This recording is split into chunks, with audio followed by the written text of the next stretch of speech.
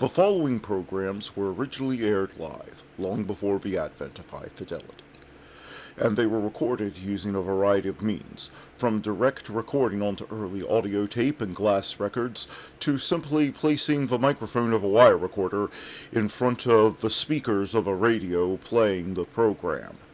I hope, however, that any variance in audio quality will not take away from your pleasure in listening to these, some of the all-time favorite shows.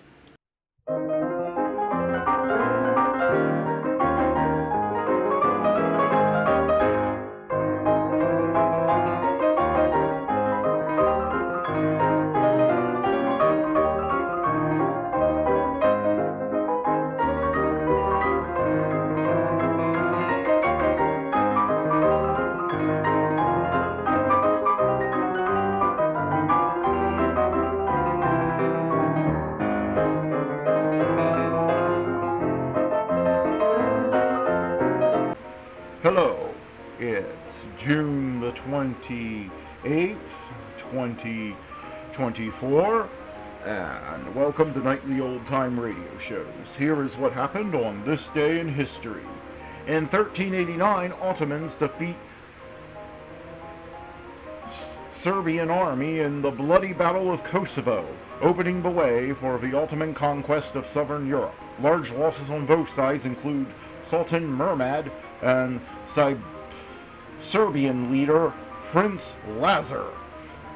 In 1519, King Carlos I elected Holy Roman Emperor Charles V.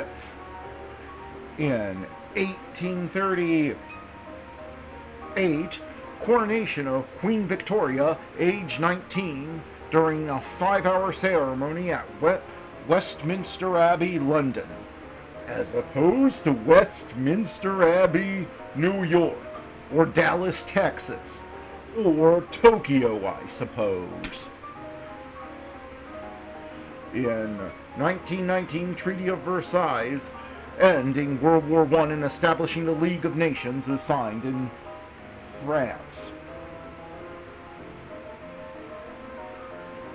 In 2021, Tigray Defense Forces retake Tigray's regional capital of Mekelle in Ethiopia's Tigray War. The Ethiopian government declares a unilateral ceasefire to save face, but neither side sticks to it, making it kind of pointless when you think about it. But then again, isn't what most of what government does pointless? Got my air, Matt. In 1951, Amos and Andy premieres on CBS TV. In 1928, Louis Armstrong makes 78 recording of West End Blues. In 1958, U.S. Open Women's Golf Forest Lake CC, Mickey Wright wins first of 4 Open titles by 5 from Louise Suggs, first player to win Open and LPGA in the same year. And that was this day in history. Now let's get on with the shows. Hey, Maya, who's on first? Why, it's Bud Abbott and Lou Costello who are up next.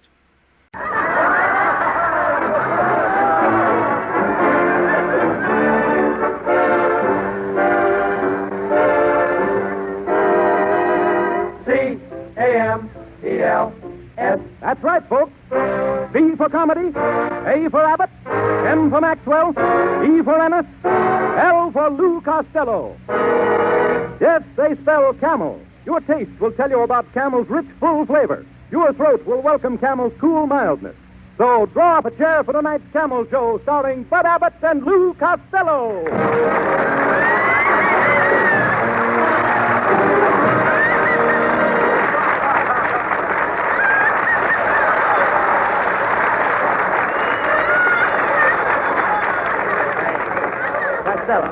Costello.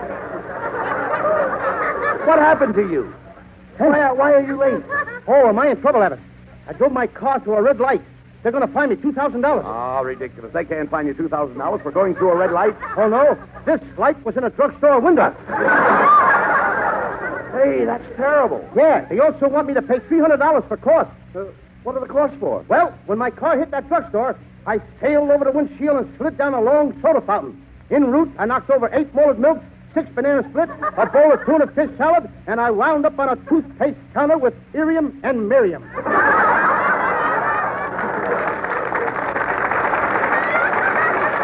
Hey, wait a minute. Anything else? Yeah, the policeman took my Boy Scout knife and my Lone Ranger revolver out of my car. Costello, why do you carry a knife and revolver when you drive a car? So I can shoot up one street and cut across the other.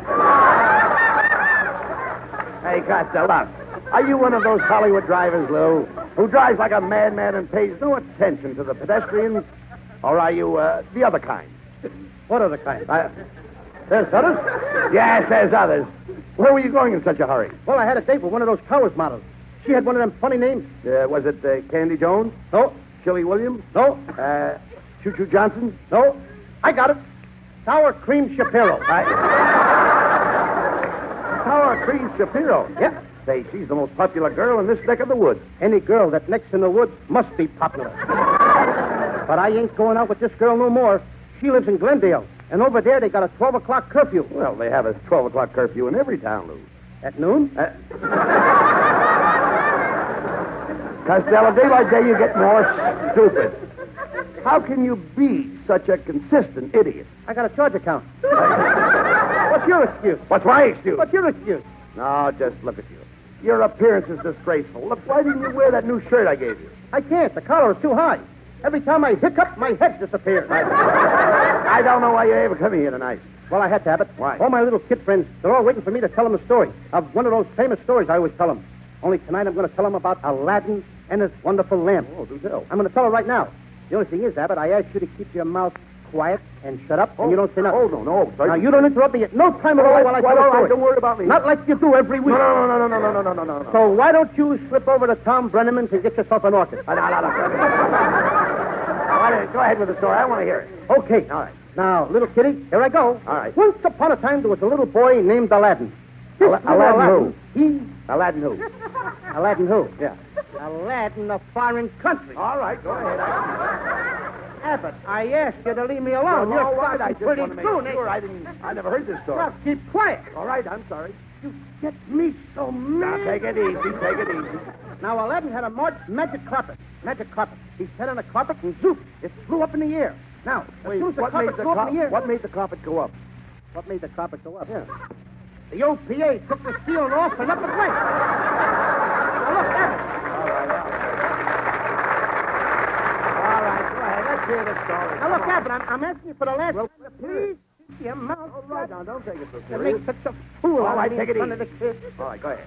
Now, one day Aladdin was flying along on his carpet when another guy went past on a rug. This guy pulled out a towel and started shooting at him. Now, Aladdin Just a didn't want minute. nobody to shoot at him. Wait a minute, Lou. Because he Now, had wait no a minute. defense. Hold on. How could he shoot at him with a towel? This was a cannon towel. Towel. What do you get me? See me all mixed up. Now, Go keep ahead quiet. with the story. Now, one day Aladdin found an old lamp. A real old lamp. Oh, the lamp was so old, it was extinct.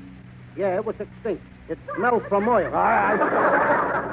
Why do you keep on this? So let me tell a story. Well, go ahead. Tell it. Now, Aladdin rubbed the lamp, and yoink, a genie appeared with a white horse.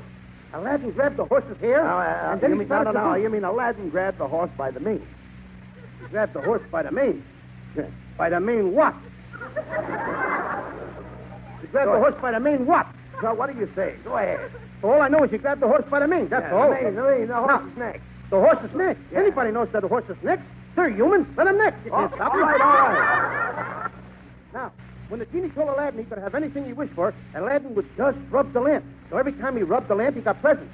So he rubbed, and he got stuff and more stuff until he had surpluses.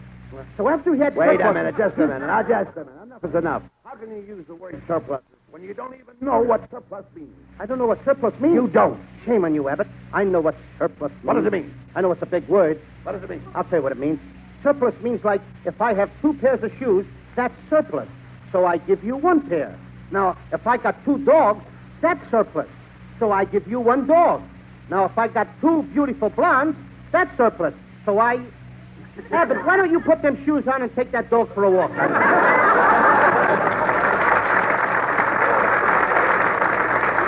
Wait a minute, you faker.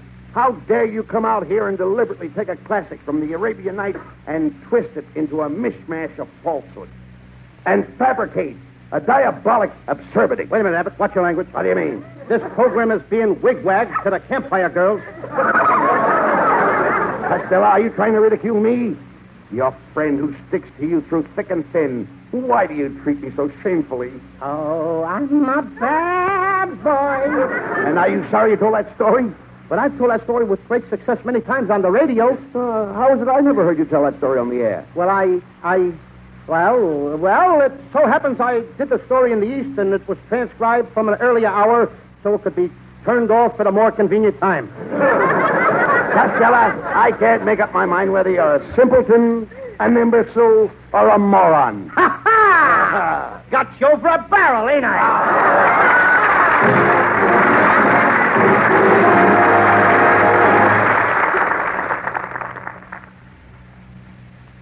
According to a recent nationwide survey, more doctors smoke Camels than any other cigarette. Yes, 3 leading independent research organizations put this question to 113,597 doctors. What cigarette do you smoke, doctor? The brand named most was Camel. Well, that's natural, you Camel smokers will say. I like Camel's rich, full-bodied flavor and cool mildness, so why shouldn't doctors? They smoke for pleasure, just like anybody else. If you're not a Camel smoker, why don't you try a Camel on your T-zone, that's T for taste and T for throat, now? See if you don't say, yes, sir, Camels suit my T-zone to a T.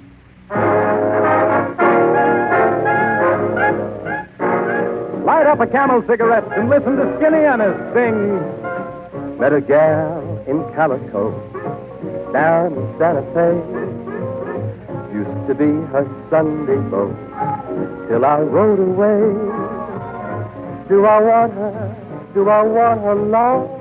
Yes, sirree. Will I win her? Will I win her love? Wait and see. Working in a rodeo, go from town to town. See most every kind of gal, every kind of gal. But who made my heart sing? Yippee-yi, yippee-yo, my little gal, Calico.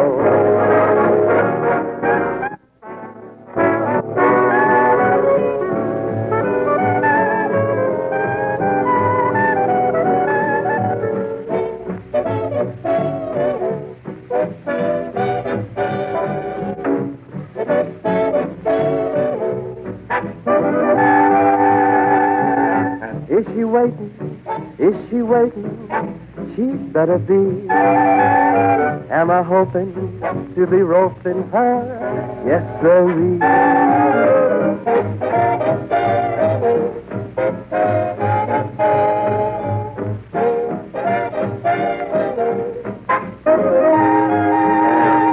But who made my heart sing?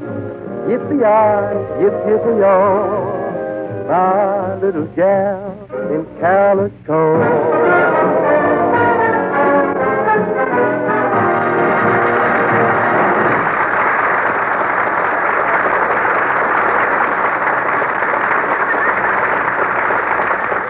Hey, Abbott, we're rich. My new invention is finished. I just built a machine for 75 cents that will save billions for science. A 75-cent machine that will save scientists billions? Yeah. What does it do? What does it do? Give me your hat, and I'll show you. Now, I place the hat on the machine and pull the lever that lowers this big cleaver. Costello, you've ruined my hat. You've cut my new atom hat in half. Hooray! It worked! I have split the atom. You dummy. That thing will never make a nickel. But I have an idea that will make us $10,000 by tomorrow night. Just think. You'll be able to get a complete new wardrobe, a diamond ring, a car, and a chauffeur. And Just a minute, Abbott. You ain't gonna get me to be queen for a day. No, Costello. Now, here's how we get the $10,000. Now, I've made arrangements with an inventor to use you in a great experiment. Here it He's comes. going to shoot you in a rocket to the moon. And just for that, we get $10,000? Yes. Oh, boy. I wish you'd... Wait a minute. Who's gonna shoot who and what to where? Calm down, Costello. You've got nothing to be scared about. There's nothing to it. You just get into the rocket ship, and you get a free ride to the moon. Well, that's different. For a minute, I thought you said I was going to go to them. You did say it! Abbott, I'm not going to do it. You're not going to do it. I'm not going to do it. You're not going to do it. No. After all the trouble I had convincing that scientist that you were the man. Aren't you ashamed of yourself? What are you, a coward? A milksop? A white-livered rat? A yellow snake? You can bet I'm in there someplace. But I ain't going to do it. Shame on you, Costello. You're not going to do it. Think of me. Think of what I went through convincing that scientist that you should have this great opportunity, that we could make $10,000. Do you realize the scientist turned you down 3 times? He did? He did. He didn't want you to go in that rocket, but I forced the issue. That's my pal. You bet your life. I insisted on it. Forced the issue. Absolutely. When the guy didn't want me, you forced I the forced issue. the issue. So off I go. That's where you go. That scientist said you didn't have brains enough to fly a kite, let alone a rocket. He said you were an incompetent nincompoop, a bloated blockhead, and a nitwitted nanity. Mm-hmm. That scientist said I was an incompetent nincompoop, a bloated blockhead, and a nitwitted nanity. Was that his message to me? Yes. Then I want you to take my answer back to him. What is it? You tell him he's right. Period. P.S. I ain't going to do it. Look, dog sense. Those rocket ships are safe. They operate on uranium-235. Haven't you heard of uranium-235? No, but I know a honey at Main 532. No. I'm talking about the scientific formula for uranium-235. Oh, Abbott, why didn't you say so? I just happen to have it on me. Oh, swell. Uranium-235 is an isotri. It's surrounded by Twisenfrat's activity, activated by charcoal gum. Ha-ha, you didn't think I knew it, eh? With electrical rheostat on the Atchison, Topeka, and a Santa Fe. All this is in the process of. Process of what? Exactly. And on that you may quote me. Come in. Greetings, Mr. Abbott. Where is the chump? Sucker. The boy who's going to the moon in my rocket. Right here, Professor. This is Lou Costello. Mr. Costello, to make this experiment, you should have your parents' consent. Where is your mater and pater? They went to the theater with my braider and satyr. Well, I hope I have more luck with you than we've had with the other 35 rockets I've aimed at the moon. You shot 35 guys up there already? What happened to them? I don't know. I lose more darn rockets that way. Well, I ain't going. That moon is a terrible place. Oh, no, my boy. The moon is lovely. The moon is made of green cheese. How did he get that cheese way up there? Haven't you heard of the buttermilk sky? My, that's pretty. Would you care to churn in? I don't mind. Let's skim through it together. All right, Costello, cut it out. Costello. Professor Costello will be ready to take off tomorrow morning. Just a second, Professor. What kind of a rocket is this? Well, it has 46 propellers. It's air-conditioned. It has a snack bar. What makes it run? Twisted rubber band. Twisted rubber bands? That was a snappy answer. I got my laugh, fatty. Don't stretch it. Forget him, Costello. We haven't got much time. Now, what equipment will you need for the trip? Well, as long as you talk me into it, Abbott, I'll need a supply of food and a native girl in case I get lost.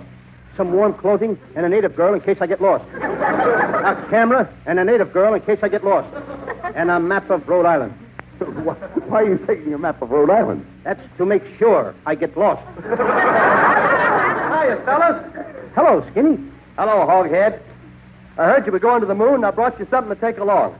A pair of skunk ear muffs. What for? In case you meet a skunk with cold ears. Kitty, who is this with you? Oh, pardon me. Hey, Costello, this is my girlfriend, Gwendolyn. She came down to get a last look at you. Oh, Mr. Costello, I consider myself fortunate to meet such a creature of such intellectual stature. I think you're beautiful. Just beautiful, beautiful, beautiful. Abbott, this kid sounds like she's got a snooty full. This association gives me the same satisfaction and exhilaration as that musical composition, cement mixer, puppy puppy. What does she gargle? Brillo? Well, I must make my departure, and may I make you my congratulations on your venture into the future? You bet you're, and I'm glad to have met yours. Well, goodbye, and I consider myself fortunate to have met an upward kid. Am I glad she's gone? This kid could ruin my dickin'. And louse up my punctuation. Hey, look, fella. Here comes Marilyn Maxwell. Ah, there you are, Louis, honey. Oh, Abbott, she called me by my maiden name again. Louis. Oh, Louis, honey, I've heard all about your brave gesture, my little bubble-nosed Buck Rogers. Oh, Marilyn, my fair-haired flying fortress. Make me your target for tonight and bomb me with kisses. Oh, Louis, honey, come into my arms. Bombs away. Marilyn, when I'm close to you like this, do you notice how my eyes light up? Yes, Louis, what does that mean? It must mean something. I ain't no pinball machine. Ah, Louis, darling, you're so romantic. You and I are like those two little lovebirds out there in that tree. See the little girl lovebird and the little boy lovebird? What do you think they're talking about? Worms? Ah, Marilyn, my darling. When you hold me like this, I feel just like a bubble. A beautiful bubble. Floating eastward with the trade winds. Well, what was that? Some wise guy in Brooklyn with a BB gun.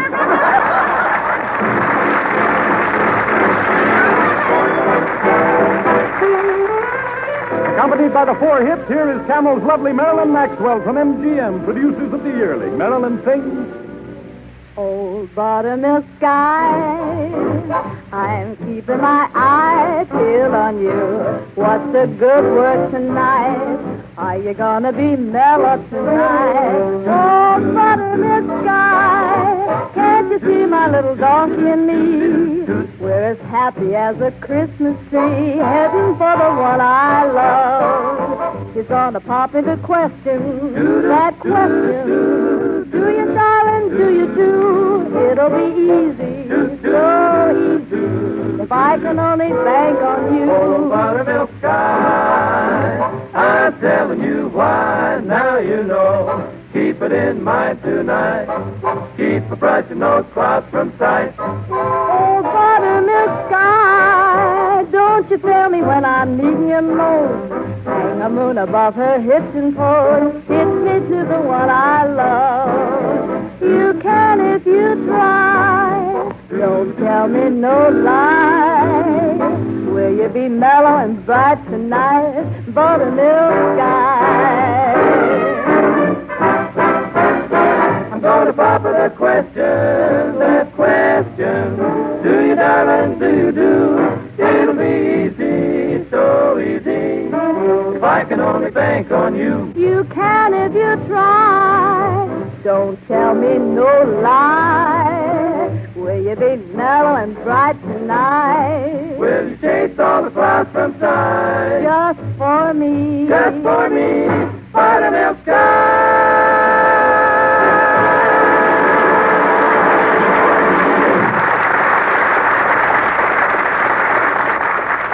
Your T-zone, that's T for taste and T for throat, is the supreme judge of a cigarette. Try a Camel on your T-zone and see if the verdict isn't, Camel's for me. See if your taste doesn't register the most delighted approval of Camel's full-bodied, rich flavor, the mellow fragrance of its choice, superbly blended tobaccos. See if your throat is not in full accord with Camel's cool mildness. According to a recent nationwide survey, more doctors smoke Camels than any other brand. 3 leading independent research organizations asked this question of 113,597 doctors. What cigarette do you smoke, doctor? The brand named most was Camel. Yes? According to a recent nationwide survey, more doctors smoke Camels than any other cigarette.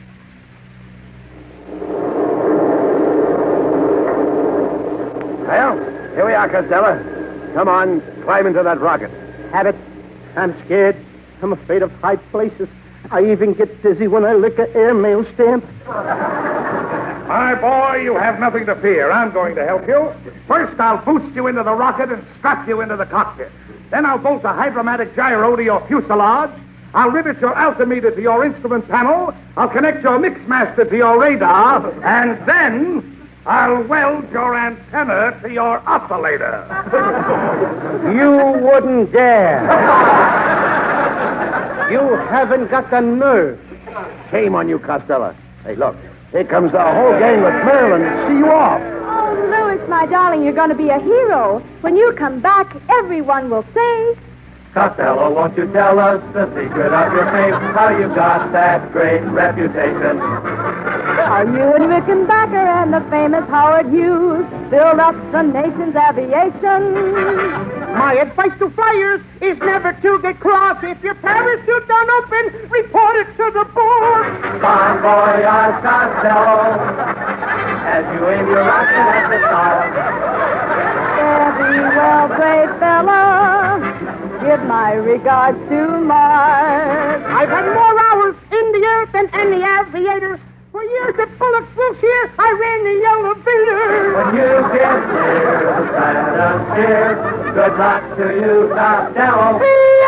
Goodbye to you. Tell me, Costello, a great scientist like you must have some form of relaxation. What do you do to relieve nervous tension? What do I do? I'm a forever blowing bubble with my double bubble gum.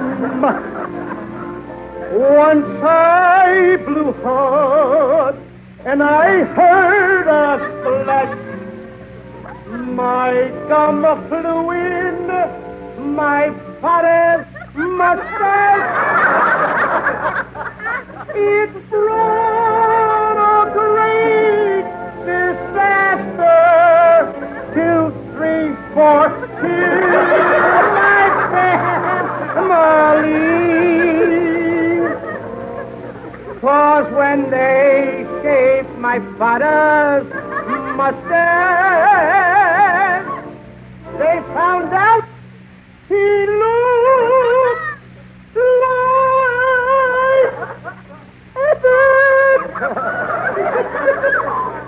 My honey, when you're way up in the stratosphere, I'm going to miss you so much. I'll just think of all those wonderful times we had together.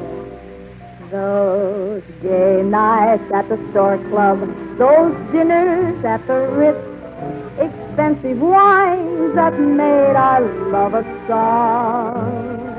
The things you bought last summer. I'll have to pay for all winter long.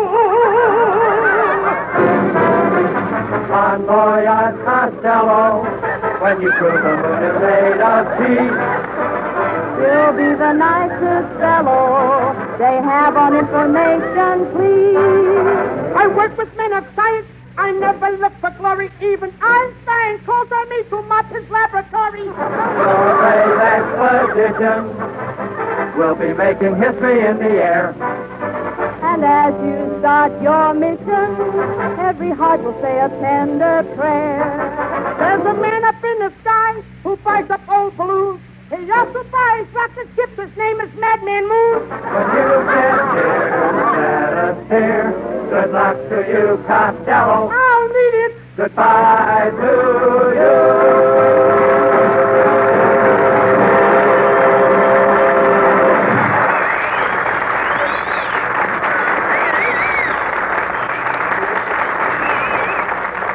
Come on, Costello, get into that rocket.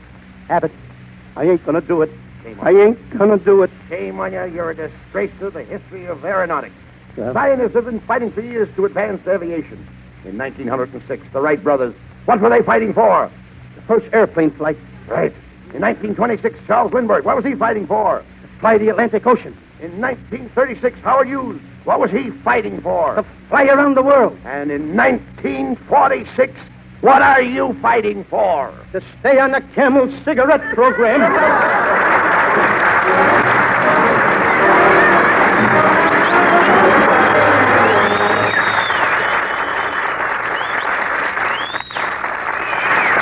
Abbott and Costello will be back in just a moment for Camel cigarettes. During the war, the makers of Camel cigarettes sent a total of more than 150 million free Camels to our fighting men overseas. Now free Camels are sent to servicemen's hospitals instead. This week, the Camels go to Veterans Hospital, Mount Alto, Washington, D.C., U.S. Army Fitzsimmons General Hospital, Denver, Colorado, U.S. Naval Hospital, Bainbridge, Maryland, U.S. Marine Hospital, Norfolk, Virginia, Veterans Hospital, Oakland, California. Camel broadcasts go out to the United States 3 times a week, a rebroadcast to practically every area in the world where our men are still stationed, and to our good neighbors in Central and South America. And now here are Bud Abbott and Lou Costello with a final word. Well, Costello, that rocket to the moon tonight was certainly a fizzle. Yeah, it never left the ground. That guy ain't no inventor. I'm the guy that's got the invention. Now, what have you invented? Abbott, my new invention will do away with all electric toasters. There'll be no more electric toasters. No more electric toasters? You just plug in the bread. Oh, good night, folks.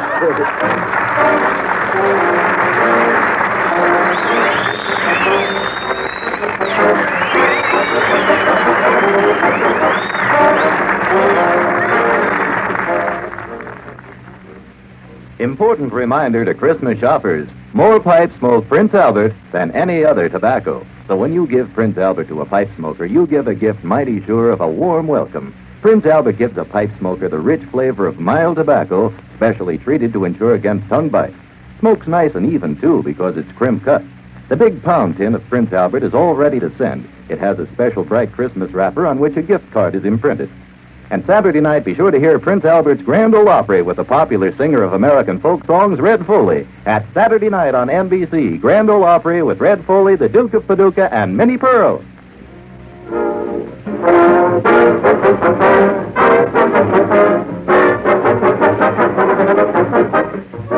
Be sure to tune in next week for another great Abbott and Costello show brought to you by Camel Cigarettes.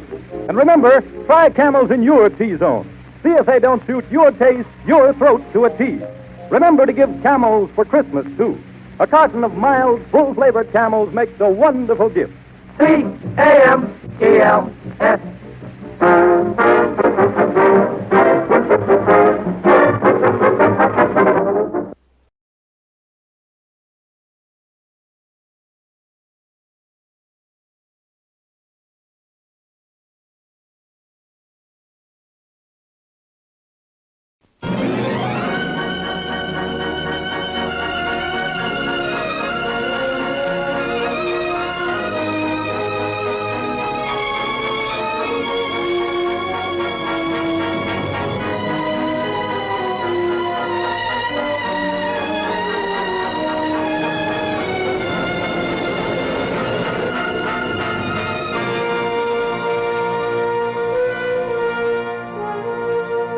Are so close as to be chained together in the soul. Man is not truly one, but two. Now, supposing we could break that chain, separate those two selves, free the good in man and let it go on to its higher destiny, and segregate the bad. Let it destroy itself in its own degradation. Good heavens. Why, Dr. Jekyll? Hopelessly insane. This is pure balderdash. You're dealing with things it would be better not to mention for your own sake. There might be trouble.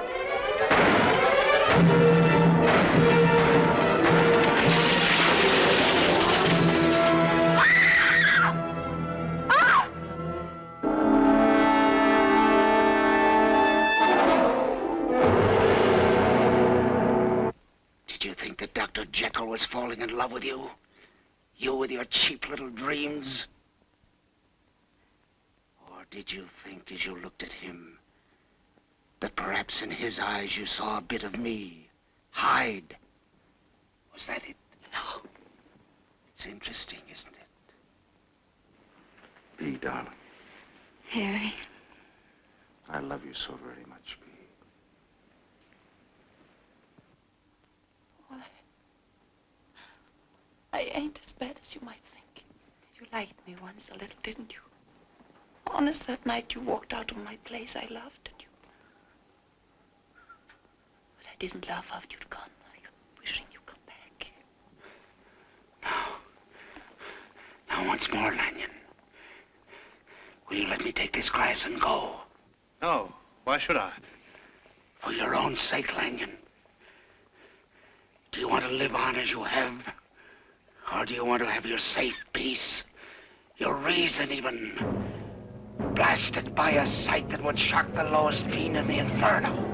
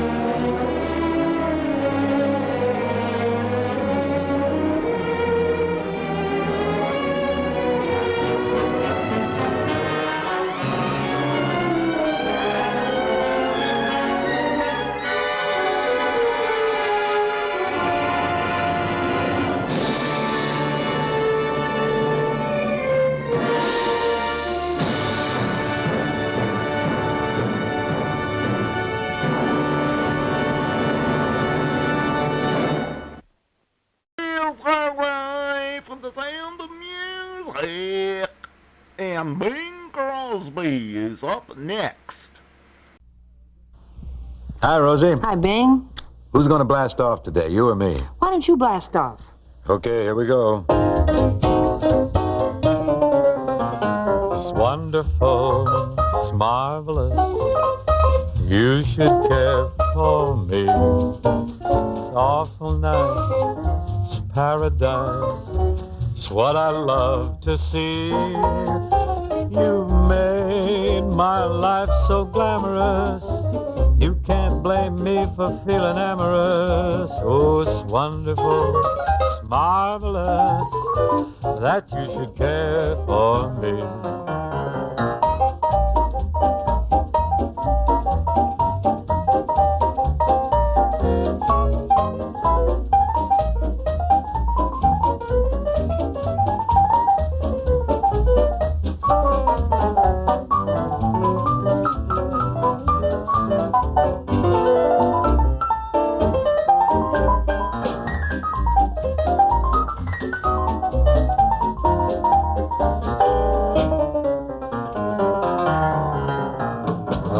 Wonderful, it's marvelous, you should care for me. It's so awful nice, paradise, what I love to see. You've made my life so glamorous.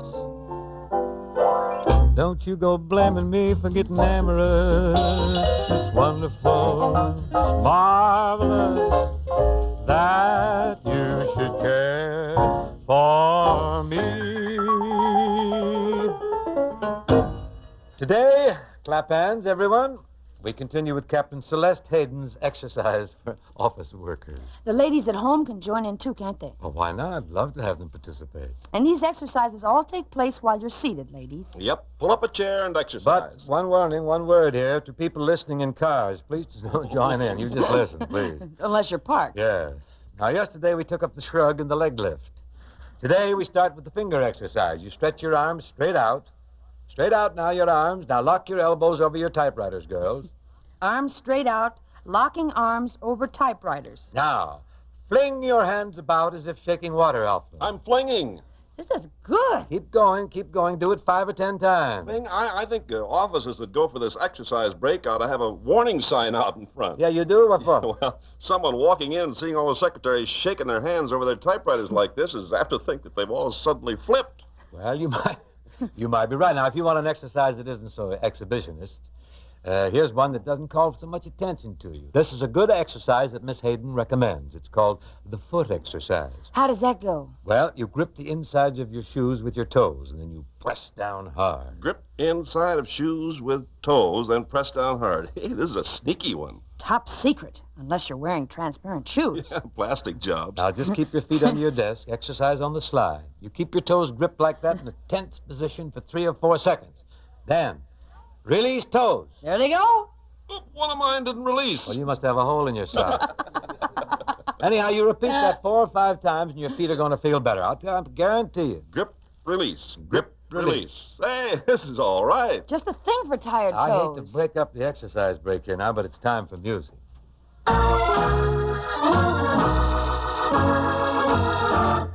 It's late, and I'm stuck with a heart that is coming apart at the seams. I hate to be given the game up, but life is a frame-up of dreams. I miss my baby so much. Guess I've got a touch of the blues. I find that I'm sharing a rut with some gloom you could cut with a knife. My mind isn't walking in glory, but such is the story of life.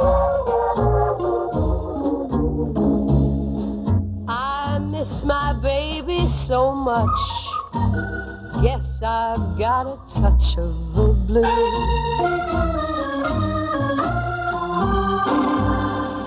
I'm tired of horoscoping. Wish the door would open and bring me a wild surprise. I wish the coast were clear now. Wish that he were here now, looking up through half-closed eyes. It's strange how a world goes contrary with one temporary goodbye. One change, and I'm making up rhymes, wondering how many times can I die. I miss my baby so much. Guess I've got a touch of the blues. I miss my baby so much. Guess I've got a touch of the blues.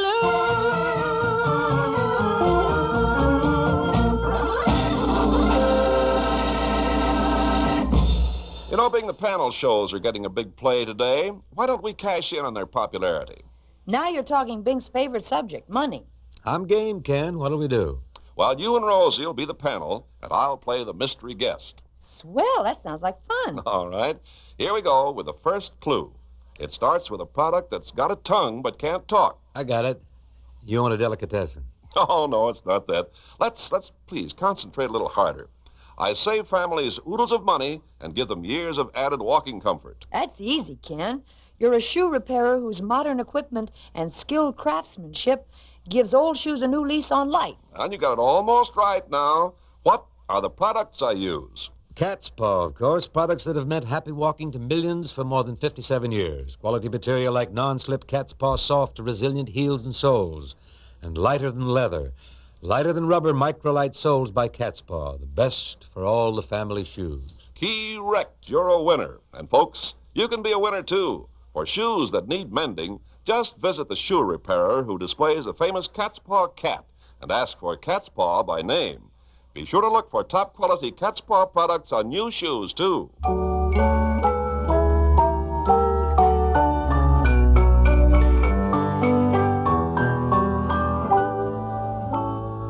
I peeked in to say goodnight. Then I heard my child in prayer, and for me some scarlet ribbons for my hair. All the stores were closed and shuttered, all the streets were dark and bare.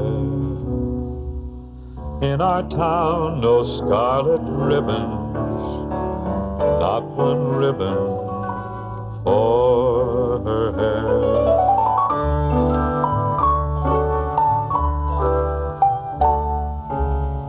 Through the night, my heart was aching just before the dawn was breaking. I peeked in and on her bed, in gay profusion lying there, lovely ribbons,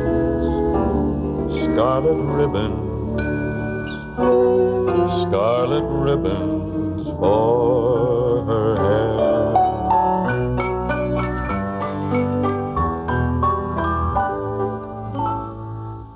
If I live to be 200, I will never know from where came those lovely scarlet ribbons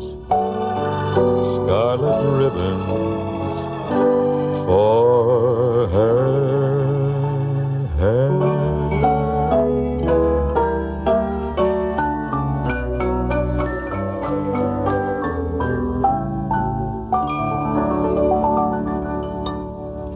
There's one thing most everybody agrees about, and that's cold distress.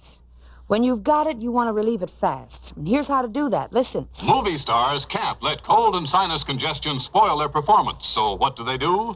Listen to Rod Cameron's answer. When my head gets stopped up from cold and sinus trouble, I take the new medicine for those miseries. New 4-way cold tablets. Today's 4-way contains a decongestant to drain sinus congestion while it relieves cold distress. Then you feel better fast. Tests show 4-way acts faster than any other leading cold or sinus tablet. In minutes, 4-way speeds pain-relieving medicine all through your body. In the same time, no trace with other brands. Only 4-way starts so fast to relieve muscular pains, reduce fever, relieve headache without upsetting stomach. And 4-way drains sinus congestion to restore free breathing, too. Right, Rod Cameron? It sure is. With 4-way, I start to feel better right away. To relieve cold miseries while you drain sinus congestion, get new 4-way. Fastest acting of all the leading cold and sinus tablets. New improved formula, same familiar package. Only 39 cents. Here's a song written by a friend of mine, Paul Coy, who was the chef at the Royal Hawaiian Hotel in Honolulu. It's called Once Again, and the lyrics are by Portia Nelson. Vince Terry, an Italian-Hawaiian guitarist, gives the steel guitar a good going over in this selection.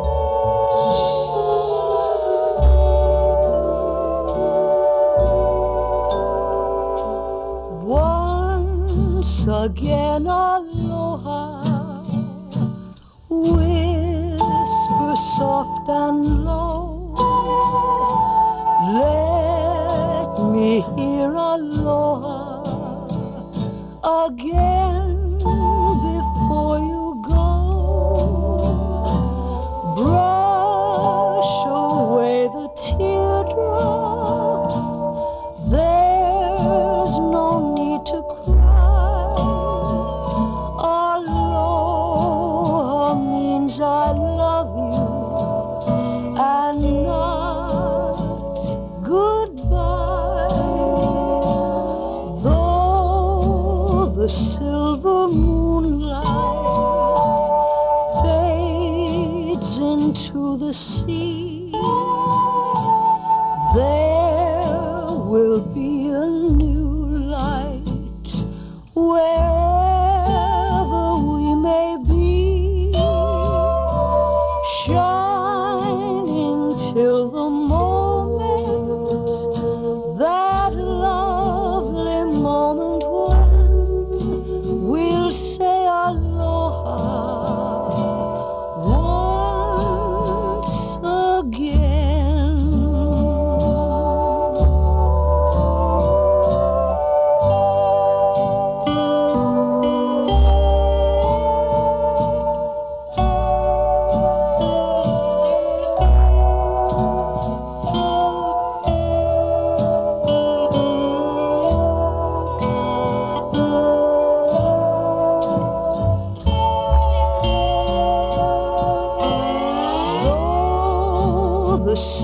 silver moonlight fades into the sea, there will be a new light wherever we may be, shining till the moment, that lovely moment we'll say aloha.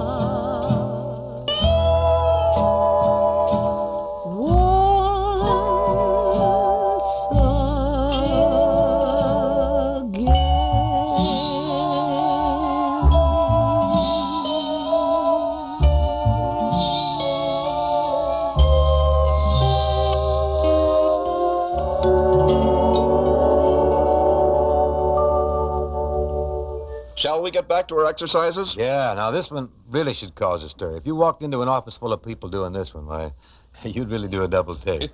You mean this is wilder than that finger shaker? You better. This one is called angles. Angles? Angles. Now, first you lift one foot slightly off the floor. Up you go. Now you draw a circle in the air with the toe of your shoe.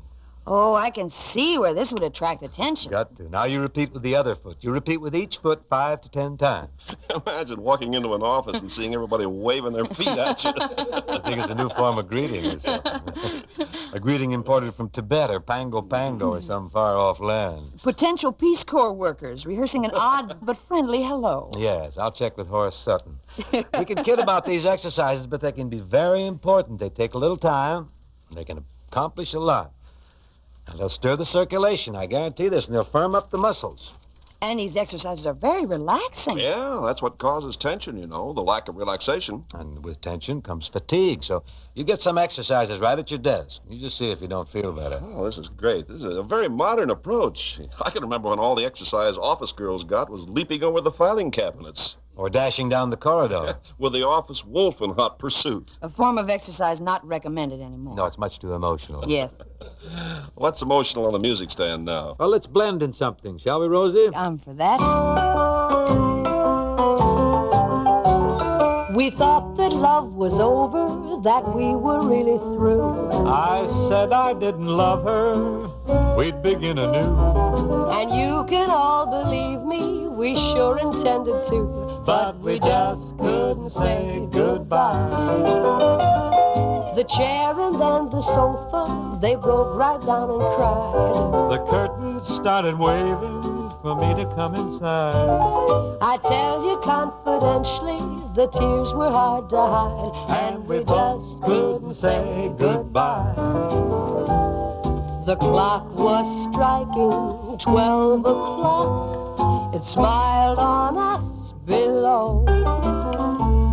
With folded hands, it seemed to say, we'll miss you if you go. So I went back and kissed her. When I looked around, the room was singing love songs, dancing up and down. And now we're both so happy because at last we found that we just couldn't say goodbye.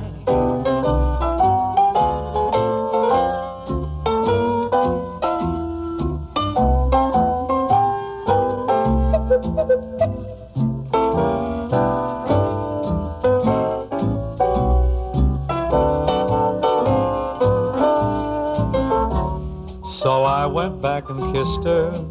When I look around, the room was singing love songs, dancing up and down. And now we're both so happy because at last we found that we just couldn't say goodbye.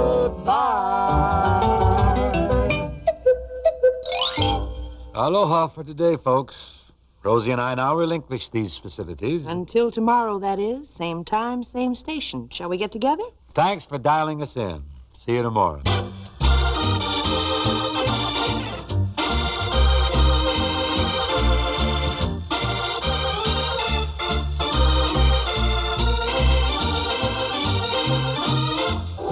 Bing Crosby and Rosemary Clooney with Buddy Cole's music may be heard over these same stations each weekday, Monday through Friday. This is Ken Carpenter inviting you to join us again tomorrow.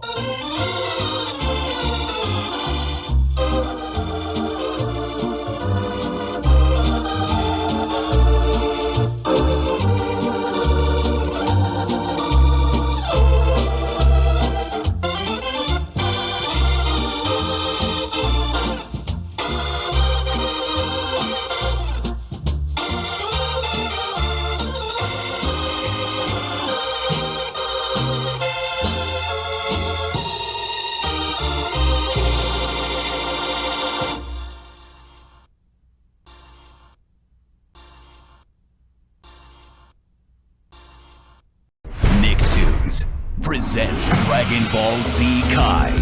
Watch as good battles evil to find the Dragon Balls and save the world. Catch this brand new series with 4 nights of double premieres.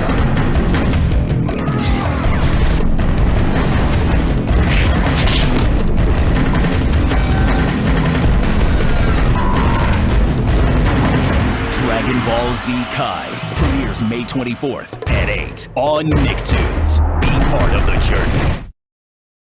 A true legend of American comedy, Bob Hope, is up next. From stateside to you, The Bob Hope Show.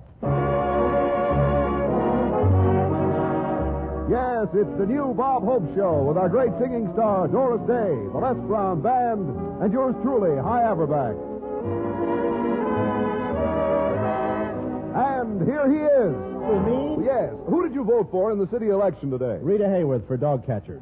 And who are you? I'm a Cocker Spaniel.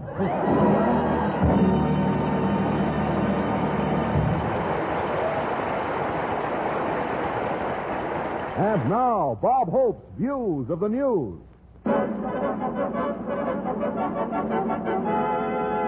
White Plains, New York. Precious gems comprising over 200 diamonds and rubies were recovered here as police apprehended a society gem thief whose activities surpassed those of the famous Raffles. Yeah, and just like Raffles, this crook sandpapered his fingertips down until they were really sensitive.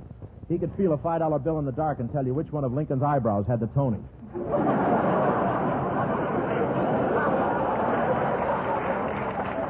Pretty dangerous. I was held up once. The crook stuck a gun in my ribs and muttered, "Your money or your life?" I answered, "I'm Bob Hope," and he handed me the gun.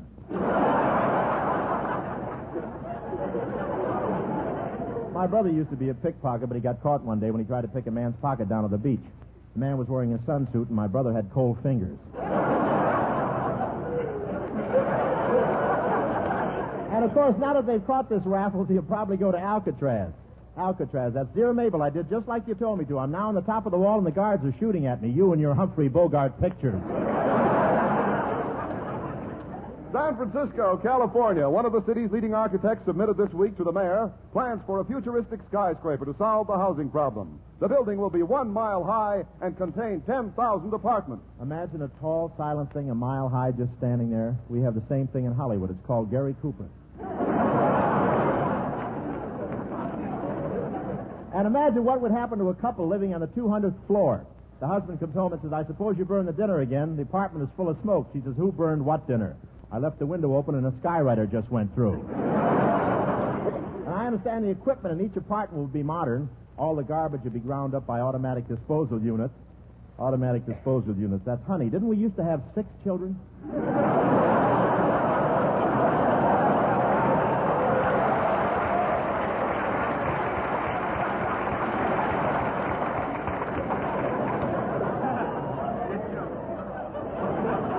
Jack Benny's already rented the penthouse for storage purposes. He figures in case he can't take it with him, at least he'll be able to reach down and feel it once in a while.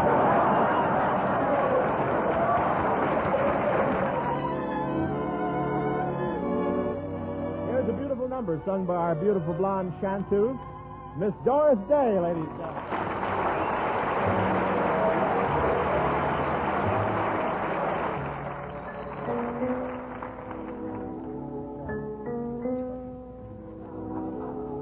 Does he love me? It's too soon to know. Should I believe him when he tells me so? Is he fooling? Is it just a game? Am I the fire or just another flame? A one-sided love would break my heart. He may be just acting and playing a part. If he don't love me, let him tell me so. I can't hold him. If he wants to go, no, I'll cry when he's gone. I will die. I'll live on. If it's so, it's too soon. Way too soon.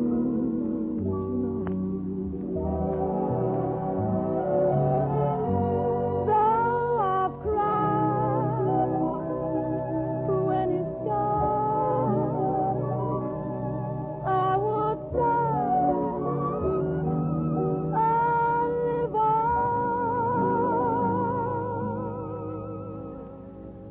If it's so, it's too soon, way too soon to know.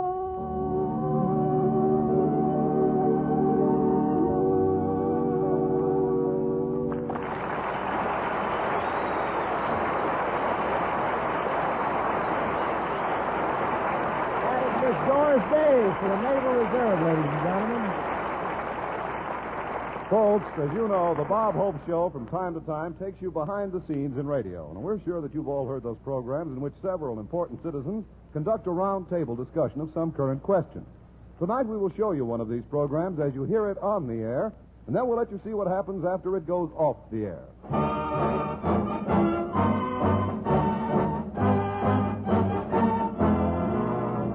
Good evening, everyone. This is H.V. Colton Hope again. I'm acting as moderator at another roundtable discussion. Now, before I introduce the members of our panel for tonight, I'll take a moment of your time to read this commercial from our sponsors. Attention, all you people past the age of 103. Have you noticed that lately you lack the energy to play leapfrog? Get a package of Pep You Uppo. It'll not only give you pep, but it'll give you Uppo.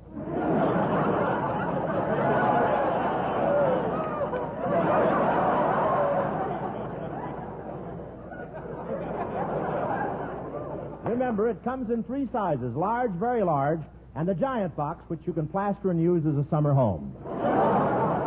And now I'd like to introduce the members of our panel. First, on my right, we have Miss Irene Ryan, eminent local clubwoman. Thank you. I don't see how I had the strength to get here tonight.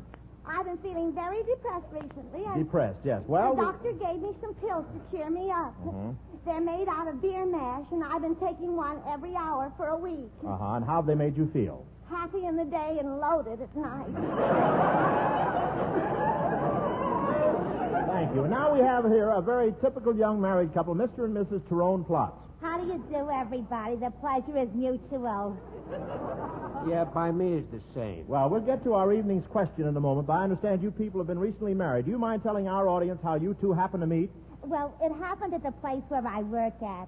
You see, I'm a pusher in a pickle factory. A pusher? Yes. I'm in charge of the bottles, and when a pickle comes along that's too big, I soften the warts with Jergens lotion and push it in.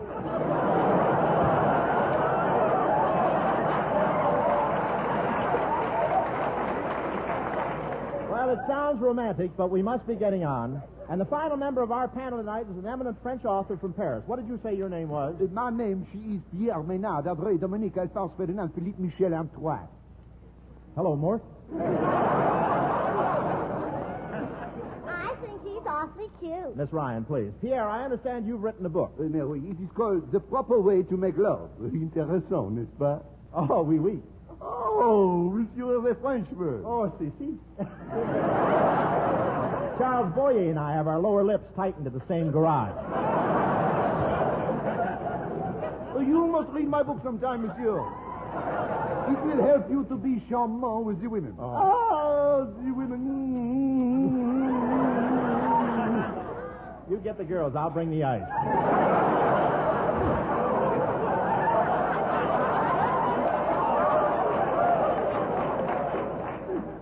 And now the question tonight before the panel is this. Do you think a woman would make a good president? I went out with a Frenchman once. Please. He drank champagne out of my slippers. Oh, that was very romantic. No, it wasn't. He swallowed one of my arch supporters.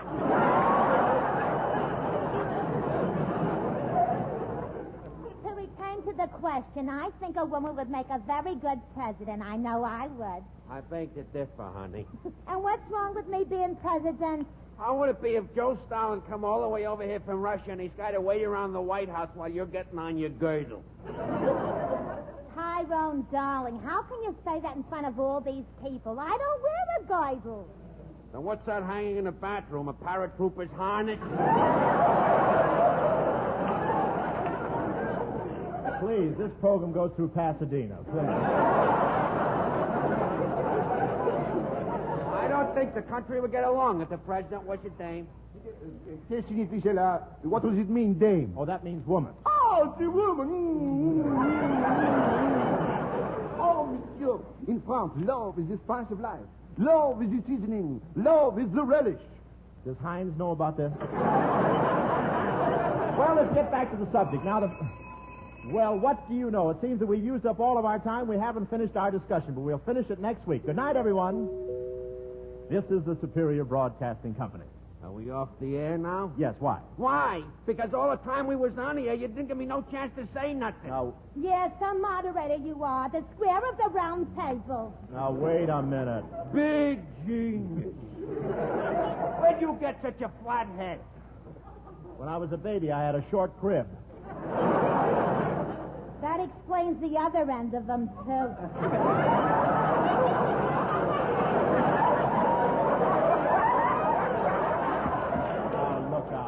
Madame, please, you are causing commotion. Shut up, Hildegard.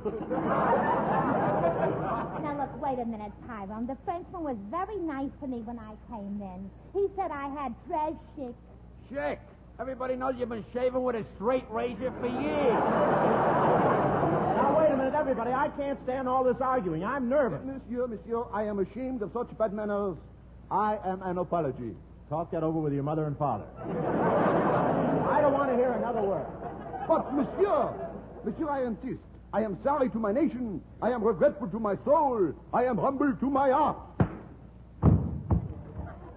Why'd you hit him? I'm sick to my stomach. Oh, my goodness, I think you killed Pierre. Oh, you shouldn't have smashed him with that heavy ashtray. He's dead. Good gosh, now I'm a murderer. Pierre, please, Pierre, speak to me. For the sake of Lafayette, for the sake of Napoleon Bonaparte, Josephine. Oh, the women!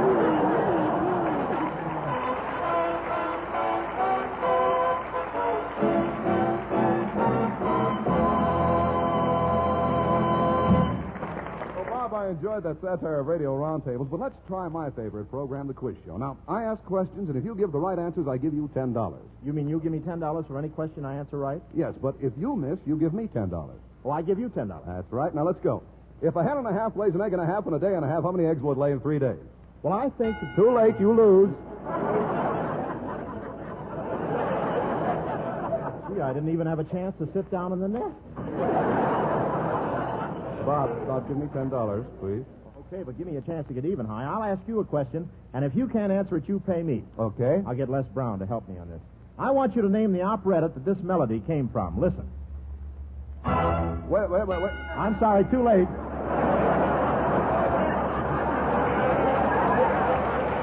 Howdy, boy.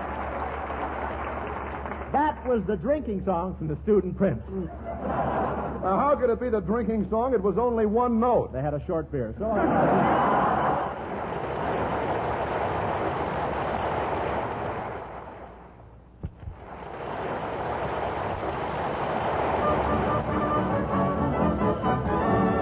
And here he is, ladies and gentlemen, the man who boiled the hot water when Al Jolson was born, Mr. Bing Crosby, right there.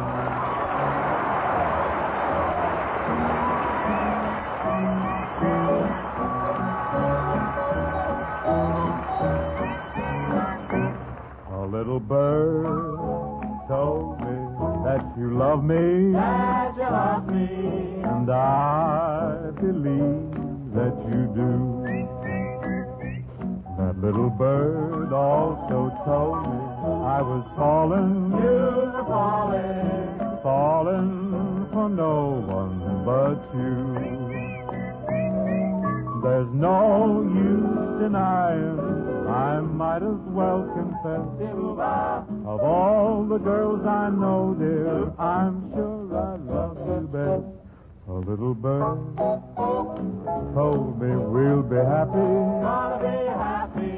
and we believe that it's true.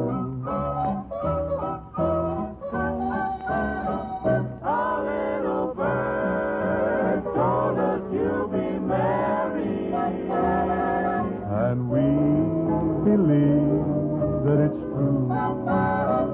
This little bird told us when you're married, we'll have a pretty cottage not too far, all fenced in like a movie star. Great Dane pup, we're gonna call him Ace, lying there by the fireplace, a goldfish pond and a wishing well. Everything is gonna turn out swell. A little bird told us you'll be happy, and we believe that it's true. And now we know that it's true. In June it's bound to come true. Love that little lovebird.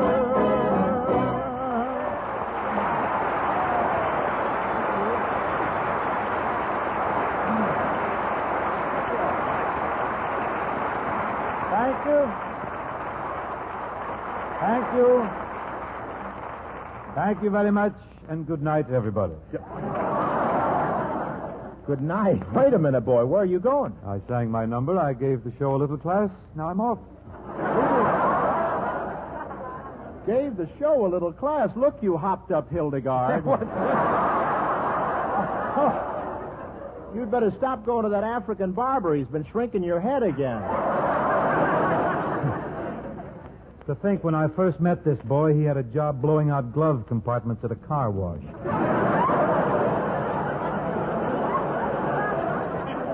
Steady, couch pouch.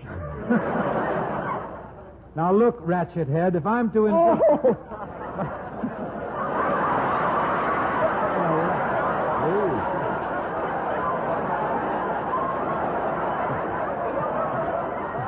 Wait. Late writing. Wait. Oh, there's some sneaky things going on. If I'm going to endure this vilification, I want my money first. Shall I explain vilification before we go on? They'll understand it around Gonzaga anyway. How about that? He's been on the show for 3 minutes and he's worried about the loot. Bing, what are you knocking yourself out for? After all, you know you can't take it with you. I know, so I'm sending my brother Everett on ahead to open up a charge account for me. I'm ready. Bing, there's something that's always bothered me. When you send in your income tax, how do you get that mattress in the mailbox? Easy, bog brain. I never have any trouble with my taxes. Why, I'd give President Truman the shirt off my back. I know. I saw pictures of him wearing it in Key West.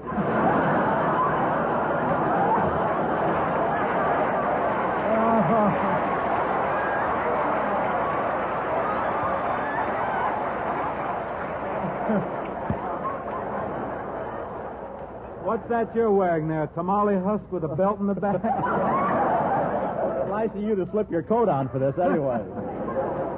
Think I'm too frisky? Say, don't care for that, huh? I guess not. We'll ignore the next 6 lines. All right. New kind of radio. Just throw the whole thing away. Hey, look. You better stop being so frisky or I'll tell Abby Rents to stop souping up your wheelchair. Wheelchair, come. That's no way to talk to a man who's just reached 35. You're 35? 35 times what? Oh, wait a minute. You're snapping your wig, my boy. If you remember at my last birthday party, I had a cake with only 35 candles on it. Yeah, but at the bottom it said continued on the next cake.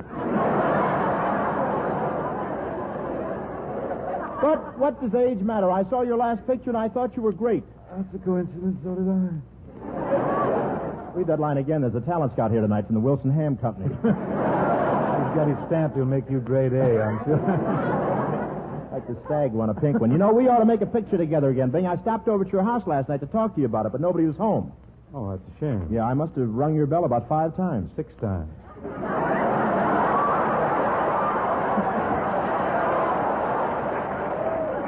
Oh, Oh, so it was you up in the window with the hot oil, huh? Look, Vigor, old boy, you're just jealous because I made the pale face without you. Me jealous of Bob Hope? Mm-hmm. I have so much more than Ho's nose. Why should I fight it? Tell me, Bob, You get to laugh without even reading it. I love that. How'd you feel having Jane Russell opposite you instead of me in that picture? How would anyone feel switching to filet mignon after a diet of hog's livers? Hold it, swivel snout, hold it. But really, Bing, we always have so much fun making pictures together. People seem to like them. They do well at the box office. How come we haven't worked together lately? Oh, I don't know. Just lucky, I guess. I don't know how to break this to you, kid, but on the screen, you sort of cramp my style. What do you mean? Well, for my money, you don't look too good. With your money, nobody has to look too good. Excuse me, Bing. I didn't mean to raise my voice. That's all right. You're sure I didn't blow your hearing aid? I'm tuned in to We the People. I'm on a two-party line. Besides, kid, I like to do a lot of singing in my pictures. And with you around, it's just Singing? Mm-hmm. I didn't want to say anything, but when you sang your song before, you sounded like Jessica with her net dragging. Why don't you give up? Give up? Singing is my life, Robert. It is, huh? Of course, I've been lucky. There's the radio and the records and the jukeboxes, but I dare say I'd have been a singer 200 years ago. Weren't you? I ignore that and repeat, Bob, that 200 years ago I still could have made a living with my pipes. Are you kidding? I suppose composers like Mozart and Beethoven would have been writing songs for you. Not wholly impossible. I can see myself asking Ludwig von Beethoven to knock out a little ditty for me. Almost sounds as if we're going into a sketch. Could be.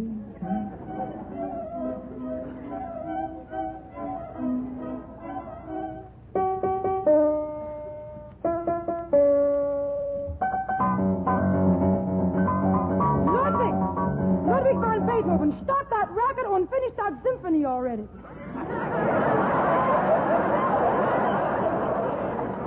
Ach, der Lieber. I've got to stop those jam sessions mit Dizzy von Gillespie. Oh, Ludwig. Ludwig. Ja, Mama. I've got the message for you. Mo called. Mo who? Mozart. Mama, have you been spiking the strudel again? Oh, Ludwig, there's somebody here to see you. Herr Bingle von Crosby. Oh, well, send him in. Good day, I'm Herr von Crosby. Who? Herr von Crosby. The Crosby, I believe, but where the hell?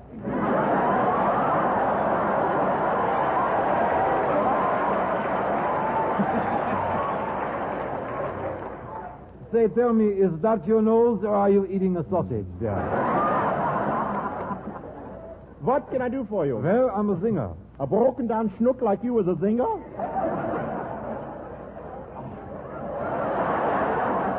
Ach, du Liverwurst, this is giving me mine Charlie's. I'll have you know I'm Bingle von Crosby, the famous singer. For 3 years I played at Slapsy Fritzies. And I've come all the way from Unter der Linde to see you. Jawohl, auch der Lieber und unter Blitzen, you Schweinhund, you. Lean back, Dummkopf. You're getting Limburger on the microphone. Believe me, that's an improvement.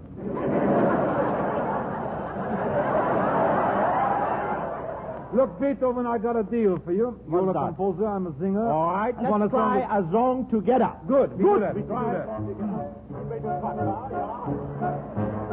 You know, Crosby, I dedicated this composition to that wonderful restaurant that used to be on Oberhauser Street. Oh, yeah, you mean that delicatessen place where they had those king-size pig's teeth? Yeah.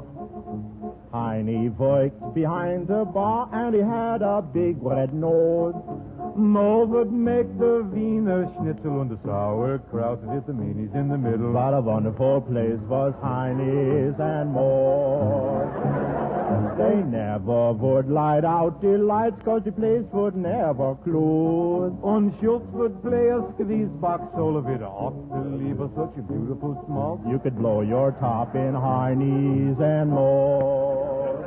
Ach, wie was the gay blades in those days, eh, mein Herr? Yeah, I remember we belonged to the Wilhelmstrassen Pickled Herring and Necking Society. Sometimes we got around to the pickled herring. You fracture me, Crosby. Oh, you stinker, you. Don't care. Has your nose always been like that, or did you have that ballpoint put on it there? What is that?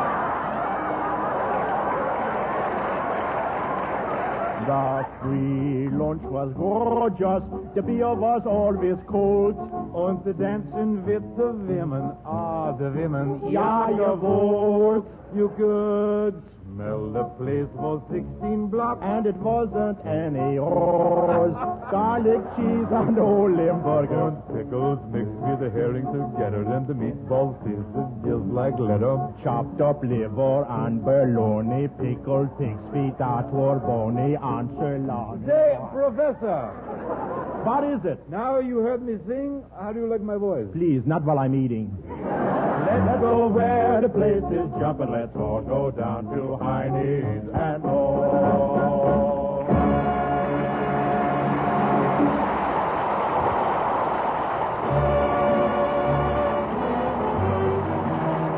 Thanks for being with us, and join us again next week, same time, same station. This is High Aberback saying so long for Bob Hope and the whole gang. See you soon.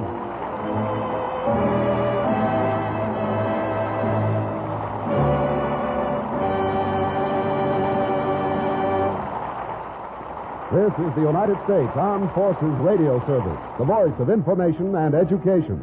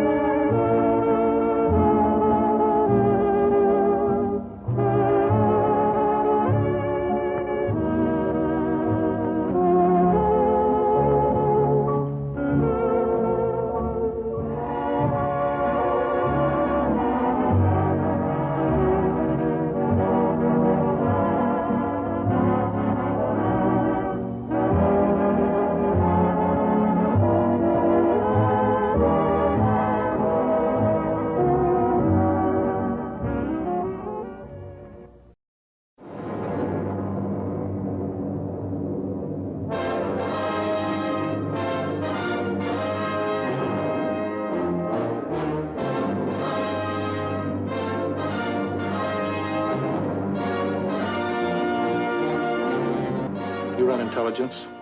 You keep tabs on these boys? Yeah. What about the victim? You think Starkey was in trouble? He was at 4 o'clock this afternoon. This gonna take long? You got the time. Mine's worth money, yours isn't.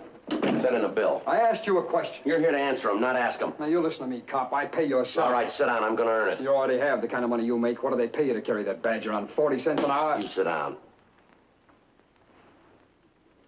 That badge pays $464 a month. That's what the job's worth. I knew that when I hired on. $67.40 comes out for withholding. I give $27.84 for pension and $12 for widows and orphans. That leaves me $356.76. That badge is worth $1.82 an hour. So, mister, you just settle back in that chair, because I'm going to blow about $20 of it right now. You and that toad get out of here. We got no beef with you. Come on, I'll help you out.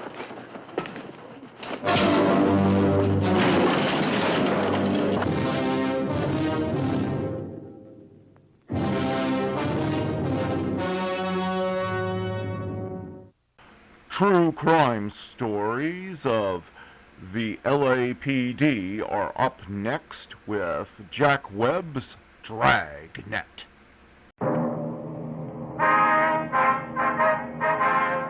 Sound off for Chesterfield. Chesterfield, the only cigarette in America to give you premium quality in both regular and king size, brings you Dragnet.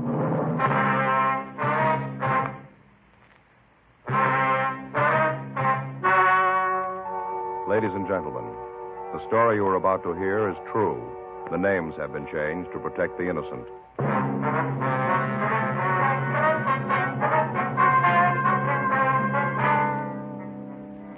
You're a detective sergeant. You're assigned to robbery detail. A series of holdups takes place in your city. The victims are managers of large markets. You've got a description of the suspect. Your job, get him.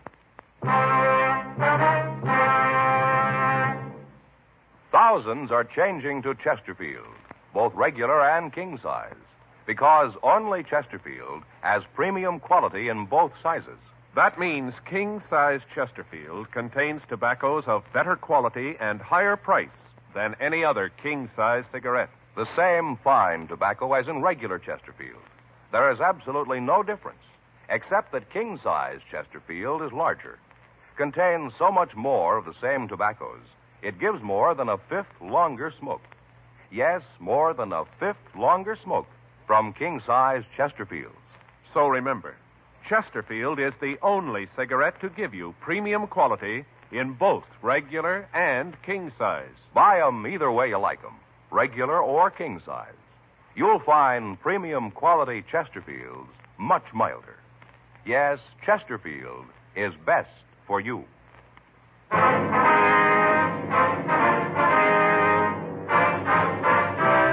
Dragnet, the documented drama of an actual crime. For the next 30 minutes, in cooperation with the Los Angeles Police Department, you will travel step by step on the side of the law through an actual case transcribed from official police files. From beginning to end, from crime to punishment, Dragnet is the story of your police force in action. It was Thursday, February 7th. It was raining in Los Angeles. We were working the day watch out of robbery detail. My partner's Frank Smith. The boss is Captain Didion. My name's Friday. I was on the way back from R&I, and it was 8:42 a.m. when I got to room 27A. Robbery. Hey, you, Joe? Yeah. Where you been? Down to R&I. Oh, I'm sorry I'm late. No, it's no problem. Couldn't get the car started. The battery was dead. I had to call the gas station and have them get me started. Well, don't worry about it. It's okay. Anything here in the book? No. Checked him when I got in. Had a 211 out in Westwood last night. Same M.O. Might be the guy.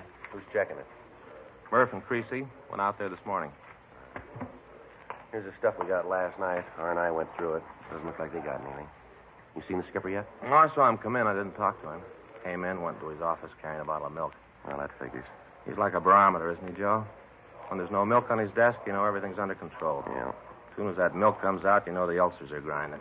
Yeah, I suppose. That must be real rough on him, though. The way the papers have been yakking about this thing. I saw Captain Jack this morning on the way in. Yeah. He said the corner pocket's leaning all over him. Well, there's got to be an answer someplace.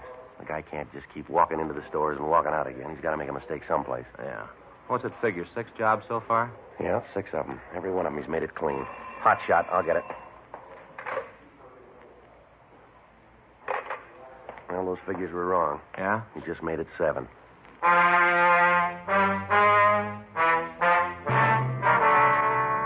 For the past 2 months, a holdup man had been hitting markets throughout the central area. In each case, the description of the bandit was the same. His M.O. tallied with that used in other robberies. In each instance, the bandit had been waiting for the manager of the market when the store was opened. At gunpoint, the suspect would force the manager to accompany him around the market. He'd push a wire food cart in front of him as they walked. He'd pick up various merchandise and place it in the basket. He'd then force the manager to open the safe, clean it out, lock the manager in a cold storage vault, and walk out of the market pushing the food cart in front of him. Special stakeouts had been arranged at the market. Extra units from Metro Division had been assigned to patrol duty, but the holdups continued. 9:22 a.m. Frank and I got to the address of the latest robbery, the county market at the corner of Olympic and Maryland. A radio car was there when we arrived. Come in. Yes, something you wanted? Police officers. It's my partner, Frank Smith. My name's Friday. Hello, I'm Arthur Scott. I'm the manager here. You got that man did this yet? No, sir, not yet. I wonder if you could tell us just what happened. Sure. You know where the other officers are, Mr. Scott? Outside someplace. They were talking to the others, getting names and addresses, something like that. You want to check them, Frank? Yeah, sure. Fine. I wonder if you'd mind telling me just what happened. Well, the man was waiting for me when I came in this morning. I don't know how he got in. He just walked up behind me and said that I shouldn't cause any trouble. About what time was this, do you remember? Well, let's see. It must have been about 7:10, 7:15. Mm-hmm. Yeah, I came in the front door. Everything looked all right. Walked back here on my way to the office. He just came up in back of me. Yes, sir. Had this gun. He pointed at me, told me not to cause any trouble, like I said. What kind of a gun was it, would you remember? It was just a gun. He pointed it right at me. Well, I understand that, sir. Do you remember if it was an automatic or a revolver? I guess it was a revolver, long barrel. I could see the bullets in it. I knew it was loaded. I wasn't going to mess with him. Yes, sir. Now, what happened after he walked up to you? He told me that if I went along with him, I wouldn't get hurt.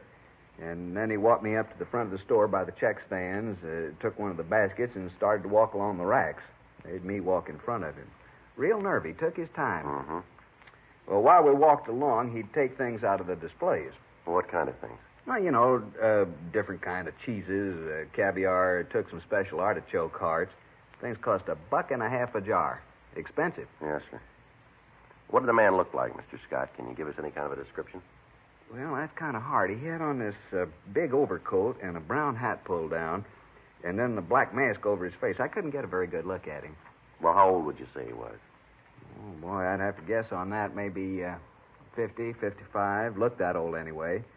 About all I could see was the bottom part of his face, like he was pretty old. Mm-hmm. How about the color of his eyes? Could you see them? Yeah, through the mask, they were blue. Real light blue, kind of watery. About how tall would you say he was? Maybe 5'2" or 3. Short little man. Mm-hmm. How about his weight? Real little, like I said. I don't think he weighed more than 130. That'd be outside, too. Was there anything unusual about him? Anything at all that you could remember? No, not that I can remember. Anything in the way he talked? Some accent of any kind? Anything like that? No, nothing at all there. Mm-hmm. How about the coat he was wearing? What color was that? Do you remember? It was a dark brown, sort of a herringbone. Looked real old, like it'd been worn for a long time, kind of frayed around the edges of the cuffs. You know, around here like this, and the buttonholes on the coat were all torn, too. Oh, excuse me. Yes, sir, go right ahead. Scott? Yeah. How much? Yeah, and how much a case? Mm-hmm. That's not too bad. Yeah, we'll order 25 cases of it, huh? We'll use it as a loss leader this weekend. Okay. Well, don't bother me about it now. You do what you think. Okay. Seems like nobody can do anything but you. Give people a little responsibility, they hardly ever know how to use it. Yes, sir. Well, if you'd go ahead with your story. Hmm? Well, right after this man picked up the food? Oh, well, at first I thought he was going to take that. And then I got thinking about the stuff in the papers. You know about the Black Mask Bandit? Yes, sir. Well, I got thinking about that, and then I knew who he was. I tried to get as much information about him as I could. Not much, anyway. About this time must have been 7:30 or so. Jack Thomas came in. He works in the vegetable department. And right away, this guy said for him to get in the back. You mean back here? No, back in the meat department. Put him right in the refrigerator. Well, what about the other employees? What happened when they came in? He'd make them get back in the refrigerator. Cold. People were pretty lucky. Being as how it was cold outside, most of them had coats on. Would have froze if they didn't have. I understand. Customers, too. They'd come in, he'd put them in the refrigerator. There was 14 people in there when he got through. A couple of kids, too. Came in with their mothers. I see. Well, then he took me back to the safe, made me open it. I thought about saying no, but it's a little safe, you know, down low. Yes, sir. Well, I knelt down to work the combination. I looked up at him, had the gun pointed right at my head. I looked right into the barrel, saw the bullets in the cylinders. I was scared, and I opened the safe. He took the money and put it in a paper bag and dropped it into the basket. And he put you in the refrigerator, too, did he? Yeah, that is, he started to. When he opened the door, the people in there were all shivering, flailing their arms around, trying to keep warm. It's a little room, not much bigger than this, and there wasn't much room to flail. Anyway, they asked him if he wouldn't let him out. He said no, but then he asked me if there was someplace else he could put him. And I told him that the only place I could think of was another storage room. We use it sometimes when we got a real big shipment of meat. Don't usually keep it under refrigeration. I see. They let you all go there, huh? Yeah, the darndest thing I ever saw. 14 of them. All 14 herded them just like cattle. Moved them all to the other cooler. They were all so cold they'd have done anything to get out of that one. I tell you, officer, I was scared that one of them might try to be brave about it and cause trouble. I think that guy would have killed him right on the spot. Yes, sir. Well, what did he do then? Well, he locked the door. Then, from what I could see through the cooler window, he just strolled out of the store and down the street. He was still wheeling a basket in front of him. I see. Anything, Frank? Yeah, Joe. I checked with Wheelock from the radio car. He said they canvassed the neighborhood, came up with a man who thinks he saw the bandit drive away. Was he able to give us any kind of a description on the car? No. Said he saw this guy walking down the street pushing a basket and thought it was kind of funny. Didn't pay too much attention to it. Saw him get into a late model Ford and drive away. Couldn't give a very good description of the car. Said it was a dark color. Not sure about the year. The guy still had that mask on? No. Didn't have the mask, but the fella didn't notice anything about his face. Can't help us much there. He's going to come down and look through the mug books. Oh, that's good. Do you have any idea how much money was taken here, sir? Well, no, I can't tell you to the penny, but I figure about $3,500. You usually keep this much money on hand, do you? No, not as a rule. I didn't get to the bank yesterday. We had an inventory sale going on. I just didn't get the chance. Did the bandit take anything you think might help us identify him? Anything from the safe that you might be able to describe? No, not a thing. Just the money. Of course, that's enough. There wasn't much in there. A wristwatch that was lost here in the store. He looked at that but threw it back into the safe. Was he wearing gloves, do you remember? Yeah, he was. Looked like pigskin, sort of a light tan. Mm-hmm. Oh, I know what you're thinking about, fingerprints. No, with those gloves, he wouldn't leave any. Yes, sir. Say, officer. Yeah? You talked to the other officer that was here, the one in the car? Yes, sir, I did. He was kind of in charge of the people in the icebox, took care of them. Was any of them hurt? No, sir. Some of them were pretty cold, but they were all right. Yeah, we keep that box turned way down to sub-zero. Yes, sir. I wonder if, as police officers, you'd mind talking to those folks. They're all good customers here. I'd hate to lose them to Frenchie's Fine Foods down the street. Where's that, sir? Frenchie's Market just down the street. He's going to make a big thing out of this. By noontime, it'll be all over the neighborhood. Well, I'm sure none of your customers will blame you, sir. Well, no, officer, it ain't exactly that. That Frenchie's going to make a big reputation on my back. Well, Mr. Scott, markets have been held up before. Yeah, but not with our motto. What's that? We freeze anything.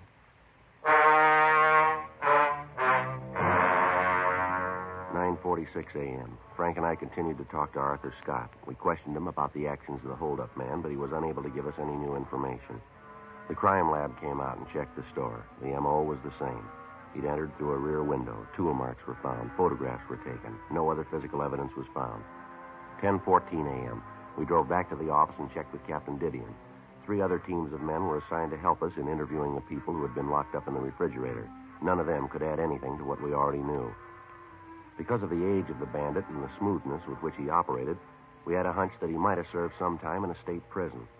Frank and I checked out a trip car and drove up to Folsom Penitentiary. We checked with Warden Heinze and told him what we wanted. For the next 2 days, we checked the prison files. We got several possible leads, but when we got back to Los Angeles, none of them led anywhere. Tuesday, February 12th, 8:49 a.m. We checked with Captain Didion. Well, you come up with anything? No, not a thing, Skipper. We checked them all out. Nothing. How much longer do you figure it's going to take you to come up with something we can use? We're doing everything we can. We've run down every lead. They all go nowhere. Yeah, I know. I've been telling the corner pocket that all month. It doesn't prove a thing, and they aren't buying it anymore. Well, Frank and I got an idea, Skipper. It's kind of wild, but might turn it. Well, let's hear it. Well, if you take a look at the map over here. Now, the last 2 months, he's hit 7 places here. Here, through here, and up and through here. Not much of a pattern, but maybe there's enough to work on here. Mm-hmm. From the way he's worked in the past, he's going to be waiting in the stores when the manager comes in. So the problem is to find some way to check the managers after they first get to the stores. So? Well, so most of the stores open about 8 o'clock. From what we've been able to check out, the managers get in about, 6:30 to 7. We make arrangements for them to call the office after they're in the stores, and they've checked them through. How are you going to work the calling? Well, Frank and I figured that if we could stagger the calls, so we'd get one at, say, 6:30, next one at 6:31 or 6:32, and so forth. We allow them 5 minutes leeway.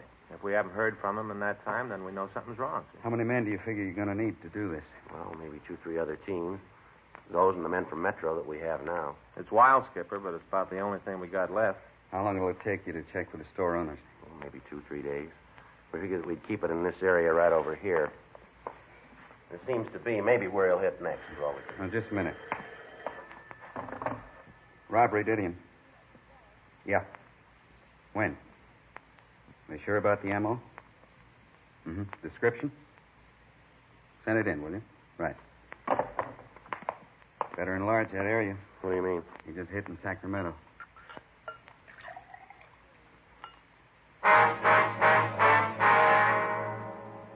Tuesday, February 12th, 3:45 p.m. Frank and I talked on the phone to Fritz Kaminsky, chief of police in Sacramento. He told us that the market bandit went through the same sequence of events that had characterized his operations in Los Angeles. First, he took several food items from the display stands in the store, and then he forced the manager to open the safe. After robbing the safe, the thief locked the manager in a meat refrigeration locker and left the store.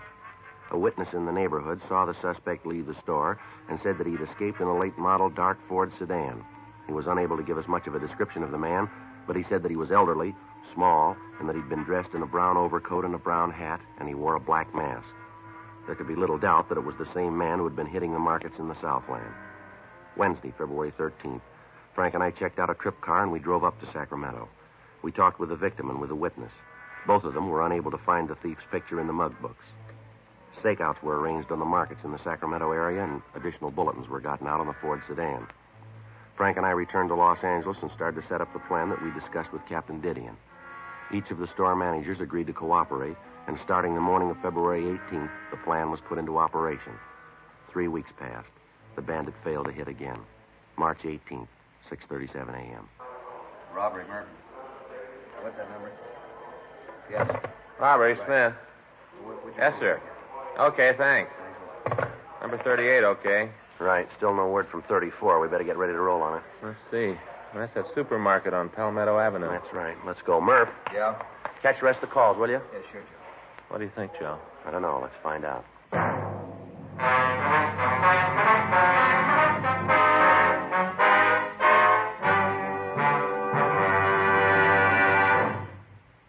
You are listening to Dragnet, the authentic story of your police force in action. The modern way to sell cigarettes is the Chesterfield way, both regular and king size. And we're the only one that does it. We tell you what Chesterfields are made of to give you premium quality in both popular sizes. Our scientists select the best materials. They select for Chesterfield the world's best tobaccos, blend them just right, and they keep Chesterfields tasty and fresh with the best of moistening agents. Now, here's something else that's completely modern about Chesterfield. People smoke Chesterfield, and we tell you what happens. Scientifically, but simply. A medical specialist is making regular bi-monthly examinations of a group of people from various walks of life. 45% of this group have smoked Chesterfield for an average of over 10 years. After 8 months, the medical specialist reports that he observed no adverse effects on the nose, throat, and sinuses of the group from smoking Chesterfield. I'd say that means real mildness. And finally, we ask you to try Chesterfield and prove what we say. Chesterfield is best for you. They're much milder, to give you all the pleasure that the modern cigarette can give.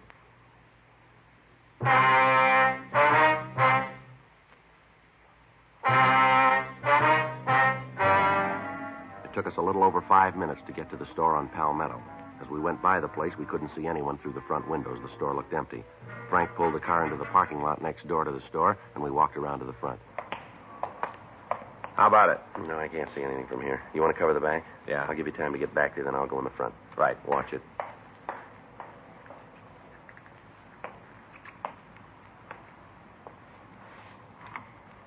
I tell you, I don't know the combination. I don't want any trouble. I'm trying to be nice. I don't want to hurt you. Open the safe and everything will be all right. You read the papers. You know about me. Now do what I say. Nothing will All right, mister. Let's hold it right there. Police officers, put that gun down. Now, watch it, Joe. He's coming at you. Get out of my way. All right, come here. You okay, Joe? Yeah, I got him, Frank. Want to shake him down? Right. Here. You got him? You got the gun? Yeah, we got him. I was sure scared there for a minute. I tried to think about how I was going to stall him long enough for you to get here. Yeah. He's clean, Joe. All right, come on, mister. On your feet. Come on. What's your name? Clark. Leonard Clark. All right, let's go. You want me to go along with you? Yeah, we want you to make a crime report. Fine. I'll do anything to help try to rob me. Lousy deal. Might have known something was wrong the way that guy played it. Should have known. Yeah, sure. You figure me for the guy you're looking for, this black masked bandit the paper's been yakking about? That's the way we figure it. Well, too bad, fellas. You can't make me for it. Is that right? Yeah, you're looking for somebody else. You got the wrong man. How old are you, Clark? 52. Ever serve any big time? Sure. What's that prove? Well, the way you look, the way you work this one, even the mask. We made you for it. Only one thing. What's that? You got to prove it.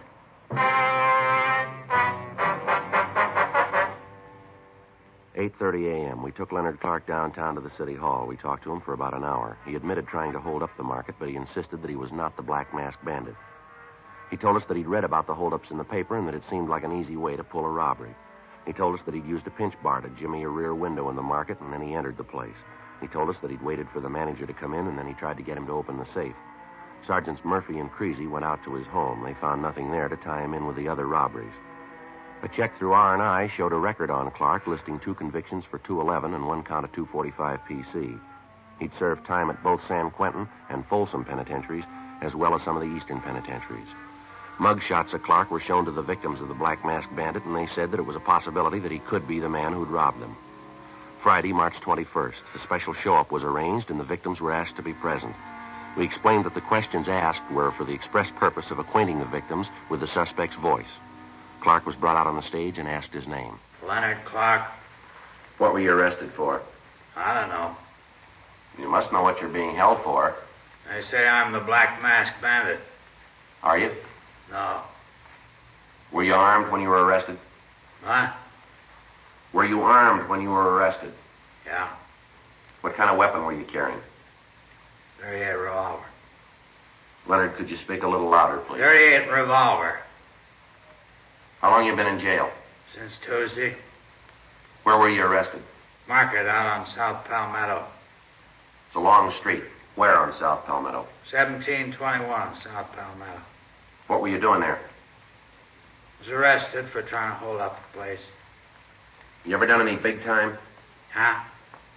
I say, you ever done any big time? Yeah. Where? At Cube, Folsom. What'd you do the time for, Leonard? Which time? Well, let's take them in order. How about Quentin? 5 to life for robbery. How about Folsom? Same thing. You owe any time now? Yeah, I'm on parole. Joe. Yeah. Ask him to turn around, will you? The victims can't see him too good. All right. Leonard, take a quarter turn to your left. No, Leonard, to your left. All right. Now another quarter turn. Another quarter turn. Now another quarter turn. No, same way. Another quarter turn. Now face the front, Leonard. Where do you live? Out in Hollywood. Where? Corner of DeLongpre and Monroe, apartment house. It's a good-sized corner. Which apartment? Ashley Arms, apartment 604. What do you do for a living? I'm a carpenter. A what? Carpenter, I said. You work steady? Yeah. Who do you work for? I'm a carpenter for a contractor named Gagely. Now look straight, will you, Leonard? Straight ahead. Yeah. You remember where you were on February 7th? That was a Thursday. No. You got no idea at all? Not at all. You own a car? Yeah. What make is it? It's a Ford. Speak up, will you, Leonard? We can't hear you. A Ford. What color is it? Dark blue. What year? 1950. All right, Leonard. Now, would you step over to the side of the stage? No, the other way. Side of the stage. How's it look, Frank? Nothing yet. Manager at the county market seems to think it's him. The others aren't sure. Yeah. Well, maybe when we get the coat and mask on, it'll help. Those clothes, Leonard, are they yours? Yeah, they're mine. How about that mask? That belong to you, too? Yeah. Would you put the mask on? Well, just put it on. That's it. Now put the hat on. Not the way you usually wear it? That's right. All right. Take a quarter turn to your left. No, Leonard, your left. That's it. Now again. And again. Once more. All right, now face forward. Now all the way around. Come on, Leonard. Straight forward out this. That's it. Yeah. Now repeat these words. Just be quiet and you won't get hurt. Just be quiet. You won't get hurt. Now say, open the safe and don't cause any trouble. Open the safe. Don't cause any trouble. A little louder, Leonard. Open the safe and don't cause any trouble. All right, Leonard, you can take the mask off. How many times have you been arrested? I don't know. About how many times would you say? Maybe 15, something like that. What'd you fall for? Suspicion. Suspicion of what? A lot of things. They didn't nail me for. How old are you now, Leonard? 52. How old were you when you were arrested the first time? 16. You've had quite a life, haven't you? Yeah, I fell among evil companions. All right, Leonard, that's all. Well, how about it, Mr. Scott? I can't be sure, Sergeant, but I think that's a man. Can I see a minute, Joe? Mm-hmm. Scott just gave a tentative identification. Yeah, well, he's the only one. What do you mean? The others say we got the wrong man.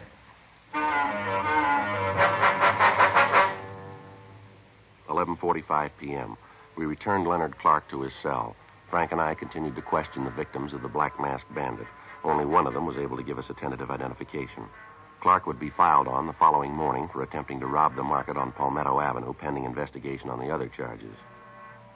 The working detective has come to know that Many times at a show-up, identifying witnesses sometimes become confused, sometimes fail to speak up for one reason or another, sometimes due to fear, the idea of incriminating a man, thus making the officer's task of bringing a suspect to justice all the more difficult. In spite of the lack of identifying witnesses, Frank and I felt reasonably sure that we had the Black Masked Bandit in custody. The following morning, March 22nd, we checked into the office to fill out the follow-up forms. You know, Joe, I just can't figure it. He's got to be it. He's got the motive, the opportunity, everything. Yeah, M.O. matches. We got him on one count anyway. What happens now? Well, I guess we just wait. If there aren't any more holdups, we know we got the right guy. It's about the only way you can do it. Anyway, you slice it, Clark's finished. The court gets through with him this time, they'll nail him for life. Yeah, I suppose so.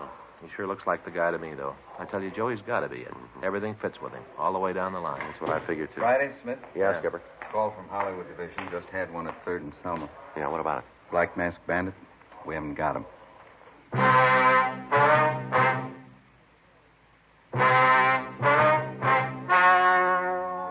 The story you have just heard was true. The names were changed to protect the innocent. On July 17th, trial was held in Department 89, Superior Court of the State of California, in and for the County of Los Angeles. In a moment, the results of that trial. Now, here is our star, Jack Webb. Thank you, George Fenneman. Friends, all of us who sell Chesterfields want to thank you for making 1952 such a wonderful year, both for Dragnet and for Chesterfield.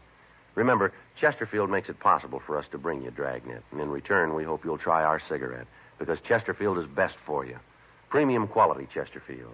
Either way you like them, regular or king size. They're much milder.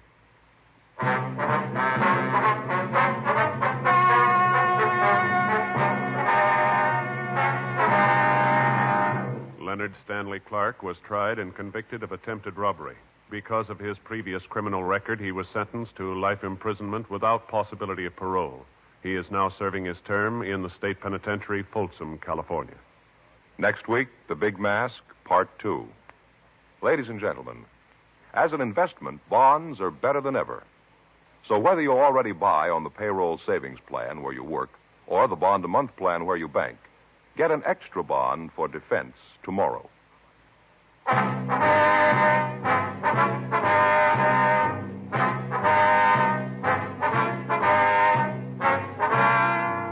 You have just heard Dragnet, a series of authentic cases from official files. Technical advice comes from the Office of Chief of Police W.H. Parker, Los Angeles Police Department. Technical advisors, Captain Jack Donahoe, Sergeant Marty Wynn, Sergeant Vance Brasher. Heard tonight were Ben Alexander, Whit Connor, Harry Bartell. Script by John Robinson. Music by Walter Schumann. Hal Gibney speaking. Sound off for Chesterfield.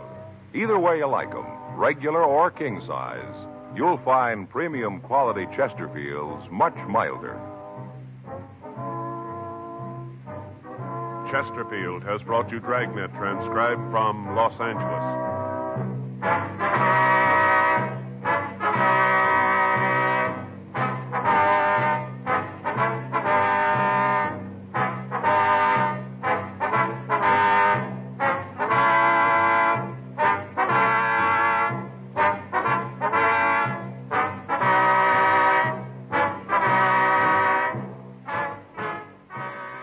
Tonight, there's more adventure with Barry Craig, confidential investigator, on NBC.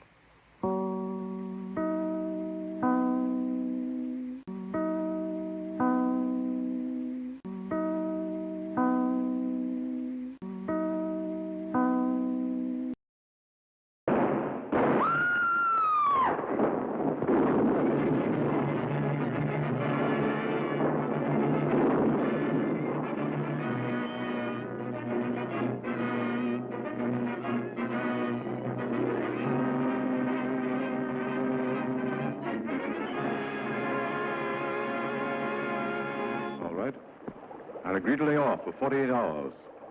But I give you my word, if you don't succeed, I'll come in here, seal every door, place everybody under technical arrest, take fingerprints, conduct a rigid inspection. I don't care if the whole world knows it. There have been 6 murders committed all in the same circumstances.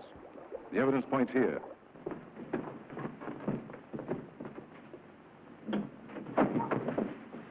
Another one.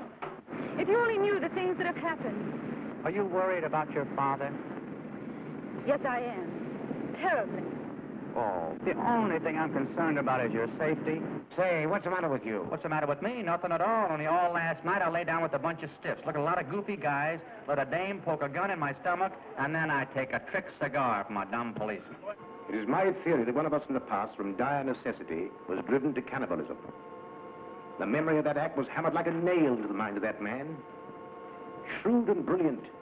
He could conceal his madness from the human eye, even from himself, but he can't conceal it from the eyes of the radio sensitivity.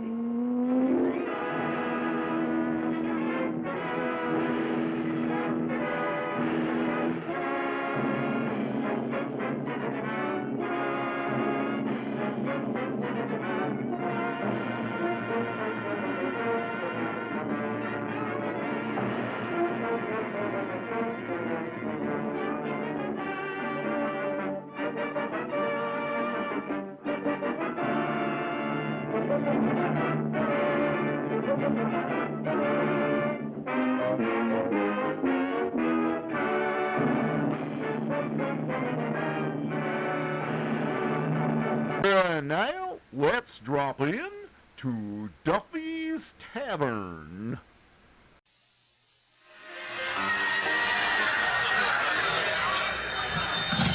Hello, Duffy's, where the elite meet to eat. Archie the manager speaking. Duffy ain't here. Hello, Duffy. Tonight, Ida Lupino. Huh? Oh, yeah, gorgeous. Yeah. He's got him where she needs him. Yeah, what the English would refer to as a ripping tomato. Yeah, and she's got histrionic talent, too. Huh? Histrionic talent. Duffy, remember how Gypsy Rose Lee used to pack him in at the 14th Street Burlesque? Well, histrionic talent is when a dame can do that with her clothes on. Well, Lupina, she's been an actress ever since she was a little trike. Huh? Yeah, her family has been in the acting racket for over 500 years. Huh? Even before Eddie Cantor.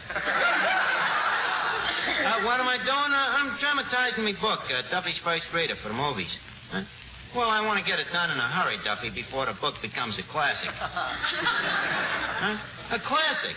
You know, that stuff in little print with no pictures that nobody reads. Yeah, that's a classic. Well, Duffy, I'll call you back. Okay. Mr. Archer? Yeah, Eddie? You remember the fellow what sent in one of them new silver pennies instead of a dime for your book? Yeah, Brooke. He returned the book. He wants his penny back. Yeah, well, you know, maybe 10 cents is too much for the book. You know? Oh, no. The price is low enough. You think the price is low enough, huh? Yeah, it's low enough. It's just the book ain't worth it. And pray, how do you know? Did you read it? Did you read it? I wrote it. That's why I didn't read it. Fine friends you are. Can't spend a dime for one lousy book. Just wait till Paramount buys it. Duffy's First Reader will be Paramount's last picture. Eddie, don't be so skeptic. Wait until you see Ida Lupino in my picture. Ida Lupino? Certainly, I'm considering her for the part. Who you gonna consider after she turns it down? Okay, forget it, Eddie. I'm a jerk. Okay, Eddie, I'm a jerk. Okay. At least we agree on something. Let me tell you that this story is bound to make a great picture. You know, it's about love. Love. I hate love. Miss Duffy, you of all people rapping Cupid. What does it mean, love? I curse the day I ever whistled at a fella. What's the matter? Did you have a fight with your boyfriend, Breckenbridge Hartzenfelder? Archie, do not mention the name Breckenbridge Hartzenfelder in the same breath with mine. That much wind I ain't got. But what did he do to you? He is a faithless two-timer. Oh, other girls, Sunday, another girl. Monday, another girl. Tuesday, another girl. Thursday, another girl. What happened Wednesday? I had a date. Miss Duffy, you give a guy sauce for the goose, he's gonna go out and take a gander. But he kissed those ganders goodnight. Oh, didn't you kiss your date goodnight? Purely for patriotic reasons. He was a sailor. You mean you wouldn't have kissed him if he was a civilian? Only if he was a citizen of the United States. Or if he had his first papers. Now, let me alone, Miss Duffy, please. Hello. What? What's the matter, Finnegan?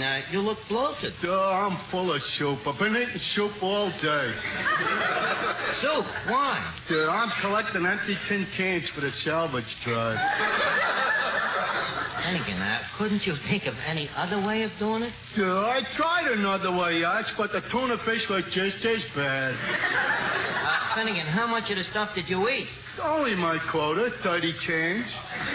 Well, it's very patriotic, Finnegan, but you know why the government really needs these tin cans? As I understand it,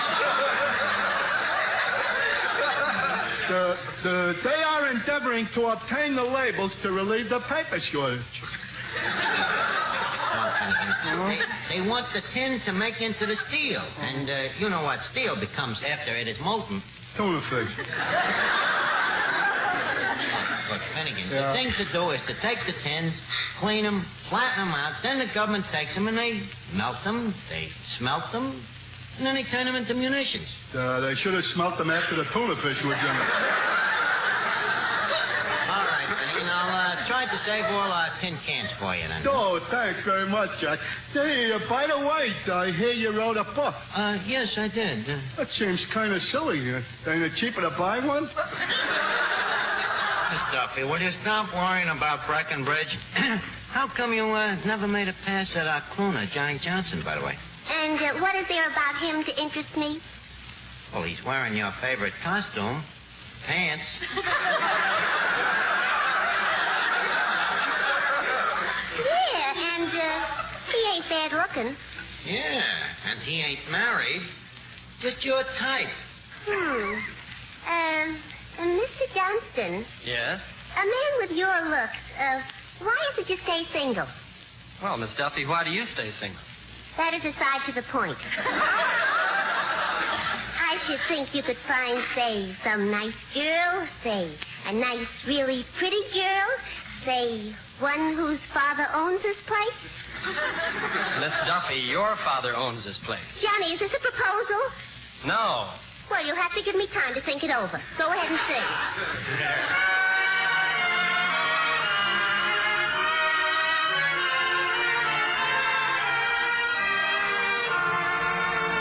I heard you cried last night, and I know why. I heard you cried last night, and so did I. Why did you make us part? I'm so alone. Why did you take my heart? You didn't want it for your own. And if you hadn't cared to make amends, I might have never dared. We'd be just friends. So calm your fears, dry your tears, kiss the boy you adore.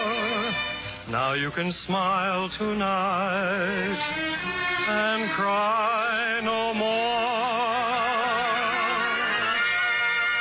And if you hadn't cared to make amends, I might have never dared. We'd be just friends. So calm your fears and dry your tears. Come kiss the boy you adore. Now you can smile tonight and cry no more.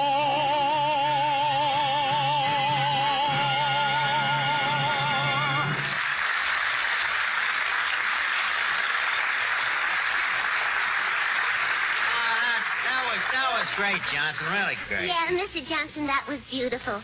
By the way, do you happen to know a song called Oh, Promise Me? Pay no attention to her, Johnny. She's a little Cupid stupid. Hey, wait a minute. Ain't that Ida Lupina coming in? Yeah.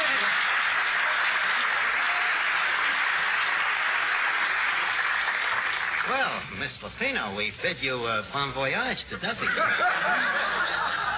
Thank you, Duffy. Duffy? Well, aren't you Duffy?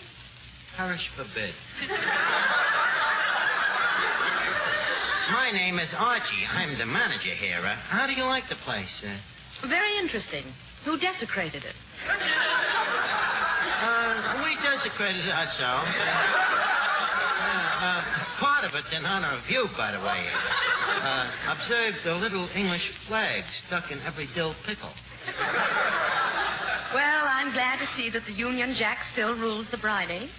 Yeah, I agree with you. You see, we tried to make the place look like a ye olde.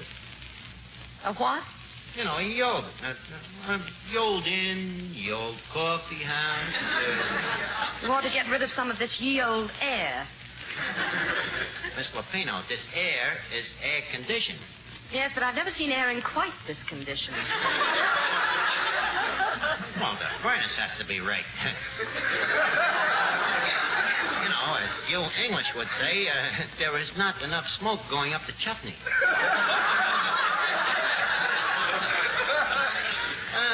By the nuts, sit you doing, lass? Would you care for a tuppence of tea? We generally say spot of tea. Spotted? Well, if you want to be sloppy about it. Tell me, would you like your tea with or without tiffins?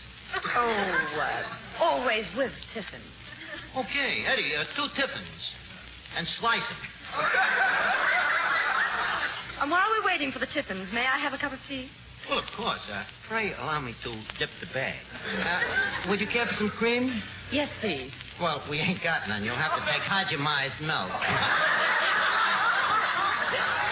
Well, that's better than pasturated.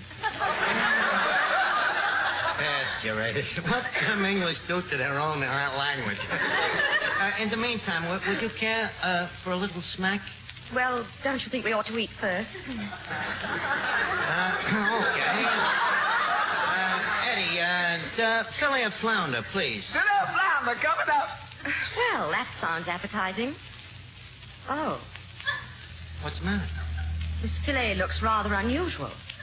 You see, Eddie, I told you. When you fillet your fish, that's the part you throw away.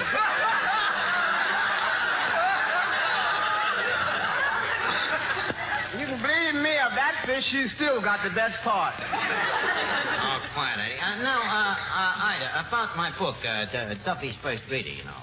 Oh, yes, your book. What's it about? Well, it's a story of my life, my biology.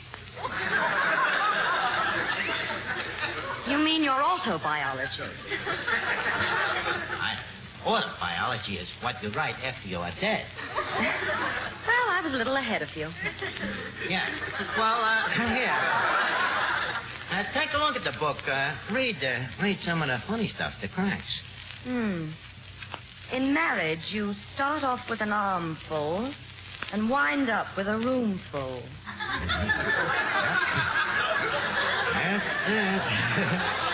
Clever stuff, huh? No old coward will kill himself. Well, who cares? The writing field is too crowded already. Besides, my stuff has sort of a cowardly touch.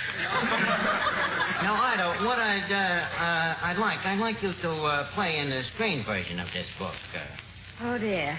I know I'm going to wake up in a minute and this will all be over. Oh, look, this is a break piece. You know, you've been making them A pictures for a long time, ain't you? Stick with me and you'll be up there making B's. Well, how can I turn it down? I mean, how can I turn it down?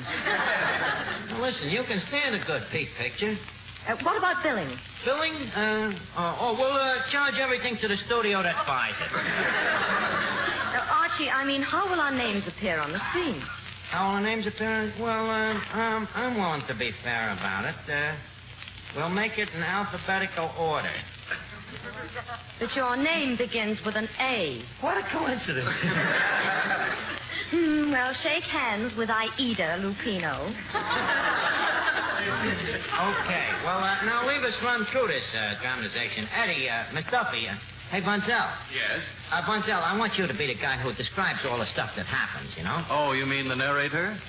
Will my face appear on the screen? Well, that I don't know about. You see, this picture may be in Technicolor, and with your complexion. Why, what's the matter with my complexion? Harry, Green has gone to war.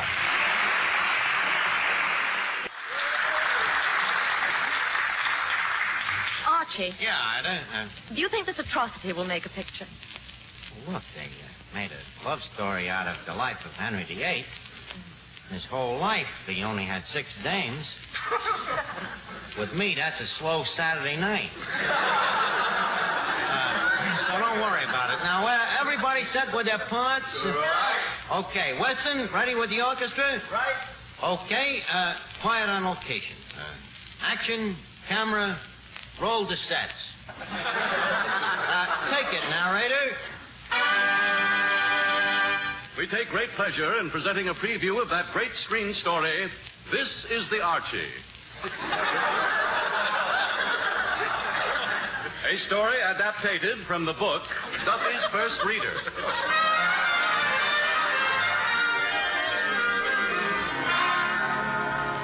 The first reel of this picture is based on an incident on page 19. Quote, "The well-groomed lover is usually well-dressed." Unquote. Reel 1, a fashionable suburb in the heart of London. Good morrow, dear lady. Well, if it isn't Beau Archie, the bum Brummel. Come in. It is a lovely morning, dear lady, and I have come to take you riding on the hounds. Oh, what a beautiful riding habit you're wearing. Are those new jodhoppers? Quick! Set me back a moon and sixpence. But you know me, always piscatorially perfect. Somebody throw him a fish. Ida, stay in the script, please. Oh, Beau Archie, there's a reporter here from the Zits Fashion Weekly who wishes to interview you. Oh, where is the reporter? Here I am. Could you give me a statement on haberdashery? That's right, haberdashery.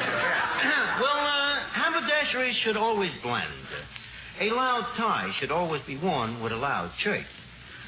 Quiet tie, quiet shirt. Soft tie, soft shirt. No tie, waistcoat. What his lordship means, sir, is that the trick is not to avoid nothing vulgar.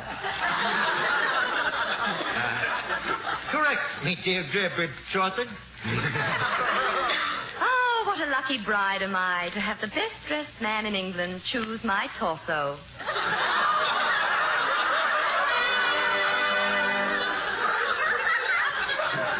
Our author knew the value of clothes to the lover, but not only clothes. Again, page 19, quote, "If you are going to be a successful lover, you got to spend dough. Remember the Chinese saying, 1 buck is worth 1,000 words." Reel 2, a expensive cocktail lounge.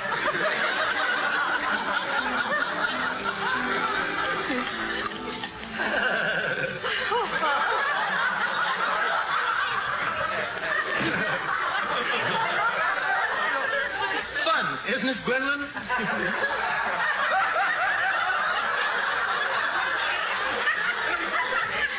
Fun?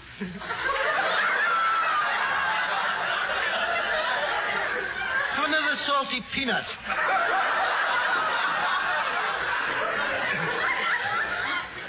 Thank you. It was so sweet of you to buy me these orchids. Frightfully expensive, weren't they? Tush. What does 60 bob mean to me? Gad, what a spender. Right. Gargoyle. Yes, sir. A case of bubbly.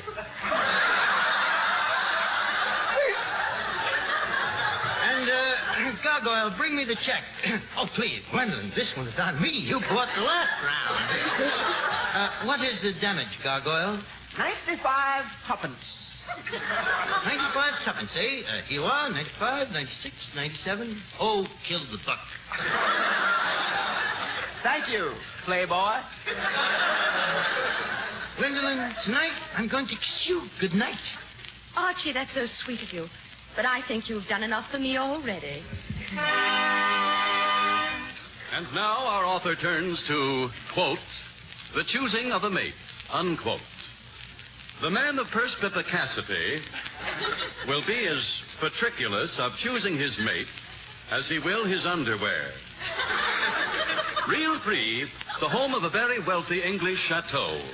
He is sitting alone with his daughter. Oh, Mater. Yes, my darling daughter.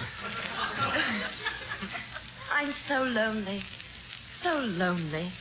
Okay, I'll go.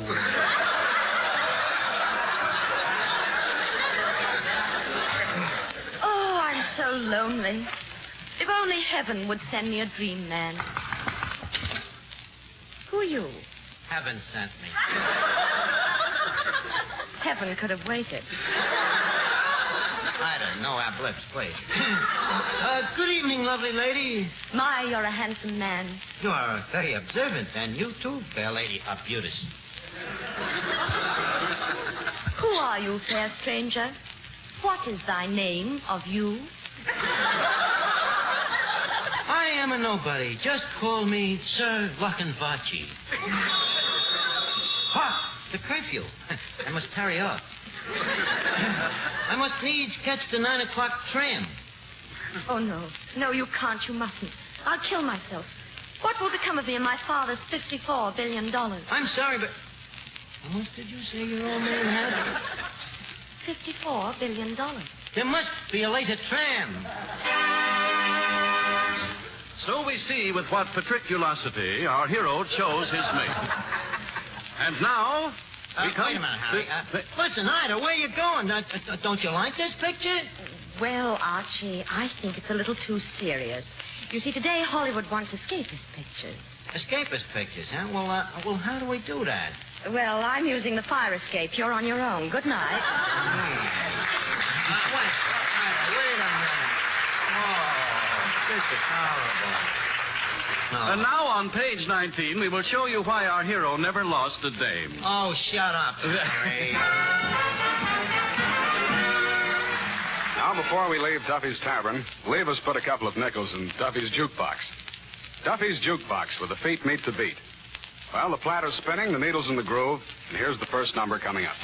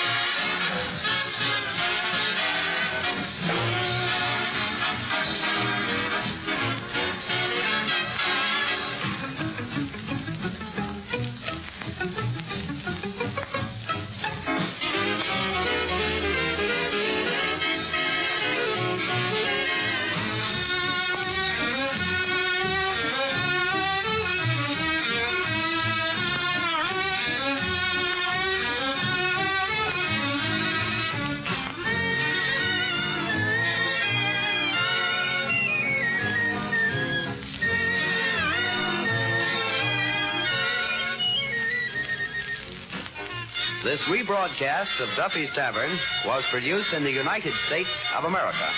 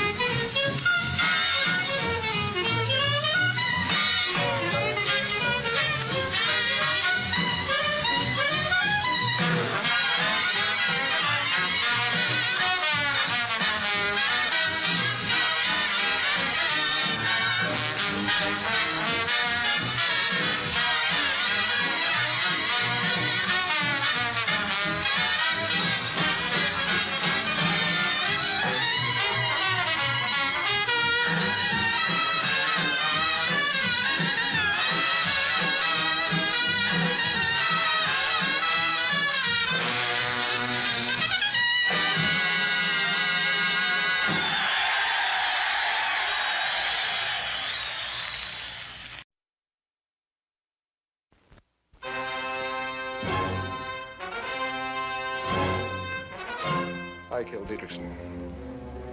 Me, Walter Neff, insurance agent, 35 years old, unmarried, no visible scars. Until a while ago, that is. Yeah, I killed him. I killed him for money and for a woman. It all began last May. I was thinking about that dame upstairs and the way she had looked at me. And I wanted to see her again, close, without that silly staircase between us. How could I have known that murder can sometimes smell like honeysuckle? I can't stand it anymore. What if they do hang me? They're not going to hang you, baby. It's better than going on this way. They're not going to hang you. Because you're going to do it and I'm going to help you. Yes, from the moment they met, it was murder. But always behind them, with his devilish hunches and his brilliant brain, was Keyes. The murder's never perfect. Always comes apart sooner or later. And where two people are concerned, it's usually sooner. Could they get away from him and his relentless pursuit? And could they get away with murder? You don't know Keyes. Once he gets his teeth into something, he never lets go. He'll investigate you. He'll have you shadowed. He'll watch you every minute from now on. You afraid, baby? Yes, I'm afraid. But not of Keyes. I'm afraid of us. I'd like to move in on her right now, tonight.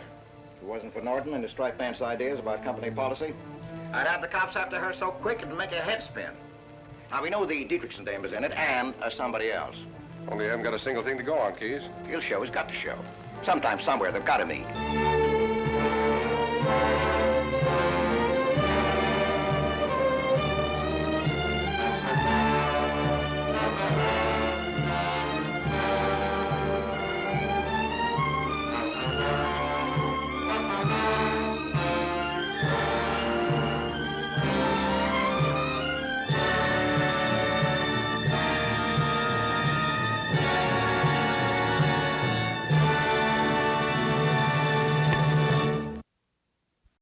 Now it's time to spend a day with Jack Benny's favorite crooner. It's A Day in the Life of Denis Day, coming up next.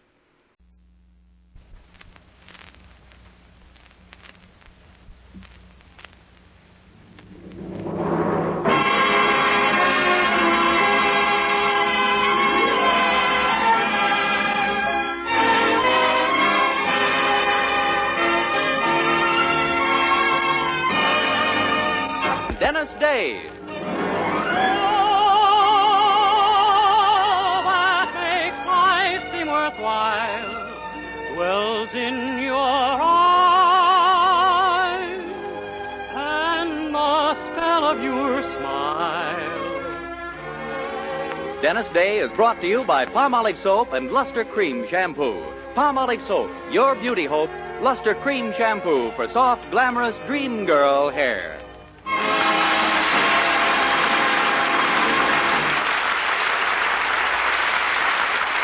The Denis Day Show with Barbara Eiler, Bea Benaderet, George Dooning in the orchestra, and yours truly, Vern Smith, is written by Frank Galen and stars our popular young singer in A Day in the Life of Denis Day. Here's Denis to sing his RCA Victor recording of Clancy Lowered the Boom.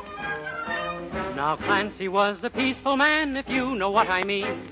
The cops picked up the pieces after Clancy left the scene. He never looked for trouble, that's a fact you can assume. But nevertheless, when trouble would press, Clancy lowered the boom. Oh, that Clancy! Oh, that Clancy! Whenever they got his Irish up, Clancy lowered the boom. Boom, boom, boom, boom, boom, boom. O'Leary was a fighting man, they all knew he was tough. He strutted round the neighborhood, shooting off his guff. He picked a fight with Clancy, then and there he sealed his doom.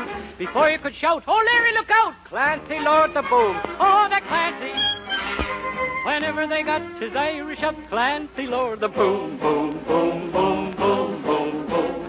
Oh, Clancy left the barber shop with tonic on his hair. He walked into the pool room and he met O'Reilly there.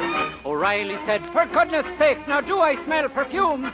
Before you could stack your cue in the rack, Clancy lowered the boom. Oh, that Clancy! Oh, that Clancy! Whenever they got his Irish up, Clancy lowered the boom. Boom, boom, boom, boom, boom, boom. The neighbors all turned out for Kate O'Grady's wedding night. McDougal said, let's have some fun, I think I'll start a fight. He wrecked the hall, then kissed the bride and pulverized the groom. Then quick as a wink, before you could think, Clancy lowered the boom. Oh, that Clancy! Oh, that Clancy! Whenever they got his Irish up, Clancy lowered the boom. Oh, that Clancy! Oh, that Clancy! Whenever they got his Irish up, Clancy lowered the boom. Boom, boom, boom, boom, boom, boom. I tell you, it was the grandest sight you ever did see when Clancy lowered the boom.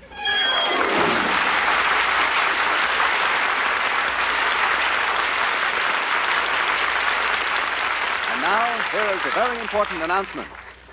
Palmolive Soap is giving away $67,000, a grand prize of $25,000 in one lump sum, or $100 a month for life. And that's not all. There are thousands of prizes in Palmolive's big treasure chest contest. 1949 Ford sedans. Westinghouse laundromats. From Silver Fox scarves. Toastmaster toasters. Yes, 2,336 prizes in all. And it's easy to enter. Complete the last line of this jingle.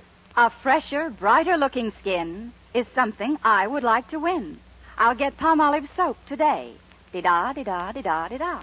Write your last line on a plain sheet of paper or get an official entry blank from your dealer, which gives you the easy rules. Include your own and dealer's name and address, and mail with the black bands from one regular and one bath-size cake of Palmolive soap to Palmolive, Box 92, New York 8, New York. And now, here's the jingle once more. A fresher, brighter-looking skin is something I would like to win. I'll get Palmolive soap today. Di-da, di-da, di-da, di-da. Mail your entry blank with the black bands from Palmolive soap to Palmolive, Box 92, New York 8, New York. Enter early, enter often.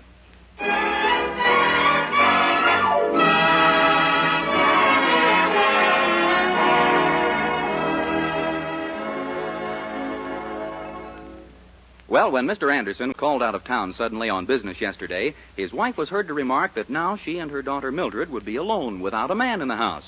And what puzzled our young hero Denis Day is that she was looking right at him when she said it. But Mrs. Anderson could have been mistaken, for our hero has stepped into the breach completely, shouldering her husband's duties and responsibilities perfectly. Indeed, he's become the man of the Anderson household. If you don't believe it, just listen. Denis Day, will you please get through scrubbing that floor? Yes, Poopsie. And stop calling me Poopsie. Very well, passion fruit. Denis, I'm warning you. Gee, Mrs. Anderson, I'm only trying to keep you from missing your husband. Well, you're not succeeding. Now let the rest of that floor go till later. I'm trying to work out the household budget. Yes, ma'am. Not that I ever will, with more going out every week than there is coming in. I tell you, trying to run a house with prices what they are, have you any idea what it's like to be a woman these days? Oh, no, ma'am, and according to my birth certificate, I imagine I'll always be in the dark.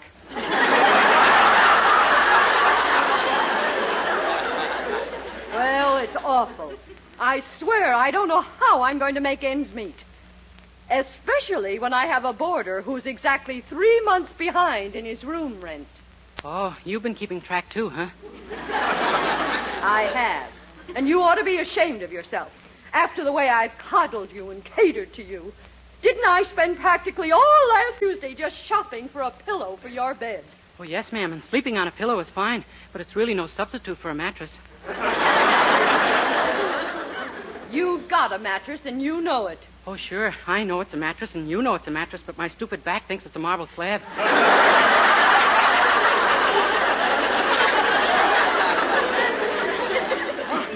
The nerve of you complaining. Nobody could be nicer to you than I am. And what thanks do I get? Gee, I'm sorry, Mrs. Anderson, and if they're really bad, well, maybe you could rent my room to someone else. Someone else? But where would you sleep? I can sleep down in the cellar. You actually mean that? You wouldn't object to leaving a room and sleeping in the cellar? No, ma'am. If it means some extra money for you, I don't mind being a little more comfortable.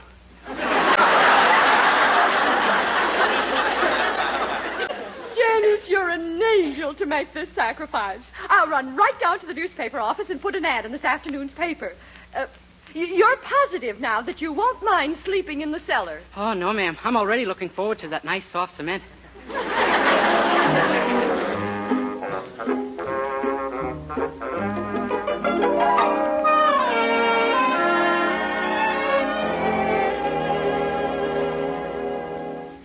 You mean you actually persuaded Mother to let you leave your room and sleep in the cellar? Sure. Gosh, if she's in financial trouble, Mildred. Well, but are you sure you want another boarder in the house? Huh? Well, suppose he turns out to be tall and handsome, and very charming and intelligent and attractive to women. Gee, I never thought of that. Imagine it, two of us under the same roof. Denis, what's the matter with you? Don't you understand what I'm saying or why I'm saying it? Where's the green-eyed monster? She went downtown to the newspaper office. Not Mother. Denis, you just take me for granted. I am a little attractive, you know, and... Oh, so that's what you mean. But, gosh, Mildred, you wouldn't look at another man, would you, huh? Would you, huh? Why should I tell you that?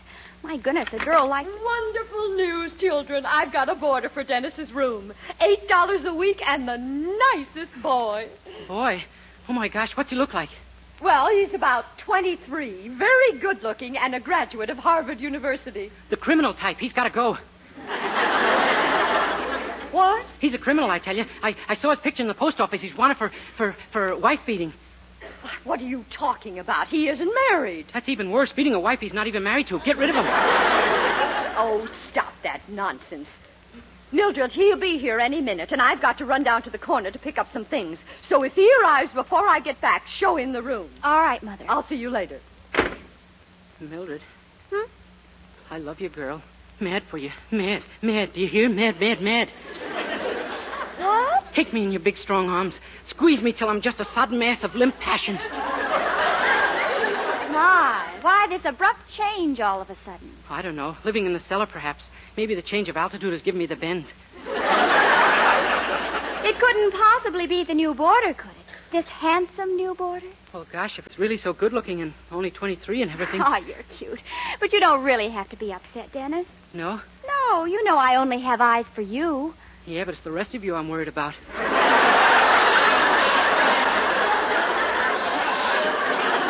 Don't be silly. But maybe it is time you worried about me a little. You've been taking me... Oh, I'll get it. Hello? How do you do? I understand you have a room for rent. Well, yes, sir, we did have one, but it's already Wait a minute. How old are you? Huh? Oh, I'm 41. Gee, that's wonderful. You've got 1 foot practically in the grave. I'm not sure I understand that, but I'm very anxious to live in your neighborhood. I'm prepared to pay $25 a week for that room. $25 a week? Well, 30 if necessary, and I... 30? Mister, you've got yourself a room. Come over in about an hour and it'll be all set for you. Really? Well, my gracious. Thank you, young man. Goodbye. Denis, what have you done? Wow, didn't you hear? I just rented him the room. But Mother's already rented it. I know, but this is an old man, Mildred. Girls to him are just people who don't shave. I know that, and I realize $30 is a lot of money, but... Oh, my golly. I bet that's Mother's boarder. What'll we tell him? He'll insist on keeping the room. Oh, no, he won't. We'll get him to turn it down. You just follow my lead, that's all. And don't you worry. Come in. How do you do? My name is Clifford. I spoke to Mrs. Anderson about a room. Oh, yes. Day is my name. Bring him back alive, Day. You know, the lion tamer. The lion tamer? Oh, sure. This is a boarding house for circus people. Didn't Mrs. Anderson tell you? Why, no. Oh, sure. Meet little Fifi here, our snake charmer. Hiss hello to Mr. Clifford, Fifi. Hello. Well, shall we show Mr. Clifford to his room? Yeah, I guess they've cleaned up the blood by now. The blood? Well, you see, Roscoe, one of my lions, got into your room the other night while the last boarder was sleeping there. It was rather messy. Yeah, Roscoe's a pretty young lion. Just a baby, in fact, and you know what sloppy eaters they are.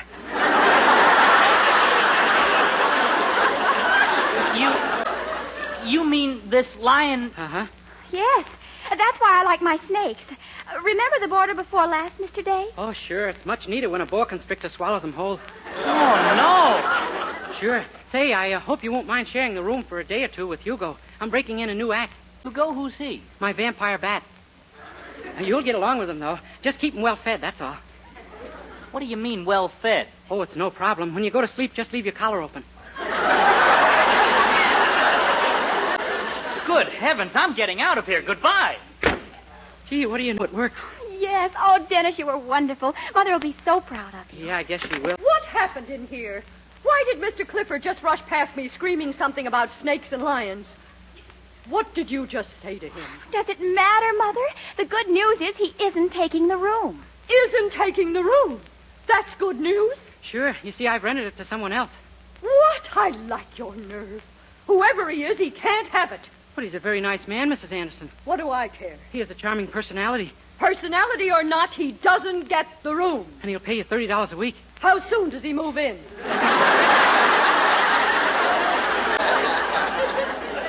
He'll be here in an hour. Ain't I a darling? Oh, Denis, you are.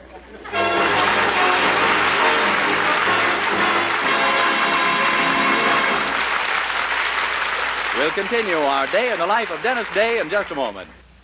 Meanwhile, here's Dennis to sing You Call Everybody Darling. You call everybody darling, and everybody calls you darling too. You don't mean what you're saying, it's just a game you're playing. But you'll find someone else can play the game as well as you. If you call everybody darling, then love won't come a-knocking at your door. And as the years go by, you'll sit and wonder why nobody calls you darling anymore. If you call everybody darling, then love won't come a-knocking at your door. And as the years go by, you'll sit and wonder why nobody calls you darling anymore.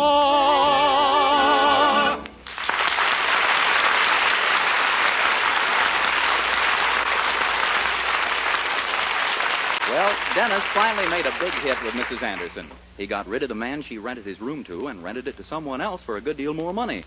Mrs. Anderson is out shopping for additional furnishings now as Dennis opens the door to greet the new tenant, a very distinguished-looking gentleman, complete with cane and spats. Oh, how do you do, sir? Welcome to Anderson Manor. Oh, thank you. I spoke to you on the phone, I believe. My name is Franklin. Ben Franklin. I'm glad to know you, Mr. Franklin. Your quarters are right upstairs, if I may lead the way. Oh, thank you. You're very kind. Oh, I hope you like your room. There are several very nice features to it, which I will make up as we go along. Oh. But I assure you I'm not hard to please. And the ceiling. Good, because if you wanted something fancy like windows, we'd be in trouble. Now, there we are. Well, how cozy. Yeah, and notice you'll never have to sweep under the bed. The mattress is right on the floor. It's simply delightful. I know I'll be very happy. Oh, thank you, Mr. Franklin. Edison, Thomas Edison. Edison? But I thought... Now, I suppose you'd like a little money in advance. Now, tell me, would $50,000 be satisfactory? Why not? No. Really, Mr. Edison, Edison? Oh, Columbus is the name, Christopher Columbus. By George, that reminds me, I nearly forgot. I'll need 3 smaller rooms, too, for the Nina, the Pinta, and the Santa Maria.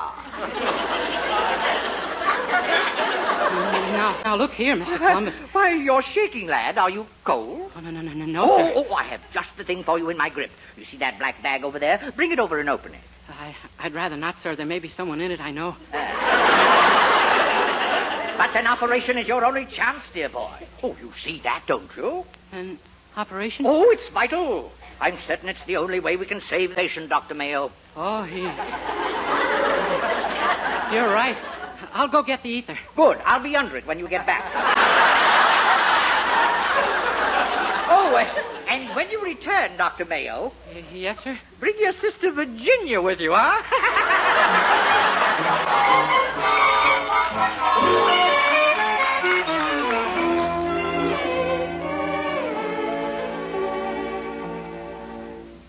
But, Dennis, are you really sure? Beyond any doubt? Positive. All the time I was in the room, he was going... with his fingers. Well, still, that doesn't exactly prove anything. On my lips. Oh, my golly, you're right. We better call the police immediately. Oh, no. And have your mother find out I rented the room to a lunatic? I'm going to get rid of him myself. But how? I'm going to pretend I'm as goofy as he is, and then maybe he'll have confidence in me, and I can get him out of the house. Oh, gee, I sure hope it works. Well, good luck, Dennis. Boy, do I need it. Yes? Who is it? President Truman. Oh, Truman!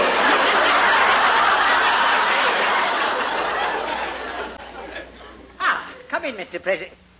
Just a minute. You don't look like President Truman. Shh. I'm in disguise. A lot of Southerners around. Oh. Yes, I see. Well, to what do I owe this great honor, Mr. President? We need you in Washington, sir. Immediately. Really? Well, who'd have thought it with so many of us already there?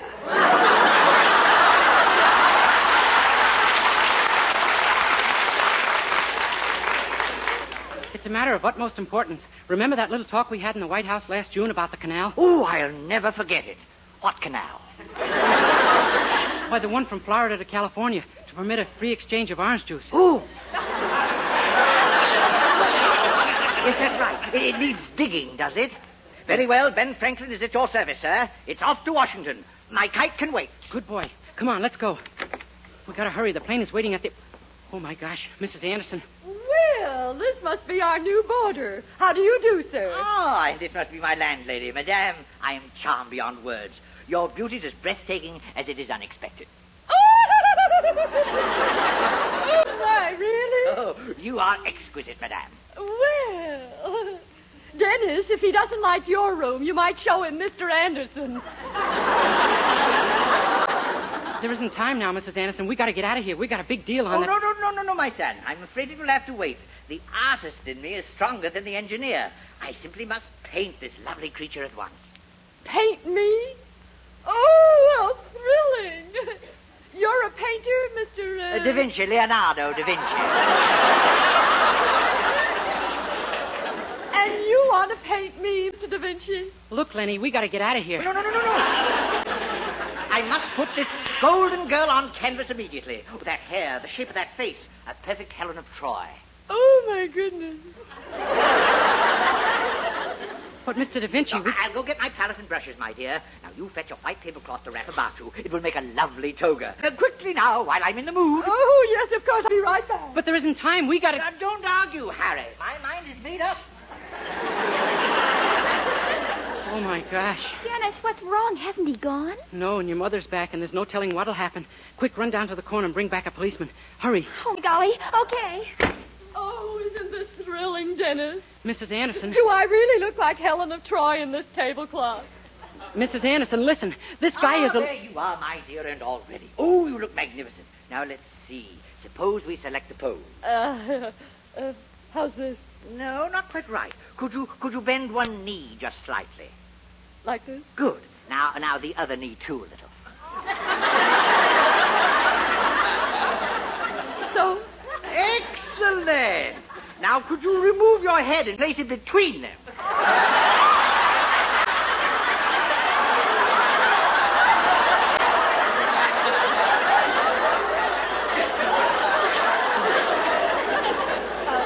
Pardon me, I must have misunderstood you. Did you just... Oh, my gracious, look. There's a young lady running across the lawn accompanied by a gentleman in blue.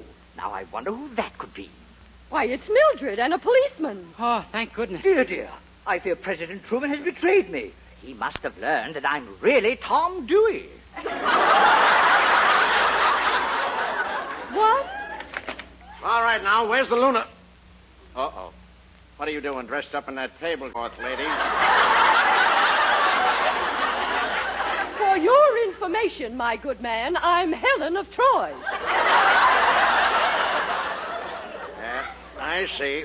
Okay, let's take a walk, Helen. That's my mother. Sure, she's all right. Yeah? Who are you? He says he's President Truman.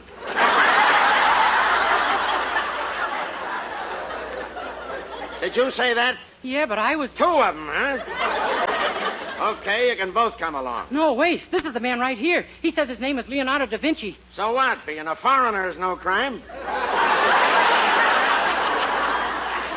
Come on, Helen. Harry, let's move. Now, look here. Oh, officer, you're making a mistake. If you'd only let me explain. Mother wanted Denis to sleep in the cellar, so we frightened the other man away with the snakes and the lions in his bed and rented the room to Benjamin Franklin. Don't you see? Yep. Get in line, sister. All right, the three of you. Let's go. No, Please, wait. Stop pushing. Well, goodbye, friends. Nice meeting you all. And don't take it too hard, Harry. Just look at the trouble Henry's having.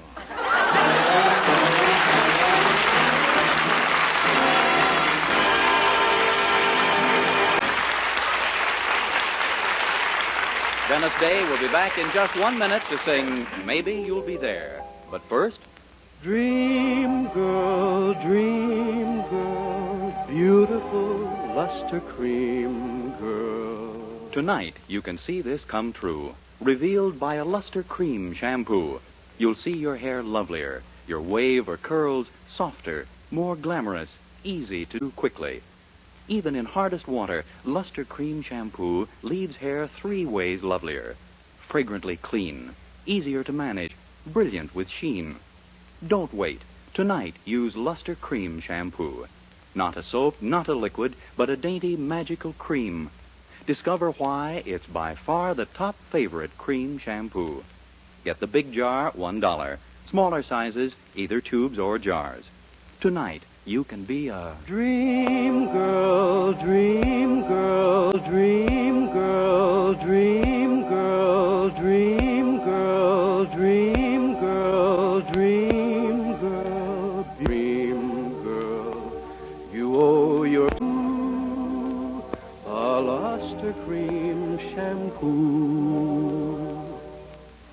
Now, here is Denis with George Dooning and the orchestra. Well, gee whiz, Judy Caramba.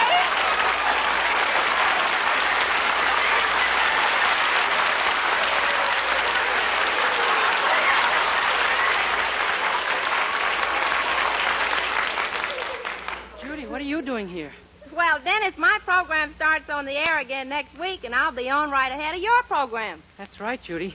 Gee, this sure is a small world. Your sponsor is my sponsor, and your program and my program will be the Colgate Saturday Night 1 Hour of Fun. Golly, Dennis, just think. You and me are both in the same family. Gosh, does my mother know about this? Although I wouldn't mind having you for a sister, Judy. You're pretty. Oh, shucks, you're just saying that. No, I'm not. Huh? No, I'm not. Well, somebody just said it. Judy, I gotta sing now, but don't forget, starting next Saturday night, I'll be following you. Yeah, just whistle, and if I don't stop, it ain't me. Thanks a lot, Judy, and so long.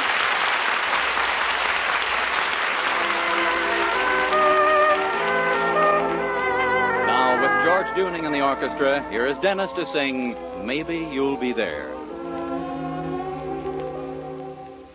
Each night I see a crowd of people. Just like a fool, I stop and stare.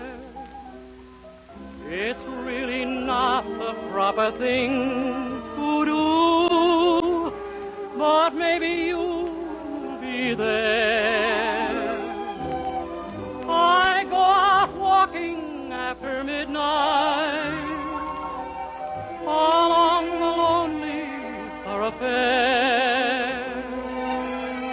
It's not the time or place to look for you.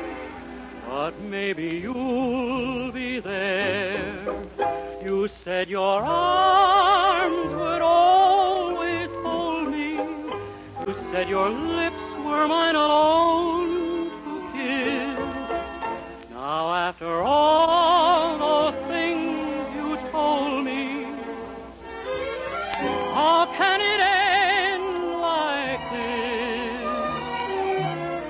Someday if all my prayers are answered, I'll hear a footstep on the stair. With anxious heart, I'll hurry to the door. And maybe you'll be there.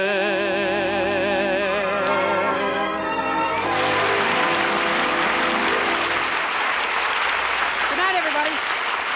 Next week, tune in to another Denis Day Show brought to you by Palmolive Soap, Your Beauty Hope, Luster Cream Shampoo for soft, glamorous dream girl hair.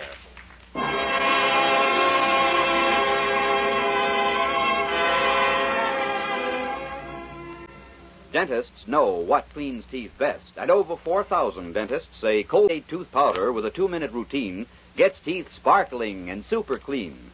So, to remove dull film and get your teeth shining clean, just brush teeth 2 minutes morning and night with Colgate tooth powder. Brush inside, outside, and biting surfaces. Always brush away from the gums. See how quickly this gets teeth naturally bright. It removes dull film that improper brushing misses. And Colgate tooth powder also sweetens your breath. Try it. Buy Colgate tooth powder today.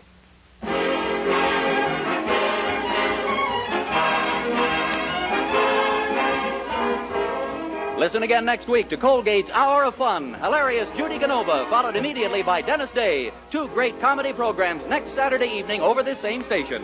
Vern Smith speaking. Good night.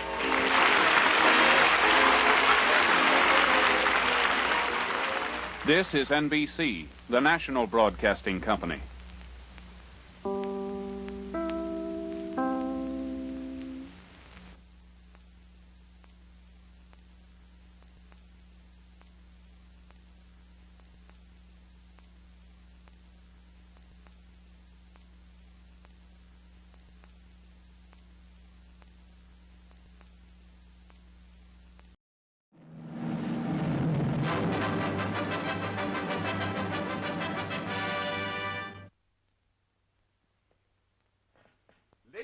And gentlemen. Oh, well, if you don't want to listen, I'll tell it to these nice people out here. Joe, lower the curtain.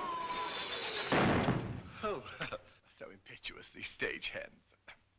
Ladies and gentlemen, I want to tell you about Yumph, spelt Y-U-M. Now, years ago, the word it was a personal pronoun. And then about a decade ago, Eleanor Glynn made it into a noun, a very personal noun. Did you get me? If you had it, you were. If you didn't have it, you weren't.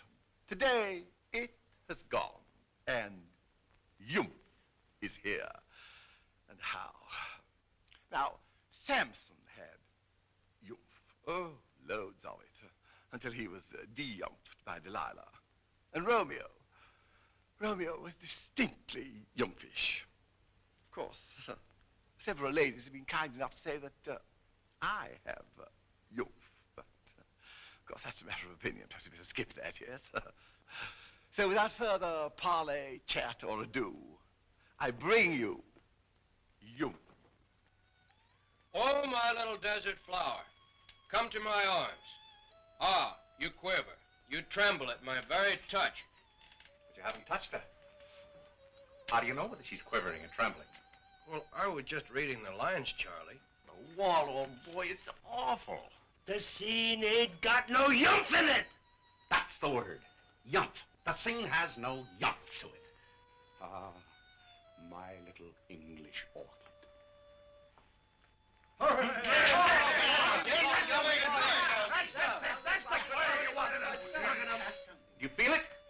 Yump, Waldo, yump.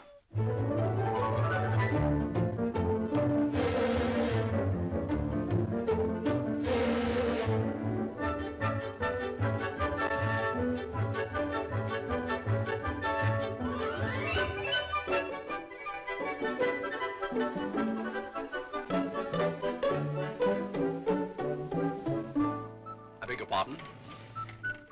Do you take dope?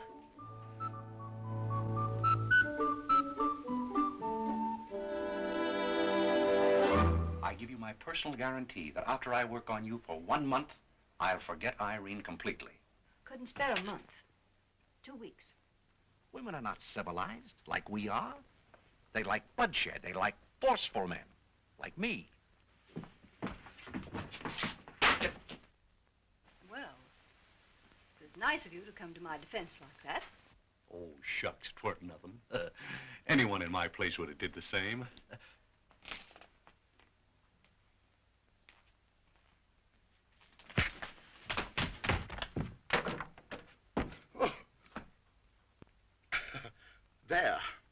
There is a man with youth.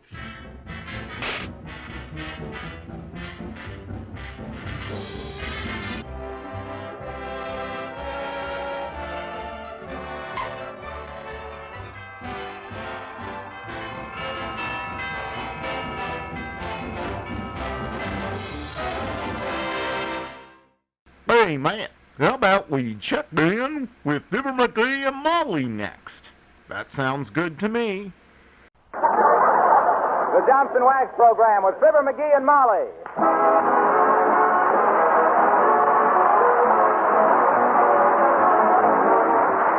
The makers of Johnson's Wax, Johnson's Car New, and Johnson's self-polishing glow coats present Fibber, Magee, and Molly, written by Don Quinn, with music by the King's Men and Billy Mills Orchestra.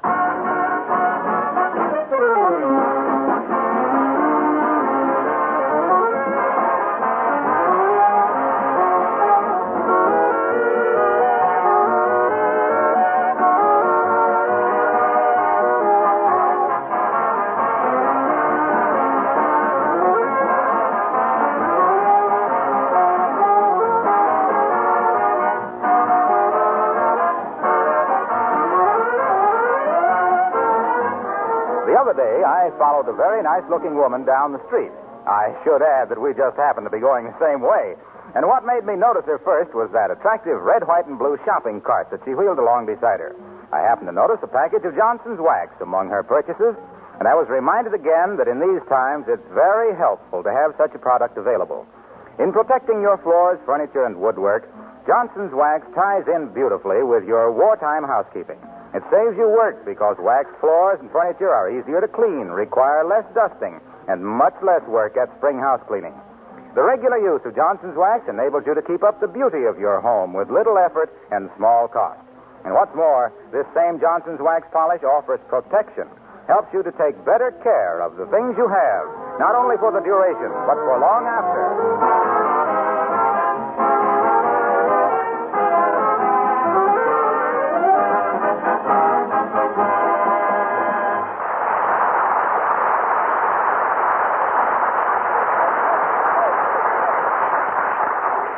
It's a calm and peaceful scene at 79 Wistful Vista tonight. The mistress of the house is in the living room, darning holes out of socks, as little Benny says. And just coming in the front door, as happy as a kid with a new toy, is the kid himself with a new toy, as we meet Fibber, Magee, and Molly.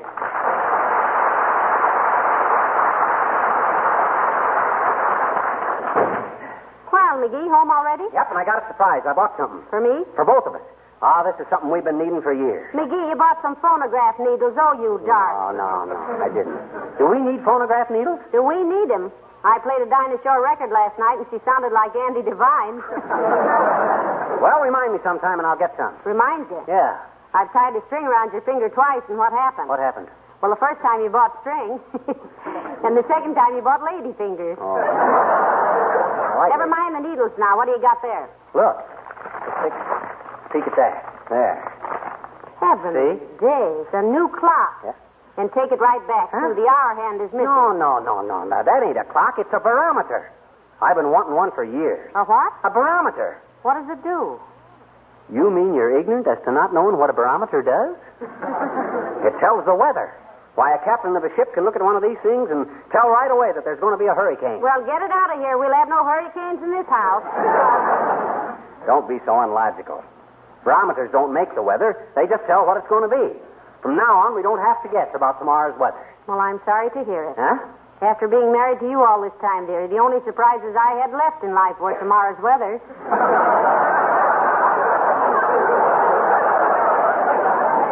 Well, be that as it may or may not be or not, just the same, it's a pretty handy gadget. Well, where are you going to hang it? Well, I don't know. I was going to hang it in the dining room so as I could see what the day's weather was when I had breakfast, but I thought better of that. Why? Well, it wouldn't be accurate in there. Temperature's too changeable on account of so much hot toast and coffee and oatmeal in the morning and cold cuts and ice cream at night. No, I think I'll hang it up in the... Come in. Hi, kid. Oh, hi, old-timer. Hello, Mr. Old-Timer. What can we do for you? Oh, just wanted to ask the kid here if he wanted to go fishing tomorrow. How do you know the weather will be right for fishing? How do you know it won't? Well, he just got a new weather indicator, Mr. Old-Timer. It prevaricates the weather. Sure it does. Scientific instrument. Very precise. Don't give me that scientific ketchup, Johnny. How can a hunk of wire and a piece of glass tell the weather? All you need is a good case of rheumatism, like I got. You know, I've heard of people telling the weather by the twinges in their bones. Ah, that's baloney. I never knew but one guy in my life who could tell the weather by his joints. Who's that? Molly's Uncle Denis. Every time he starts bending his elbow, we know it's going to be a damp evening. Well, how about tomorrow, Johnny? My bones say the weather is going to be okay for fishing. You better check it with that thermostat of yours, dearie. Okay, I will. Now, let me see. Barometric pressure, low pressure, high pressure, in conflict with cumulus clouds over the... Oh, my gosh. What's it say, Johnny? What's it say? No. No, on the 12th of May, that's ridiculous. It ain't ridiculous if the barometer says so. I'm sorry, old-timer. No fishing for me. Oh, Homer, you're just being silly. Why, it ain't any more going to snow. And don't call me Homer. No, he gave up that Homer K. Frink business, Mr. Old-Timer. I might have knew it. He changes his personality like one of them little lizards. One of them there simoleons. No, you don't mean a simoleon. You mean a chameleon. No, he don't, Molly. A chameleon is an actor that does funny stuff. That's a comedian, Johnny. I thought a comedian was a book full of facts and figures. No, you're thinking of a compendium. Sure. I used to read it when I was a kid. Huh? The Youth Compendium. That was companion. Then, Dagnabbit, what's a simoleon? That's slang for $1. What? $1 for a little piece of slang like that? I won't pay it. That's not...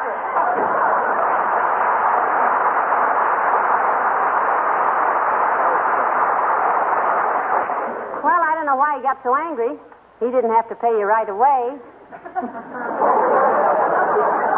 Oh, never mind. What? What worries me is snow tomorrow. Oh, Magee. For goodness sakes, it isn't going to snow tomorrow. No? Why, it hasn't snowed in this part of the country on the 12th of May for 100 years. Well, if it done it once, it can do it again. But just for fun, I'm going to check with the local weather bureau. Give me the phone. Here. Thanks. Hello, operator. Give me the meter, give me the weather bureau. Huh? Oh, hi, Mert. Oh, dear. How's every little thing, Mert? Says, eh? What say, Mert? You heard from your brother in North Africa. He knows where the Allies are going to start the invasion. Wow. How does he know that? From the way they packed him in on the boat going over, he says they must be going into Sardinia.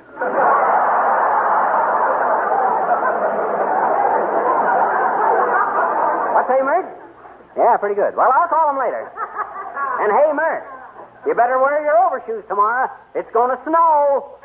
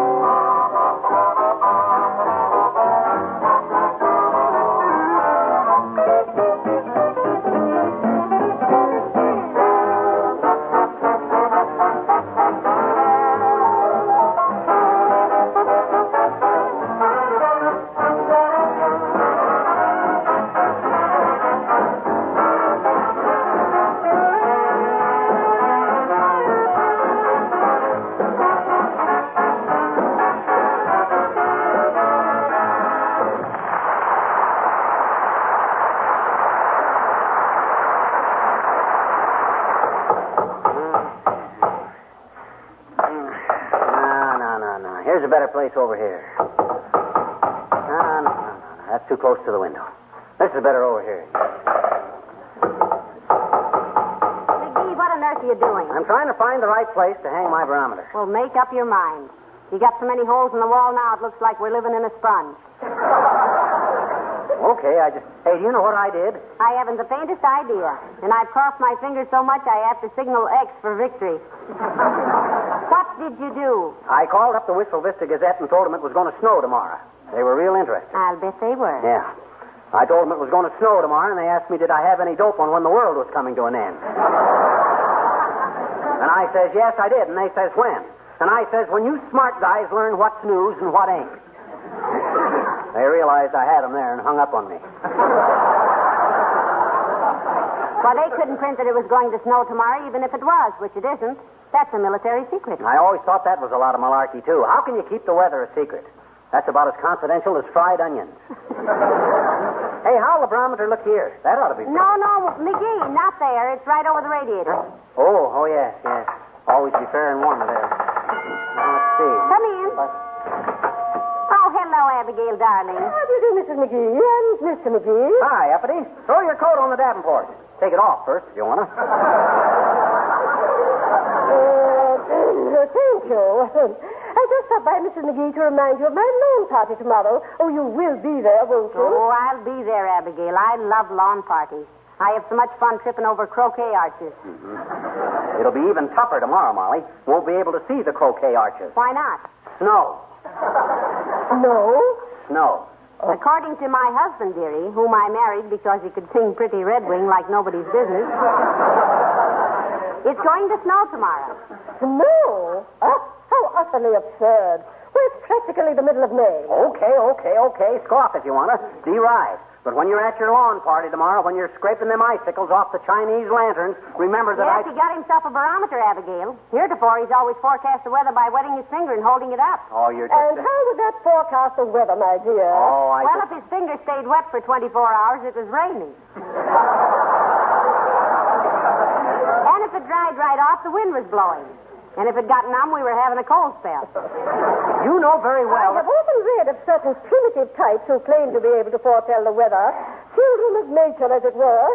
But it's practically a lost art among civilized people. Oh, so I ain't civilized, eh? Well, when my barometer said... I remember when we were just children and we wanted to have a picnic, we always asked McGee if it was going to rain. And if he said yes, we went ahead with the picnic. Is that so? As I remember, My great-grandfather had a pet chimpanzee he kept in the attic who always knew when it was raining. We discovered later that the roof leaked. Now, wait a minute. Just because a guy reads the scientific information... Well, I certainly shan't worry about it snowing on my lawn party tomorrow, my dear. Mr. McGee may consider himself a weather prophet, but I have seen forecasters on an old washing machine that were more efficient and did less squeaking. Oh, yeah? Well, let me tell you something, Mrs. Furthermore, Mr. McGee, if it does snow tomorrow, I shall be here with a shovel and clean off your sidewalks. Goodbye.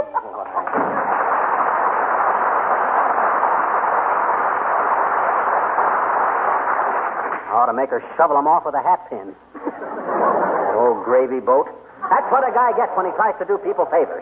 Reach out a helping hand, and 10 to 1, somebody slams the door on your finger. Now, take it easy, dearie. After all, snow on the 12th of May is a little ridiculous. Ridiculous, my clavicle.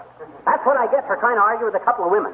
What do women know about science? What about Madame Curie? Well, what did she ever do? She discovered radium. So what if she did? It's a nuisance. Turn it on, and all you hear is a lot of bum gags. Listen, I didn't say radio, I said radium. Well, gee whiz, I don't see... Believe me, this is the last time I offer free advice to people that are too ungrateful to use it. If I ever... Hello, folks. Hello, Mr. Wilcox. Hi, Junior. If I ever go one step out of my way to help anybody again, Oh, hi, Wilcox. When did you come in? What are you screaming about, pal? Ah, the ingratitude of people. Mrs. Uppington wouldn't believe him when he told her it was going to snow tomorrow, Mr. Wilcox. No, tomorrow. Oh, you too, huh? Another septic.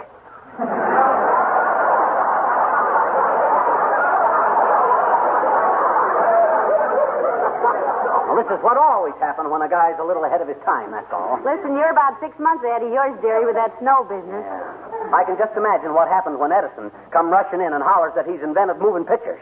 Some linthead probably sneers and says, oh, yeah? So who's going to play Alice Faye, Lillian Russell? Oh, calm down, Fibber. Take it easy. What makes you think it's going to snow tomorrow? Well, he's got a new barometer, Mr. Wilcox. He says a ship's captain can take one look at it and tell if he's going to get a load of sugar cane. I didn't say sugar cane. I says hurricane. Oh, yeah, that's right. Well, look.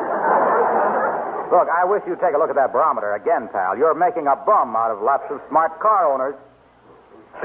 Why? Said little Fibber, with good humor in his merry blue eyes and all over his vest.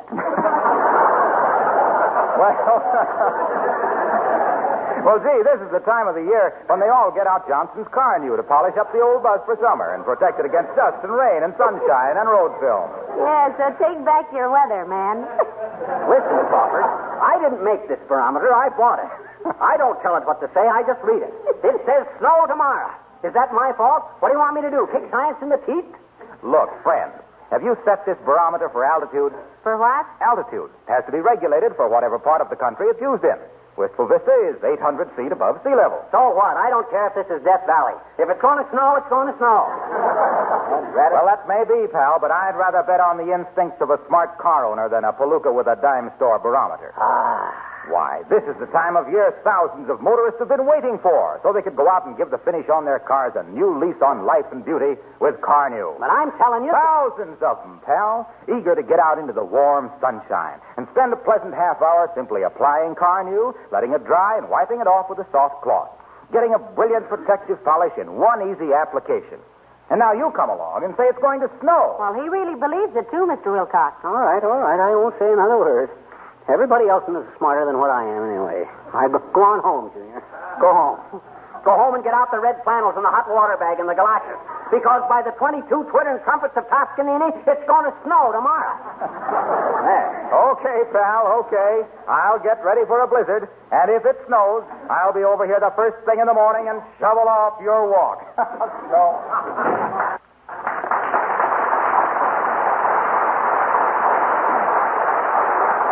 You don't seem to be convincing anybody, dearie. Who cares? But I'm surprised at you, Molly. You ought to know by this time when I'm right and when I'm wrong. Oh, I do, dearie, I do. You do? Well, that's unsatisfactory. Hey, where are you going? I'm going up and put the extra blankets in the storeroom. Huh? Now the summer's here, we won't need them anymore. I'll be down again in just a minute. Her too. Oh, well, she's been a good kid. Just don't understand scientific stuff. Now, let's see. Where'd I better put this barometer? Ah, here's a good place. No. That ain't right either. Too near the door. Get a draft on it. This is better way over here by the... Come in. Hi, mister. Oh, it's you, is it, Sid? Now, don't bother me. I'm busy. Doing what, mister? What you doing, What I'm putting up a barometer. Well, I thought maybe you... I says I'm putting up a barometer. B-E-R-O-M-M-I-T-E-R, barometer. This thing here. What is it? It's a barometer. What's it for? It tells the weather. Tells the weather what? It tells what the weather is going to be. Oh. I bet you it don't, I bet you. Huh? On account of if the weather don't know what it's going to be, nobody can tell, because if you know what the weather is and the weather don't, it won't know whether the weather is... Gee, this is all kind of silly, isn't it? I'll say it is. Well, gee, Mr. No Fooling, what is that thing for? It's to make little girls ask questions. Okay, you ready? Ready for what? The first question.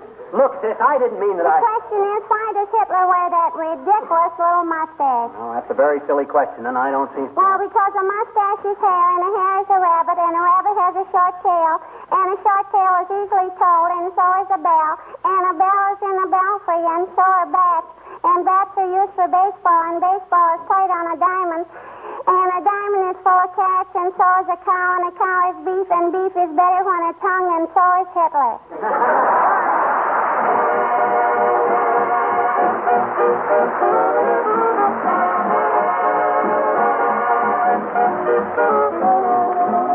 The King's Men sing Steamboat Bill.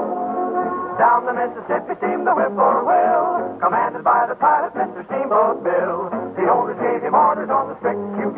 We're out to beat the present record of the Robert E. Lee. Just beat up the fire, let the old smoke roll. Burn up all the cargo if we run out of coal. If we don't beat that record, Billy told the mate, Send my mail and carry Peter at the Golden Gate.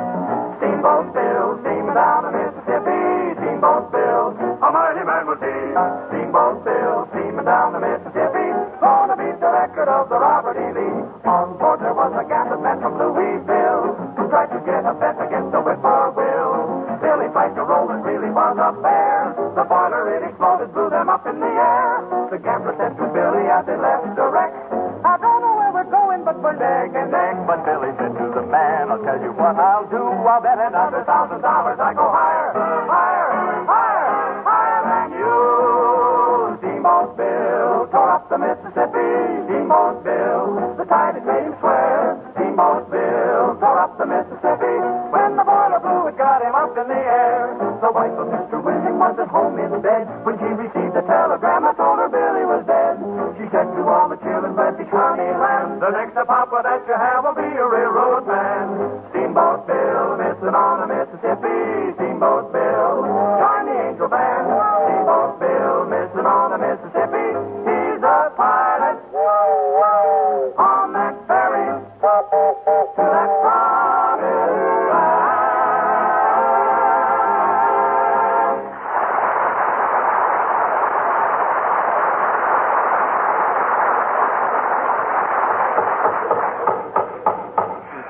land. That won't do. That's too close to the fireplace. Now, let me see. If I put it on the west wall where it can watch the sun rise, it ought to be all... Yeah, that's it. McGee, haven't you got that barometer hung up yet? No, but this ain't the kind of a thing a guy rushes into, you know. You got to mull it over in your mind. If I put it on this wall here, I think... My, it's getting late for callers. Come in. Oh, hello there, Dr. Gamble. Come right in. Hi, Doc. Well, what's the matter with you, my boy? You don't look sick. Oh, I'm not sick, Doc. The reason I called you, I want to know what's the thing to do when a guy smashes his thumb. Oh, McGee, did you smash your thumb with that hammer? Take off your shirt, McGee. There you go again. Take off your shirt. Take off your coat. Take off your... Where'd you get your degree, Doc? In a burlesque theater? Come on. I'm a busy man, McGee. Which thumb is it? Well, it'll no doubt be this one on my left hand. What do you mean, no doubt? Well, gee whiz, I never pounded a nail yet that I didn't smash my thumb. So I thought it'd be smart to call Doc Gamble so he'd be here when I done it. Oh, dear. Stick around, Doc. Hand me the hammer, Molly. I want to go. McGee, the best treatment for a smashed nose. I didn't say nose. I said thumb. I said nose. Huh? Because the very next time you call me over here on some silly errand, I'm going to poke you right on the nose so hard you'll breathe down the back of your own neck. Oh, dear. I'm sorry, Doctor. He had no business calling you until he was hurt. Oh, no? Well, in China, you only pay a doctor when you're well, and I think I got to... You think? If a thought ever percolates through that crankcase of yours, they'll be dancing in the streets. After this, never pay my bills, McGee. Huh? But when you die, leave me your brain. I want to mount it on the head of a pin and send it to Johns Hopkins. Good night.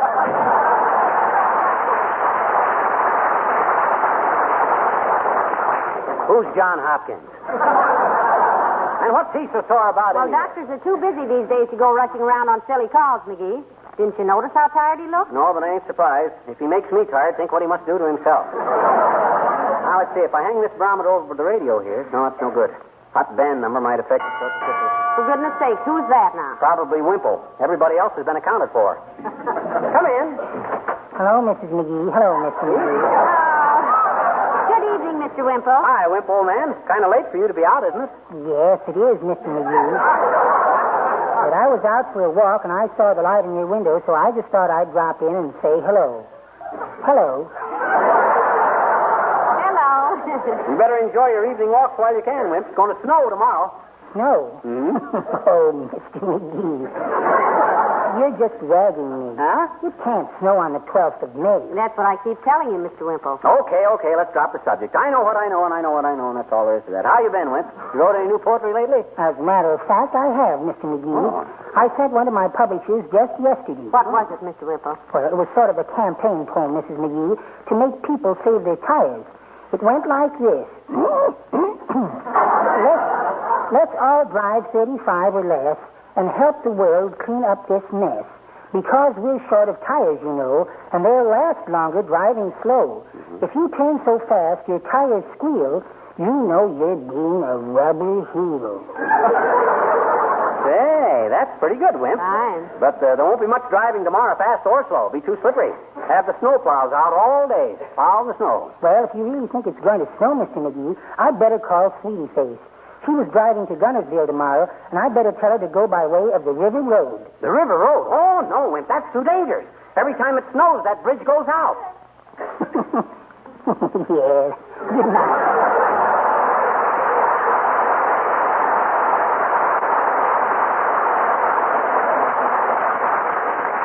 Well, dearie, put your barometer on the piano for tonight. It's time to go to bed. Okay, I'll hang it up in the morning.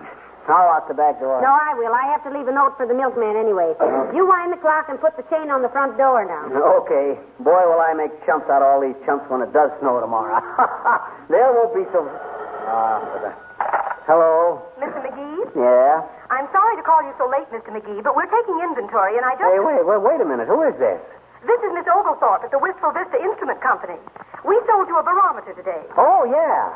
If you'll bring it in tomorrow, Mr. McGee, we'll be glad to exchange it for you. Huh? The one you have was a display model and has just a dummy dial. So sorry. Good night. Oh, my gosh. A dummy barometer. And I've been telling Did everybody... the telephone ring, dearie? Huh? Oh, yeah. Yeah, it was a mistake. Yeah, mistake. Well, it's a fine time to get a wrong number. Yeah. Well, come to bed now. Okay. You have to get up early and watch the snow plows, you know. Yeah.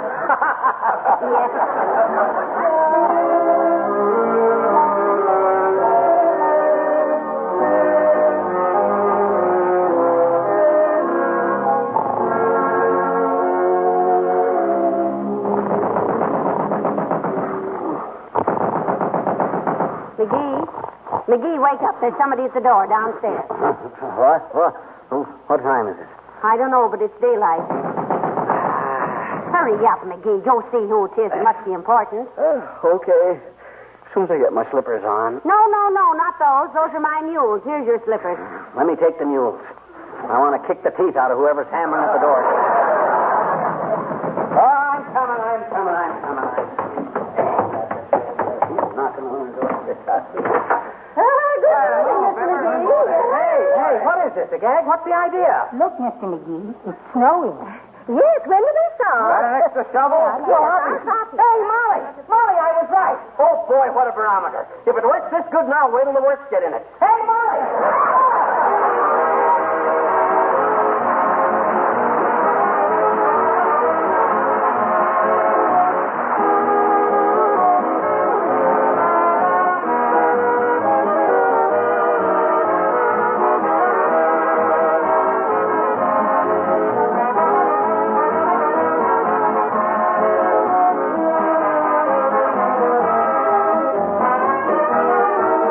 Those of you who are doing your spring house cleaning this week will be glad to hear a letter we just received from a lady in Michigan. It'll be especially interesting to those of you who do part of your own decorating, such as cleaning painted walls in your kitchen or bathroom. Here's the letter. Being spring house cleaning time, I thought some of your other listeners would be interested in the wonderful use I have found for Johnson's Glow Coat. My kitchen and bathroom walls are ivory enamel. After I wash them, I go over them with a coat of Glow Coat. This brings out a wonderful gloss, protects the paint, and makes cleaning much easier.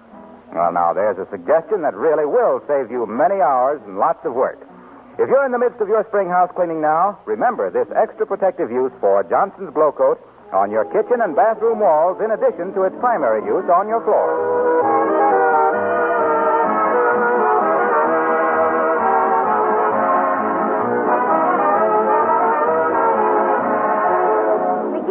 You know you're famous. Everybody's talking about you. The newspaper called and wanted an interview, and one of the airlines wants to hire you as a weather expert. Oh, I'm so proud of you. Oh, it's nothing that any red-blooded American boy couldn't have done. I was just lucky, I guess. Lucky nothing. You're smart, McGee.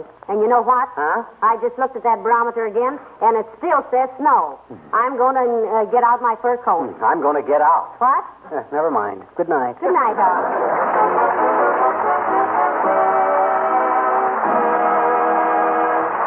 The characters of the old-timer and Wallace Wimple heard on this program were played by Bill Thompson. This is Harlow Wilcox, speaking for the makers of Johnson's Wax Finishes for Home and Industry, inviting you to be with us again next Tuesday night. Good night. This program has reached you from Hollywood. This is the National Broadcasting Company.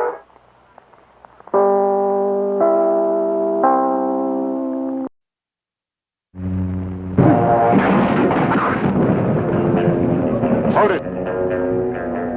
we call your attention to Mr. Bond's impeccable tailoring from London's Savile Row? The shirt is of hand-tailored Indian madras. Also the cravat, hand-woven of Javanese batik. An essential feature of Mr. Bond's wardrobe is the pistol in his right hand. It is a Walter PPK 7.65 mil. It takes a Brausch silencer with very little reduction in muzzle velocity. It has a delivery like a brick through a plate glass window. His secret agent code number is 007. If you carry a 00 number, it means you're licensed to kill, not get killed. Mr. Bond's profession involves deluxe travel, exotic climbs, exclusive clubs. In the course of a working day, Mr. Bond encounters transportation specialists.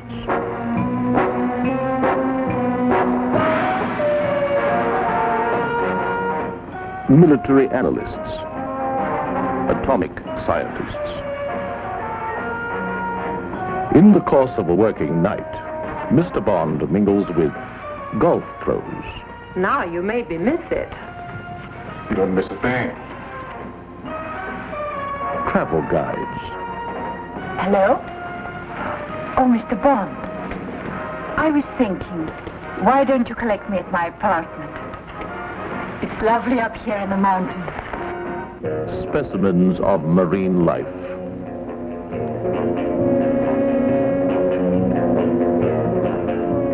James Bond, secret agent number 007. The 00 means he has a license to kill. When he chooses. Where he chooses. Whom he chooses.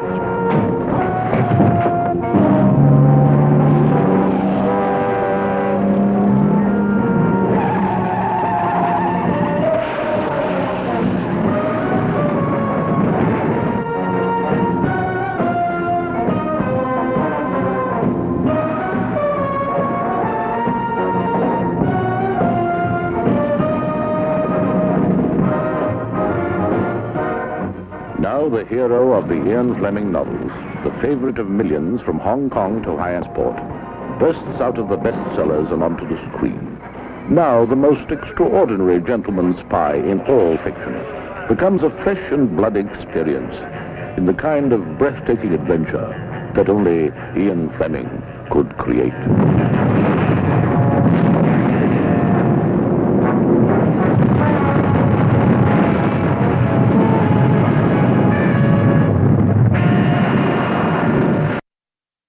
I sure hope Jack Benny doesn't mind that Fred Allen is our next show.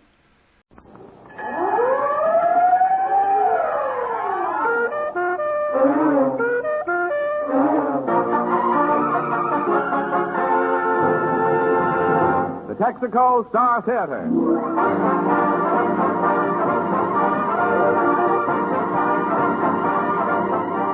More than 45,000 Texaco dealers from coast to coast welcome you to an hour of mirth and melody. With our star comedian, Fred Allen, Kenny Baker, and Portland Hoffa. Our guest, Mr. James Gallagher, the Sandhog, the Martins, and Al Goodman's orchestra. It's Texaco time.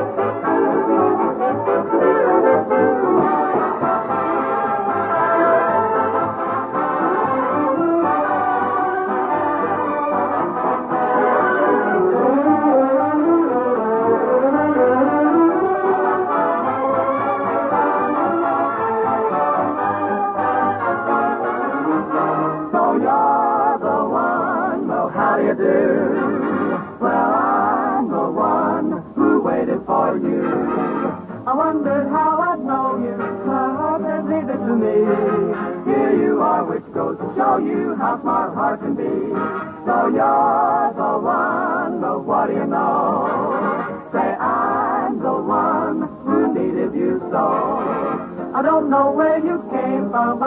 awfully glad you're here. Just like that, I love you, so you're the one, my dear.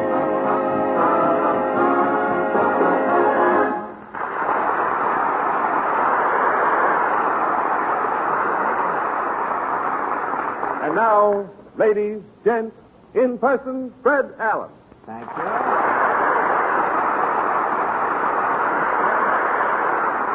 Thank you, and good evening, ladies and gentlemen. Now, look, Jimmy, before we start, what was that in-person Fred Allen introduction? You know, brevity is all right in its place, but after all, you are not introducing a singer midget here. Oh, didn't like? Too bad. Now, Mr. Wallington, will you kindly stop sounding like a Scotch telegram for a minute? What goes on with you? Fred, this is National Thrift Week. I'm merely being thrifty with your introduction and all my conversations. GB. GB? Goodbye. Well, I know what's wrong with that guy. He's still sore about that award he got last week. The radio voice most likely to bring back the phonograph. Only 2 days ago, I paid to have a cavity in his molar filled so his commercials wouldn't have an echo, and this is the thanks I get. National Thrift Week. Oh, hello, Kenny. Hi, F. Kenny. The initials are F.A. Yes, F. Now, Kenny, don't tell me that you, too, are celebrating Thrift Week. Yes, F. Well, does this exhaust your conversation? Yes, F. CB. Well, before the whole program turns out to be a soliloquy, we'll take up the latest news of the week. Mr. Goodman, a fanfare, please.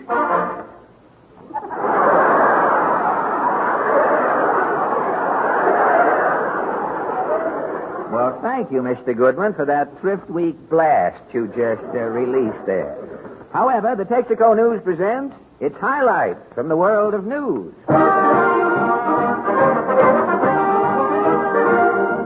New York City, New York. The National Retail Dry Goods Association of America names winner of its contest to select Mrs. Typical Customer of 1941.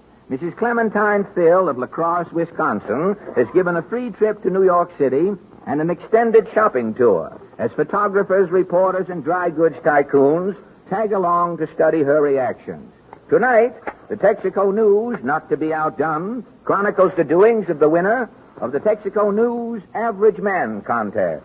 On January 15th, the Average Man Contest closed. On the morning of the 16th, the president of the Texaco News Contest Board announced, Texaco News selects as Mr. Average Man for 1941, Aubrey Babbitt of Upper Sandusky, Ohio. A telegram was rushed to Aubrey Babbitt, and the next morning, Aubrey said to his wife, I gotta go to New York, Beulah.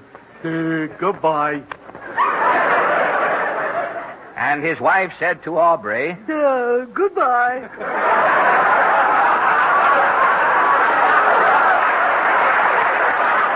Well, after this touching farewell, Aubrey Babbitt zipped up his duffel bag, was off to the nearest bus station on his way to fame and New York City. As Aubrey swung off the bus at Times Square with his duffel bag, he was surrounded by a battery of newspaper photographers. There he is. Smile, Aubrey. Yeah, I smile at this. Stand up, Aubrey. Okay, I'll stand up. Sit down, Aubrey. Okay, I'll sit down. Roll over, Aubrey. Hey, wait up. Aubrey was finally rescued by the Texaco News official greeter and packed off to a little hotel just off Times Square. Reporters and gossip columnists watched as Aubrey checked in. America would want to know what Mr. Average Man was going to want in the way of hotel rooms for 1941. Pencils and pads were ready as Aubrey, his duffel bag carelessly slung over his shoulder, approached the desk. The hotel clerk spoke. Yes, sir. What can I do for you? I want a room. An outside room? If you got a room inside, I'd rather have it. I see. You want water, of course? Give me a room with a well. Reporters rushed to phones with their first flashes on the coming trend. Mr. Average Man for 1941 wanted a room with a well. Every hotel in America would have to rip out its plumbing and install wells. As soon as Aubrey had unzipped his duffel bag, he was interviewed by a sob sister from one of New York's leading dailies. What's your name, mister? The Aubrey Babbitt. Where do you live? The Upper Sandusky, Ohio. What business are you in, Mr. Babbitt? I've been the Upper Sandusky muskrat catcher 9 years. What do you do with the muskrats? I don't know. I ain't caught one yet. The instant this hangnail description of his life was finished, Aubrey was rushed away on a shopping tour. Reporters followed along to see what Mr. Average Man would wear in 1941. At New York's leading tailors, they heard Mr. Babbitt say, give me a herringbone suit with a Norfolk jacket and 3 pair of pants. 3 pair of pants? Yeah, I got 2 brothers. Now, you've got 3 pair of pants, 2 brothers, and only 1 jacket. How do you divide it up? We take turns wearing the coat. His suit purchased, the reporter scurried after Mr. Average Man to Macy's underwear department. Here they heard him say, look, have you got one of them National Defense Union suits? National Defense Union suit? Yeah, it's double-breasted. It keeps out the draft. Mr. Average Man had picked America's underwear. What about America's shoes? The reporters were all ears, as Mr. Babbitt said to the shoe dealer. Okay, give me that high tan button shoe and that yellow sneaker. Shall I wrap these, Mr. Babbitt? No, put the shoe on my right foot. The sneaker goes on my left. Do you always wear a shoe on your right foot and a sneaker on your left? Yeah, you see, my right foot keeps falling asleep. And with the sneaker on? My left foot don't make no noise. My right foot can keep on sleeping. America's shoe style set, Mr. Babbitt turned to the hat problem. The hat salesman said, Here are the latest styles, Mr. Babbitt. Now, let me see. How would you like a beret? No. How would you like a derby? No, my ears are too weak. The derby keeps slipping down. Well, how would you like a Humber? With onions. After Mr. Average Man had set the sartorial styles for 1941, he stepped into a chain cigar store. The tobacco trade stood with bated breath. The tobacco auctioneer might be caught with his chants down. What would Mr. Average Man smoke for 1941? Without an instant's hesitation, Aubrey said, give me a good 5-cent cigar. This is a chain store, sir. The 5-cent cigars are 4 cents. How much are the 10-cent cigars? 8 cents each, 2.15. Have you got any cigars? The 3 for 15? Yes, sir. The 9-cent Panatellas, which are 6 cents straight, sell 3 for 15. Well, here's a nickel. Give me one of them. I'm sorry, sir. I can't break up a set. Well, what can you get for a nickel in a cigar store today? A phone call. The booth is to your left. Mr. Average Man finally gave up, and as he left the tobacco mart, he was heard to say, what this country needs is a good 5-cent cigar that sells for 5 cents. Mr. Average Man finally enjoyed a short smoke on a butt he sniped when the press wasn't looking. Then he was off pell-mell to a show. As he stepped out of the theater where he had just seen a rousing, rip-roaring performance of Hamlet, one of the reporters said, How did you like Hamlet, Mr. Babbitt? If you guys didn't have a half Nelson on me, I'd have gone to Minsky's. Later that night, after he made the round of stuffy New York nightclubs, Mr. Average Man turned to the reporters and said, Excuse me, I'm going down into this sewer and get some fresh air. Since America wanted to know how Mr. Average Man reacted to street mendicants, a panhandler was asked to approach our hero.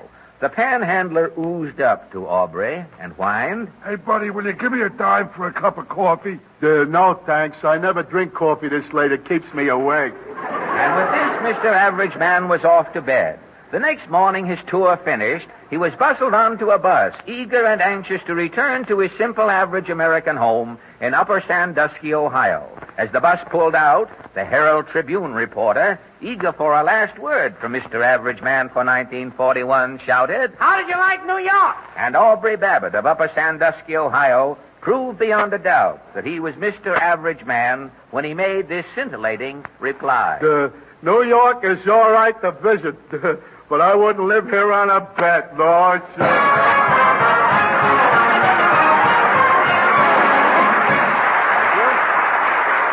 Ladies and gentlemen, Kenny Baker, who is above the average in his melodic profession, stalks to his personal microphone to sing I hear a rhapsody.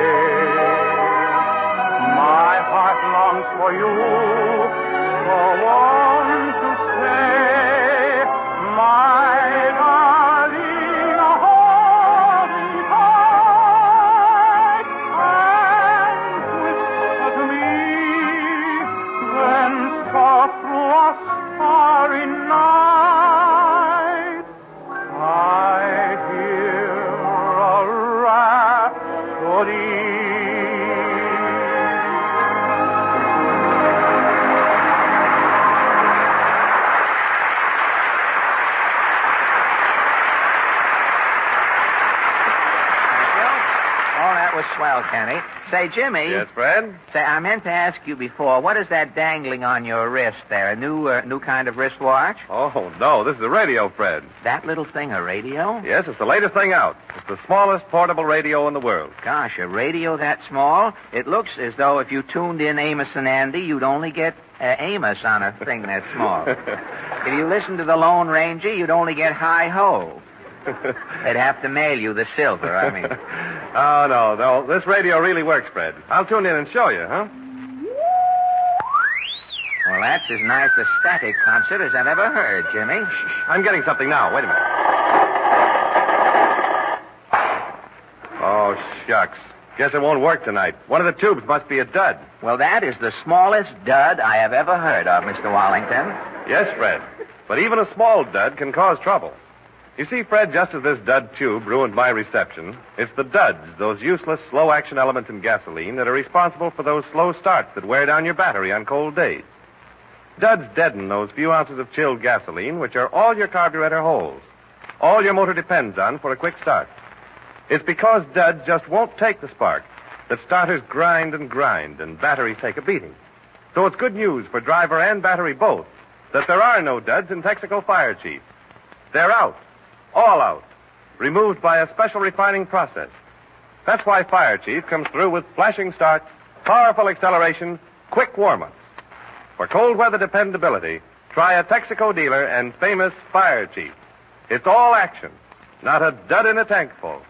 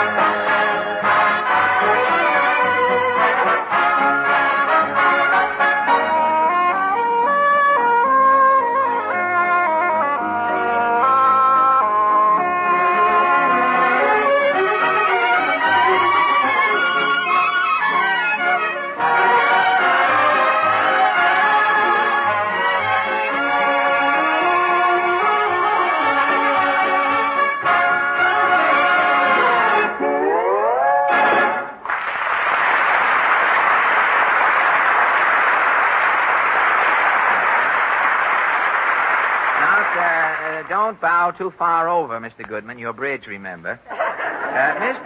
It slips out if he comes.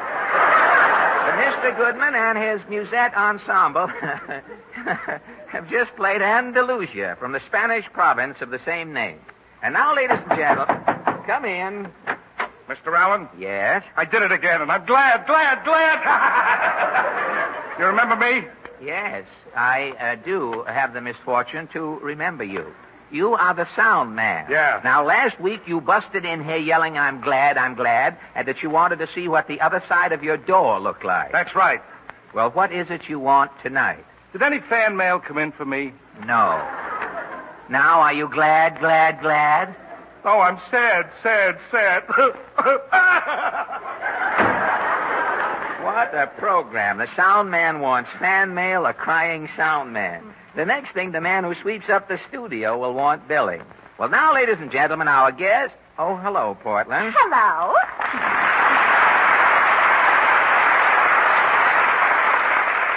Can I use your microphone for a minute? For what? I want to make an important announcement. An announcement about what? The March of Dimes. Oh, for the Infantile Paralysis Fund? Yes. I want to remind everybody to send their dimes in right away. Oh, are you on the March of Dimes committee? Yes. I'm also on the anti-noise committee. Oh, well, that's fine. And now our guest... We're going to make New York 100% quiet. Good. Well, you can help the cause by piping down right now.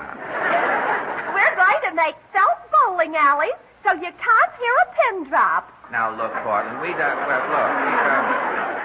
going to make all bookstores take the din out of Gunga Din. Well, that's very nice, but at the moment And we're going to take all the noise out of nursery rhymes. The noise out of nursery rhymes? Well, how do you mean? Well, in Little Boy Blue, he's not going to blow his horn.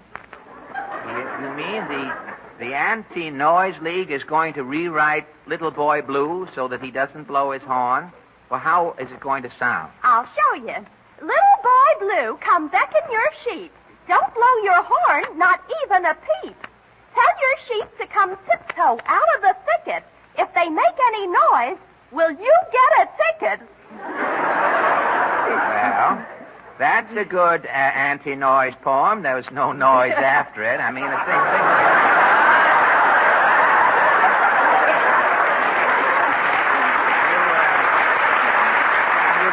Oh, well, you can always the hint, you know. We never hint.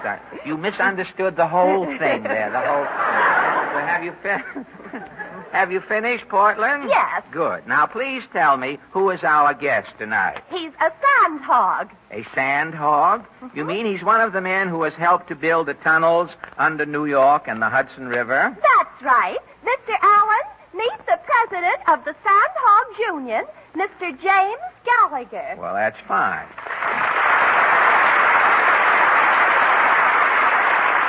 Oh, good evening. Good evening, Mr. Gallagher. Good evening, Fred. I've always been interested in your colorful profession, Mr. Gallagher. Now, Uncle Jim tells me that officially you are the president of Local 147 of the Compressed Air and Free Air Tunnels, Foundations, Caisson, Subway Sewer, Cofferdam Construction Workers Union. I am, Fred. But boiled down, it comes out... The Sandhogs Union. The Sandhogs Union. Well, before we go any farther, Mr. Gallagher, what is a sandhog? Any man who works on the compressed air, where he is a carpenter, miner, welder, is a sandhog, Fred. And all tunnel work is done under compressed air. That is right. Well, is this because most of the tunnels here in New York City are built under rivers? Yes, where men are digging a hole through the mud. The compressed air keeps the mud from pouring in on them. Oh, I see. The compressed air at a certain pressure holds the mud back and it can't come in the excavation. Well, working under that air pressure must be a dangerous business. Yes, it is, Fred.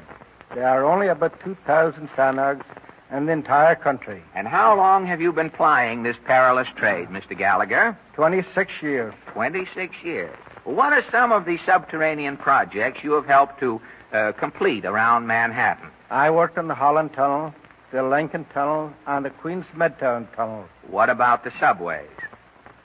I worked on the 6th Avenue, 7th, and 8th Avenue subway tunnels. Say, you've been in holes more often than Dick Tracy, haven't you?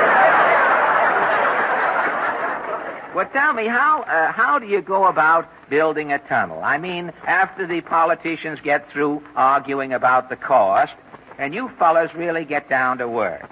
Well, first we sink a shaft on one end of the river, and the bottom we install the shield, and the sandhogs work in. The sandhogs work in a shield? Well, what is this shield?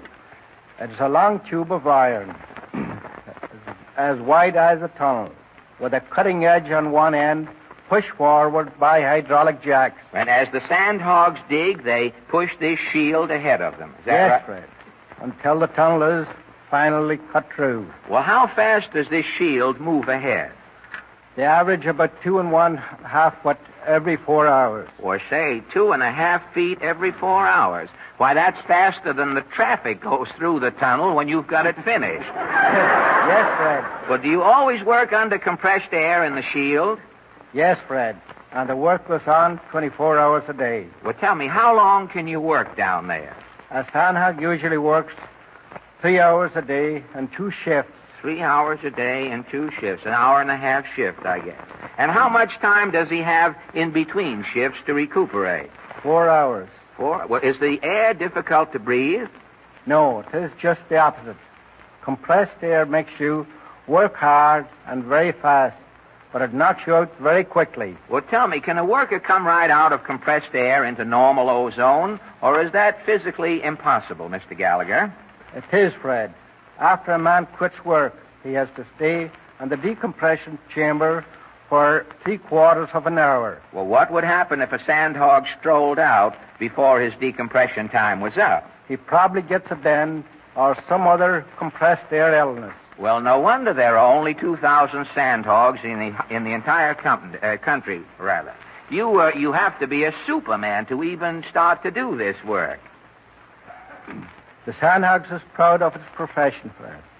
All of us in the union are always trying to make working conditions safer. But it's part of our job to take chances. Well, I hope eventually your union will get things so well organized underground, Mr. Gallagher, that even the moles down there will be carrying union cards. Thanks, Fred. You know, there's one thing about tunnel building that has always mystified me, Mr. Gallagher. What is that, Fred? Well, when you fellas dig a tunnel now, you don't start from one side and work across, do you? No, we start at the bottom end and meet in the middle. Well, that's what baffles me, you see. How is it that you never miss? What do you mean? Well, when you dug the Holland Tunnel, for instance, how was it your two gangs didn't pass each other? Now, how come one group of sandhogs didn't wind up in Hoboken and the other boys come out in Gimbel's basement? How did you both manage to meet at a given spot under the river? The engineers have all figured out, Fred. We have never been off more than 1/4 of an inch. Well, that's just what we do in radio, Mr. Gallagher. You and I have finished our interview, and here we are. We're only off 1/4 of a minute. Is that good? It's phenomenal, Mr. Gallagher. And thank you a lot for this brief glimpse into your fascinating profession. You know, it's curious to think that for 20 years, you and I have, in a way, both been doing the same thing. How is that, Fred? Well, you as a sandhog have been making tunnels while I've been working as a comedian. But all our lives, we've both been boring for a living. Good night, Fred.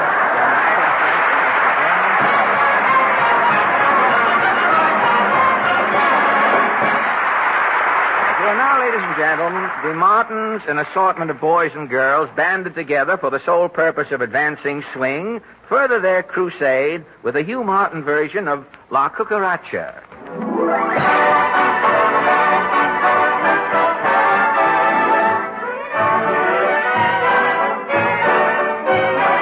Through the courtesy of Texaco, here's a story told in Mexico. It's a song we always feature there. Found a funny little creature there, la cucaracha, la cucaracha. Ya no puede caminar, porque no tiene, porque le falta. Cigarettes escape from mar. Once a happy cucaracha, now he doesn't feel so hotcha. He's a very sad and bit of a car. wants to be a jitterbug. Do-do-do-da-dit, do-do-do-da-dit. Ho, ho, ho, he got him in a knot. Do-do-do-da-dit, do-do-do-da-dit. He blew it loud and high. Stomp, stomp, stomp, stomp, stomp, stomp, stomp, stomp, stomp,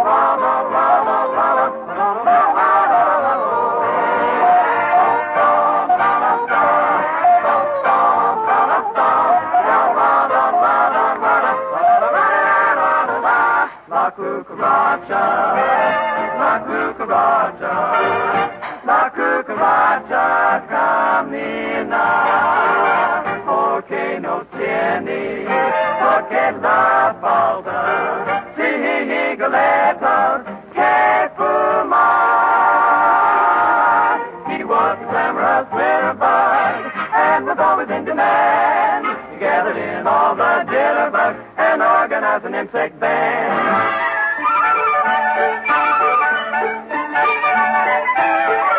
La cucaracha, down the networks now. 'Cause Major Ford was on his toes, but they were wild. So tune in on this station next week at 9:30. The Major Ford's amateur of the month is La Cucaracha. La Cucaracha. Wait and watch for Cucaracha.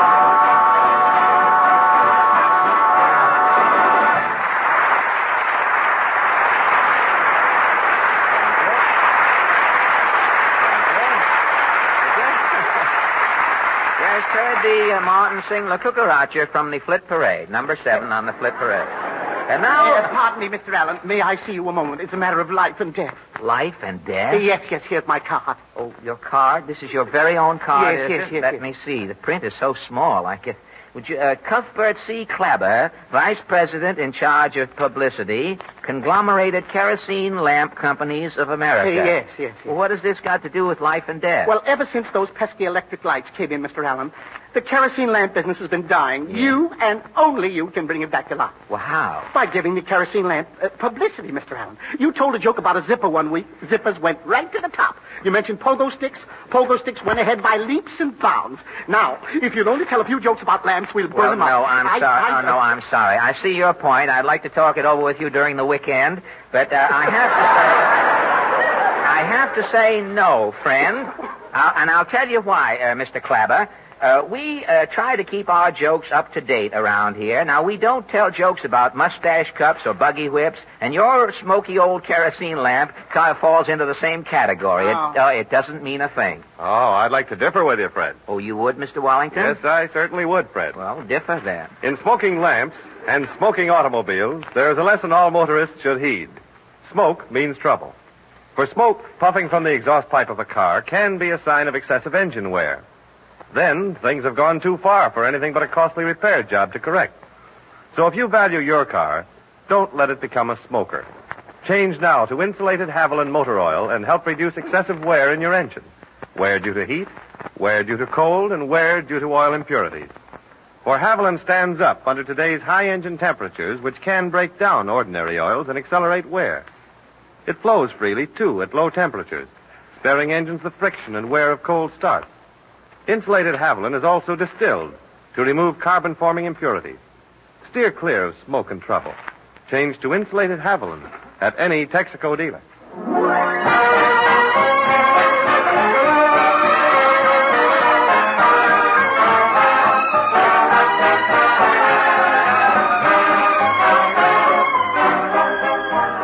The Texaco Star Theater continues after a brief pause for your station identification. This is the Columbia Broadcasting System.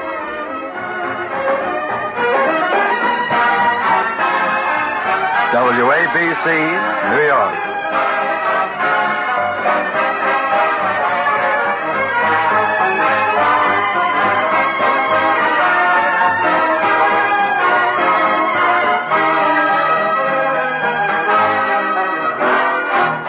That was You Walked By, a last-minute substitution for Frenesy. Played by Al Goodman and his gas station Grenadiers. And Mr. Goodman? You are calling I Goodman? Yes. I, Goodman, I am calling you. I just want to tell you how happy we are to have you back in the Texaco Star Theater after your absence on sick leave last week. I, Goodman, in all sincerity, thanking you. Well, that's all right. Don't mention it, Maestro. Also for the fruit, Goodman is thanking you. Say, it did look pretty, didn't it? Looking, it is pretty, but tasting, it is fooey. Well, don't tell me you ate that basket of fruit. Goodman is eating 6 bananas. But that was wax fruit, Maestro. That I'm finding out suddenly on the 7th banana. You found out that it was wax fruit how? The 7th banana I'm deciding to peel.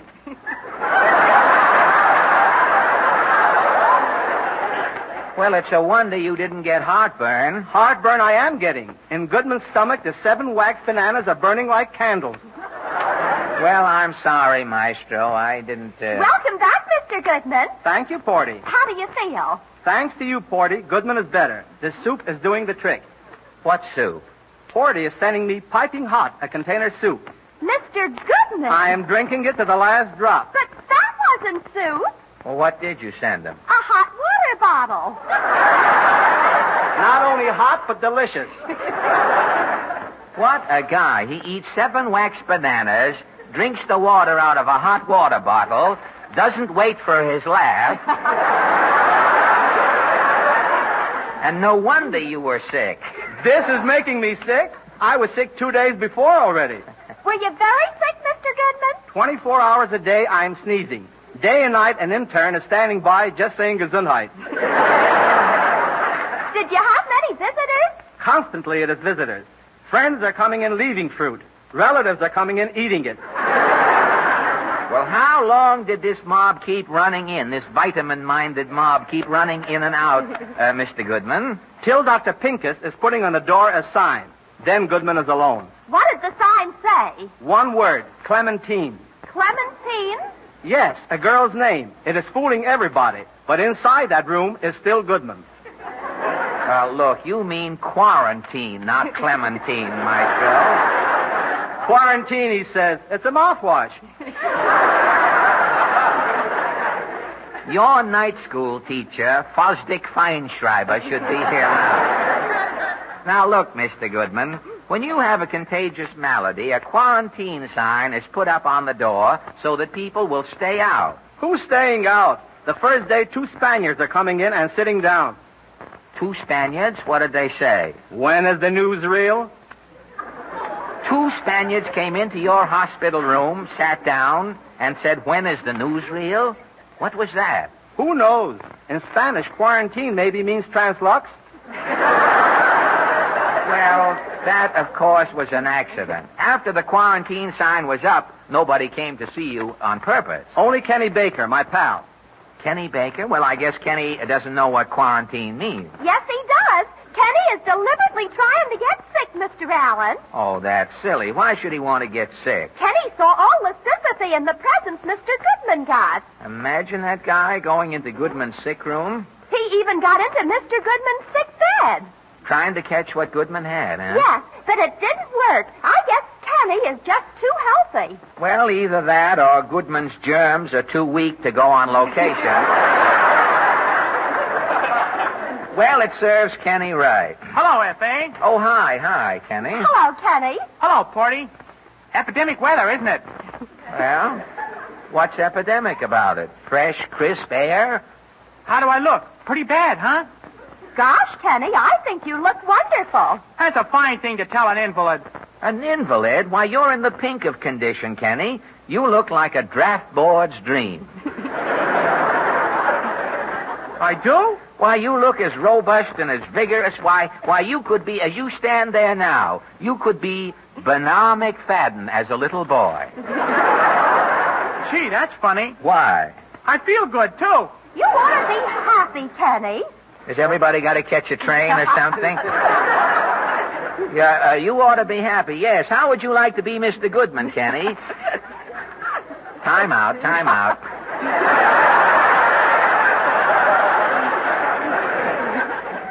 If you go too fast, I have to waste the time some way. We'll all be standing around here for 8 minutes at the end of the program with nothing to do.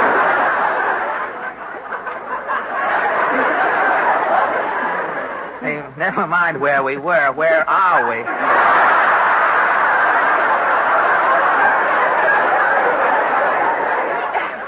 You ought to be happy, Kenny. Yes, you should be happy. How would you like to be Mr. Goodman? Flat on his back all week. 30 years a musician. For the first time, Goodman is flat. Quiet, please, Maestro. You've got your health, Kenny. What more do you want? If I was sick, people would bring me presents. Kenny Baker, you mean to say you're deliberately trying to get sick to get a few measly presents? Who's deliberately trying? You are. I saw you coming to the studio barefoot in all that snow. Kenny. Well, my shoes were wet, so I took them off. I didn't want to catch cold. And he tried to catch ptomaine, too, Mr. Allen. He did, hey? What did you eat, you infection beta? Oh, nothing. Just a pickled small herring with whipped cream. Who would serve you in this horrible combination? The waiter was a friend of mine. Kenny Baker, you are lying. Just a minute. Who is insulting Kenny Baker, Goodman's best friend? What do you mean, your best friend? When I am sick, Kenny is taking care of me better than my own brother. Your own brother, Mr. Goodman? My own brother. That's for me. Come in. Hello, Joe. Hello, Al. Joe, when I was sick, you could take better care of me than Kenny Baker did? No. So long, Joe. So long, Al. There, that was my own brother.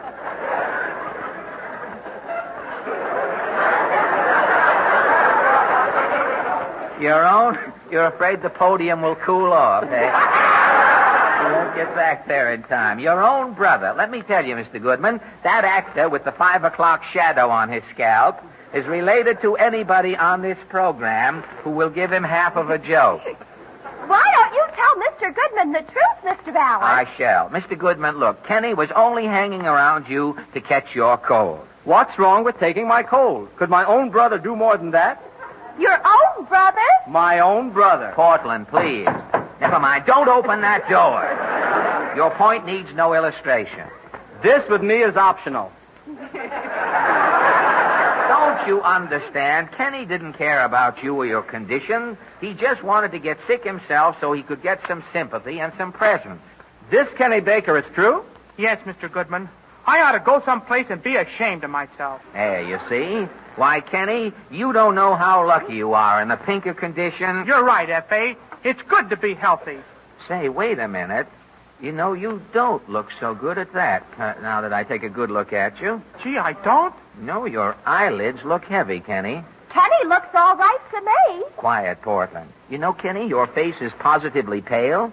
Stick out your tongue. At who? No. No, just stick it out on speculation. All right, there.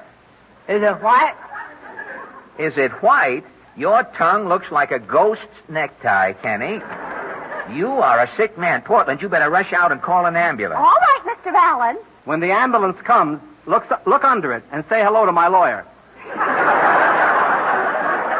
One line you've got that gets a laugh, so you put a new verb in the middle of that.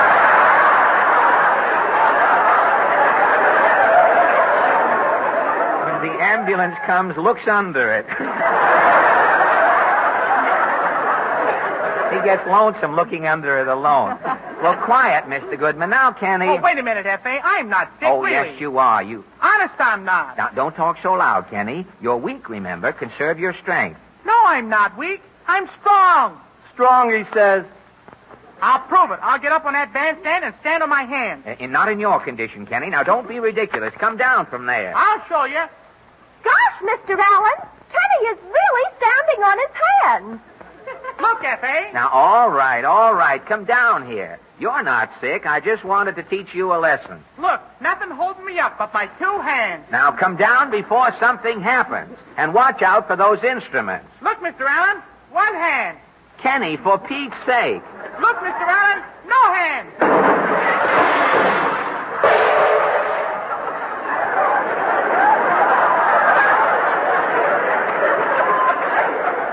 Look, Mr. Allen, no teeth.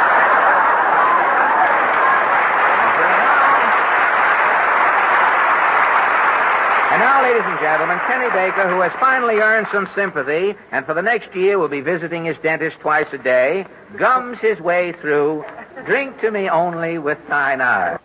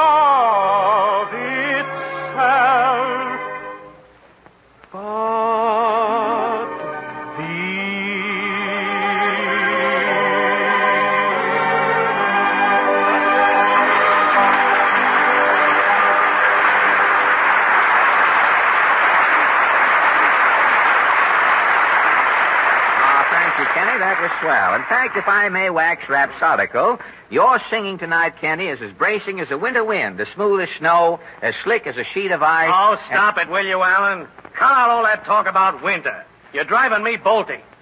Bolty? That's nutty with knobs on it. What's your trouble, friend? Are you allergic to winter? I hate winter. The very mention of the word gives me the droops. Snow and ice make my flesh crawl. Ah, but even if you don't enjoy winter weather, friend, you can at least enjoy the winter sports. Winter sports? There. What's skiing? You slide down and you climb up. What's skating? You stand up and you fall down. What's tobogganing? You start down, you turn over. What's... Well, we get the idea, neighbor. You just don't like winter. But regardless, there's one thing you should enjoy about winter if you drive a car. Oh, yeah? What is it? Our expert here on winter weather, Mr. Larry Elliott, will tell you. Just wait there a minute, friend. Yes, neighbor, there is one thing a motorist enjoys on wintry days, and that is to step inside his car, slam the door on the outside cold, press the starter, and step right out under power. And Texaco dealers can promise you that kind of brilliant performance with Sky Chief, their different premium gasoline. Yes, stop at the Sky Chief pump. Let Sky Chief's flexible power, its surging response, be your answer to the weather. You want quick takeoffs? Sky Chief snaps your engine into life. Want fast acceleration?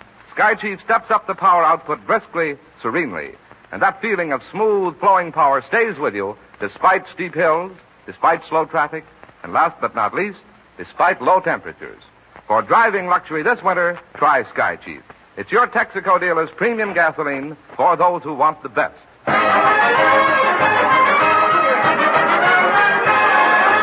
And now, ladies and gentlemen, the Texaco Workshop Players. Tonight they dramatize for you a Hollywood episode that was recently filched from the wastebasket of a prominent gossip columnist. This dull tableau is called They Almost Junked the Junket, or A Horse Was the Star of the Studio, so the studio hitched its wagon to the star. Music, maestro.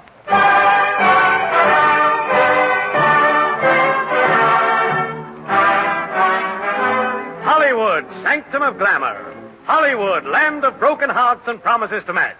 Hollywood, where stars are discovered and forgotten on the hour. In 1938, Hollywood's favorite was Clark Gable. In 1939, Spencer Tracy. In 1940, Mickey Rooney. And 1941, Bucko, the horse. Yes, Hollywood's new 1941 favorite is Titanic Pictures' sensational equine discovery, Bucko, the glamour horse. Bucko is the talk of the nation. The dramatic critic on the Sioux Falls Banner says, Yeah, nobody can tell me that Bucko's a horse. That's Lionel Barrymore down on all fours. Timmy Tiddler, famous Hollywood critic, says, I've just seen Bucko's new picture, Kitty Foal. I'm giving it 12 bells. Here goes. Variety, prominent theatrical weekly, says, Nag, gag, shags, bag, swag. And so it goes. Rival picture producers are consumed with envy. Farrell Panic, famous movie mogul, says, As soon as Bucko dies, we'll film the story of his life. I don't know who will play the part. We'll probably tack a tail on Don Amici and hope for the best. And while Bucko basks in the limelight, we find his producer, the dynamic president of Titanic Pictures, rushing about the studio, planning greater triumphs for his horse star, Bucko. We pick up the colossal F.A., about to enter his super office. Oh, good morning, Miss Reel. Good morning, Chief. Gad, what a day. I just ran off Bucko's new picture, Pony Express. It's the best thing Bucko has ever done. Does Bucko screen well in Technicolor? Colossal. He comes out a beautiful, dirty roan. With that henna fetlock, sorrel hocks, and those bay withers, Bucko looks like a fugitive from a merry-go-round. Pony Express ought to be a smash, all right. Say, that reminds me. Take a note. Yes, Chief. The title of Bucko's next picture, Haunted Saddles, has been changed. What's the new title? Love Thy Neigh. Well, that's just like Love Thy Neighbor, only you've taken out the bore. Don't mention Benny's name around here.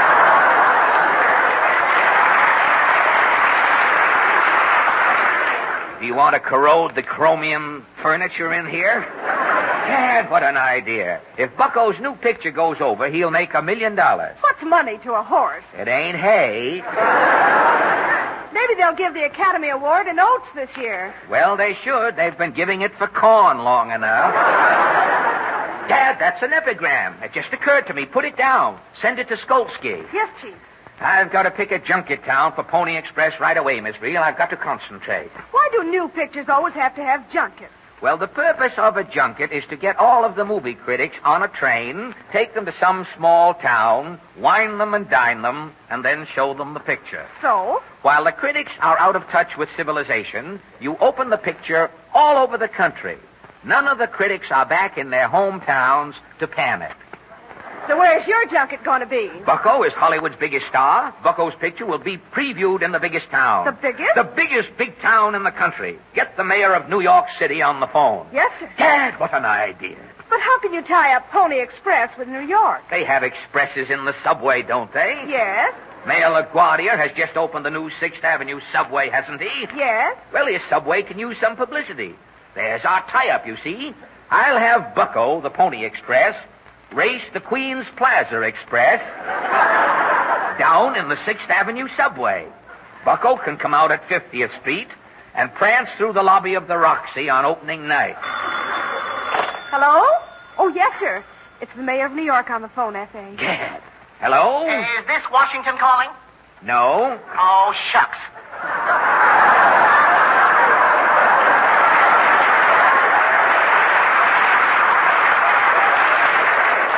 This is Titanic Pictures, Mr. Mayor. Well, I'm expecting a call from Washington. Hang up. Now, look, Mr. Mayor, this call is coming from Hollywood. Just a minute. I've got no time. I'm opening a new fish market in the Bronx. I've got to throw out the first flounder. But this is about some publicity, Mr. Mayor. Why, oh, you mean I'll be in the newsreels? Yes, I want to preview Bucko, the Wonder Horse's new picture in New York City. A horse? Can I ride him? Yes? Oh, goody. We want Bucko, the Pony Express, to race your Queens Plaza Express down in the 6th Avenue subway. You will ride Bucko. Is it okay? Yes. Wait a minute. How do I look in a riding habit? Well, I don't know. I'll ask my secretary. How do I look in a riding habit? Oh, thank you. Well, Mr. Mayor? Shorten the stirrups and it's okay. Thank you. Wait a minute. You say I can ride the horse? Yes, Mr. Mayor? Then I'll ride him across the country. I'm leaving for Hollywood right away. But, Mr. Mayor... He doesn't answer. I'm at the airport. Goodbye. Yeah, the mayor's a dynamo, Miss Reel. That's why City Hall has to be kept near the Battery.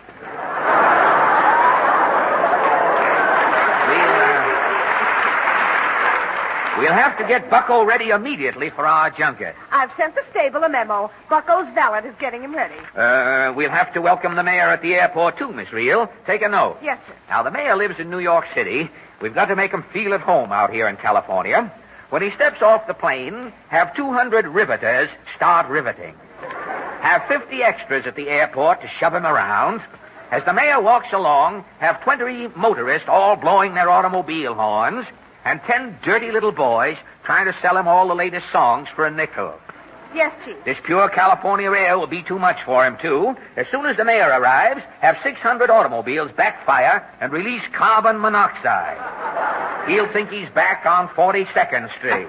F.A., this is plumb awful. Spavin, Bucko's valet. Why aren't you getting Bucko ready for the mayor's welcome? That horse is gone loco. I can't do nothing with him. Bucko? He's laying down in the stall. He won't get up. Bucko looks like he's dying. Why, this smacks of stallion sabotage, Spavin. What happened? Nothing. I was currycombing Bucko and saying to him, "You gotta look pretty, Bucko. You're going to meet Mr. LaGuardia." Yeah? He just rolled his eyes and laid down in the stall mooning. He won't move. Where is Bucko now? He's in his mother-of-pearl stall on stage B. Stage B, hey? Well, let's go.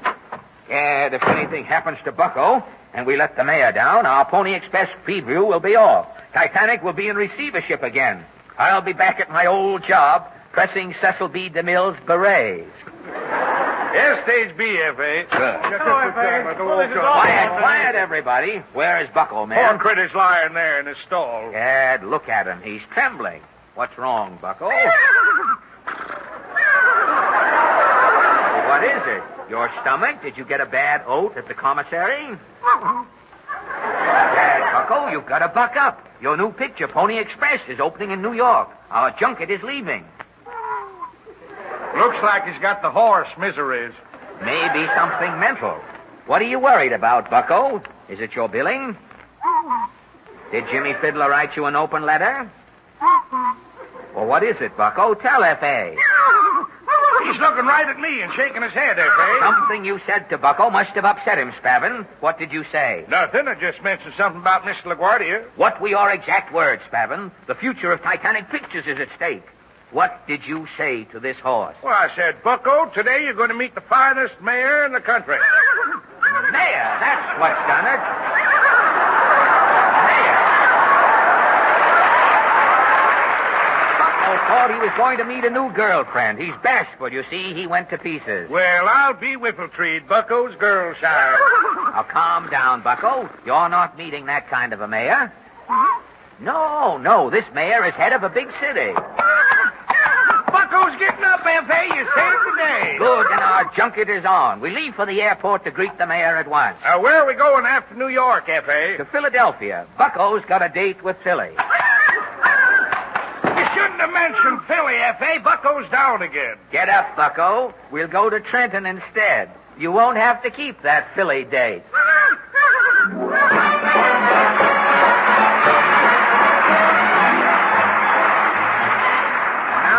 For Mr. Larry Elliott, a message of importance to the music lovers of this entire Western Hemisphere.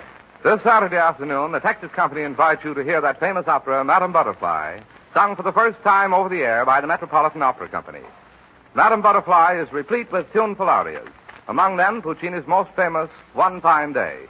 Madame Butterfly will be the 8th Metropolitan Opera Saturday matinee, sponsored by the Texas Company over another network of 208 stations reaching the entire Western Hemisphere. The United States, Canada, and to Latin America by shortwave.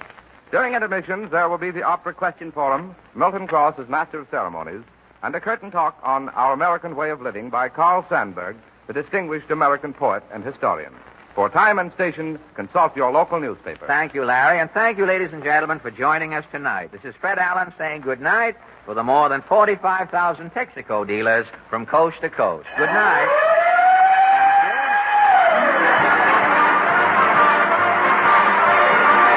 This is the Columbia Broadcasting System.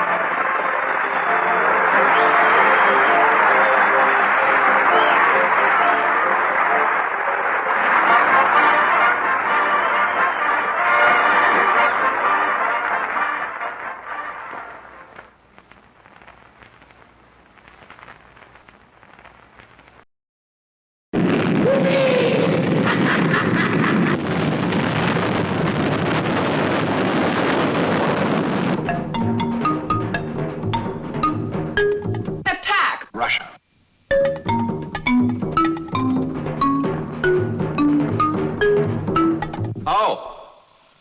Oh.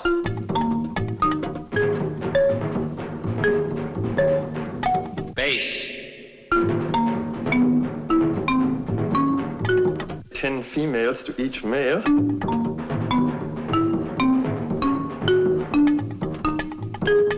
The Coca-Cola machine. Fluids. The Doomsday Machine. Blast off!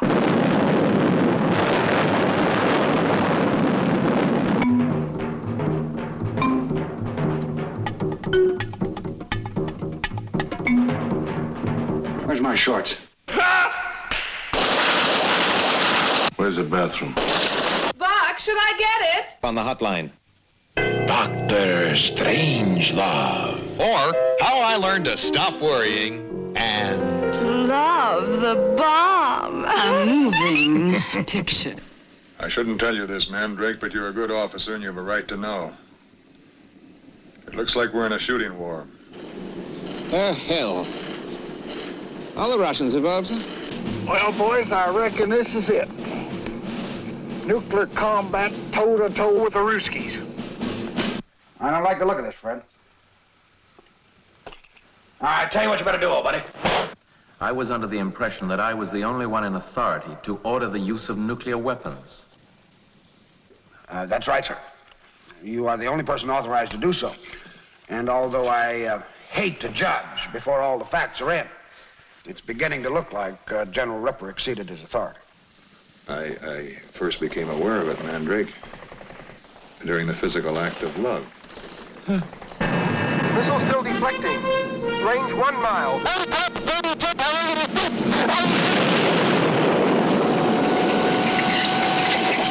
Start lever to cut off. Cut off. Station power.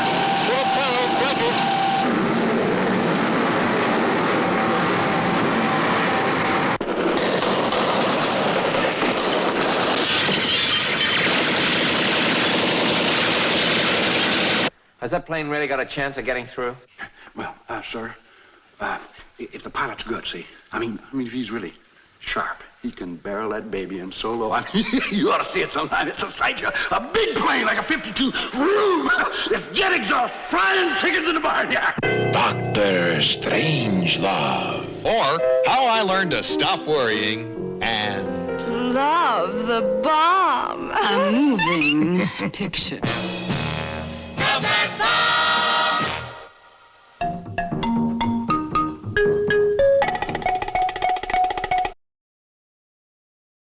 Now it is time to go back to Dodge City with Gunsmoke.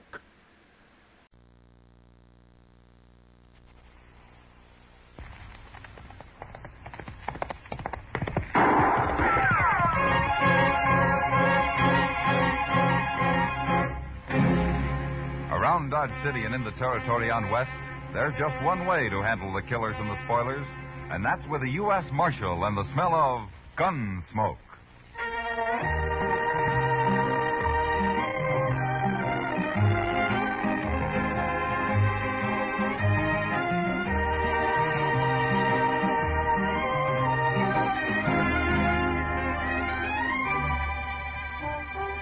Gunsmoke, starring William Conrad.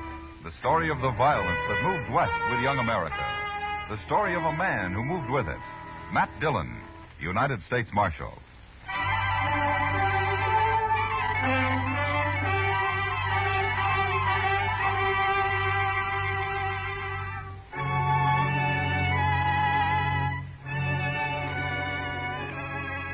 Trouble could start any time in Dodge, but usually it was at night that the men made their play along Front Street, and so ordinarily I was up a good part of the night and did my sleeping in the morning. It was a rare thing for me to be out in the early day, and for some reason it worried Chester. I just don't understand why you couldn't sleep, Mr. Dillon. Unless you had the colic or something. I feel fine, Chester. Just got a few things to take care of at the bank, that's all. Yes, I know, but the bank's open all day. You know what they always say, Chester. It's the early bird that catches the worm. Yeah. My ma used to tell us that one about being healthy, wealthy, and wise. She used to root us out of bed every morning at daylight on account of it. It's a good saying. Yeah. I don't know whatever become of my brothers, but I'm sure not living in a very big house. Well, maybe you ought to come in here more often. I got no business with the bank, Mr. Dillon. Well, morning, Mr. Fogg. Morning, Chester. Morning, Mr. Dillon. Morning, Fogg. I'll be over there in a minute as soon as I straighten this stuff out.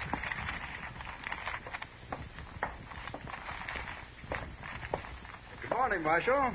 Good morning, Mr. Pap. You taking money out, Marshal, or putting it in? Neither, Mr. Pap. This is government business. I see. Who are those men, Marshal? What?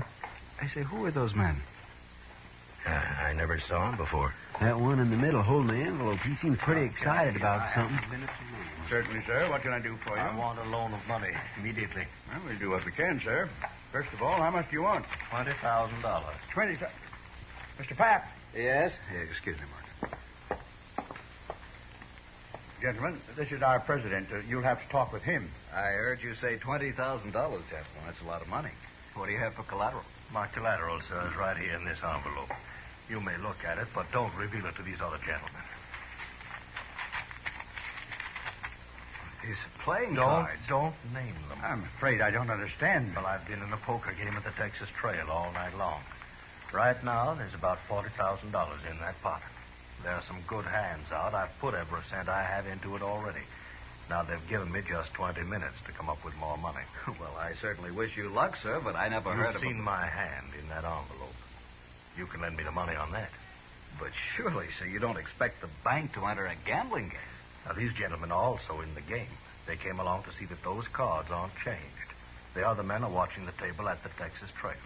It's all fair and square, I assure you. Well, gentlemen, I'll gladly pay you 10% interest, sir. You've only got 5 minutes left, Hook. Come along, gentlemen. We'll step in the back office.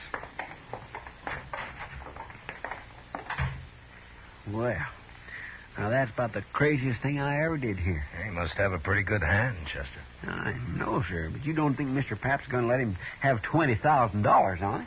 It certainly looks that way. Yeah, there we are. I'll take care of this and we'll get out of here.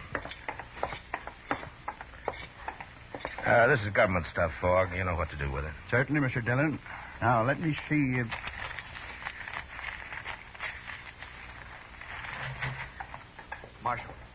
Marshal, I want you to come with me. What? These gentlemen, there's a poker game, and I've got the money here. I think you'd better come along just to be safe. You mean you gave him his $20,000, Mr. Peck? Yes, of course. Now, come over here, Marshal, I'll tell you. All right. Marshal, that man Hook there has 4 aces and a 10 in his hand. It's a sure thing. Why, the bank stands to make $2,000 on this loan, and it won't take but a few minutes. Well, you run the bank, Mr. Pep, but are you sure you ought to take a gamble with other people's money this way? I can't lose. There's not a chance in a million. But I want you to protect this money till I get it back here. Well, all right. I'll see nobody takes it at the point of a gun if you think that'll help. Good. Now, you come along, then.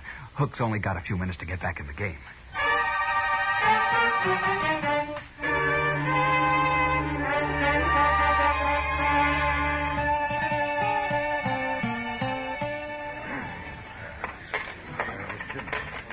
All right, there's my money, Mr. Shaneways. I'm calling you, sir. You must have a pretty good hand, Hook. All the trouble you've been to. You will see it. What have you got? 5 little hearts, all blue. I win, sir. 4 aces. But look at my hearts. They read 2, 3, 4, 5, and 6. Straight flush. Your aces lose, Hook. Aces? Aces? How could he have a straight flush? Got it dealt right out of the deck, Hook. Right out of the deck. Ah, nice pot. Had enough, but he won. Mr. Pap, sir, I don't know what to say. $20,000. Just like that, $20,000. It's not even my money. Now, Mr. Pap, don't you worry, sir. I only borrowed that money. You'll have it back. You have my word as a Confederate gentleman on that. Hook, please. Hook, I've got to have it back. It's not my money. I have to put it back in the bank. I'll be ruined if people find out You about only this. loaned the money, sir. I lost it. Now, I'll send for it today, sir. I'll wire my agents. They'll have it on the next Santa Fe that leaves St. Louis. No, Hook. No, I don't think that'll happen. My word as a gentleman, sir. But you must be patient. I shouldn't have done it. I had no right to do it.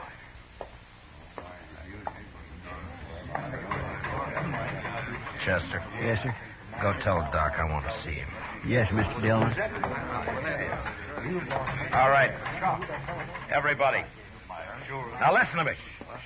All of you. Now, I don't want a word said about this to anyone. The bank's important to Dodge, and this could ruin it. Do you understand? We have no reason to spread. All right, then see to it. Or there'll be trouble for all of you. Well, certainly, Mark. No reason to spread. You all understand the predicament.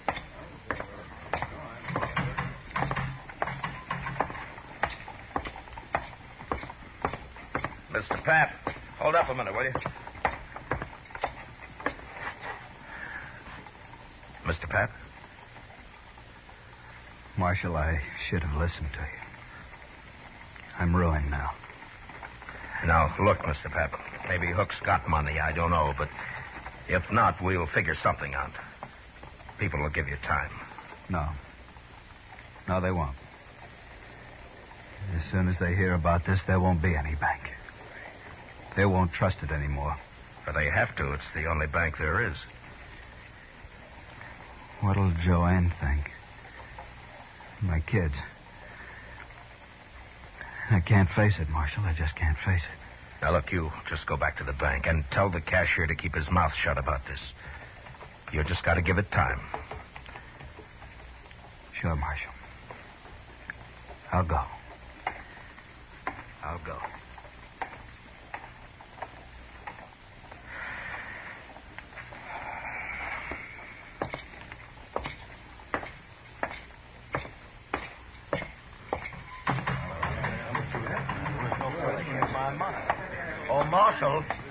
Marshal, sir. I am sorry for that man, but he has no reason to worry. I'll send for the money at once. Yeah, you do that, Mr. Hook. Send for the money. Gentlemen, what are your names? My name's Shaneways, Marshal. Now, I'm sorry for that banker, but it's nothing to do with me. I won this money fair, and I'm keeping it. Sure, Mr. Shaneways, of course you are. Who are you, mister? Warden. And I agree with Shaneways. Gambling money's fair money. Nobody's arguing that, Mr. Varden. But remember, gentlemen, what I said. Don't talk about this. Oh, well, here you are, Matt. Chester said you wanted me. What's happened? Didn't hear any shooting. Everything's all right, Doc. Oh, well, that's it. Oh, you look familiar. Don't you? I haven't had the pleasure, sir. Oh, well, maybe not. No, I guess not. My mistake. Never mind, Doc. Come on. Yeah. Chester said he'd wait at the office, Matt. Look, Doc, I want you to go over to the bank. Mr. Pap is pretty upset. See what you can do for him, huh? Give him a bromide or something. Sure, Matt. What's wrong with him, anyway? He just lost $20,000 in a poker game. He lost 20... And he wasn't playing. He lent the money on the strength of what looked like a good hand. That man Hook came into the bank for it with the other two. Oh. He brought his cards along, and raised the loan that way, huh? What? How did you know? Oh, I heard of it once, Matt. It was down in New Orleans. Oh, that was years ago. Well, what happened? Well, same thing. Fella got the money and he lost it.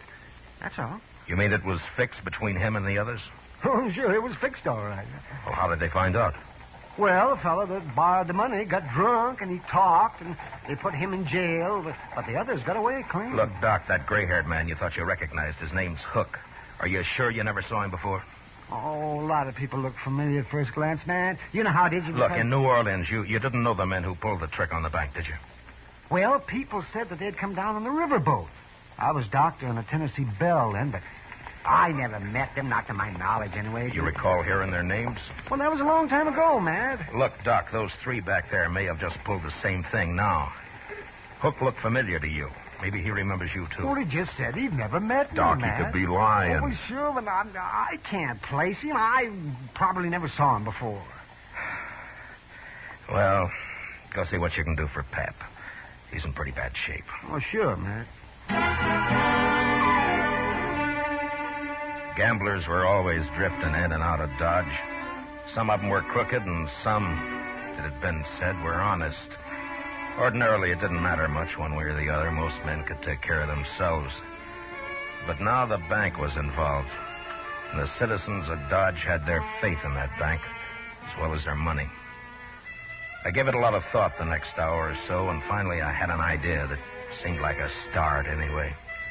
I explained it to Chester, and together we went back to the Texas Trail. Shaneways and Varden were idly cutting cars, and Hook was at the bar talking. Face it, Marshal, I just can't face it. Now, look, you just go back to the bank and tell the cashier to keep... Do you know Mr. Hook?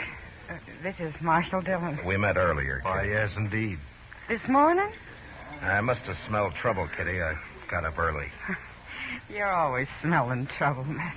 Yeah. Leave your beer, Hook, and come with me. What for? Just do it. Whatever you say, Marshal. Miss Kitty, I'll be back. Yeah, sure. All right, Varden. Shaneways, get up and follow Chester. What? Is this an arrest? Now, what would I be arresting you for, Mr. Shaneways? What? Nothing. You've no reason. That's right. All right, come on, let's go.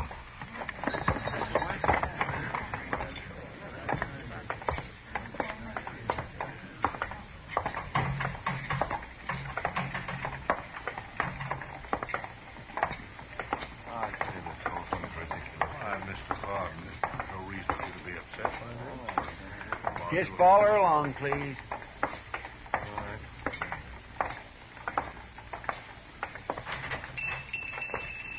What is the idea of bringing us in here, Marshal? Good morning, gentlemen. What can I... Oh, hello, Marshal. Chester. Hello, Lum. Lum, these men want their pictures taken. Oh, no, not me. I don't. I've got plenty of pictures. Can you do it right away, Lum? No, certainly can, Marshal. And, gentlemen, you'll be the very first to stand before my new drop. The ancient temples of Greece. It'll lend you dignity, power. What's the idea of this, Marshal? Lum's just going to take your pictures, that's all. Oh, Lum, front and side views both, huh? No, certainly, Marshal, certainly. And then, gentlemen, if you leave Dodge, any of you, it'll make it a lot easier for the law to find you and bring you back. Wherever you go. This is outrageous. I won't stand for it. Pardon. Wait a minute. I agree the Marshal is being a little high-handed, but after all, he must protect himself in his job. But since we've done nothing wrong, we have nothing to fear. Sure. Hook's right, Varden. I'll go first.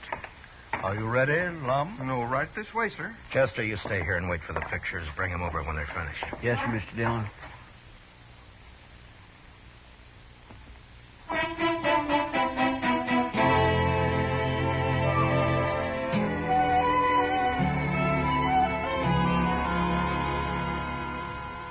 Well, I'm a pretty good photographer, Mr. Dillon. Yeah, these aren't bad. Lock them up in the safe, will you, Chester? All right. You think this will keep them in Dodge, sir? No, not if they really get scared. They're guilty, all right, aren't they, Mr. Dillon? And I can't prove a thing, Chester, one way or the other. Matt. Oh, Matt. Bad news. What, Doc? Well, Mrs. Pap sent for me a little while ago. I just come from there. Oh? Matt, he killed himself. Suicide. Pap? About an hour ago. Why, that poor man. How's Mrs. Pap taking it? Not a tear so far, but I suppose she'll break down later. The neighbor woman's there with her. Yeah. Does she know why he did it, Doc? Well, it seems he told her all about it, and then he went out and he shot himself.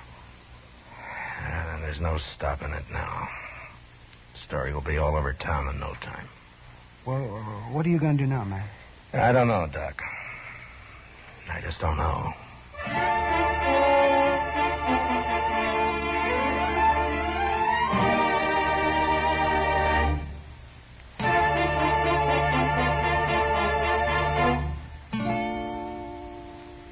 We will return with the second act of Gunsmoke in just a moment. But first, today's opportunity knocks twice for qualified women. For the younger woman, the career of nursing offers opportunity unlimited. Ask how you can enroll as a student nurse at any hospital at the nurse's registry desk. And for the older woman, there are many thousands of openings in practical nursing. Graduate nurses or practical nurses will find expanding career opportunities for years to come. Act immediately. Serve humanity and provide for your own secure future. Now the second act of Gunsmoke.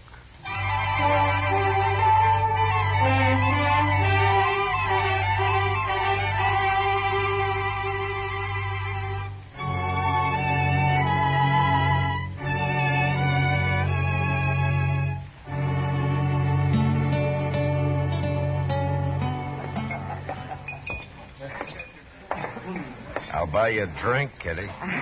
Gosh, I'd like it, Matt, but I just said I'd join Hook over at his table. Well, I'd like to talk to him, too. I'll just sit with you for a few minutes. That's fine with me.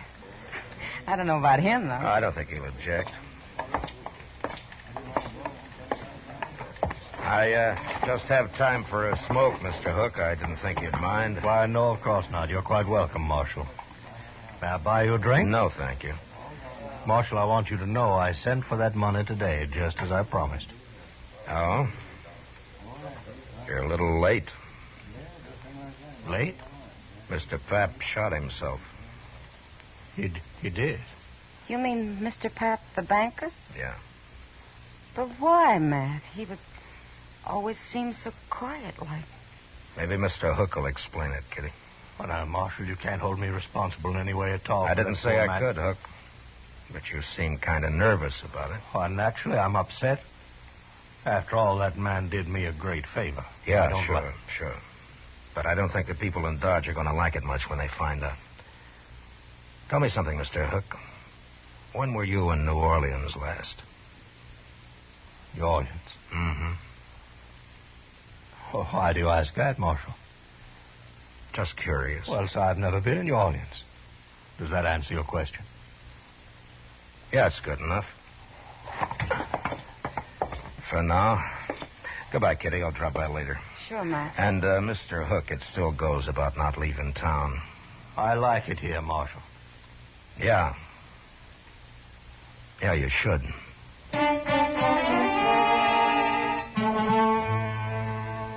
Maybe I should have arrested Hook and his friends without any evidence and just seized the $20,000 and put it back where it belonged.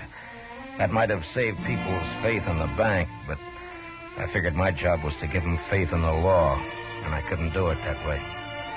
I'd made it plain to Hook what I suspected, and I hoped it'd scare him into making a mistake. And it did.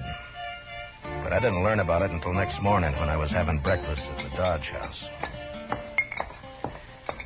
Mr. Dillon? What? I've been looking everywhere for you, at your room, Delmonico's, the Texas Trail, everywhere. This is the last place I hit. Well, what is it, Chester? Here, look at here. Just you read that. Marshal, we're taking Doc along. If you follow us, we'll kill him. Where'd you get this, Chester? It was under the door when I opened up this morning. I ran up to Doc's right away, and sure enough, Mr. Dillon, he's gone. Come on. Go check the depot and the stage line, Chester. I'll cover the livery stables. All right, sir. That'll take me longer, so you get our horses ready. I'll meet you at the office, huh? Yes, sir.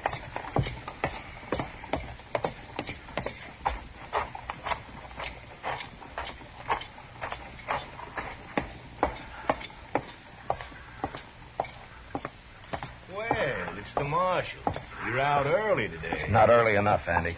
Yeah? What can I do for you? I want to know if you rented out any horses last night. Well, sure, a few. Why? Did you rent 4 to anybody, 4 in a bunch? Why, yes, I sure did. Be back today, so they said. Who said? Well, strangers to me. Paid me in advance, though. The Green Hornet. What time was this, Andy? Oh, it was late. Yeah, it was way after midnight it was. Something wrong? Yeah. Tell me, Andy, what'd they look like? Well, one was an old fellow, gray hair. Didn't give me his name, though. I don't think I got much of a look at the other one. Do you have any idea which trail they took out of town? I know I don't. One of them said something about St. Louis. But that's not much help, is it? It might be. Oh, thanks, Andy. Oh, one thing, Marshal. Yeah. If you're riding after them, those horses, they got are just crowbaits. I didn't figure they could handle anything better. There was nothing to do but take a chance and ride east. Luck was with us, though, and within an hour we cut their trail. 4 horses leave a pretty fair track, and we followed it, riding hard. By dusk, we could tell by their sign that we'd nearly caught up with them. And soon after dark, we spotted their fire. These were gentlemen, maybe, but they were mighty poor hands on the prairie. We left our horses and went ahead on foot. We gonna shoot it out with them, Mr. Dillon? Yeah, we can't chance it, Chester. They'd kill Doc. Now, hold up a minute. That's their horses just ahead. Huh. They sure staked them a good piece from camp. Yeah. Lie down, Chester. What do we do, Mr. Dillon? We just wait. Those men are mighty green at this game. I think we can steal their horses without any trouble at all. Just leave them afoot, huh? Yeah. Now, look, Chester, when we get those horses, I want you to pick up ours and take the whole bunch out of sight. I'm going to crawl into that tall grass just to the left of the fire there and hide until morning. Mr. Dillon, why can't I go with you? Every time we get in trouble, you always send me off alone somewhere. You always do everything alone. Do as I tell you, Chester. Yes, sir. You just wait till you hear gunfire, and then ride in fast and bring all the horses. All right. Good luck.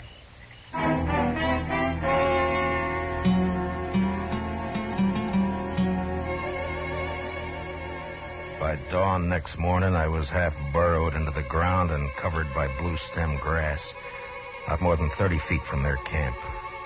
I could hear their talk all right, but I couldn't see them unless they were on their feet. Shaneways had already gone out after the horses. Pretty soon he was back. With their ropes, that's what every last one of them.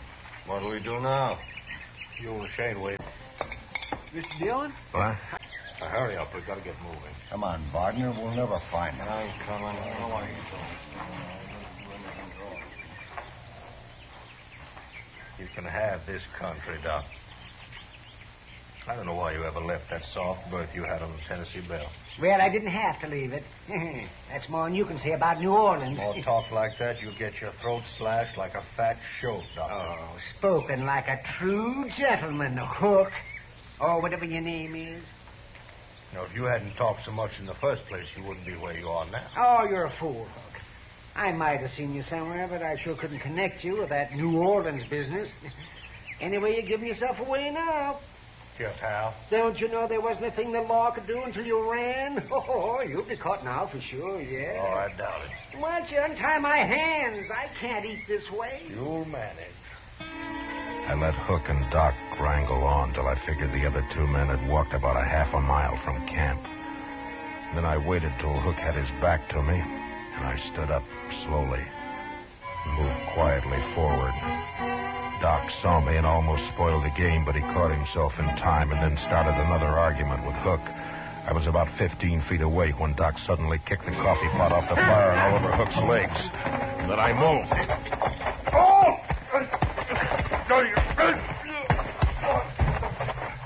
Hit him again, Matt. He can stand it. No, that's enough. All right, get up, Hook. Oh, Marshal, easy now. Don't shoot. Get Doc untied and be quick about it. Yes, get me untied. Forget about it there. Yes. Oh, that feels better. Oh, Hook, if I weren't a professional man, I'd punch you right in the eye. Never mind, Doc. Here, put his gun in your belt. I'm just mad enough. I'd like to have an excuse to use this. Matt, what are you doing? You'll see. Matt! Why, you'll have them back here in no time. I got a surprise for Hook, but he's not going to like it much. Huh? Oh, Where they got the money, Doc? He in that saddlebag, right over there. The yellow. All right, get it, will you, quick? Hurry up. Them two didn't get very far away. All right, Doc, if you got the money, get up on the horse. You too, Hook. Come on, quick now. Come on. Yonder they come. You see him, Mr. Dillon? Yeah, I see him. They're shooting at us. Well, I'll fix that. All right, hold it, Chester. They can't hit us from there. Come on, let's ride. You just going to ride off and leave them, Matt? Well, we got you, Doc, and we got Hook, and we got the money. Oh, but they'll die out here, Marshal. There's none of us know how to live on this prairie. Well, maybe they'll learn. It's a good way. You're murdering those men. Oh, they'll be all right for a few days, Hook. You'll all meet in prison. All right, ease up. Oh, We've left. Well, what do you plan to do about this? They're full of fight right now, that's all. I don't want to have to kill them to take them. But in a few days, they'll be so hungry and scared we can walk right up to them. Nobody will get hurt that way. Neither them or us. Mr. Dillon? Yeah, what is it, Chester? Mr. Dillon, later, in a couple of days, let me come back and bring them in. What? Just me this time, alone. Well, now, Chester, Please, Mr. Dillon. Okay, Chester. You can do it. Alone. Thank you, sir. All right, Hook. Ride a little faster there. We ain't got all day.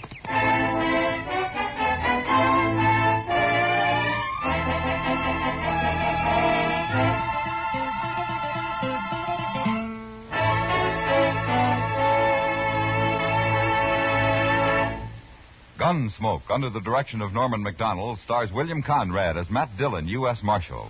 Tonight's story was especially written for Gunsmoke by John Meston, with music composed and conducted by Rex Corey. Featured in the cast were Lawrence Dobkin, Harry Bartell, Ralph Moody, James Nusser, Joe Cranston, Paul Dubov, and Peter Leeds. Parley Bear is Chester, Howard McNear is Doc, and Georgia Ellis is Kitty. Gunsmoke is heard by our troops overseas through the facilities of the Armed Forces Radio Service. Join us again next week as Matt Dillon, U.S. Marshal, fights to bring law and order out of the wild violence of the West in Gunsmoke.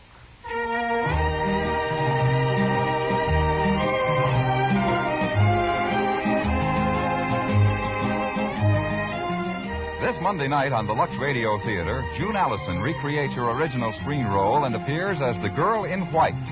Don't miss the Lux Radio Theater this Monday night on most of these same CBS radio stations. George Walsh speaking.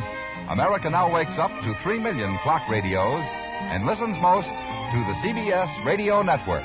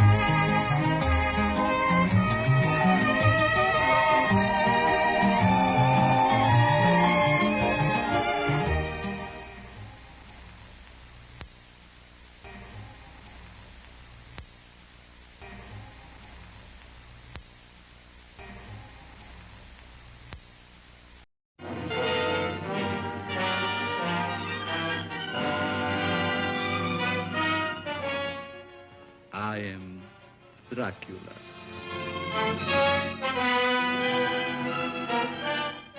A moment ago, I stumbled upon a most amazing phenomenon. Something so incredible, I mistrust my own judgment. Look. Dracula. The very mention of the name brings to mind things so evil, so fantastic, so degrading. You wonder if it isn't all a dream, a nightmare. Rats. Rats.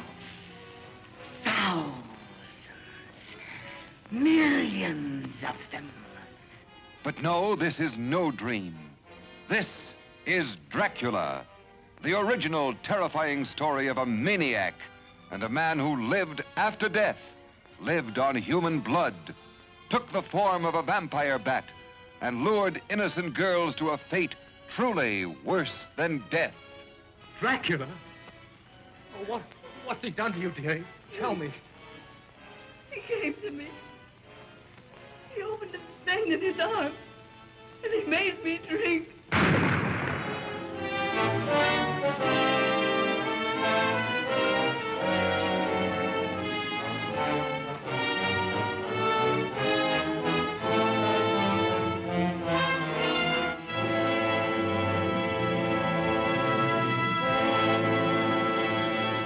Our next guest will give you the laughs, just don't ask him to lend you money. It's Jack Benny coming up next. J-E-L-L-O. The Jell-O program starring Jack Benny with Mary Livingston, Phil Harris, Kenny Baker, and yours truly, Don Wilson. The orchestra opens the program with Sing My Heart.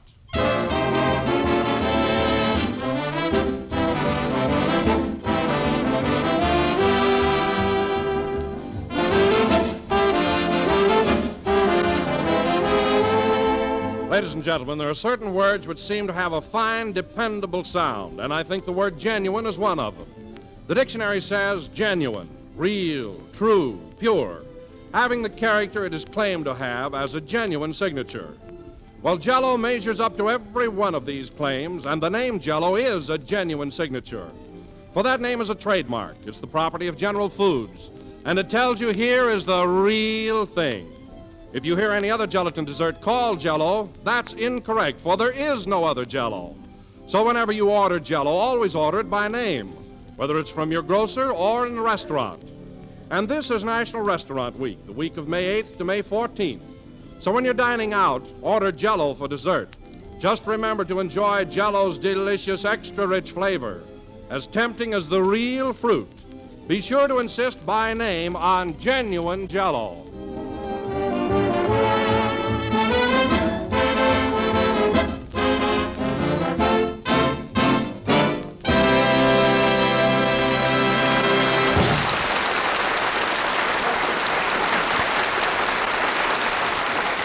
That was Sing My Heart, played by the orchestra. And now, ladies and gentlemen, that spring is here and well underway. Tonight we bring you a big dose of sulfur and molasses, Jack Benny.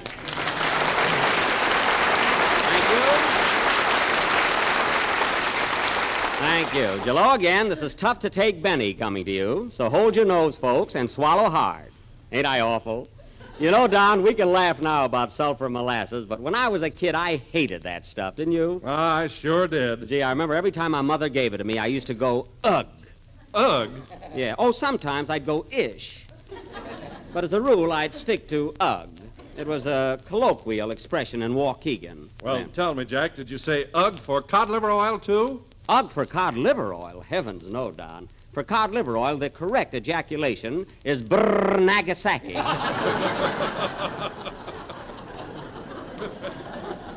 I remember that distinctly. Well, that's about the silliest routine I've ever heard. I'm getting out of here before the wagon pulls up. Well, you're a fine one to criticize, Mr. Harris, with that baby talk of yours. What baby talk? I heard you on the air last night singing the Three Little Fishes. Top to the mama fitty top if you tan, and the fam right over the dam. Whee!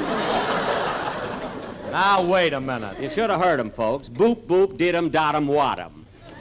You know, Phil, just because you drink like a fish, you don't have to act like one. Imagine a big gawk like you singing Twee Itty Fishies. Huh? Well, why shouldn't I? It's a very popular song, and it's sweeping the country. It is, eh? Yes, and I did lots and lots of wee twist to ting it. Oh, do. Well, listen, Phil, don't ting it in here if you want to keep your job. I'm getting tick and tired of you towing off all the time. Well, I don't care about my job here anyway. I'm in pictures now and doing swell. And if you want to know something, I'm even trying to get rid of my orchestra. Oh, you are, eh? Well, Phil, for your information, there's an old Chinese proverb that says, do not dump orchestra in ash can until you are out of same. I found that in a rice cookie. So you better stick to radio, Phil, you and your Twee Itty Fishies. Oh, tut it out. Tut it out. Tut it out yourself and tut up. Oh, hello, Mary. Hello, kiddies. Can an adult get in this conversation? I think so. Say, Mary, did you ever hear Phil do that baby song, Three Itty Fishies? Sure, I was over at the Wilshire Bowl the other night and saw him do it. Everybody stopped dancing to watch him. Got plenty of laughs, didn't I, Mary? Who wouldn't with those diapers you were wearing? Oh, dressing for the part, eh? Yeah, and you want to know something, Jack? What? Our maestro is knock-kneed. Knock-kneed? Hey, I didn't know that. Oh, she's ribbon, Jack. I ain't knock-kneed. Go on, you couldn't get a piece of dental floss between those knobs. Oh, that's a good one. So the big movie star is knock-kneed. That's rich. Quiet, hoop legs. Mary, we were discussing Phil. Anyway, we got a long play to do tonight, so let's all settle down and get started. Where's Kenny? Kenny? I saw him across the street in the sandwich shop. Oh. You should have seen him flirting, Jack. You know, they've got a new waitress over there. They have? Phil, come back here. I never saw such a guy. Well, I'm hungry. If you're hungry, take a sandwich out of my bucket. It's under the piano right next to my police dog. Aw, Jack, why do you have to bring that dog down here? Nobody's going to steal your lunch. Oh, no? Take a good look at those drooling dipsy doodlers sitting there.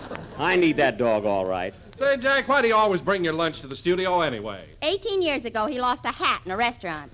Mary, I've been trying to forget that. So please. Quiet, Baskerville. Say, Mary, what were you saying before about Kenny? Well, he was in the sandwich shop trying to date up that new waitress. He had 3 malted milks, 2 ice cream sodas, and a banana split before he got her first name. Ooh, goodness, how could he eat all that stuff? With a spoon! Ha ha! That's a good one.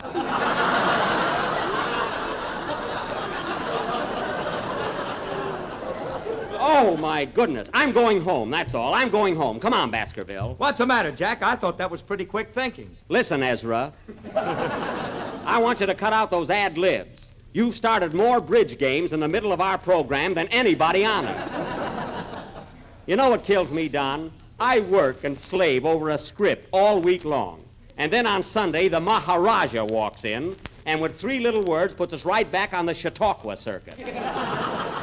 With a spoon. Well, it just came to me and I said it. And you know, folks, this just came to me. Oh, fine. As long as you have a spoon, get a dish, fill it with Jell-O, and you'll have the most tempting gelatin dessert you've ever tasted in your life. Well, at least, Don, you're sophisticated. It is economical, easy to make, and comes in 6 delicious flavors. Strawberry, raspberry, cherry, orange, lemon, and lime. Look for the big red letters on the box. Well, I don't know where we are now, so we might as well have a number. Play something, Phil. Hold it a minute. Come in. Mr. Benny? Yes? Is Phil Harris going to sing 3 Little Fishes tonight? No, and who are you? Just a hungry college boy. Goodbye. I wonder if the CCC boys could plant something on his head. Play, Phil.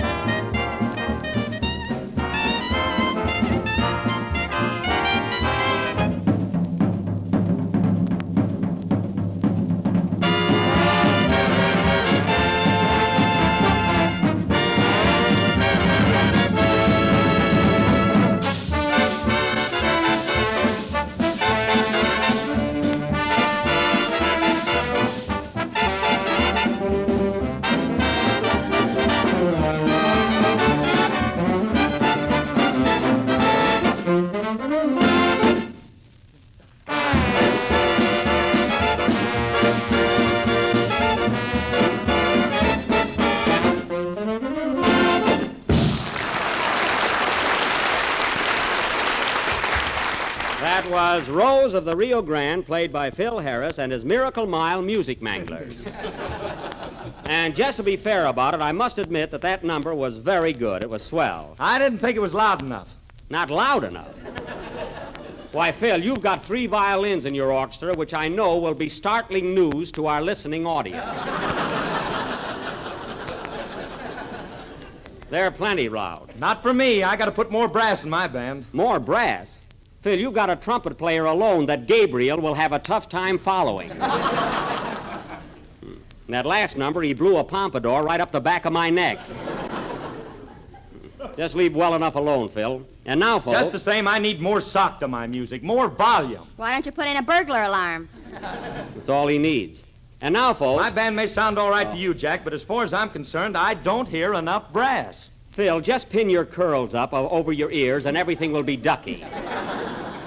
Now, let's get on with our show. Hey, Jack, look who just came in. Oh, yes, our sandwich shop, Casanova. Hello, Kenny. Hello, Jack. Boy, am I sick. Well, you should be sick. After 3 malted milks, 2 ice cream sodas, and a banana split. All of that just to talk to a girl. I'm going out with her tonight if I feel better. Oh, you are, eh? Yeah, I got her phone number right here in this card. Gee, she's beautiful. Give me that number, Kenny. I'll hold it for you till you grow up. Come on, give it to me. I won't. You give me that or I'll tell your mother. All right. Here, you stool pigeon. It's more like it. Oh, Jack, you ought to be ashamed of yourself. Mary, I only took that phone number away from Kenny because he's too young to be going out with girls. Well, you're too old, so give it a Phil.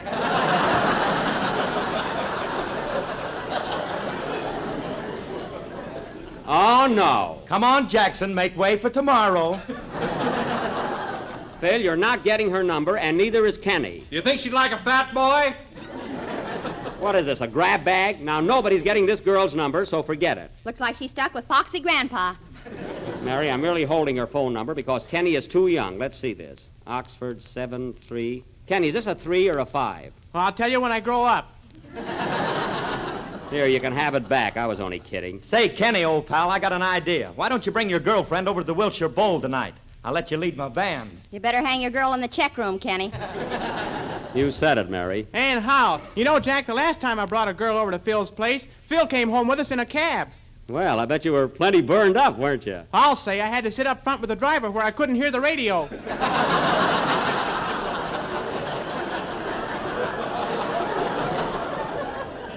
Oh, so Phil got your girl, eh? Yeah. Well, Kenny, for your edification, there's an old Chinese proverb that says, he who introduces girlfriend to Phil Harris had better carry spare.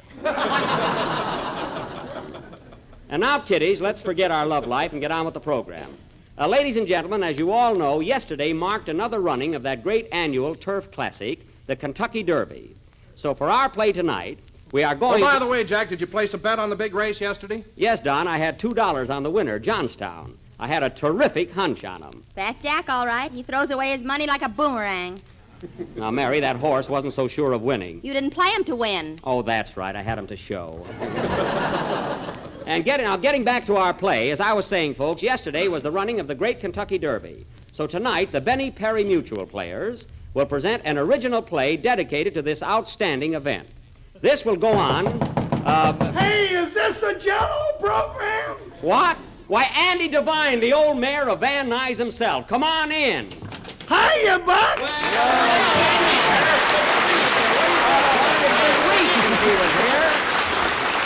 I haven't seen him in a long time. Andy, gee, I haven't seen you in weeks. Why don't you drop around once in a while? Well, I've been pretty busy on the farm, Buck. You know, it's spring, and I've been doing all the planting and plowing, and it's a lot of work for one man. I'll bet it is.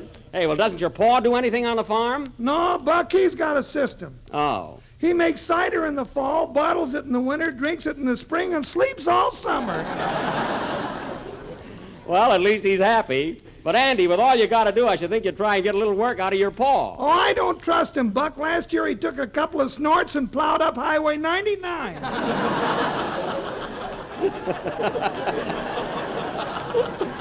Oh, well, I'm glad you found time to come down to see us. Say, Andy, how's your ma? Oh, she's fine, Buck. Pa took her up to the San Francisco Fair last week. Well, that was nice. He tried to get her a job with Sally Rand, but they turned her down. They turned her down? Why? She's got your trouble, Buck. Bow legs. Now, wait a minute. The next one on this program that says I've got bow legs has got to chase a pig through them. It's a cinch. Never mind. Say, Andy, how do you happen to be in town today? Well, I come down to pick up my girl. She just got a job across the street in that sandwich shop. In the sandwich shop? Jeepers creepers, I'm cooked. Serves you right, Kenny. Say, Andy, I don't suppose I ought to tell you this, but Kenny happens to have your girl's phone number. Let it ring, Buck. I'll answer it. Hey, you're pretty sharp. Well, now that you're here, Andy, I hope you can stick around because tonight we're doing a play about the Kentucky Derby. And I think we can find a spot in it for you. What do you say? Okay, Buck. I hope I'm a jockey. We'll see, Andy. And now, folks, Kenny Baker, our young tenor, will sing. What are you going to sing, Kenny? Penny Serenade. It's a request. Oh, who requested it? Andy's girl, so I'm just going to sing it mediocre. Now, Kenny, you mustn't let your personal feelings influence your song. Remember, you're a trooper. You're right, Jack. I'll sing like I've never sung before. The show must go on. What a cluck. You said it. Sing, Pagliacci.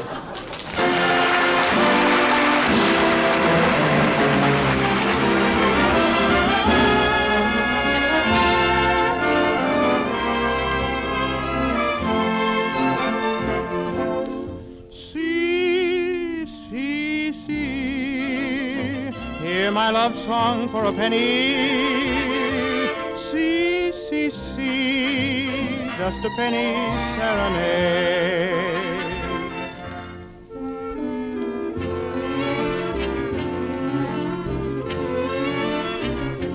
Once I strayed neath the window of a lovely, lovely lady, and she smiled while I softly played my penny serenade. In her eyes shone the tender dawn of love and sweet surrender. As for me, in my heart I played a lover's serenade. See, see, see, you can hear it for a penny. See, see, see, just a penny serenade. See, see, see, hear my love song for a penny. See, see, see, just a penny serenade. In a dream so divine she was mine, no word had been spoken. When I woke from my dream, she was gone. My poor heart was broken. Still I pray that wherever she may be, she will remember in her heart. She will always hear my penny serenade.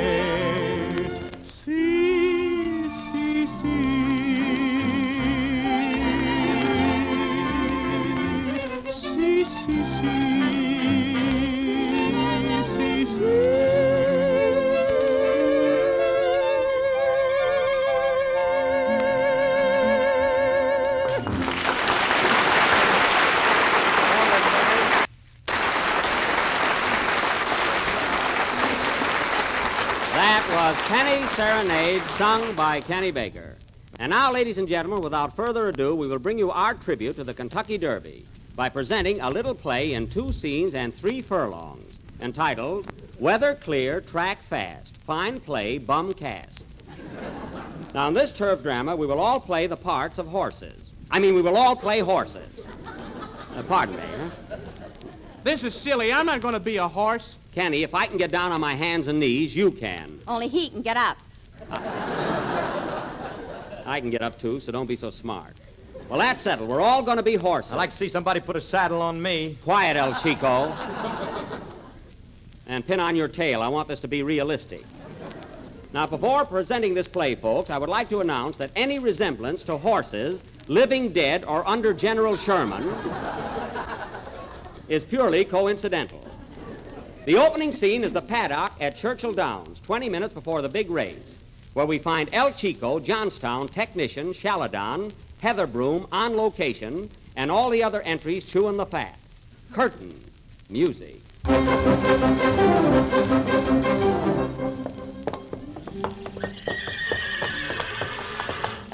We're horses now, folks. Oh, Shaladon.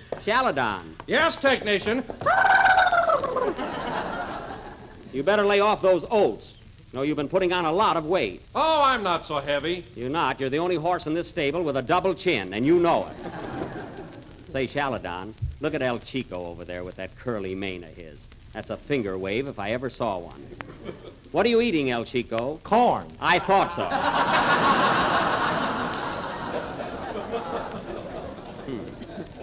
I suppose you think you're going to win today. Why, pal, my tail will be in your face all around that track. Oh, it will, eh? Yeah. Listen, El Chico, if your tail comes anywhere near my mouth, I'll bob it. So watch out. Oh, hello, Heather Broom. What are you reading? A letter from my brother. He's with Borden's Dairy now. Oh. Isn't he pulling that ice wagon anymore? No, he got cold feet. I see. Gee, I hope I don't wind up on a milk wagon. I hate those early hours. Well, Heather Broom, good luck to you today. Hey, Heather, what are you doing after the race tonight? Oh, nothing. Let's go over to the Blue Moon Livery Stable. They have a marvelous floor show. They have? Who's playing there? Fink's Mules. Oh, they're wonderful. There's a little brunette on the end. Well. How about going there with me tonight, Heather? It's a date. I've got a beautiful new blanket I'm going to wear. It's from Sax Bay Meadows. Now, wait a minute, El Chico. Heather has a date with me tonight, and I'm going to pick her up at 8 o'clock. 8 o'clock? You won't be coming into the stretch till 10. I won't, eh? They clocked me this morning, brother, and I heard my trainer say, if I get on the rail at the first turn, I'll jive right in. So there. Hey, fellas, there's Johnstown over there. Gee, he's swell-headed. Yeah, I think he's smart because he's a favorite. Look at him getting a hoofacure. Who does he think he is, anyway? Well, here comes On Location. Oh, yeah. Hiya, fellas. Hello, On. You think you've got a chance today? I will if it's a wet track. You know, I'm a terrific mudder. You should be. You don't know enough to come in out of the rain. Now, Heather. Well, I'm 40-1 today, Smarty. Well, that's nothing to brag about. It ain't, huh? I'd be 60-1 if people knew I had that banana split. I wouldn't be surprised. Shaladon, I told you to lay off those oats. Well, I'm starved. I know, but passing you on the track now is practically a detour. My goodness. Bzz, bzz, bzz. Darn these flies. Get away from me, you old horse fly. I want Shaladon. There's meat on him. Scat! Shoot! Well, fellas, we still got a few minutes to kill before the race. What'll we do? How about pitching a game of horseshoes? Oh, I don't want to take them off just for that.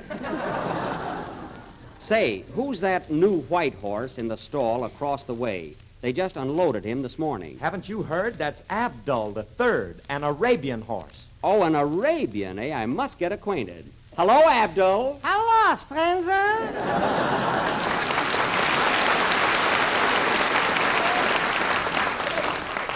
My name is Technician. Where are you from? I mean, what's your lineage? Are you alluding to me? Yes, where are you from? I'm out of Gefilte Girl by Bagel Boy.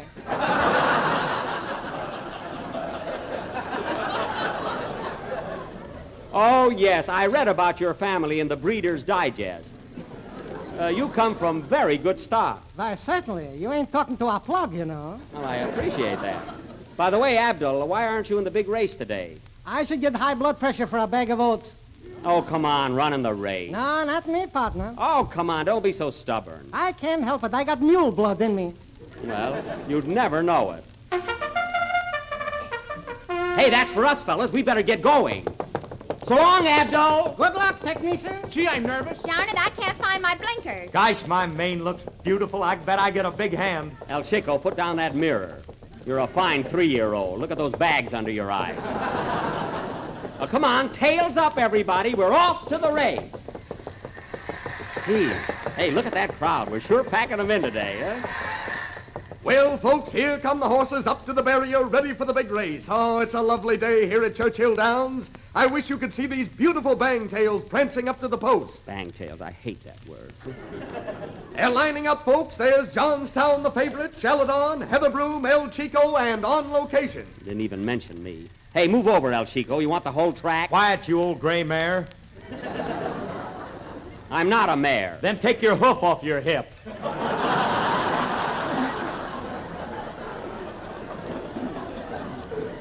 That's where the fly bit me. There's a little trouble down there, folks. Technician is glaring at El Chico. You're darn right I am. And now Heatherbroom is acting up. Seems to be quite temperamental. What's the matter with you, Heather? Stop fidgeting. Well, my girdle's too tight. That's a saddle.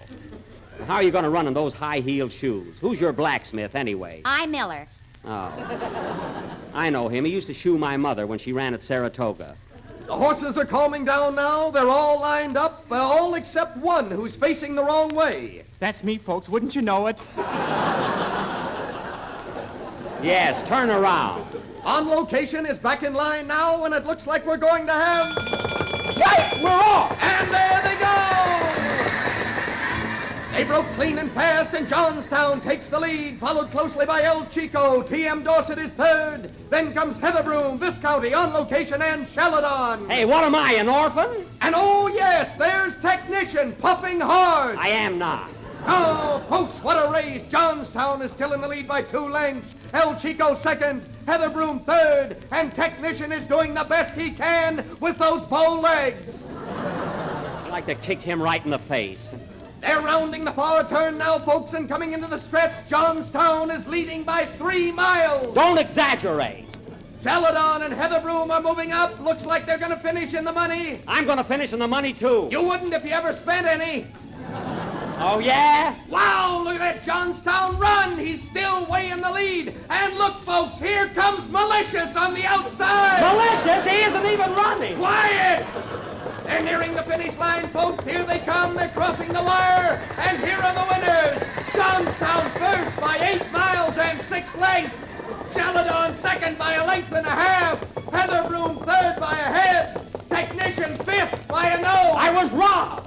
And On Location last by courtesy of Mervyn Leroy.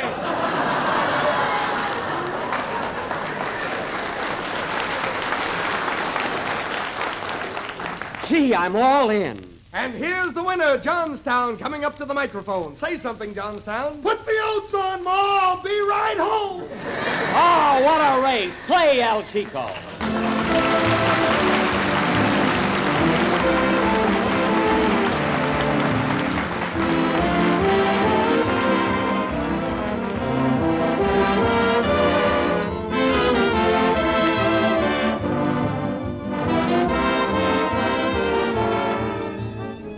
Here's a dessert that's as gay and cheerful to look at as this year's new hats. It's very inexpensive, and it's quick and easy to make.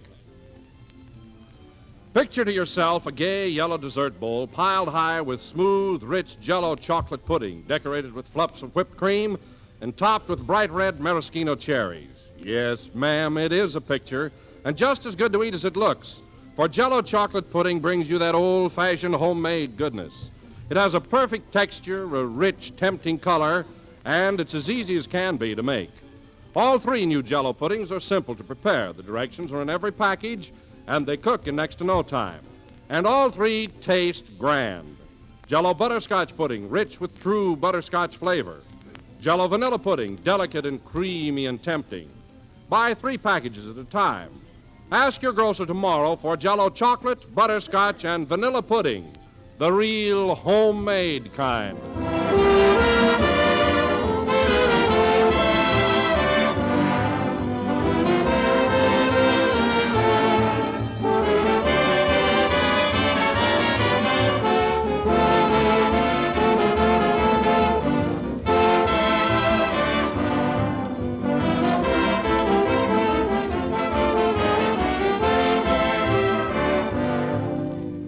The last number of the 32nd program in the new Jell-O series.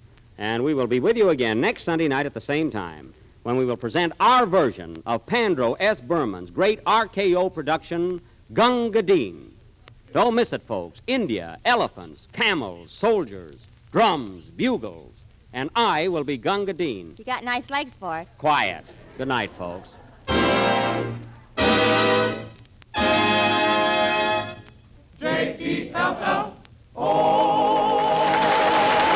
Baker appears on the Jello program through courtesy of Mervyn LeRoy Productions.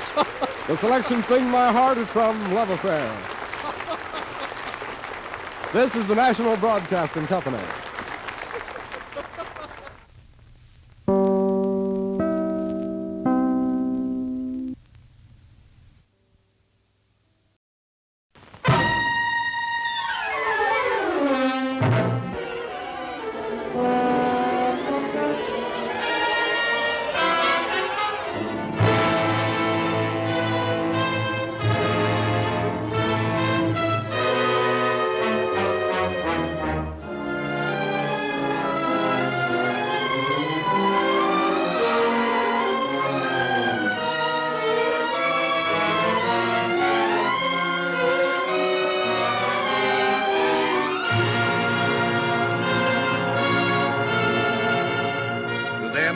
A crocodile becomes as huge as a prehistoric monster.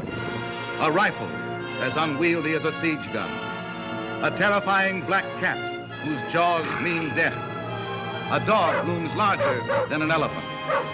Death in the hands of a ruthless monster. What are you going to do?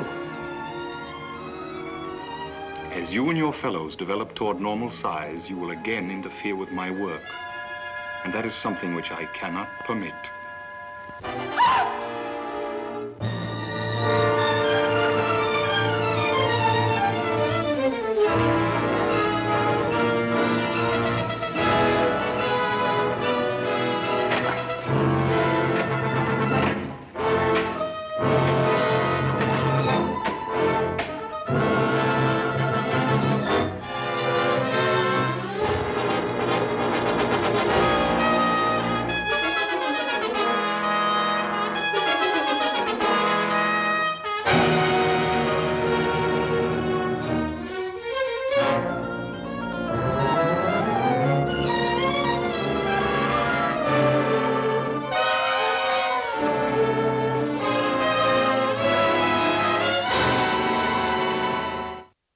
One of the all-time great directors, Cecil B. DeMille, hosts Lux Radio Theater.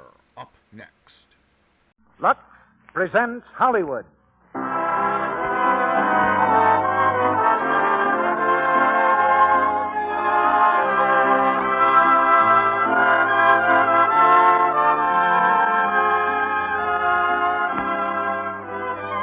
The Lux Radio Theater brings you John Garfield and Claire Trevor in Dust Be My Destiny. Ladies and gentlemen, your producer, Mr. Cecil B. DeMille.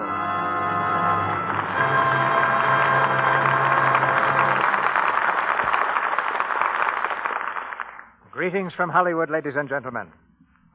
When Mark Twain said that it's better to be a young June bug than an old peacock, he expressed my sentiments exactly. But sometimes we old peacocks use the June bugs pretty roughly when they're trying to conquer the world in their own useful fashion. Fortunately, most of them bounce right back and try again.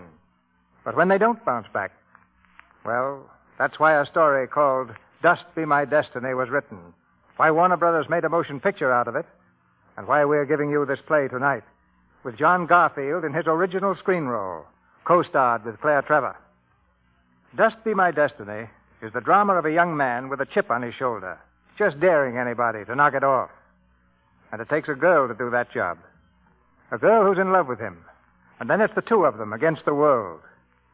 When a boy and a girl in love face the world in a fair fight, they usually lick it and make a thrilling story for us into the bargain. It's a very different kind of play that we're presenting tonight, something quite off the beaten track. But I believe it's on the right track for your enjoyment, just as you're on the right track if you use Lux toilet soap.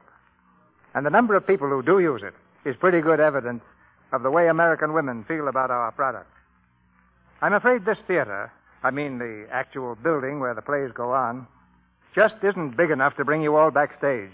But I wish that were possible, so that every one of you could see what happens back here, from the minute the first rehearsal is called until the play begins. All the care and thought and work that goes into these productions has one purpose: your entertainment. It's the best way we know of showing our gratitude for your loyalty to Lux Toilet Soap.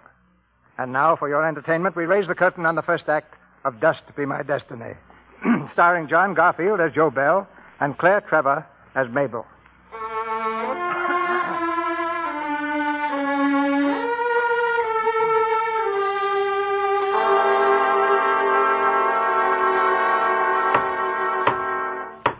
Case of the People versus Joseph Bell. Will the state's attorney continue, please? Joe Bell, age 23, is on trial for his life. In the hot, crowded courtroom of a Midwestern town, he faces a jury of his peers. 12 men who hold his destiny in their hands. 12 men who must decide whether Joe Bell shall live or die. And the state will prove that Joe Bell, in spite of his youth, is a seasoned, hardened criminal with a long record behind him, who, when arrested, was wielding a deadly weapon, and who, when he escaped from the county work farm with this girl a short 6 months ago, reached the pinnacle of his career in crime, the cold-blooded murder of the prison foreman. Ladies and gentlemen of the jury, the state will contend and prove that for this crime, Joe Bell deserves no mercy and merits the supreme penalty to be hanged by the neck until he is dead.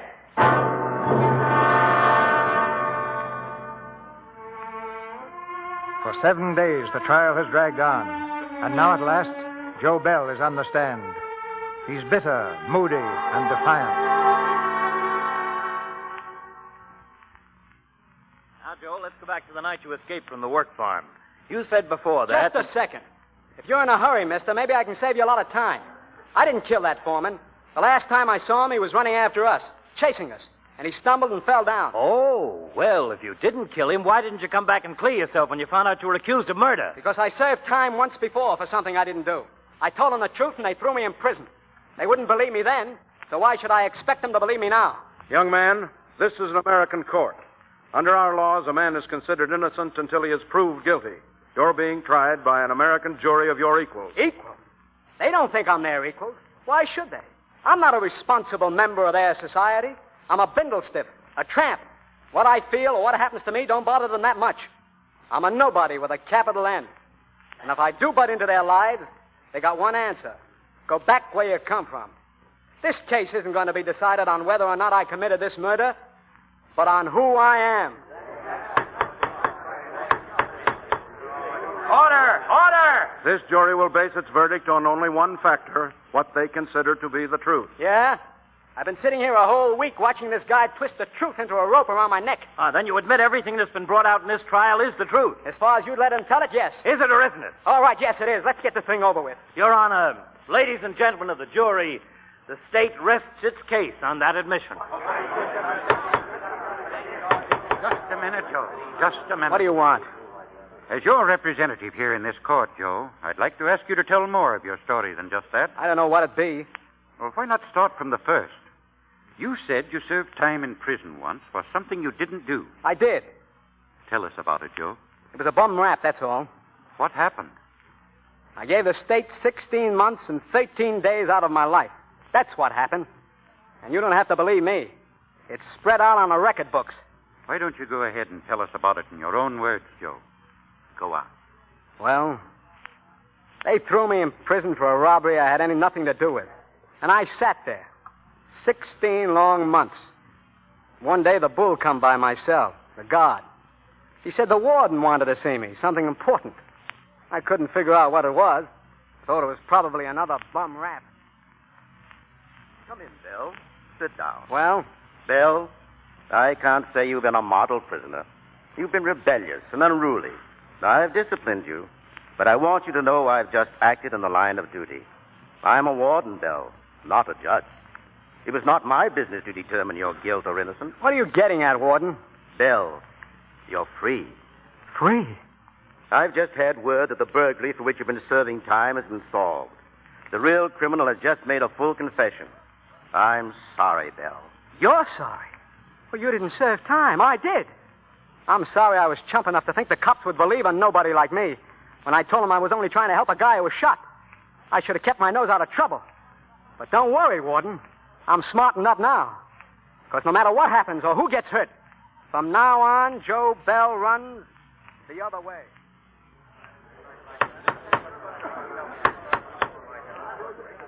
What happened after you got out, Joe? Will you tell us? Nothing much. I started doing what I always been doing, hopping freights, just drifting. Pretty soon I picked up with a couple other bindle stiffs. Kids. Jimmy and Hank. We were heading out to the wheat fields on a freight, looking for work. But there's a law against riding free on a train. They pick you up for it and shove you in the jug. That's what happened to us. They pulled us off the cars, took us before the magistrate. You know what the charge was. We were tramps, bindle stiffs. And they ain't got any use for guys like that. Step up here, please. You. What's your name? His name's Jimmy. Jimmy Glenn. I asked him. Where do you live, Glenn? No place? Tramps, huh? Yeah, traveling all over the country looking for jobs means being tramps. That's us. You. What's your name? Joe Bell. You were with these other two? I just said I was. Don't lose your head, Joe. What's the difference? I've been in courts before. I know what the answer is for guys like us. Quiet. You don't think he's going to give us a home and a job, do you? Listen, you. If you're one of those kids that thinks the world owes you a living... I don't think the world owes me a living, but I think it owes me a right to make one. And let me tell you... Quiet. I'll do the talking in this here court. You ever been arrested before? Sure, lots of times. What for? For not being able to run fast enough. You're charged with disturbing the peace, vagrancy, trespassing, breaking and entering a railroad car. Judge, all we wanted was to get to the wheat Guilty or field. not guilty? Look, Judge, I don't care about me, but my brother, Jimmy here, he's just a kid. The law's the law. 30 days of the work farm for all of you. But, Judge, you've got to listen. You've got to. Don't beg him. Don't beg him. That fixes it. 90 days for you. Contempt of court.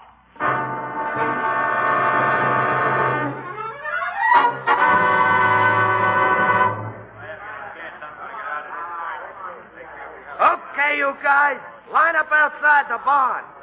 You're about to learn farming. Okay, Charlie. Yeah, I don't get this farm work. What's the matter, buddy? I tell the God I don't like farming, so he puts a pair of overalls on me and he says I'm a farmer. He's nuts. You think he is? Wait till you see Charlie the foreman. He's a first-class screwball. When he gets drunk, he tries to feed the cows liquor and starts chewing grass himself. You're kidding. Shh, here he comes. Before you go to work here, I want to say a few words to the new men. I'm a nice guy. I'm a bad guy. See, he's a screwball. I'm just showing you both sides of my nature. You can have whichever you want. Most of you are in here because you're tramps.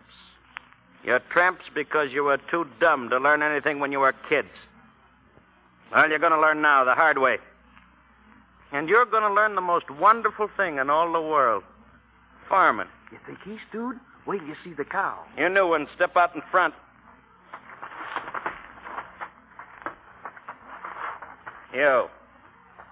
Ever done any farming? Yes, sir. But my brother here, he ain't very strong. Little guy, huh? Close to the ground. Good for planting. You look healthy enough. Hay pitching for you? Yes, sir. All right. Who's next? I guess you mean me. Yeah. I guess maybe I do. What would you like to do? Anything but farming. And just to straighten you out, I wasn't too dumb to learn when I was a kid. Maybe that'll hold you. The first thing you learn at this work farm is to keep your mouth shut. The barn's for you if the cows will stand for it. The rest of you guys get going. And remember, I got two sides to my nature.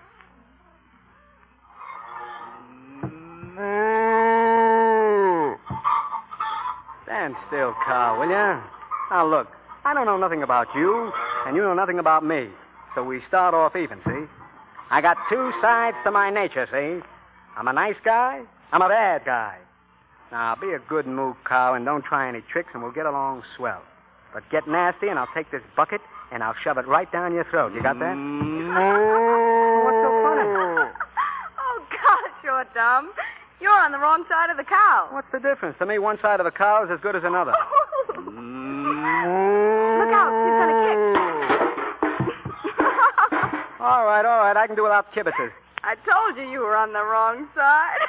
Will you stop that cackling? Well, I can't help it. It's the first time I ever saw a mule trying to milk a cow. Ain't you smart? Now flap your wings and lay me an egg. Well, I was only trying to help you. You don't have to be so fresh. Once and for all, will you beat it? You annoy me. Hey, wait a minute. Slapping people in the mouth seems to be a habit around here. Well, you're too free with your tongue. You're too free with your hands, and I don't like people laughing at me. Yes, but if you'd only What's going on here? Maple, I told you enough times to get the eggs before these tramps come in here. I'm sorry, Dad. It won't happen again. Get out of here. All right. Now, look, you. I feel sorry for you being in here. That's the nice side of my nature. Now, this is the bad side. What you're going through today will seem like a Sunday school strawberry festival if you don't stay away from that girl. Do you understand? Stay away from her. Mister, it'll be a pleasure. Just tell her to stay away from me.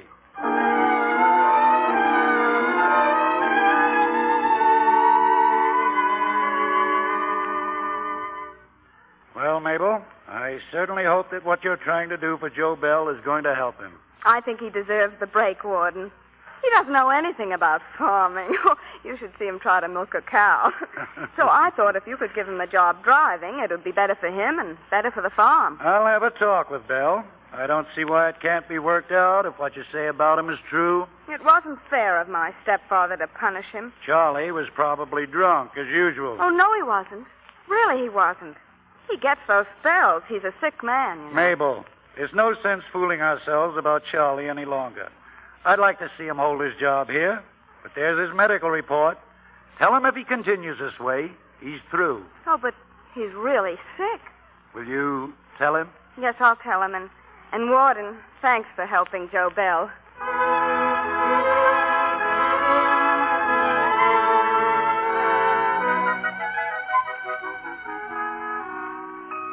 Hey, what a racket. What a racket you got, Joe. What do you mean, racket? Gee, Joe, it's sure swell you got a job driving a truck. Sure is, Joe. Congratulations.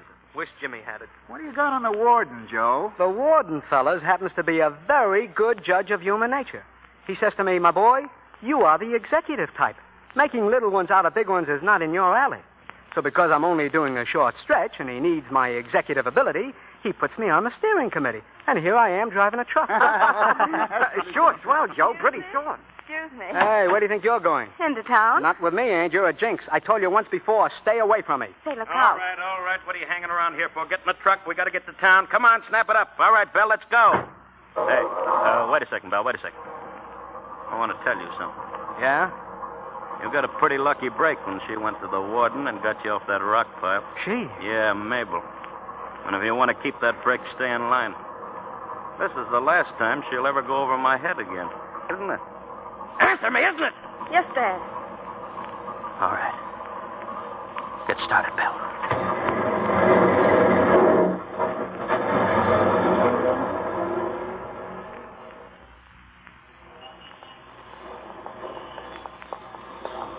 Those bundles look kind of heavy. Don't you think I ought to carry them? Oh, you'd better get back to the truck before my stepfather sees you. Well, the guard said it was okay. Here, give them to me. Well, I can... Give them to me. Besides, I wanted to talk with you for a second. I want to tell you what a white thing you did, getting me off that rock pile. I didn't expect you to do that to me. Joe, you're taking an awful chance talking to me. I kind of figured you wrong. I thought you'd enjoy my getting paid off for being such a wise guy. Enjoy it? How? Give me that big one. Yeah, that's right. Well, there's a truck. Why should I enjoy seeing you on a rock pile? Well, most people like to watch other people get wrapped around. You see, most of the times in my life... I told you two to keep away from each other. The guard told me to help her. I give the orders around here. How many times have I told you? Don't, Dad, please. Maybe that'll teach you to stay away from him. Don't ever let me catch you hitting her. I'll kill you. Joe, don't. You'll lose everything. Stop, Joe, stop. You can't do it. You can't. You'll lose everything. Bet you'll lose. You'll hit him with that pipe. He never had a chance. Yeah, I'll never give him a chance from here on. Oh, Joe. Joe.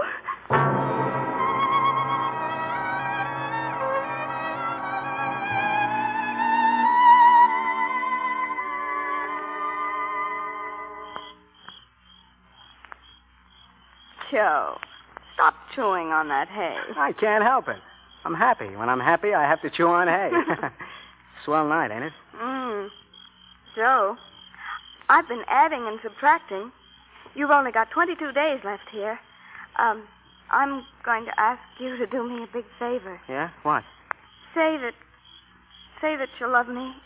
Say I love you, and don't sound so ashamed when you say it.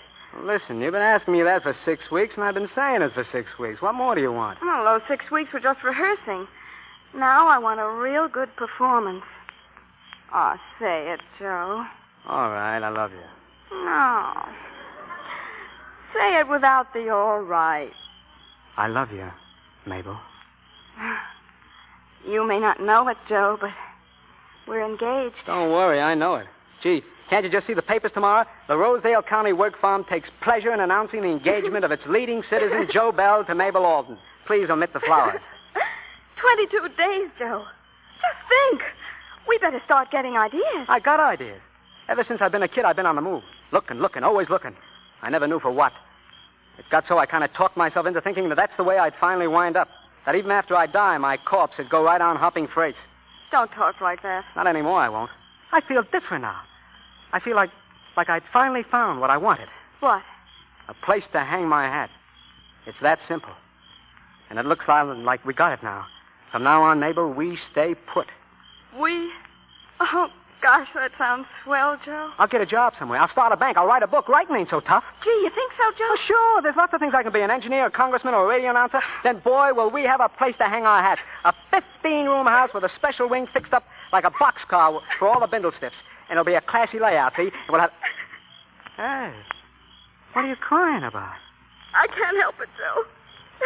I want to laugh.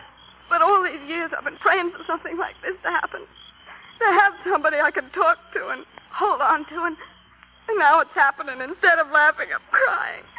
I can't figure it out. Mabel. What? If I say it again, can I kiss you again? Oh, sure. I love you, Mabel.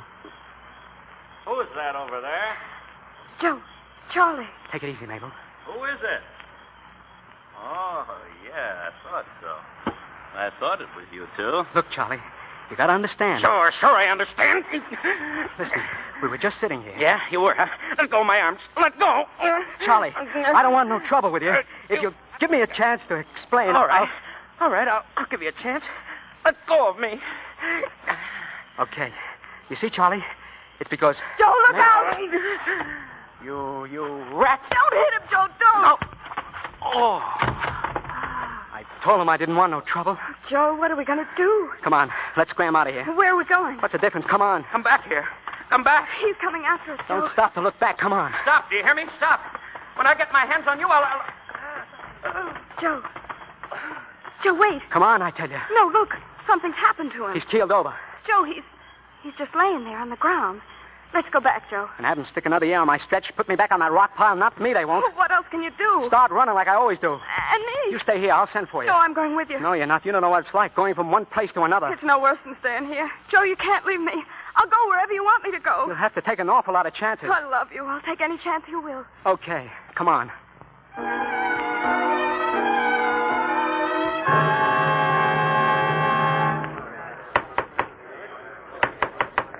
Will the defendant please continue?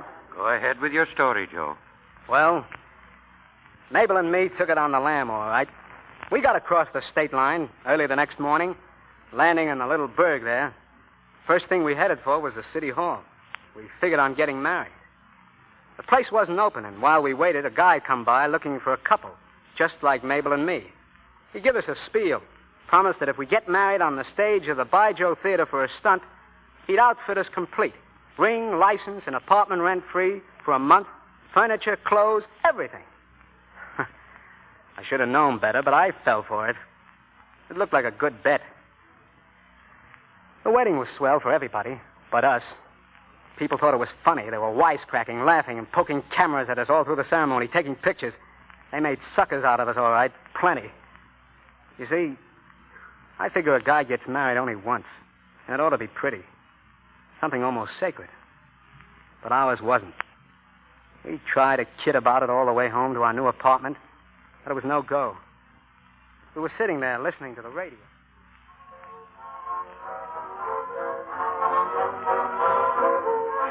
Looks like my ring is turning black, Joe. Already? That's all right, honey. As soon as I get a job, I'll buy you one with a big diamond in the center. Gosh, I wouldn't have felt so bad if there had been at least one orange blossom stuck around the stage somewhere. Come here. Look, Mabel, I don't care about the wedding or the ring turning black or people laughing, as long as I got you legal and everything. Oh, Joe. Then I'm satisfied. We interrupt our program to bring you a news report.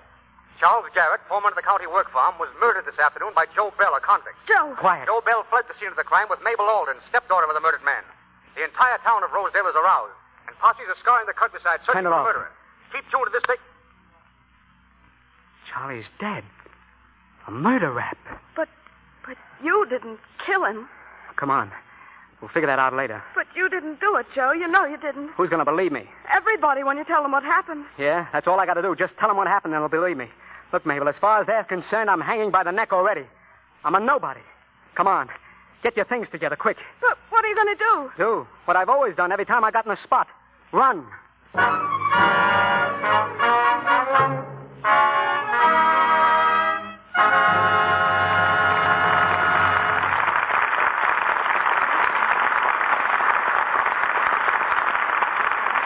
In just a moment, Mr. DeMille and our stars, John Garfield and Claire Trevor, will bring us Act 2 of Dust Be My Destiny.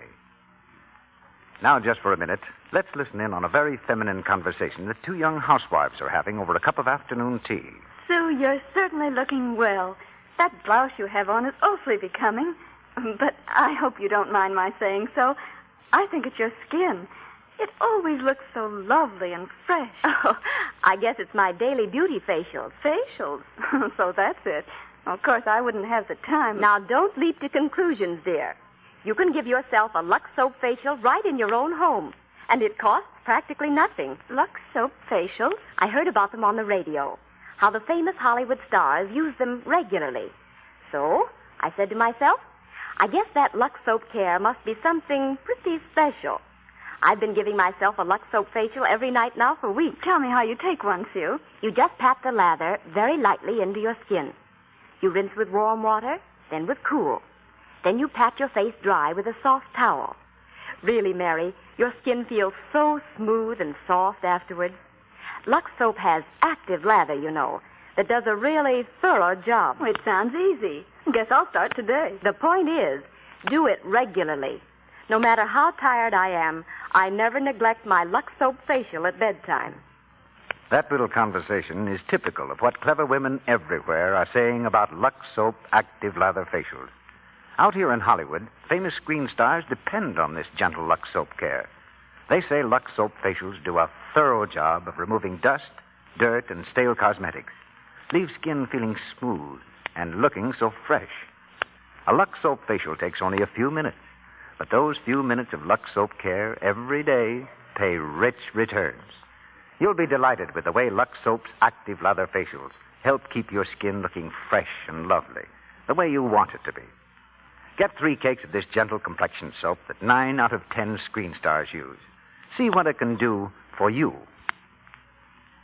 We pause now for station identification. This is the Columbia Broadcasting System.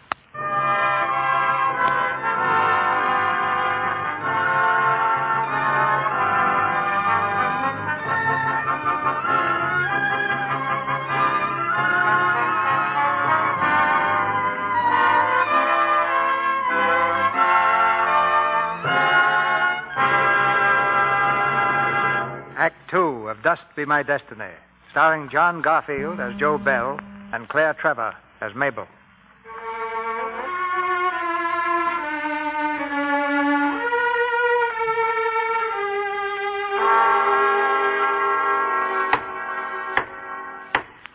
Case of the People versus Joseph Bell. Will the defendant please resume his testimony?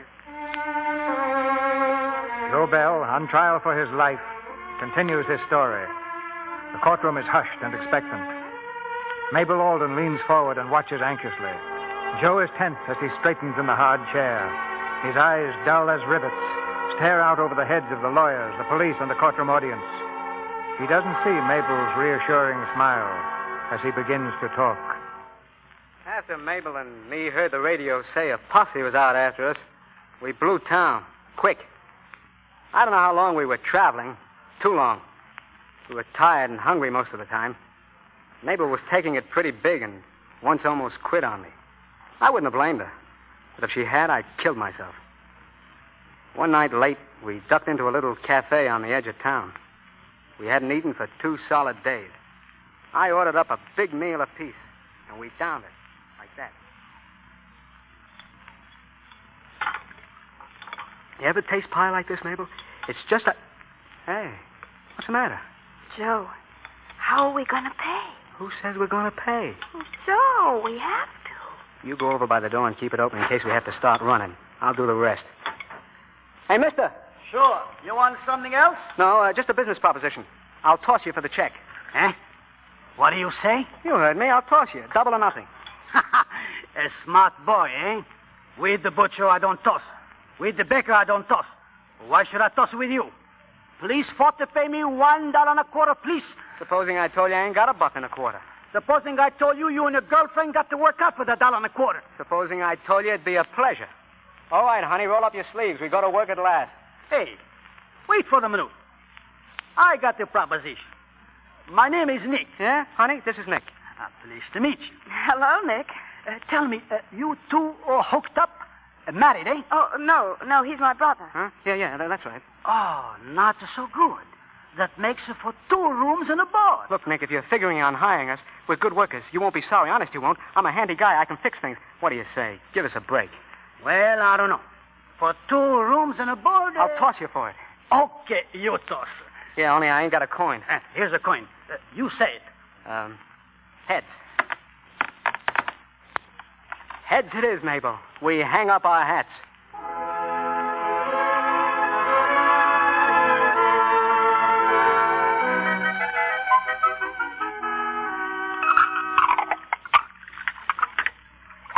Hey, I thought I told you and Joe to take off today. I know it, Nick. Joe's out, and as soon as I finish up with these dishes, I'm going to. That's more like it. Joe had to get down to the bank and deposit a little more in our savings. You know, Nick, we got $72 as of today. That's nice. I like it for to see young kids save money. And now maybe you and your husband... My husband? What? You don't fool old Nick, eh? You make too much love. Nick, you're okay. Go on now, go on. You are through with the dish. All right. We'll open up in the morning. You sleep late. You betcha. I sure get spoiled. Nick, are you here? Coming. Howdy, Nick. Are you busy right now? Gentlemen, what can I give the police today? I feel real hokey-dokey. It's on the house. Sorry, Nick, sorry. We haven't got time. We're paying you a business call. Where's the 2 kids that work for you? Which 2 kids, you mean, Lieutenant? Come on, Nick. Stop playing foxy. We've seen those 2 kids working around here a dozen times. What for you want them, Lieutenant? Got a warrant for their arrest. Here. Take a look at this circular. See that guy? Yeah. And the dame? Yeah. Well, they're the 2 who's been working for you. Now, don't kid me. This is serious. They're wanted for murder. Murder? Hey, that circular thing must be crazy. Where are they? They and don't quit work stalling. here.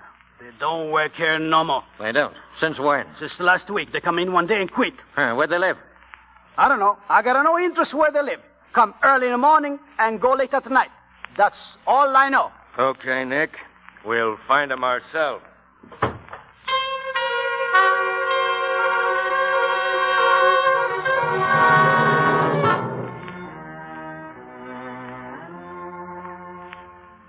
Nick got to me before the cops did. He closed up the cafe and caught me at the bank. I drew out our savings and headed for home. I was going to get Mabel and go on the run again. But I was too late. The cops had pinched her. They were waiting there for me. She saw me coming first and yelled. Like a dope, I didn't get wise. But when they threw a couple of lead slugs at me, I ducked plenty fast. I laid low for the rest of that day working out a plan.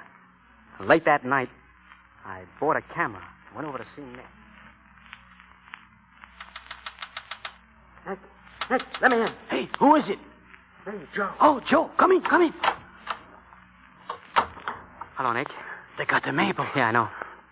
I thought maybe you scrummed. No, look, I got no time to talk. I got to move fast. Joe, what are you going to do? I'm going to spring Mabel out of jail. You're crazy, Joe. They will grab you, too. Can't help it. I got a plan. Will you help me? Oh, sure. We'll help you. Come on, then. Close up the joint. I'll get your car and meet you around in front. Look, Nick, don't start the motor again till we come out. Sure, I understand. Where's my camera? Right there. Good. If I don't come out of that jail, you beat it. Good luck, Joe. See you soon, I hope. Hello? You the jailer around here? Yeah, what you want? Pass of the woman's ward. I got to get some pictures of the Alden dame. I don't remember you. Who you with? National Press. Wait a minute. One of your guys took some pictures already. Yeah, and some drinks afterwards. Busted up his plate, so they told me to beat it over here and get some new shots. All right, come on. I'll take you back there myself. Sorry to bother you, but a guy will go for that hard liquor now and then. Yeah. Do you know that guy that took those pictures? Yeah? He spoiled the films, huh? Yeah, all right, you don't have to worry. I'll take care of you. Say, that'd be swell. You really will? Sure. Well, there's the matron over there. She's got the keys for the dame's cell. Hello, Luke. What'll it be? More pictures? Yeah, this guy's from the National Press. The other cameraman got stiff and spoiled his films. He wants more pictures of the Alden dame. And of me and you, too. He does, huh? You want pictures of her, don't you? I sure do, if you let me. Certainly. Alden! Hey, Alden! Can't you leave me alone? Hi, Miss Alden. Oh, Come on out and get your picture taken again, dearie. sure. Why not? All right, matron. You and the jailer. Get your hands up. I'm taking her out of here. Look out, Luke. He's got a gun. Put that gun away, mister. Get smart. Don't move an inch. She goes out of here if I have to kill everyone in the place. Get their keys, Mabel. Hand him over, matron. You heard him. You're breaking jail. You can't. I can't, huh? Get in that cell, both of you. Give me the keys, Mabel. They'll catch you sure as shoot. Shut up. You're making a Come on, honey, let's go. mistake, fella. Oh, Joe. Take it easy, kid. Nick's waiting for us. Joe, I knew you'd come for me. I just knew it.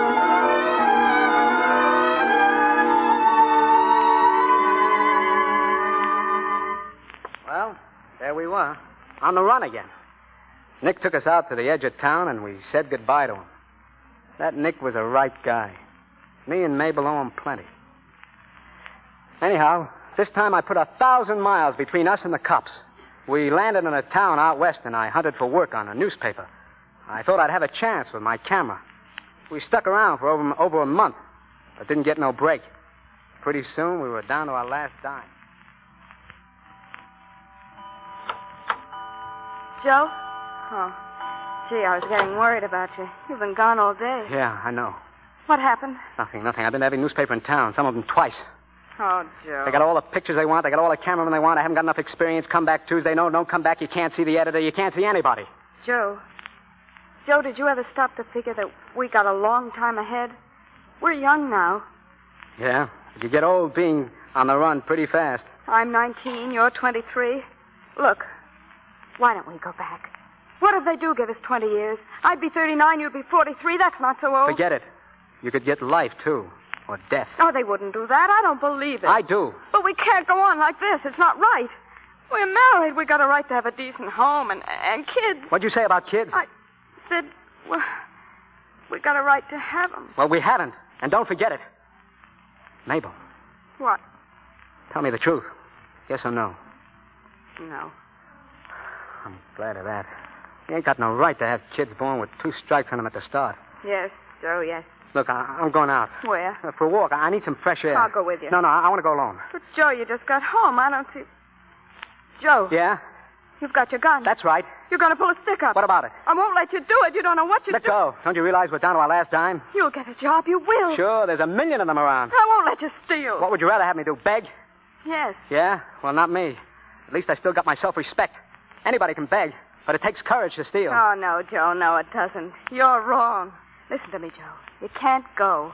Don't you see what you're doing? You're proving to them that they're right and you're wrong, that you don't deserve a break. Don't you see, Joe, you're giving up. That's a lot of talk. I don't care what we go through. If we have to starve, anything, I'll stick. I'll stick as long as I feel you're right, that you're honest.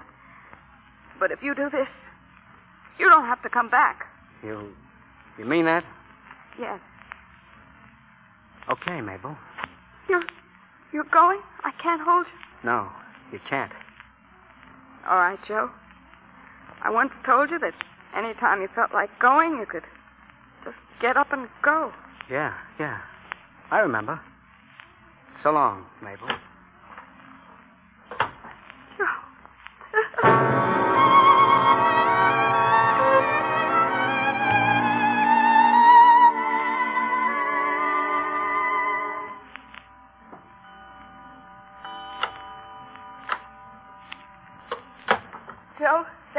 Yeah.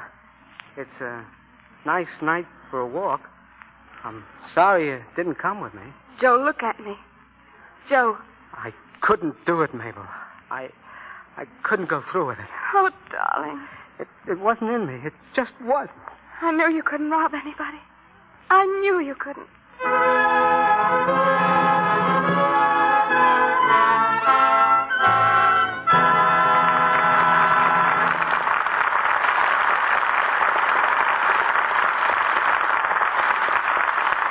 After a brief intermission, Mr. DeMille and our stars John Garfield and Claire Trevor will bring us Act 3 of Just Be My Destiny. I have a letter here that I think will interest the men in our audience as well as the ladies, too. It's a letter of complaint. Now, since we've been getting other letters with just about the same criticism, we thought we'd read this one to our audience. It's from a Mr. Lewis Moore of Austin, Texas. He says, I listen just about every Monday night to the Lux Radio Theater, and I've often thought to myself, why don't you tell the men in your audience what a swell soap Lux is? Tell them what a wow of a bath soap it makes. A man likes a soap that gives real lather. And even with hard water, you get a wonderful quick lather with Lux soap. I've heard a lot of men say they're partial to that soap. Thank you for that letter, Mr. Moore. We're very grateful to you. And from now on, while we're telling the women in our audience why Lux toilet soap is the soap for them, we'll try not to forget that men are people, too. And I hope you ladies have been listening attentively tonight, because I'm pretty sure the men in your families will enjoy using Lux toilet soap. You see, there's a very good reason why they'll say it makes a wonderful bath soap. It's because Lux toilet soap has rich, smooth, active lather that carries away perspiration and every trace of dust and dirt. Leaves a man feeling like a million. And remember, it's a luxury soap at a budget price. Just a few cents a cake is all this fine soap costs. Why not get a supply of Lux toilet soap for the whole family tomorrow? It's hard milled, you know, so it lasts and lasts. Yes, Lux toilet soap is really thrifty. Now, Mr. DeMille returns to the microphone. The curtain rises on the third act of Just Be My Destiny.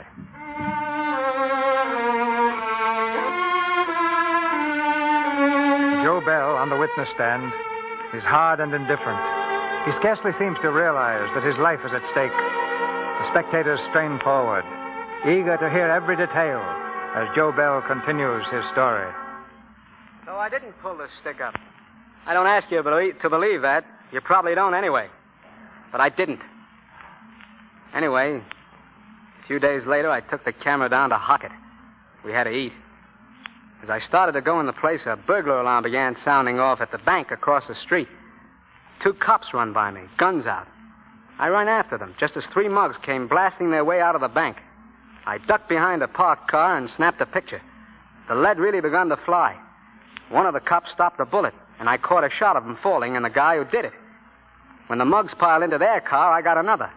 It was a wonder no one took a crack at me. Well, when it was over, I hot-footed it down to a newspaper, the Journal. I had a great idea, Mike. Journal. Just a minute, I'll connect you. Daily Journal. Hey, kid, the editor in? You back again? I gotta see the editor. Don't you ever take no for an answer? No, I don't. Hey, come back here. You can't go in there. Yeah, I saw the pictures of the bank robbery. They look like scenic postcards. Now, look, will you go get me some action shots? I can buy postcards of this city at a penny apiece. Hiya, Mr. Leonard. What do you want? I'm busy. I want to speak to you about... Weren't you in here looking for a job last week? Yeah. I thought I told you then. You told me I didn't have enough experience. Well, I got something better than experience. In this camera, I got pictures. What do you expect to have in a camera? Hot coffee? I got pictures of the bank robbery. I was there from the start.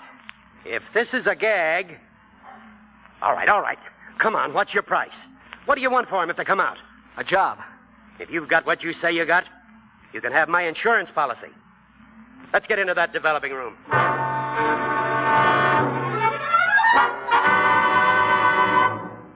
Okay, Pete. How much longer on those pictures?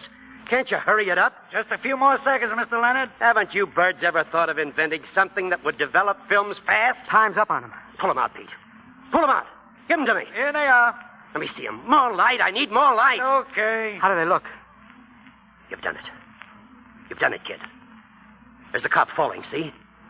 Here, the bandits are climbing in the getaway car. Their faces. We'll be able to identify every one of those birds.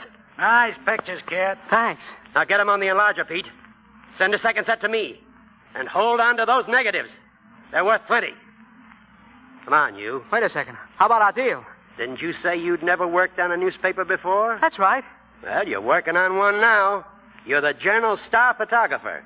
$30 a week. I'll try to do a good job of it. It means a lot to my wife and me. You keep on making pictures like that, and we'll have every crook in the state in jail.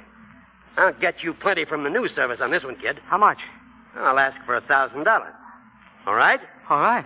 Oh, yeah, all right. But could I have a few bucks in advance? Huh? What for? We haven't eaten for 24 hours.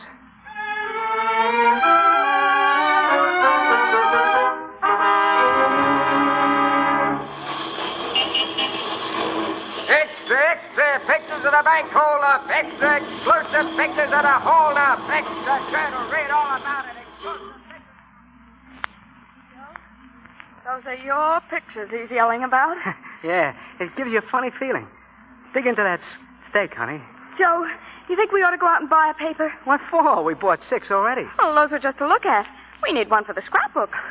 I'd rather have another steak. You know, Joe, if we can afford 40-cent steaks, maybe that 15-room house we were talking about isn't such a crazy idea. Well, if you got nothing special to do tomorrow, take a look at some lots. I'll bet someday you're going to be famous, Joe. Like President Roosevelt. Oh, he's in a different line from me. Of course, I got a big job, too. Oh, it's more than just a job. You found a place for yourself. At last you know that you belong. You know, that's even more wonderful than anything else. Belonging. Yeah. I guess it is. But make that we belong. I couldn't do a thing without you, Mabel. And don't you forget it.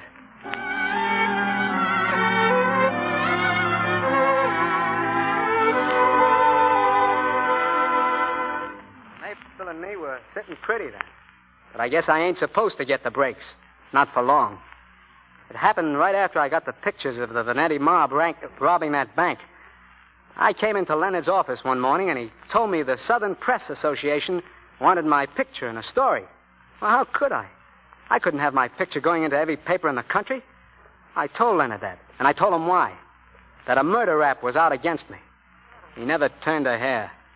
He rung the Southern Press back, and he told him he was the guy who took the bank pictures. Then he wanted to speak to Mabel. So I took him over to our apartment. No, believe me, Mr. Leonard. Joe never killed my stepfather. The last we ever saw of him, he was running after us. And that's true, every word of it. I believe you. And I believe Joe, all the way.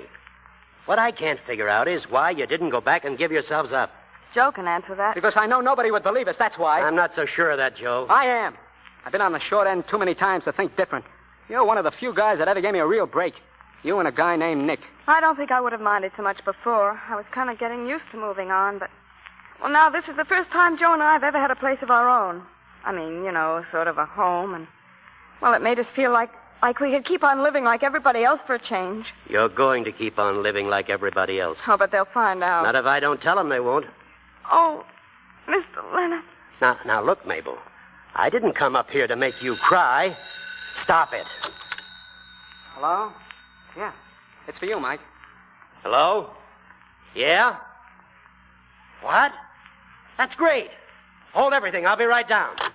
That was the office. They just got a flash. 2 of the bandits were captured. The leader got away. They want the journal photographer to identify him. And that's me. But you didn't take him, Mike. Well, you can't afford to get mixed up in this. But supposing they don't believe you? Who's going to ask any questions? The pictures are enough to identify him anyway. I'll convince them. Good night, Mabel. Good night. So long, Joe. See you in the morning. You still want me to work for you? If you don't show up at 8 o'clock, you're fired. So long, kid. Did you hear that, Mabel? Yeah. I can't get over it. Me, getting all these breaks.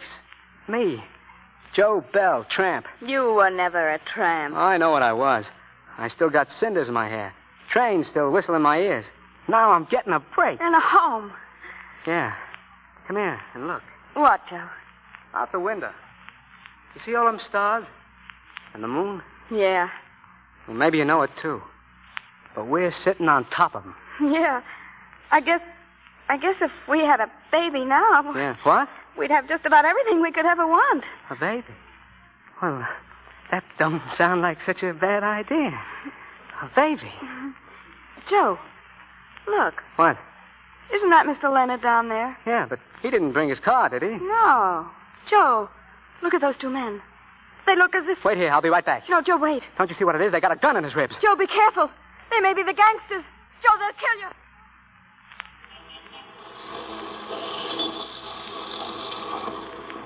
Get in the car, Leonard. I want to have a talk with you.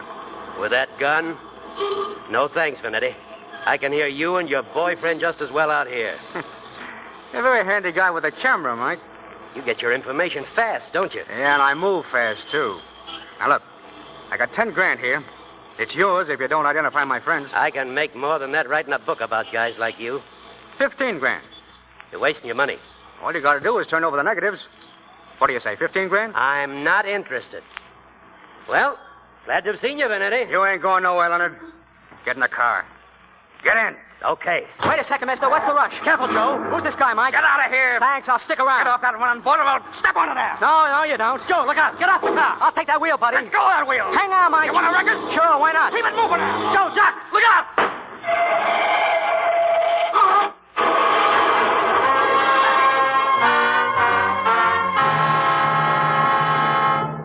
Joe, I watched the whole thing from the window. It was horrible. I thought they'd killed you. Take it easy, Mabel. It's all over now. I'm all right. Look, there's nothing wrong with me. Is there, Doc? Nothing much. Your husband is a very lucky young man. How's Mike? Swell. Just shaking up, that's all. There you are, young man. Leave that bandage on. You can go now. Thanks, Doc. Come on, Mabel. Let's go home. Here he comes, guys. Hey, how about a picture, Joe? Close that door, quick. What's the matter, Joe? Those guys just snapped my picture. The news service will pick them up. By this time tomorrow, they'll be in every paper in the country. Joe, we're trapped, aren't we? No, we're not. We'll be out of this town in a half hour. Come on. Oh, what good is that going to do? You want to stay here and let them take us? Yes. Are you crazy? No, but you are if you think there's any place left for us to run to. You don't know what you're talking about. You just said yourself every paper in this country will carry our pictures. So we'll stay in hiding for a while. Yeah, and then what? Then we'll find $1 million and buy a boat and take a trip around the world. You're wasting time, Mabel. Joe, this can't go on. It gets worse and worse every time. First it was only getting over the state line. Then it was attempted robbery. Now you were almost killed. Come on, Mabel. We'll talk about it later on our way out of town. There's not much time. You're wrong. There's a whole lifetime in front of us. And I'm not going to spend it running away. We're human beings. We've got a right to live like human beings. You coming with me? No. If that's the way you feel, I'll go it alone. You're not leaving here. Get out of my way. Joe, please. I'm getting out of here. I swear you won't leave without me. Hey, Joe, how about another? Don't forget us, Joe. Joe, listen. Don't make me do it. So long, Mabel. Stop him. Stop him, somebody. What's going on here? What is it, lady? This is Joe Bell, Sergeant. He's wanted for murder at Rosedale Work Farm. He wants to give himself up. Oh, Joe. Joe, you'll see it'll be the best thing. You'll see.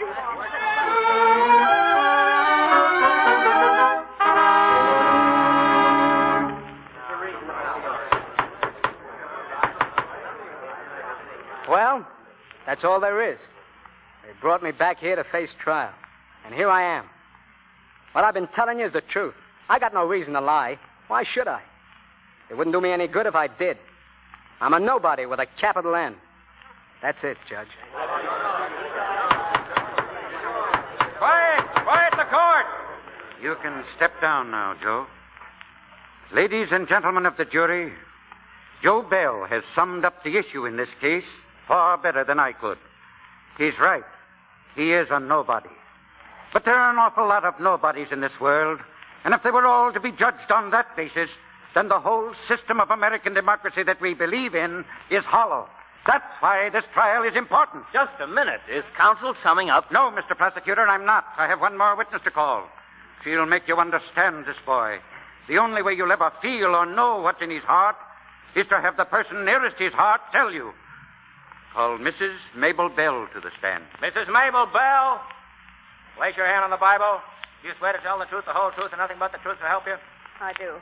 Will you take the stand, Mrs. Bell? Just start talking, Mabel. Tell us in your own words about Joe. Well, I haven't got much to say. Only like Joe said, when he got his job at the Journal, he felt he belonged. If I could only make you understand what that meant to him. He wanted a place to hang his hat, and he had it. He was happy, but now... Go on. He wasn't at all like the boy you saw get up on the stand. He's bitter now. He thinks he hasn't got a chance in the world, that nobody cares, that he's wrong. You've got to prove to him he's wrong. I believe you will. If I didn't believe it, I wouldn't have turned him in. Just take it easy, Mabel. He hates me for it. You know, it's not easy for a woman to have her husband hate her. Especially at a time when she's going to have a baby, but I couldn't help it. I just couldn't go on running away anymore. I'm asking you to believe me when I tell you that my stepfather was a sick man. Joe didn't kill him. He hit him, yes, but he had started to hit me. You see, whatever Joe's done, it was because he loved me. And if you have to convict him, convict me too, because then I'll have to believe what he does, that there's no hope for people like us. And I don't want to believe that and go on living. Your Honor, the defense rests.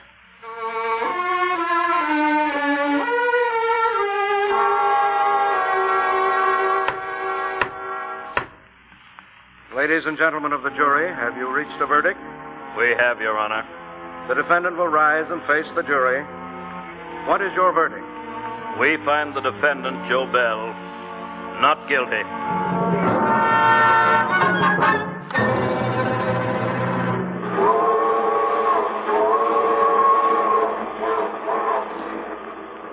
Mabel, I just thought of something funny. What? You know, this is the first time we've been on a train together where we actually paid our fare. This is the first time we've ever been on a train when we actually knew where we were going. That's right. And Joe, there's something else. I know what you're going to say. What? We finally found the place to hang our hats. My hat, your hat, and Joe Jr.'s.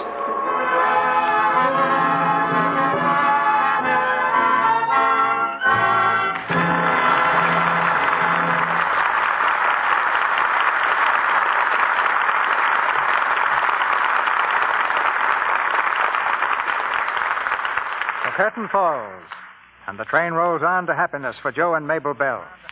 And we introduce our stars for a curtain call, John Garfield and Claire Trevor. Well, now that we're through hitchhiking around the country, Mr. DeMille, I want to tell you that it was a pleasure to be here and a pleasure to work with Claire Trevor. Well, thank you, John. I've enjoyed it, too.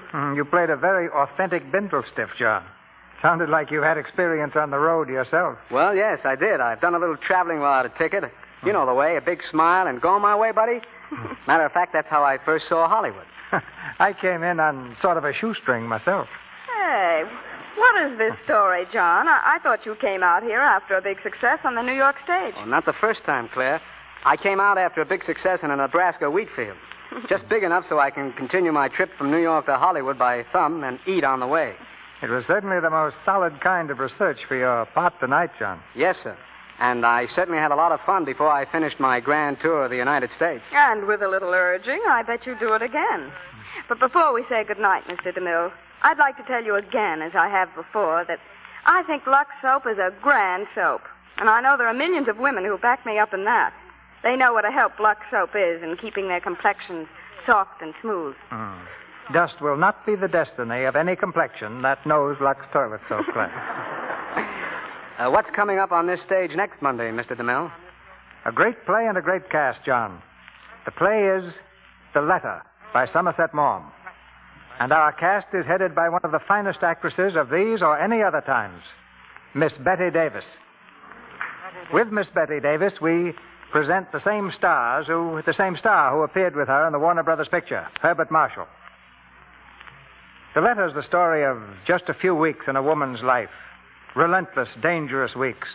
So sharply presented in this drama and so finely acted by this cast that I firmly believe you'll remember next Monday night's play for many months to come. Oh, it's one of my favorite plays, Mr. DeMille. I don't want to miss it on the air. Well, good night. Good night. Good night. Good night. That applause you hear echoes from coast to coast.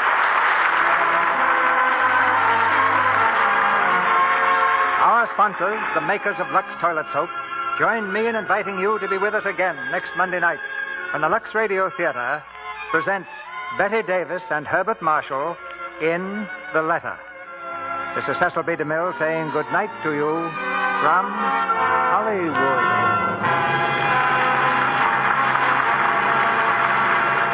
John Garfield appeared through the courtesy of Warner Brothers, as currently seen in their production of The Seawolf. Claire Trevor was heard tonight through the courtesy of Columbia Pictures, with whom she has just signed a long-term contract. The novel, Dust Be My Destiny, was written by Jerome Odlum. Included in tonight's play were Arthur Q. Bryan as prosecutor, Rex Heath as judge, Tony Martelli as Nick, Earl Ross as Mike, Pat Collins as Pete, and Paul Irving, James Eagles, Edward Arnold Jr., George Yesner, Speck O'Donnell, Bruce Payne, Adelaide Irving, and Earl Keane. Our music is directed by Louis Silvers, and your announcer has been Melville Ruick. This is the Columbia Broadcasting System.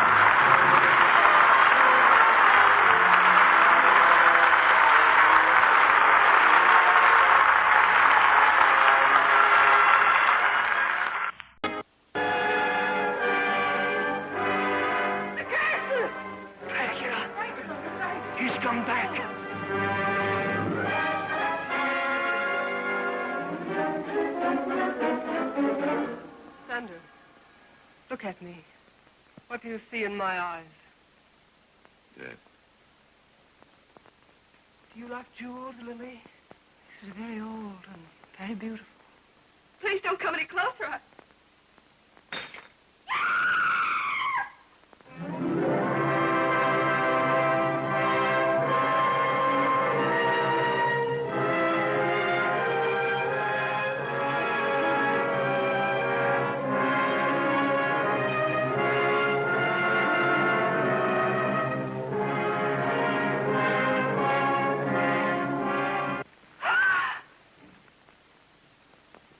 Is weak, Dr. Goss.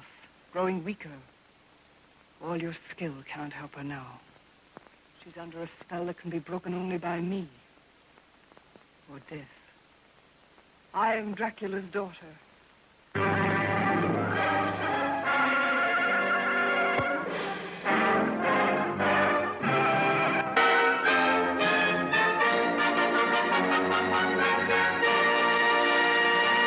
The Warrior of the Woodlands, Ranger Bill, is coming up next.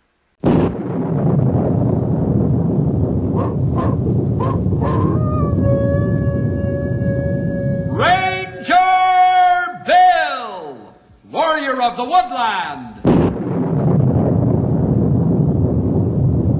Ranger Bill, Warrior of the Woodland, struggling against extreme odds, traveling dangerous trails, showing rare courage in the face of disaster. In the air.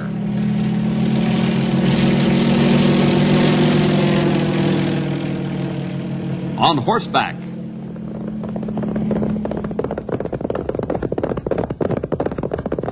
Or in a screaming squad car.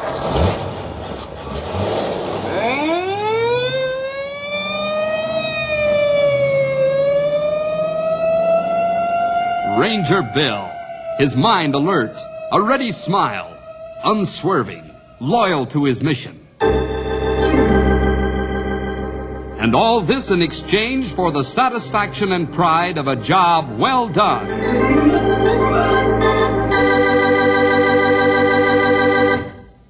The other day, Henry Stumpy Grey Wolf and I were cleaning our rifles.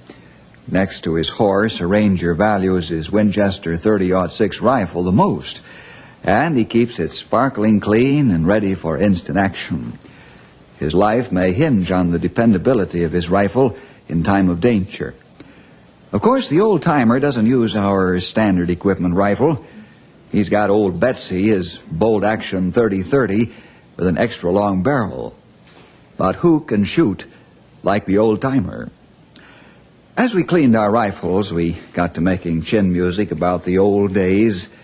Henry always likes to hear the old-timer talk about the narrow escapes he's had. And then I had a surprise for the boys. But it's about time for us to get into the story. And here it comes, The Prehistoric Monster. Say, I can see my face in the barrel of my rifle. It's so clean. Yeah, what's your face doing inside your rifle barrel, Sonny? That ain't no place for it at all. You know what I mean. Here, take a look. Well, there's a clean barrel. Let me see. You have plenty of good luck now. You brag about how clean gun is. You said it, Grey Wolf.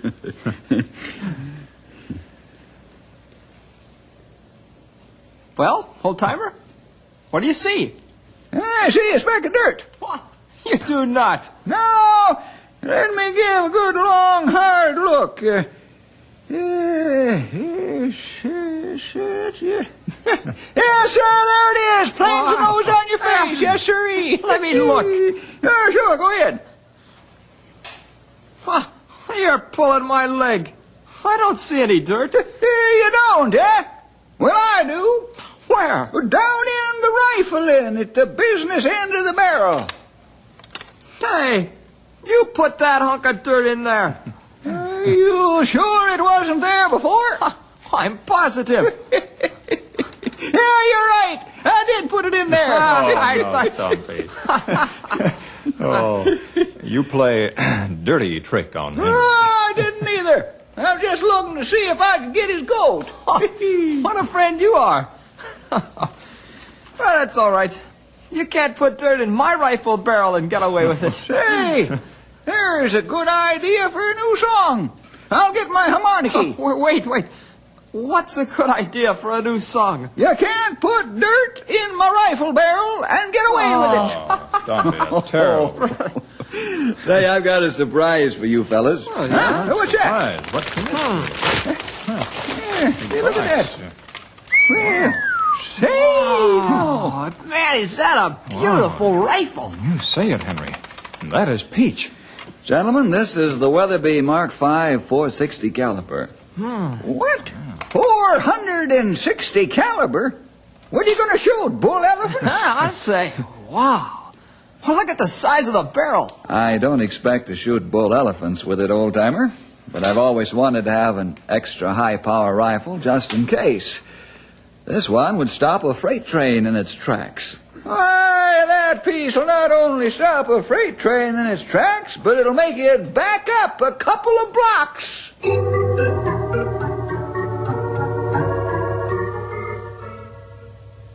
While the fellows were giving my new rifle a going over, there were other things going on.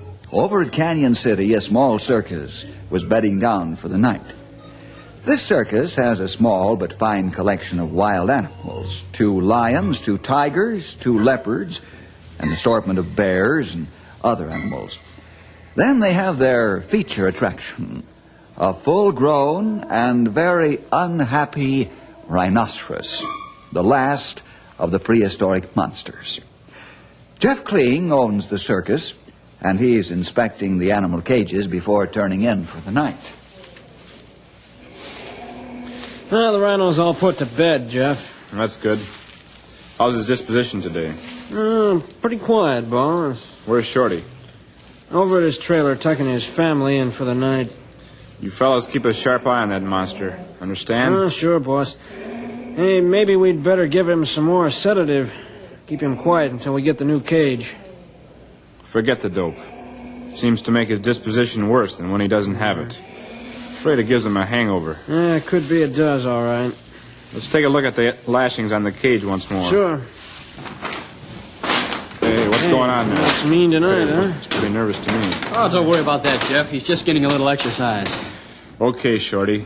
Just make sure he doesn't exercise himself right out of his cage.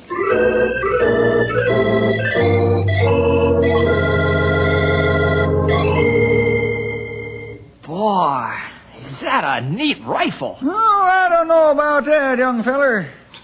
What? You must be joking. Nope. Only thing about that piece is it's brand spanking new. Won't do no better than old Betsy here. This time you're wrong, old-timer. Is that so? Why, I can stop any critter that this new one can with old Betsy. Why not agree? Well, look at difference in caliber. Size don't mean much. It's how you use it that counts.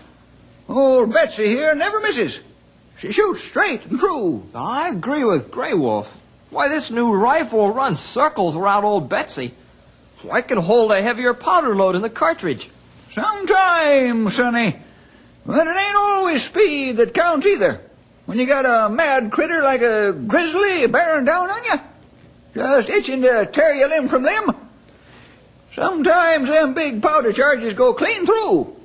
They don't bother the critter much at all, neither. You gotta have a heavy enough charge that'll stop 'em. The first shot, especially if you're alone. Don't be rough on the old-timer, fellas. He's got his favorite rifle, and he's such a perfect marksman that he can drop any large animal threatening to attack him. No! There's a feller that's got his thinking cap on. Now, wait a minute, Stumpy. Henry and Grey Wolf are right, too. How many men can shoot like you can?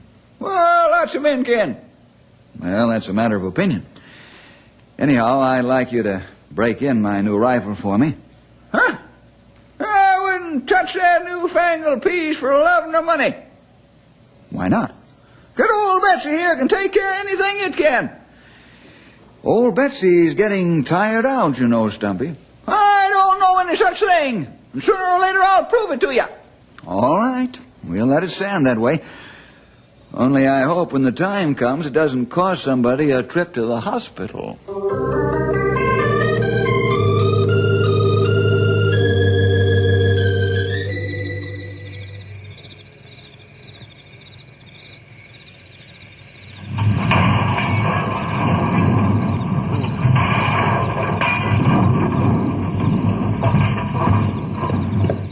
What was that noise? I don't know, Shorty. Hey, what was that crash? Shorty, Lefty. Gee, I don't know. Oh, no, the rhino's gone.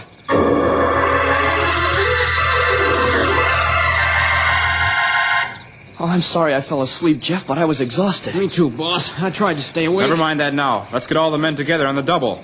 Hey, fellas, come on. Hey. The rhinos are going. Hey, over here. Come on, boys. Together in there. All right, quiet down, men. Quiet down. Come on. Listen, quiet. Quiet down. As you know by now, the rhino's on the loose. We've got to catch him. Hey, yeah. We ought to get the Rangers and the police to help us, boss. Not yet. That would be bad publicity for us. We'll split up into 2 groups. Grab your white rifles and get the horses. Shorty, you take one group and I'll take the other. Right. Lefty, you stick with me. Sure, I'm ready.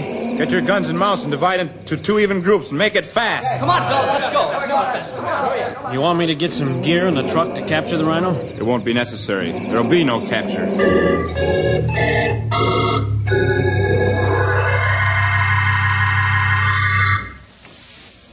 Hey, Storm.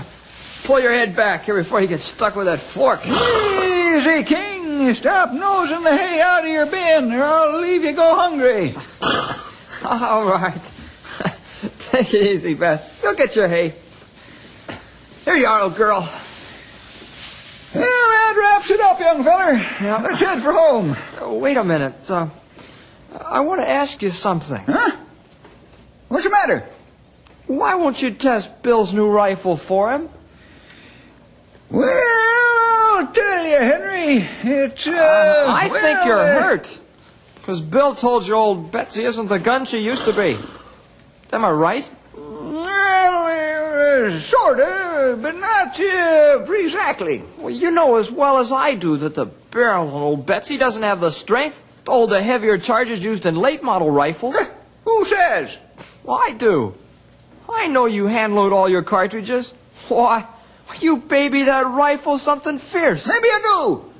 But she always comes through for me, don't she? Can't you see that's why Bill's asking you to test his new rifle? Why, it's a compliment to your experience and ability with guns. It is, huh? Certainly, sure. Why, you know what to expect of that new rifle. Come on, hop on it. Well, I don't know. Stumpy Jenkins. Why, sometimes you're so stubborn. Why, you'd put a mule to shame. Is that so? Yes, sir. It is. Well, you mark my words and mark them well. Someday old Betsy's going to have to do a real tough shooting job. And you'll find out that an old gun is just as good as a new gun any day. Put that in your cud and munch on it.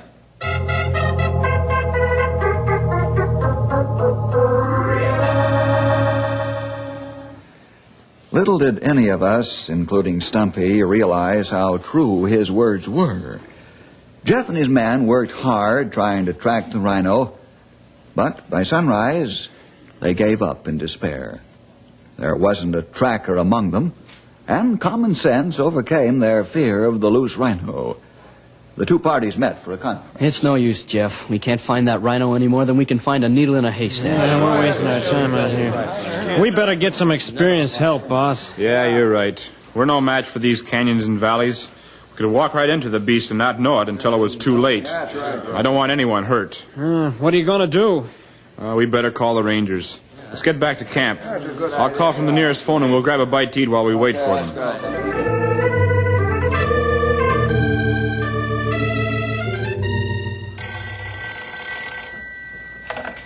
Hello, Ranger Headquarters. Henry Scott speaking. This is Jeff Kling calling. I have a small circus camped outside Canyon City. Our rhinoceros has escaped. Now, wait a minute, Mr. Kling. You don't expect me to swallow that hook, line, and sinker, do you? This isn't a joke. I was never more serious in my life. Hold the line a minute. Bill! Bill! Yes, pal? There's a man on the phone. He says a rhino escaped from his circus. Well, let me talk to him. Hello, I'm Bill Jefferson, ranger in charge. I'm telling you the truth, Mr. Jefferson. My men and I have been trying to track the beast all night, but we just have been wasting our time. Where are you camped? A mile outside of the north limits of Canyon City and Highway 18. Uh-huh. We'll leave here at once by helicopter, and you'd better be on the level. This is not a joke. By the time it's over, I'll probably wish it was.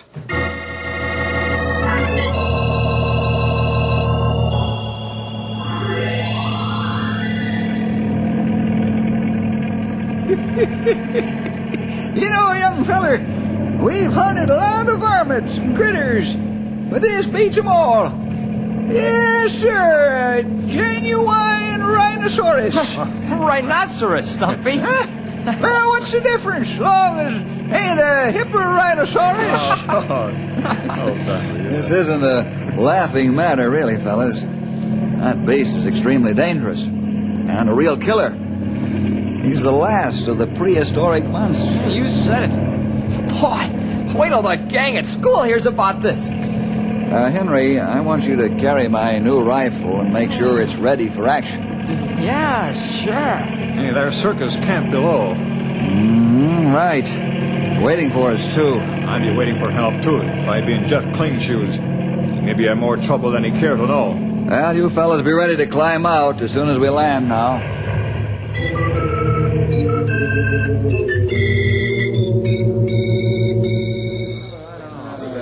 How long do you think it'll take you to catch him? I don't know, Jeff. All depends on the plainness of his trail. I'm near sick with worry. Suppose he kills somebody. We haven't time to worry. I handpicked 2 men besides yourself to go with us. Shorty, Lefty. Right. When do we leave? Jeff, you and your man go with Stumpy and Grey Wolf. They'll track the rhino on the ground. Okay, but can't we start where we left off this morning? Who's doing this, Sonny? You or us? What old-timers say is that rhino may be double back, and we catch that in trail sign. We ready now, Bill? All right. Henry and I will scout ahead in the copter. We might spot him. Keep your walkie-talkie open. We do.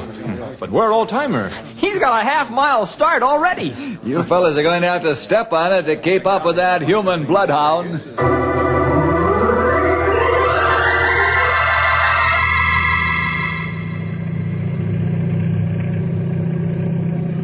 This has been monotonous, Bill. Yeah, I know it, Henry. Back and forth and back and forth. Mm-hmm. All we do is scare bears and deer. Yeah, be hard to spot the rhino, too. He's got that natural coloring, you know. Yeah, I never thought of that. Hey.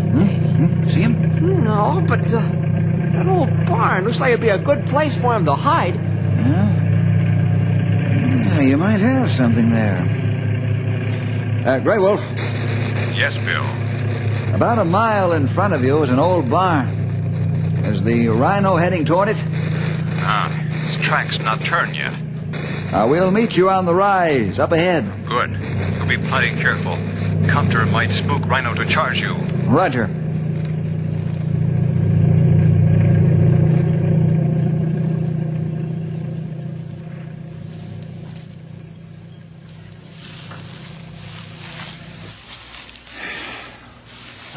Boy, I thought I was in condition, but I guess not.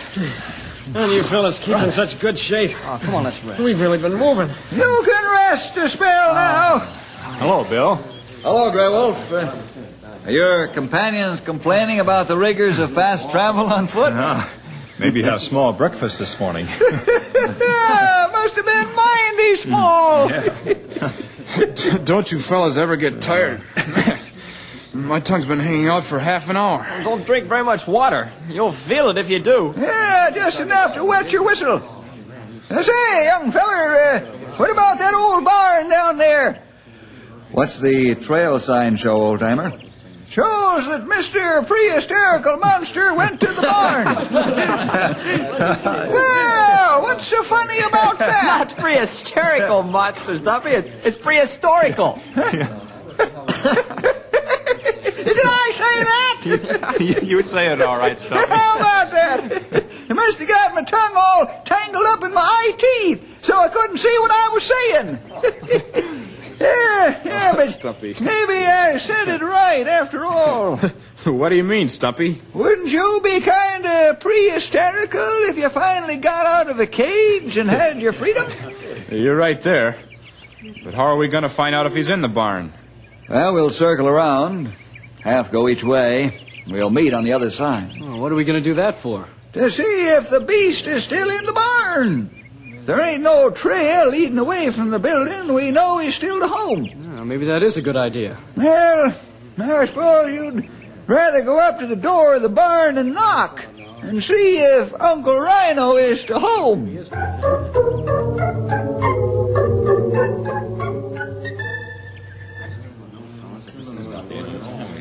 I've got goose pimples now. He's in there all right.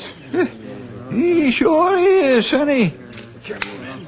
He sure is. And now we gotta smoke him out. When do we close in? Take it easy, fellas. This isn't just a turkey shoot, you know. Not even a grizzly shoot. That big fella is armor-plated. Hey, that's right. That baby's a walking battleship. You've got to hit him right or we're all in real trouble. All right. Grey Wolf. Yes, Bill. Can you hit the pile of straw just inside the barn door with a fire arrow? I think so. It'll take time to make bow and arrow. Well, go ahead. Take all the time you need. I work fast as I can. I'll help you. Good. We go find hardwood sapling to make bow. How's the rhino going to get out of the barn? There's fire in the door. You just watch him come out.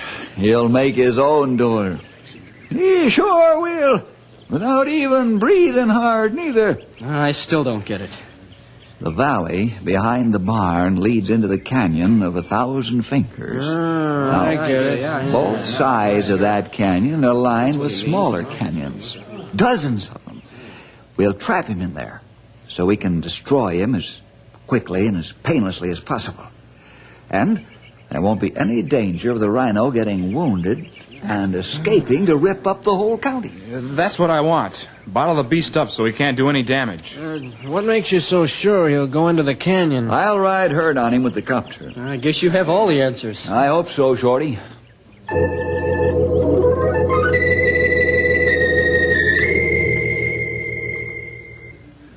Shoot when you're ready, Grey Wolf. I'm ready now. Okay. I won't take off until our friend has made a new door. The copter might spook him out the wrong way. Light torch, Henry. Right. Perfect shot. I shoot once more. Right.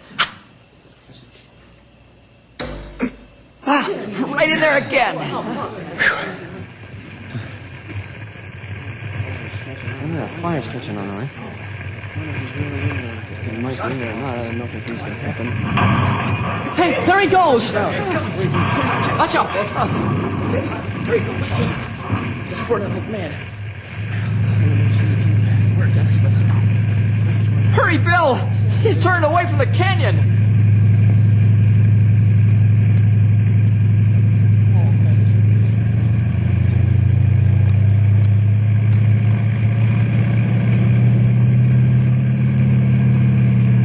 He turned him. You turn too with that chopper whizzing around dead! Bill's got him heading for the canyon now at full speed.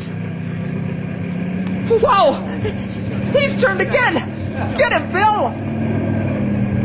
He's in. For a minute, I thought he was going to break for open country.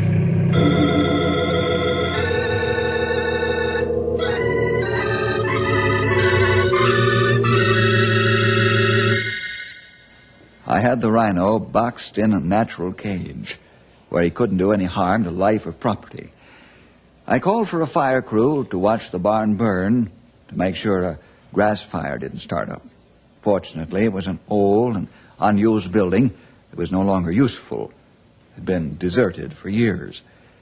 Stumpy, Grey Wolf, Henry, and the rest of the men circled around on the high ground to meet me, where I had again landed the chopper, as Stumpy calls it. Now I was faced with the unpleasant task of destroying the rhino. I knew we could never bring the full-grown beast back into captivity again. Well, young feller, now what? Are you and I gonna sneak into that canyon and finish him off? No, it's too dangerous on foot, Stumpy, or even on horseback. You're not going to leave him in there. He might get out. We'll finish him off, Jeff, as much as I hate to do it. Yeah, I know how you feel. There's nothing else we can do. A baby rhino we could handle, but not a full-grown one. I'm sorry about this, Bill. I really am. I know you are. Stumpy, I'll spot the rhino from the copter. When I found him, I want you to finish him off from the rim of the canyon with my new rifle. One clean shot. Well, okay, but I'd rather use old Betsy here. She won't do it, Stumpy. I say she will. One clean shot, too. Bill... Forget it, pal. Okay, Stumpy. You can use old Betsy to do the job. No, you're talking my language. Just one thing, old-timer. Yep, I'm listening. One shot, and only one, you understand? Why, sure I understand. Old Betsy here picked off a charging cougar in a mile, didn't she, a while back? Yeah, she did. What makes you think she can't do the same at a quarter of a mile? Well, Stumpy, that animal's got an armor-plated hide. Well, I'll use a grizzly charge on him. Okay, have it your way. But you better not miss, or you'll answer to me. I don't want that beast to suffer 1 second. Destruction must be quick and complete.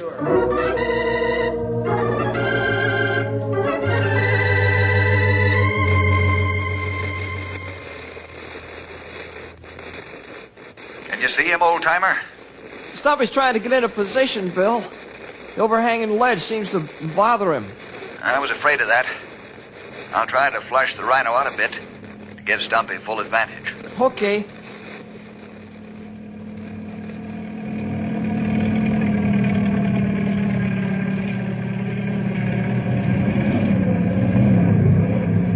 What's the matter? I don't know. I'm going to have to land on the canyon floor. No! Another rhino charge! I can't stop now, pal. I've got to land on the momentum of the rotor while I still have a chance, or I'll crack up.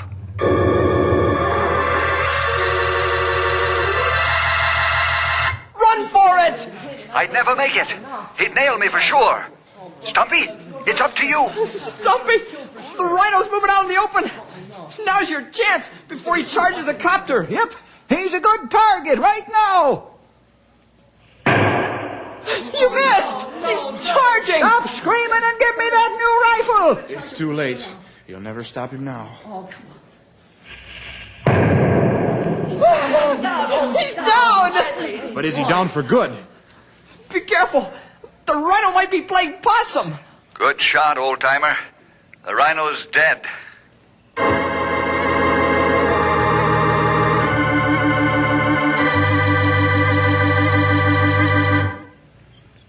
Go ahead and suspend me, Bill. I'll take my medicine like a man.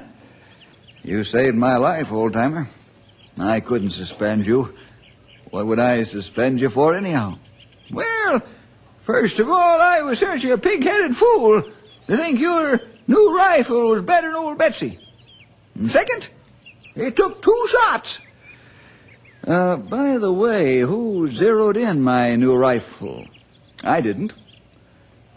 Well, I did the other day. I just didn't have anything else to do. You're a rascal. You knew old Betsy kind of slips a bit on the long shots, didn't you?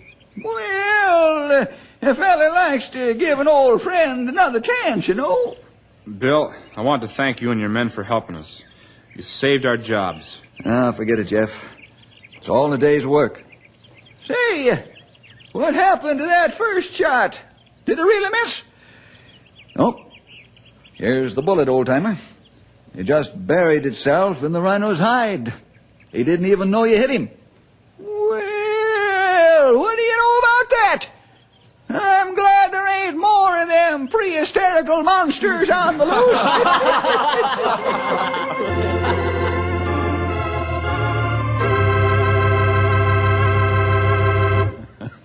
And I'm glad too, old-timer. One narrow shave like that will last me for a long time. Well, see you next week for more adventure with Ranger Bill!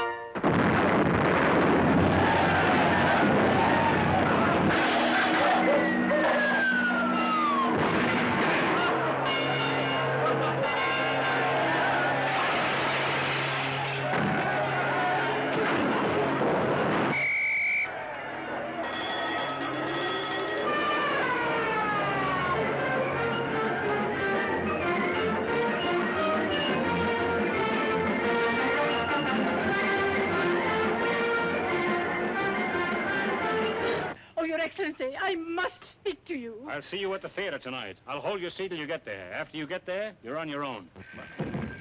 Hello? Hello, yes? No, he's not in yet. All right, so goodbye. That was for you again. I wonder whatever became of me. I should have been back here a long time ago. They got guns, we got guns, all got children got guns.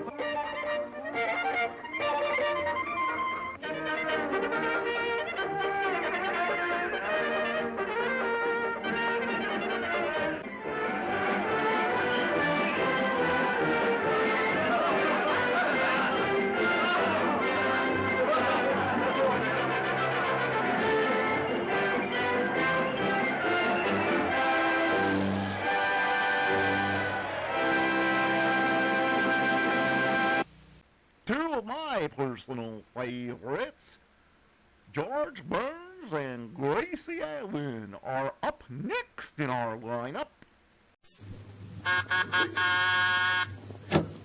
Well, hello. Come right in. Oh, George, we've got company.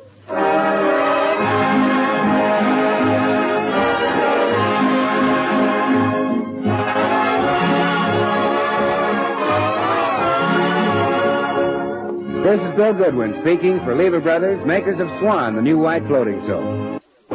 Well, it's Tuesday night again. Time for another pleasant visit with George Burns and Gracie Allen, their guests, Herbert Marshall, Jimmy Cash, and Paul Whiteman and his music. And now meet the people who live in the Burns house, George and Gracie.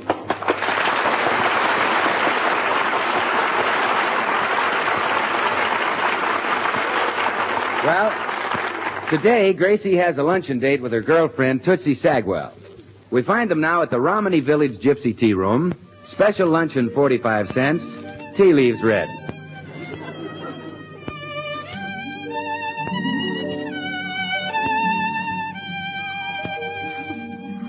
Oh, isn't this place simply marvelous, Tootsie?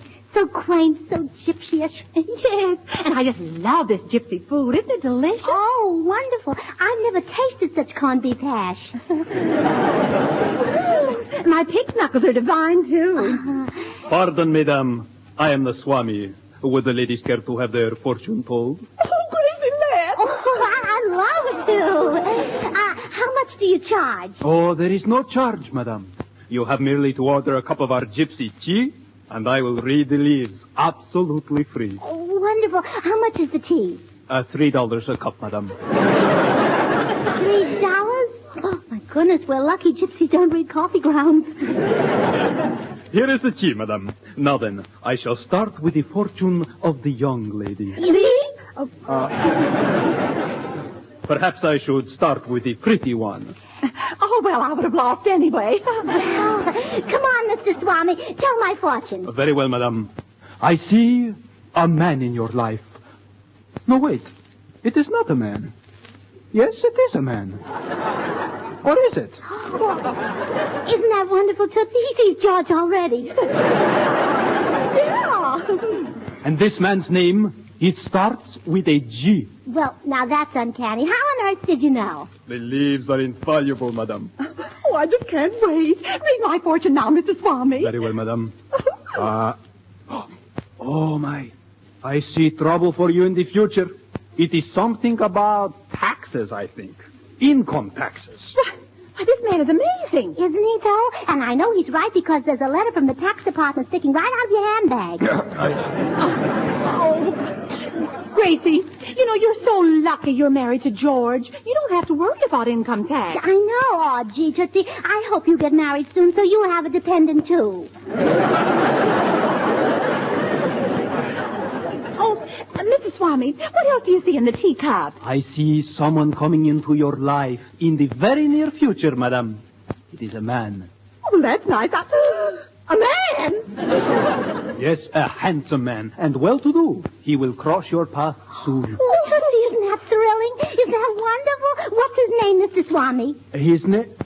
I cannot see his name. Oh, just tell me the initials of this handsome man. Handsome man. H.M. H.M. I don't know any H.M., Gracie. Well, neither do I, Tootsie. Except, oh, gee, could that be possible? You, Tootsie Sagwell, ruling over all those people? Gracie, what are you talking about? Everybody bowing? Oh, no, of course I forgot. Forgot what? His Majesty is already married.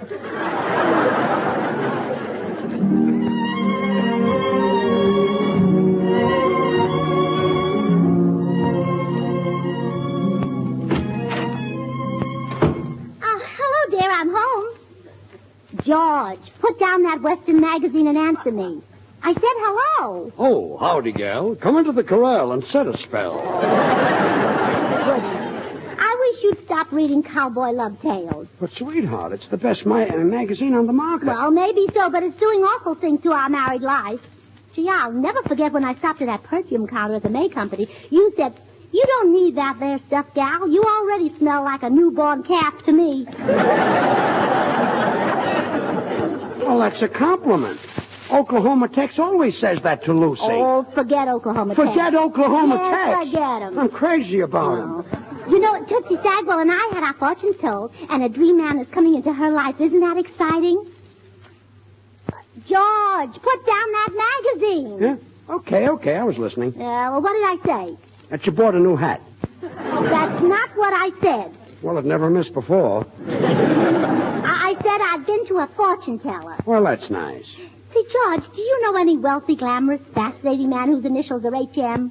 Yes. Who? Harpo Marx. Oh, George, he wouldn't do. A girl couldn't be happy with a man who just sits there and honks at her. Anybody else? H.M. Well, Herbert Marshall. Herbert Marshall. Yeah, he's wealthy, glamorous, and fascinating. Yeah, that's see. Oh, thank you, George. Gracie, what's this all Oh, about? he must be the HM the fortune teller was talking about. The lover chosen by fate, the dream man. He told you about a lover? A dream man? Gracie, I always thought that I was your... Only a man like Herbert Marshall could make up for all those dull, monotonous years.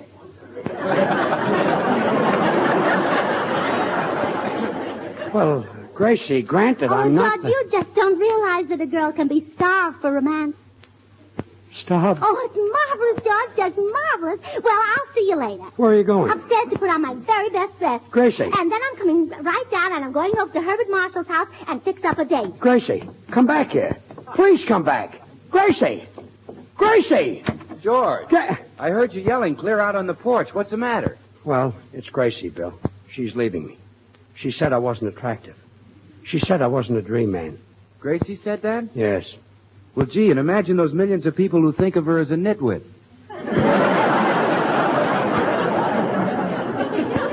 Don't be funny. My wife is leaving me for Herbert Marshall.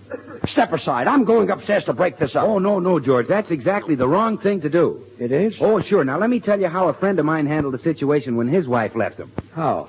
Well, he put a notice in the personal column of every newspaper, and it said, "Darling wife, all is forgiven. Come home to hubby, and he'll buy you Swan, the new white floating soap that's purer than the finest Castile soaps. Pure as an angel." Oh, Bill, But George, it worked. It not only worked for my friend, but 10,000 other wives came home to their husbands. They did.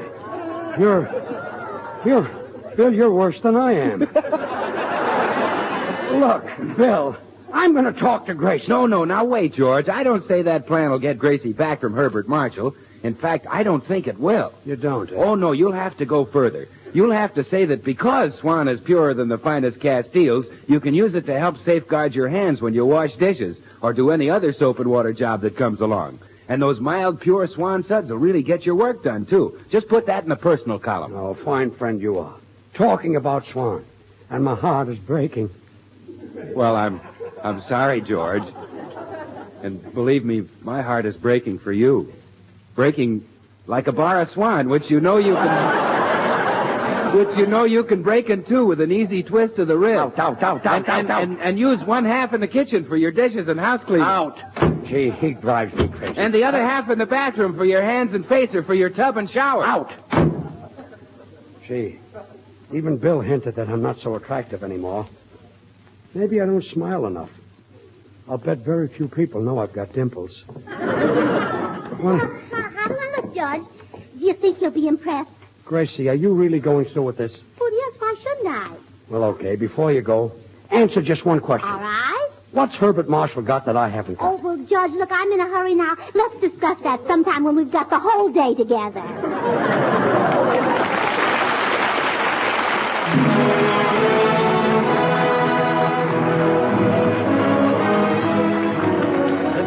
The boys and the Six Hits and a Miss woke up singing this morning, and what do you think they had in their mind? It was, "I had the craziest dream."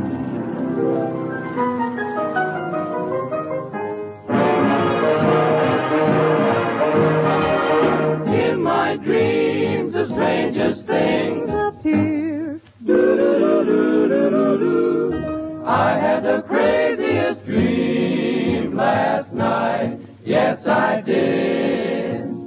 I never dreamt it could be, yet there you were, in love with me. I found your lips close to mine, so I kissed you, and you didn't mind it at all. But when I'm awake, such a break never happened. How long can a guy go on dreaming like I? If there's a chance that you care, then please say you do. Baby, say it and make my craziest dreams come true.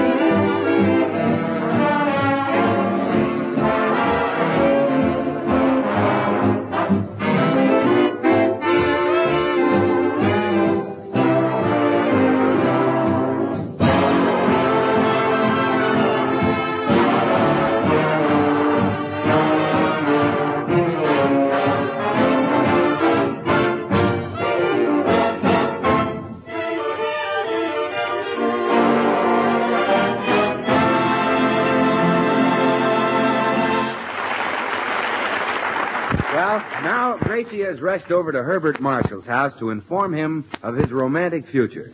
She knocks at the door. Oh, hello. Oh, hello, Mr. Marshall.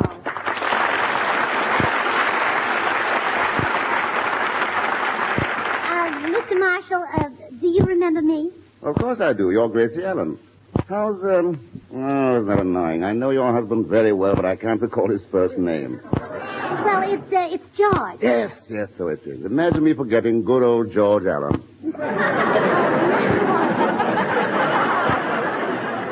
Oh, Mr. Marshall, it's George Burns. Oh, yes, of course, son. I guess you got George confused with my father. Well, that is a possibility. Won't you, sit down? Well, thank you. I'm glad you remember me, Mr. Marshall. I don't like to ask favors of strangers unless I know them. I see. You have a favor to ask? Well, yes. I went to a fortune teller today, and he said you're Tootsie Sagwell's dream man. Tootsie Sagwell? Uh-huh. Is that a woman? It certainly is. Here, this is her picture. I repeat, is that a woman? Well, just think, out of 100 million men, the fortune teller picked you for Tootsie. Isn't that thrilling? Blood-curdling. But, Gracie, fortunately for me, I do not believe in fortune tellers. Well, how can you say that? Why, a fortune teller once told my mother that she was going to take a trip across water. And did she? The very next day. Mm-hmm. She was scrubbing the kitchen floor, and she fell over the pail. Amazing. But, Mr. Marshall, you were meant for Tootsie. Fate. No, but Gracie. Oh, you and Tootsie have so much in common. She's an actress, too. Really? Oh, really? At our club last week, she did an impersonation of Gypsy Rose Lee. Oh, please. Oh, it was so exciting. The orchestra played the strip polka, and Tootsie came out, and all the men in the audience yelled, "Keep it on! Keep it on!"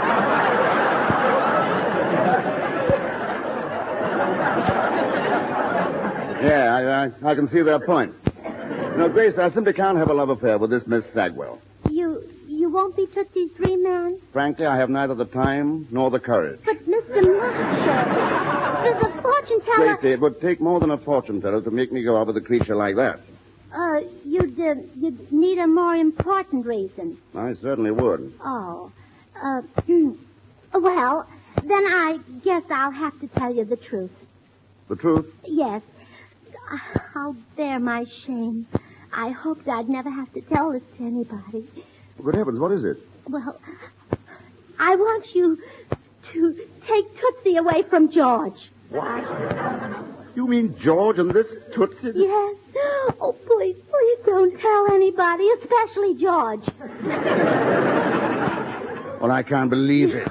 Oh, well, don't blame Tootsie. It's not her fault. George pursues her. The bounder. How can you live with a man? He's a cad. Yeah, I know. But he's the cad I'm used to. No, don't cry, Gracie. Oh, dear. Nobody will help me. Wait, Gracie, I'll help you. I'll do it. I'll make love to this Sagwell person if it'll save your home. Oh, thank you. I'll arrange everything. No, goodbye, child. That beast doesn't deserve a sweet, innocent girl like you. Yeah, I know. Goodbye. Gracie! Why, George, what are you doing here? I followed you.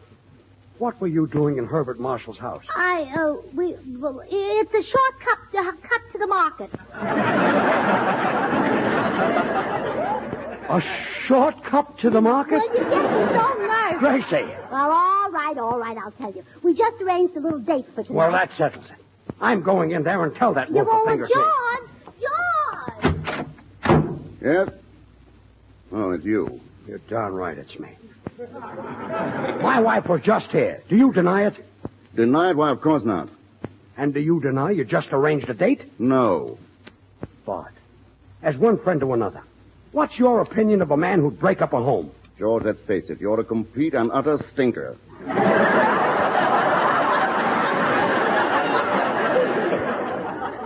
I'm a stinker? Unquestionably. I've seen the woman who's involved in this affair, George. Is she worth all this? She is to me. Why, there isn't another one like her in the whole world. That I will guarantee. Don't be a fool, George. Give her up. Never. But look at it from Grace's side a moment. She's too nice to have her life ruined. She deserves only the best there is. Brother, are you conceited? Now, George, what do you see in this Tootsie Sagwell? Tootsie Sagwell? What's she got to do with it? Well, aren't you in love with Tootsie? In love with Tootsie? No. I go steady with Boris Karloff. No, but Gracie said she wanted me to take Tootsie away from you. That's why she arranged a date for us. Gracie arranged a date for you and Tootsie? Yes. Oh, now I get it. This is another scheme of Gracie's to help Tootsie. You see, Tootsie is dying to get a husband. But she's insane to ask for volunteers. She ought to try selective service. Anyway, this lets me out of the date. Now, wait a minute, Bart. I can't spoil this date for Gracie. She'll never forgive me. You've got to go through with it. But, George, look at that picture.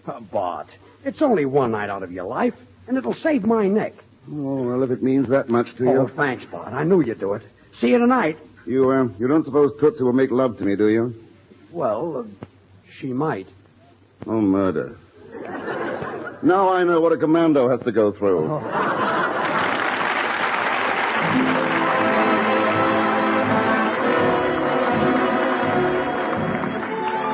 Well, Jimmy Cash has cooked himself up a mighty tasty arrangement of I Cared a Little Bit Less. And here it is, Okay, Jimmy. Maybe I haven't a chance. Maybe you don't even care. Baby, is this a romance or a one-sided love affair? I wouldn't feel so lonely for someone I love and adore if I cared a little bit less and you cared a little bit more. I wouldn't cry my heart out for kisses I miss at your door if I cared a little bit less and you cared a little bit more. It all would be so simple if you were me and I were you. You'd realize what love is and you could see my point of view. So, darling, time's a-wasting when heaven is only next door. 'Cause I'll never care any less. Won't you care a little bit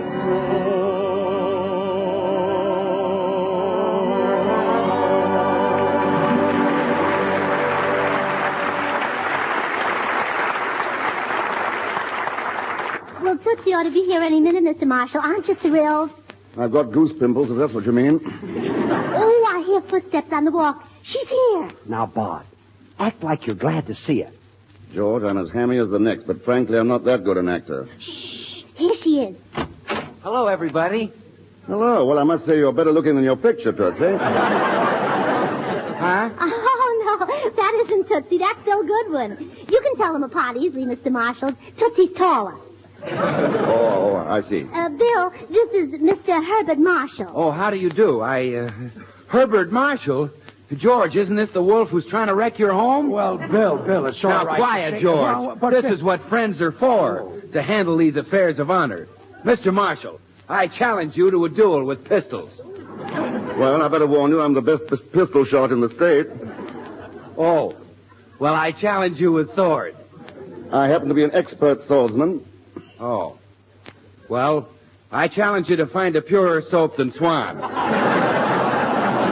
Women have long considered Castile soaps the standard of purity, and Swan is even purer than the finest Castiles. Money can't buy a purer soap. Look, Bill, you don't have to worry about Herbert Marshall taking Gracie away from me. Oh, You see, George, the whole I'm thing- not thinking of you. Oh. You can find another woman, possibly. I'm thinking of the babies. Babies? What babies? All babies, Mr. Marshall. Swan's great for bathing them. Because after all, if Swan is purer than the finest Castiles, well, it's bound to be kind to even a baby's tender skin. Bill, Herbert Marshall bathes very few babies. Well, all right. Probably doesn't bathe over 3 or 4 babies a year. Well, all right, He George, and but Ronald Coleman put together. Well, all right. And you can throw in Lawton. But remember, if Swan is kind to a baby's tender skin, then it must be swell for anybody's hands and face, anybody's complexion, anybody's bath or shower. Mr. Goodwin, a few moments ago you were talking about a duel. What happened? Duel? Oh, yes, forget it. I accept your apology. Well, goodbye, Mr. Marshall. Eccentric fellow, isn't he? Yes, we love him, too. Oh, goodness, I wish Tootsie'd get here. You must be all on edge, Mr. Marshall. I definitely am. She's probably having trouble with the new makeup I suggested for her nose. Blue, green, yellow crayon. On her nose? Well, yes. I got the idea from an article on camouflage. Those colors will make a 16-inch gun fade into the background. Believe me, Bart, it'll be an improvement. This must be Tootsie now. Come in. Gracie, darling! Tootsie Sagwell. Oh, Gracie, you said you had a surprise for me. What is it? Well, here it is. Your dream man, H.M., Herbert Marshall. Herbert Marshall? Oh, he's beautiful. George, I think I'm about to faint. Buck up, kid. Oh, how do you do, Mr. Marshall? I'm so glad you're mine, you lovely, lovely man. Miss Sagwell, please put me down. Do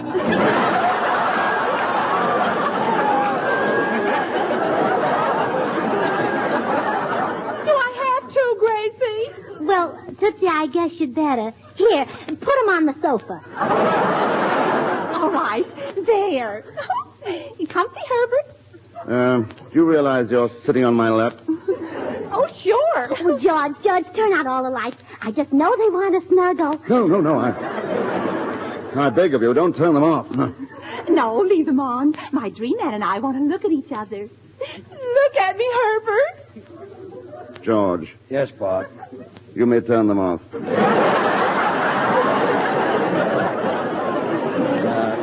You're safer this way. Miss Sagwell, you realize you're squeezing me very hard. Oh, sure. Well, I wish you wouldn't. It's rather warm in this room, isn't it? Kiss me, Herbert. I'm getting warmer. George, is this house heated by an oil burner? Yes, it is, Bart. Kiss me, Herbert. George, you should really cut your thermostat down to a temperature of 65 degrees. The government is asking all homeowners to do that in order to prevent a more serious shortage of fuel oil this winter. Well, that's right. I'll do that. Anything else you'd like to mention? No, that's all. Kiss me, Herbert. As I was saying, you should put the thermostat as low as possible at night and leave it there until morning. Kiss me, Herbert. And keep it low in the daytime if the family is going to be out. Kiss her, Herbert. And never heat any bedrooms. Kiss me, Herbert. And you can save 10% of your fuel by drawing all your window shades and drapes at sundown. Herbert? Yes, Miss Sagwell? That's enough courtship. Let's get married.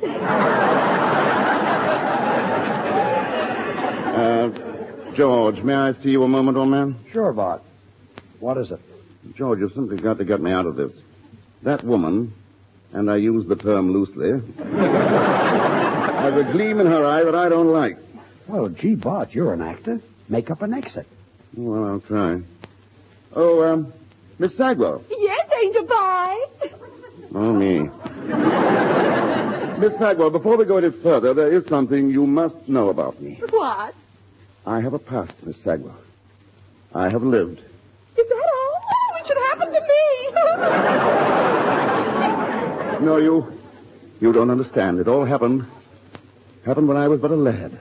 What did I know of the city or its evil ways? Then she came into my life. Who? She. Oh, her. Yes. It wasn't my fault, I swear it. How was I to know there was anything more than harmless 7-Up in that glass? Oh, she didn't.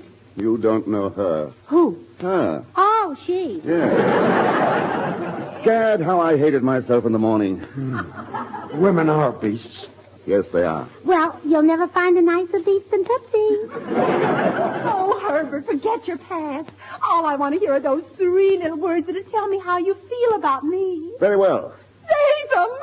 Goodbye, Miss Sagwell. Herbert! Mr. Marshall, come back. Stop it.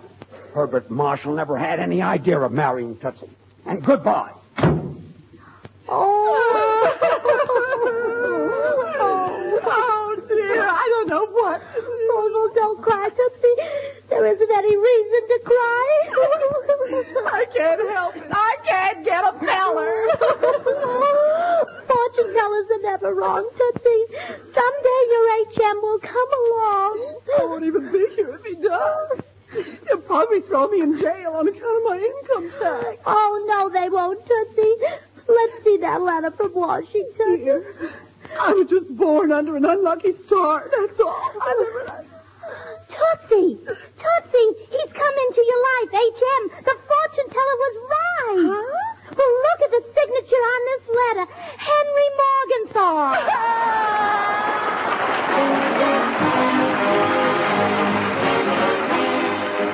George and Gracie will be back in just a second. So all I have time to say is this. When you buy Swan, you not only get a soap that's purer than the finest Castile soaps, you get a soap that gives you all the suds you need for any soap and water job in the house.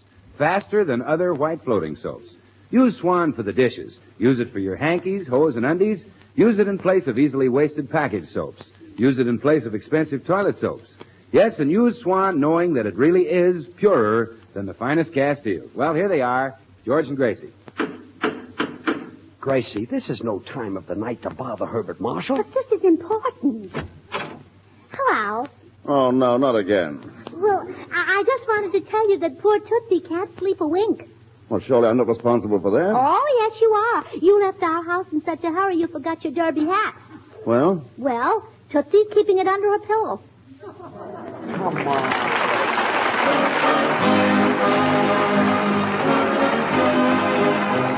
The makers of Swan, the new white floating soap, join George and Gracie in inviting you to tune in again next week, same time, when their special guest will be that bad man of the movies, Akim Tamirov.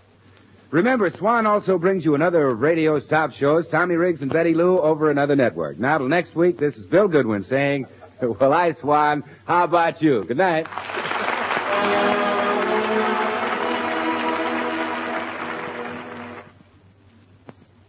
Try Spry. You'll find the baking you turn out fluffy and light. Try Spry. You're sure to hear your family shout, what a delight. For cakes, pies, donuts, the things you fry. Try Spry. What's that you say? You're going to try it today? Why, sure. Try Spry. This is the Columbia Broadcasting System. This is the Columbia Broadcasting System. This is the Columbia Broadcasting System. This is the Columbia Broadcasting System. The studio that made Gone with the Wind brings you Duel in the Sun, a spectacular, adventurous love story of the Old West, with one of the greatest casts in motion picture history, headed by Jennifer Jones, Joseph Cotton, Gregory Peck. Duel in the Sun, the unparalleled, thrill-packed spectacle that was 2 years in the making, photographed in magnificent Technicolor. Duel in the Sun, with Lionel Barrymore, Herbert Marshall, Lillian Gish, Walter Houston, Charles Bickford.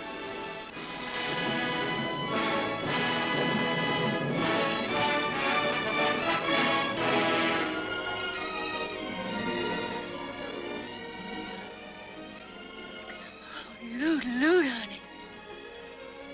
Won't do no harm to tell folks, will it, honey?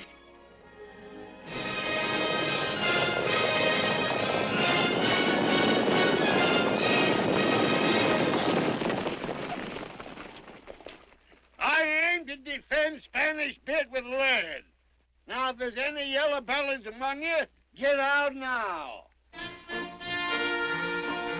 Earl, the curve, the flesh of temptation. Resistance going to be a darn sight harder for you than for females protected by the shape of sows. I might as well say it. I loved you. Somehow you touched me. You love me?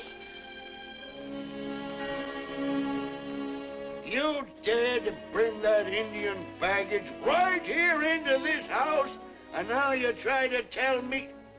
You get her out of here. And what's more, you get her out of here tonight.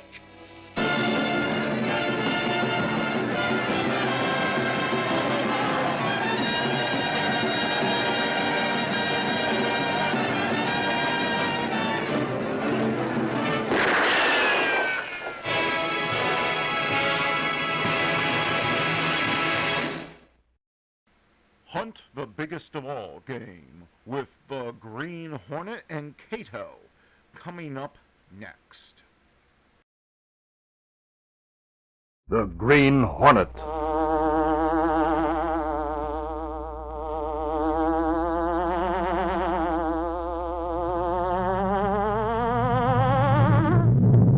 He hunts the biggest of all game, public enemies who try to destroy our America.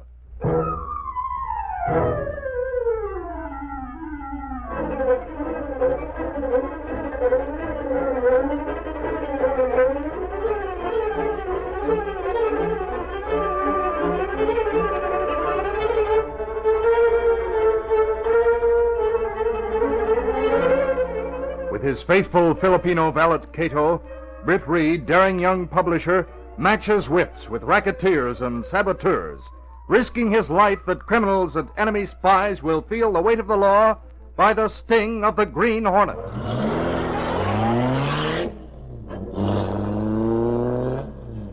Ride with Britt Reed in the thrilling adventure Biography Incorporated. The Green Hornet strikes again.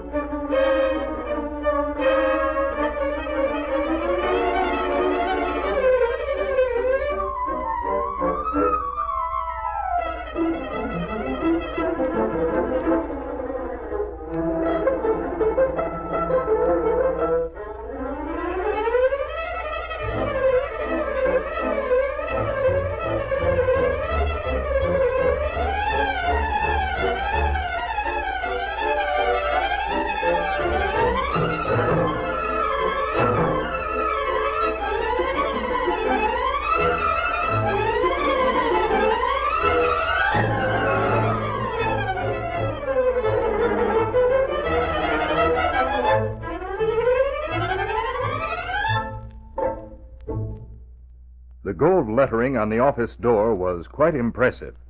Biography Incorporated. Osborne Downs, President.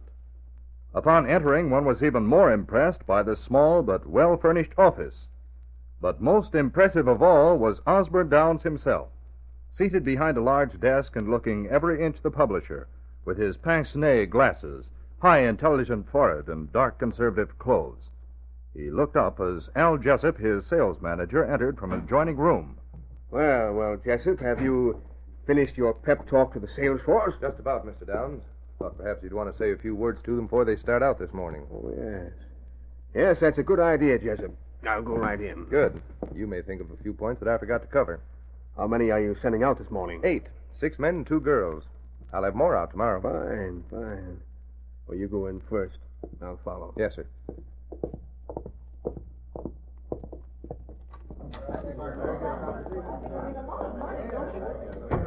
Quiet, everybody. I brought Mr. Downs in to say a few words to you before you start out. I presume Mr. Jessup has drilled you all quite thoroughly on the proper approach to the prospects, and also on what you are to stress regarding our biography of World War II heroes. Now, all of you have been given lists which we have compiled over a period of time of the nearest of kin of all servicemen who have received any type of decoration or medal. I won't go over what Mr. Jessup has already told you, but the one thing I do want to stress is that you're to convince each prospect that the deluxe edition is the one he wants. Be sure to get a deposit, and a signature on an order blank before you leave anyone. Well, that's all, and good luck to you. All right, everybody, get started. And report here to me at the end of each day. Now, the more orders you get, the more money you'll make. So, it's up to you.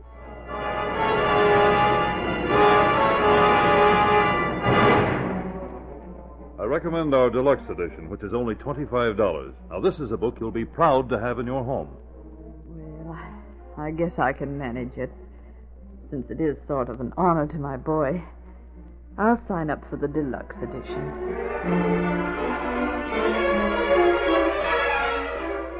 Copies of these books will be placed in libraries throughout the country, Mr. Evans. And since you seem like the type of man who likes the best, I'm sure you'll want our deluxe edition, which is a few dollars more, but well worth the difference. Do you want one or two deluxe editions at $25 each? Suppose you put me down for 2 copies. My boy is all I have, you know. I'm sure he'll want a copy for himself. Make it 2.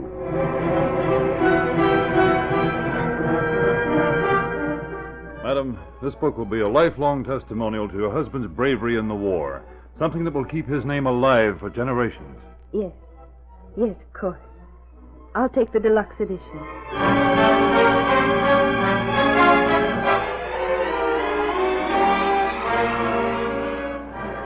Well, Mr. Downs, the orders are pouring, and you sure had a brilliant idea. Yeah. I told you we'd make money. Cigar, Jessup? Oh, thank you. Of course, this is a one-time racket here. We'll move as soon as the books are sent out. We can work the same thing under another firm name somewhere else. Harry and I will need help to get the books out on that hand press. We'll all pitch in. Since we don't dare hire regular printers for the work, they might get suspicious when they see the paper stock we'll be using. Where is the paper coming from? Harry has plans for getting the paper. He's been checking on the truck deliveries of paper to one of the newspapers, and he's found that each week part of the load is special stock for a Sunday supplement. And he plans to intercept a truck carrying some of that special stock? That's right. Harry knows his job. We'll get that paper. I think we'll get it tonight. I wish we didn't have to run that risk. We're within the law in every other angle. No one can trace the paper after the books are out. As for the people who order the books, well... They'll scream when they see the cheap job we sent them. Well, let them scream. They'll get what they ordered. We didn't make any guarantee of quality. We won't be here to get the complaints anyway.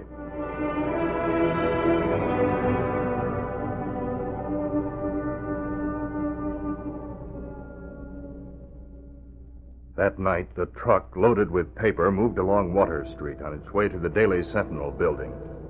The driver failed to notice the car, which pulled out from the freight station just ahead of him. As he rounded a curve, he was startled to see a car drawn across the road directly in his path. He jammed on the brakes quickly. What the... Hey, what's the idea? Okay, buddy. You can get out now. Get out? Hey, what is this anyway? Get out, I said. A gun? That's right. It's loaded, too, see? Now, come on. My friend over there in the car don't like to waste time. Now, get out. I'm taking over your load. So that's it. You think you're going to hijack this load of paper, eh? I know I am, bud. You're wasting our time. Are you going to get out, or do I have to... Okay.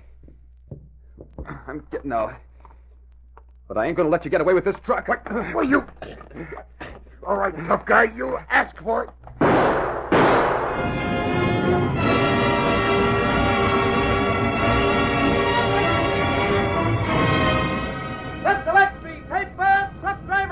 Truckload of paper stolen. Please. Here you are, lady. Thank you. Read all about it. Here, boy. Here you are, sir. Police search for killer. Sentinel X Street. Paper.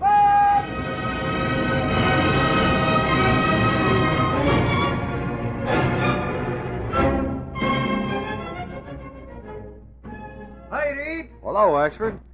Hear anything more about that killing last night? Not much, Reed. They found the truck out on River Road, you know. Yes, I know. The big rolls of newsprint were still on the truck. But the bundles of special stock for the Sunday supplement were missing. Yeah, ain't that something? Imagine him killing a guy just to steal some paper. Well, that paper's worth a lot of money, and it's hard to get these days, in case you didn't know. Of course, the loss of the paper's nothing when you consider the death of the driver, poor chap. Reed, of course, Sergeant Burke told me they didn't have any clues at all. But between you and me, by putting 2 and 2 together, I'm beginning to figure the whole thing out. Well, tell me, Axford. Well, now, 'tis like this, Reed. I says to myself, who'd be wanting all them bundles of special paper like that? And the answer popped right into my mind like a flash. Well? Reed, I got to thinking that paper would be useful to another newspaper. So I done some deductive reasoning. You see, I figured... Now, hold it. Don't tell me the Clarion stole that paper. Reed, that's just what I deduced. Well, Axford, stop deducing. The Clarion may be a rival newspaper, but they wouldn't steal our paper, much less commit murder to do it. Well, I'd like to know what they did with all that paper they took from that truck. Yes, I'm curious about that myself. Well, let me know if you find out anything. That I will, Reed. That I will.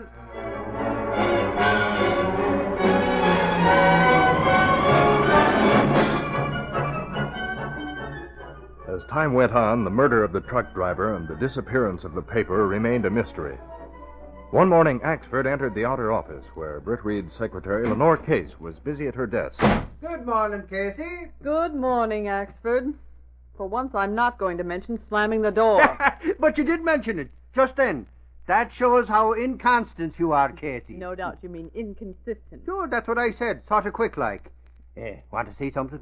Now what? Look, I bought a book. Really? I don't know where I got the idea you couldn't read. Now, is that any way to talk? Oh, calm down. I was only kidding. Now, let me see it. Sure, here. Biography of World War II heroes. Ain't that something, though? Me brother's got a write-up in it, too, on page 30, with his picture. Oh, really? There it is. See? Patrick Delahanty Axford, Sergeant, United States Marines. Is that supposed to be a picture of your brother? Sure, that it is. See? His name's right under it. Yes, but the picture's so blurred. I want to read what it says. Oh, this book's so stiff. Now look out, Casey. Don't bend it like that. Now look what you went and done. Oh, I'm sorry, Axford. I was just trying to open it a little wider. Must be very poorly bound to come loose like that. Poorly bound, you say? I paid $25 for that book. Axford, you mean you actually paid $25 for this?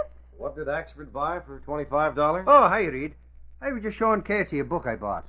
You mean to say you paid $25 for a book? Must be something really special, Axford. That it is. Show it to him, Casey. If you ask me, I think he got gypped. Oh. Where did they get this write-up about your brother, Axford? Sure, when the sales lady come to see me, she already had it.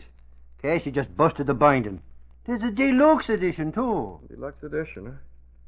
Well, Axford, I hate to tell you, but I think you did get gypped, as Casey says. A book of this quality would ordinarily sell for about 75 cents or $1. Suffering snakes, then I've been robbed. Sure, and I'll get the name of that publishing company and get the cops after him. That I will. Well, Axford, I'm afraid there isn't anything the police can do about it. You ordered this book, and they fulfilled their agreement by delivering it to you. Sure, but and I doubt very much if the salesperson gave you a definite description in writing as to the quality of the so-called deluxe edition. No, she didn't, if but it why... was a woman, Axford would have fallen for her line even if the book was written in Chinese. Wish no, Casey. Was to bring honor to me brother Pat that I bought the book. Her being a nice-looking girl had nothing to do with it. Well... not very much, anyway. Well, evidently you weren't the only one taken in, Axford, from the hundreds of names in this book. It's a neat racket, one the law can't touch. You can contact the Better Business Bureau, but by now the men behind this racket have already taken in a large sum of money. I'm afraid you've lost your $25 for good, Axford. Holy crow. And me skipping on me lunches so to be able to pay for that cheap book. Live and learn, Axford. He'll live, but he'll never learn. 'Tis me good nature that makes me easy for women to pick on. And that includes you, Casey. Good morning to you. And I don't mean good. I think Axford's slightly upset, Miss Kay. Oh, he'll get over it. Oh, poor Axford. Think of him paying out such a large sum for that. Yes. But right now I'm thinking of the mothers and wives of servicemen who put out for this book. A good many of them much less able to afford it than Axford. I'll take the book into the office with me. I want to look it over some more. All right, Mr. Reed. I'll tell Axford you're keeping it for him. This is certainly a racket if there ever was one. I wonder who published the book. Here it is. Biography Incorporated. Huh. Well, I'll find out where their place of business is. And then perhaps a secret visit there by the Green Hornet might turn up something by which they could be forced to make good on these books. Since the law can't get to them, there must be some way that the Hornet can. And will.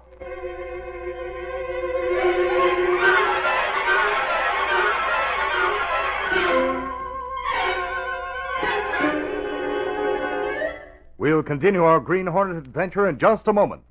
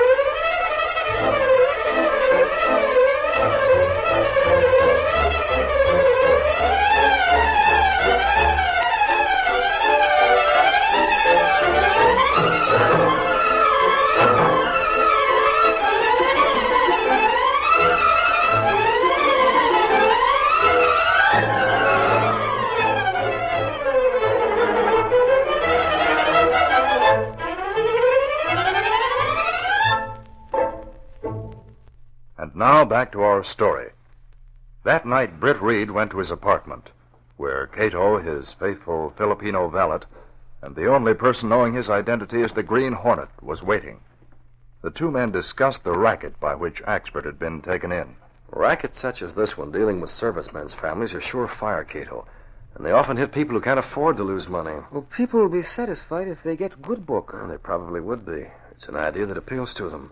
But that book on the table isn't worth buying at any price. Well, men who make book careful not to break law, no doubt. Exactly. They can move to another city and pull the same racket all over again if they aren't stopped. You think of way to stop them, perhaps? No, but there's nothing I'd like to do better. The book's put out by a company in the Hobbs building called Biography Incorporated. Oh. Maybe you're thinking Green Hornet be able to find some way to interfere with book racket, perhaps. Ask Cato. I'm thinking that the Green Hornet might at least make a try. Tonight, Mr. Britt? Why not? We'll get the masks and gas gun, then we'll pay a visit to the offices of that book company. Black Beauty ready? I'm ready, too. Good. Let's go, Cato.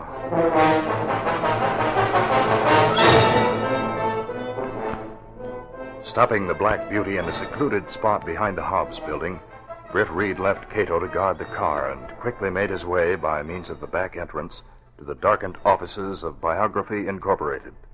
Using his skeleton key, he quietly entered the offices.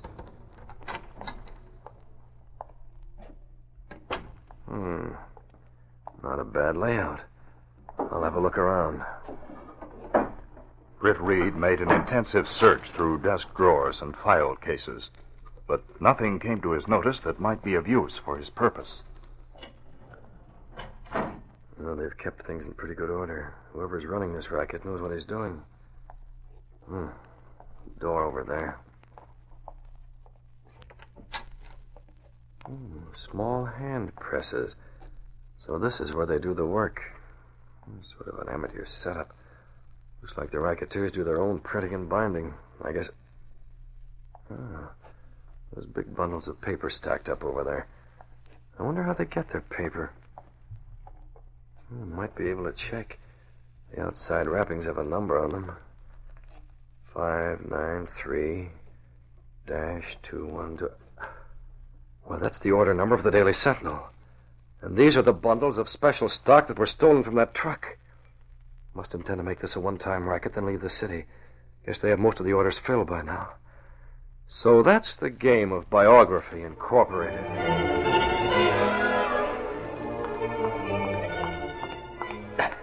Go out through the side alley of the Avenue, Cato, then head for the vicinity of the Sentinel building. Yes, sir. Britt Reed is going to drop a hint to the police that'll put them on the track of the men who killed that truck driver a few weeks ago. Step on it.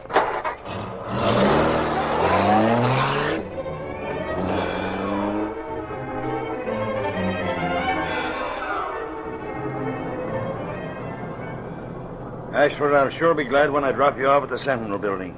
You've been beefing all day about the money you paid out for that book. A racket's a racket, ain't it? Sure, but you ought to watch out what you buy. Not got talked into buying something you don't want. Just because you... Holy smokes. Look, coming out of the alley alongside the Hobbs building. Say, it looks like the Green Hornet's car. It's the Hornet, all right. Suffering snakes. That's the building where that book company hangs out. Maybe the Hornet's in the racket with him. Could be, but the Hornet don't win for smooth rackets like that. Well, step on it, Sarge. What do you think I'm doing, you nitwit? That Hornet's not going to get out of my sight this time.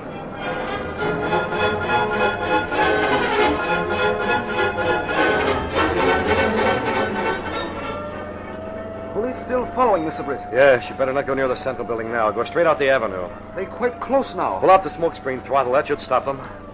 Smoke pouring out behind us. We lose them soon. Good. Give it the gas, Cato.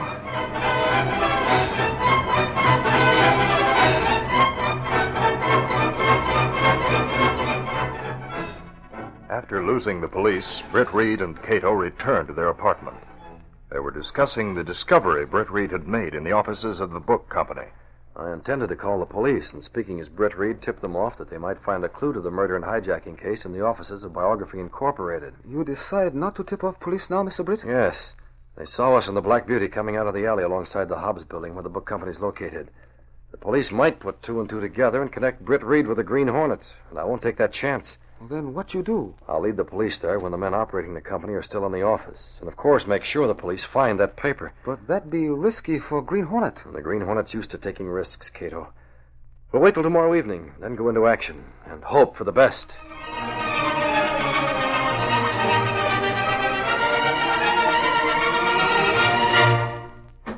Hi, Reed. Oh, good afternoon, Oxford. What's on your mind? Reed, for once the cops have taken something I tell them serious. That they are. Oh, really? What did you tell them? I told him I thought the Hornet was mixed up in that book racket, seeing as how he was hanging around the Hobbs building last night. So? So Sarge decided to put a guy watching that building in case the Hornet tries to go in. I see. So, Sergeant Burke agrees with you for once. Well, not exactly agrees, you understand. Sarge don't think the Hornet would tie into a mild sort of racket like that. But he does think maybe the Hornet might go back after whatever he was after in the Hobbs building. Well, Axford, make sure you don't tip off the Green Hornet that they're watching for him, or you'll spoil everything. Me tip off the Hornet, you say? Sure, and I wouldn't take a chance talking to that devil even over the long distance. That I wouldn't. Ain't that a good one, though? Well, I'll run along down to headquarters just in case. Me tip off the Hornet. That's sure a good one. Well, thanks to Axford, I'll know what to expect. I'd better call Cato right now and have him meet me with the Black Beauty.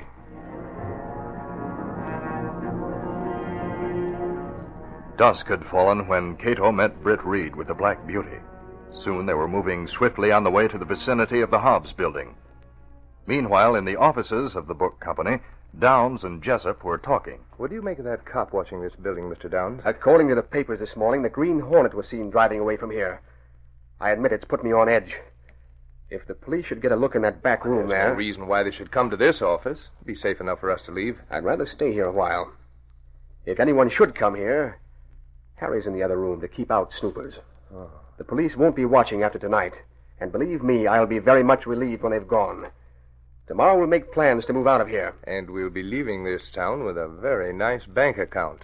So, don't worry, Mr. Downs. Everything's going to be all right. I hope so, Jessup. I certainly hope so.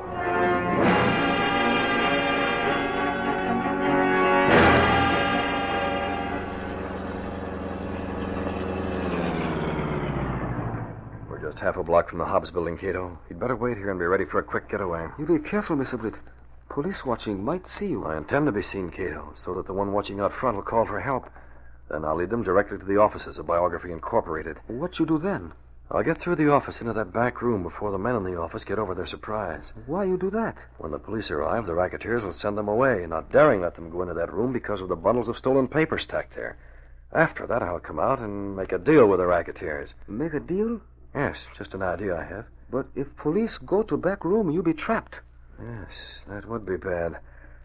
I did notice there's a door from the hallway into that room, but the bundles of paper are piled against it on the inside, so I couldn't get out. If the police should come in there, I'd have to change my plans in a hurry. And how? I'm going now. I hope nothing does change my plan.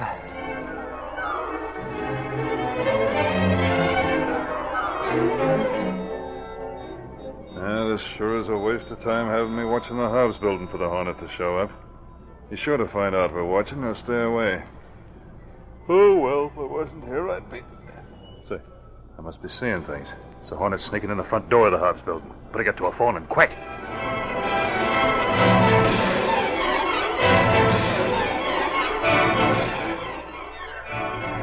If you don't mind, Mr. Downs, I'm going to leave. Wait. Listen.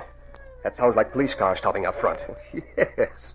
But why be upset about it? There are other offices in this building. Doesn't mean they're coming here. Maybe they've spotted the Hornet. Well, that's still nothing that concerns us. Best thing for us to do is to... What the... The cops are after me. Green Hornet. Right. And if you know what's good for you, keep quiet. I'm going in there to hide. No, wait. Not in there. No. Well, of all things... Harry's in there. They'll begin fighting. We won't have a chance. Harry probably heard what he said when he come in. He'll keep the Hornet covered till the cops leave. We've got to convince the police that he's not here. We're chasing the Green Hornet.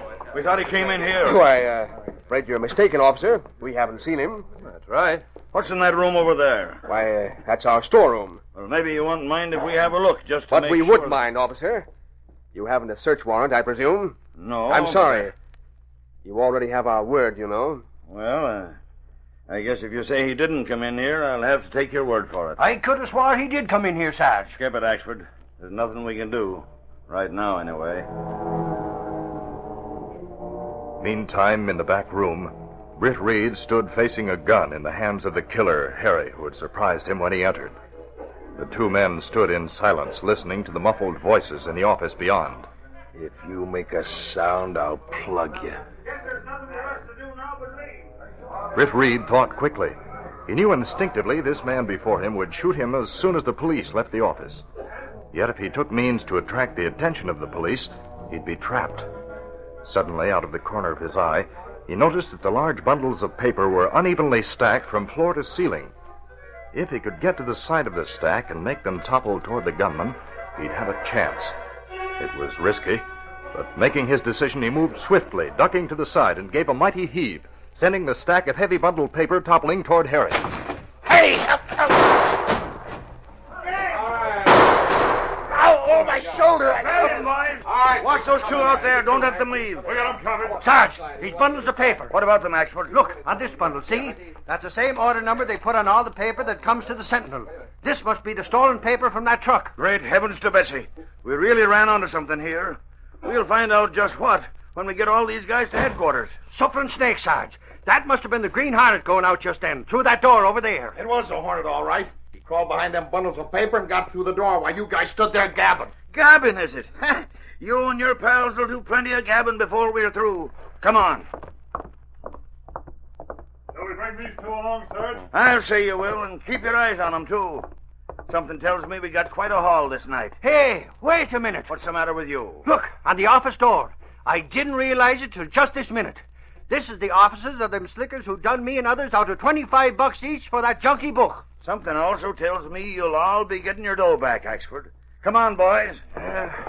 It's the Green Hornet we got to thank for all this, Sarge. Well, if you meet up with him, thank him then. Okay, Sarge. Baloney. You can thank him yourself, if you should live so long. You and the Green Hornet. Phooey! Set the Lux Street paper. Killer, a truck driver, confesses, involves book racketeers and murder. Green Hornet implicated. Read all about it. Green Hornet still at large. Set the Lux Street paper.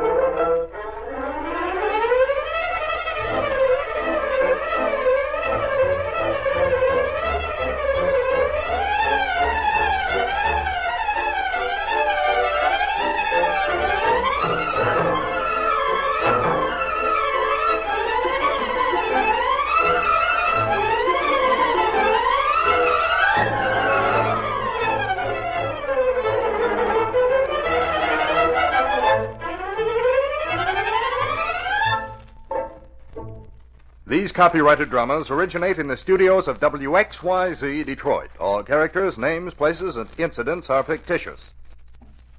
Henry Stambaugh speaking. This is the Blue Network of the American Broadcasting Company.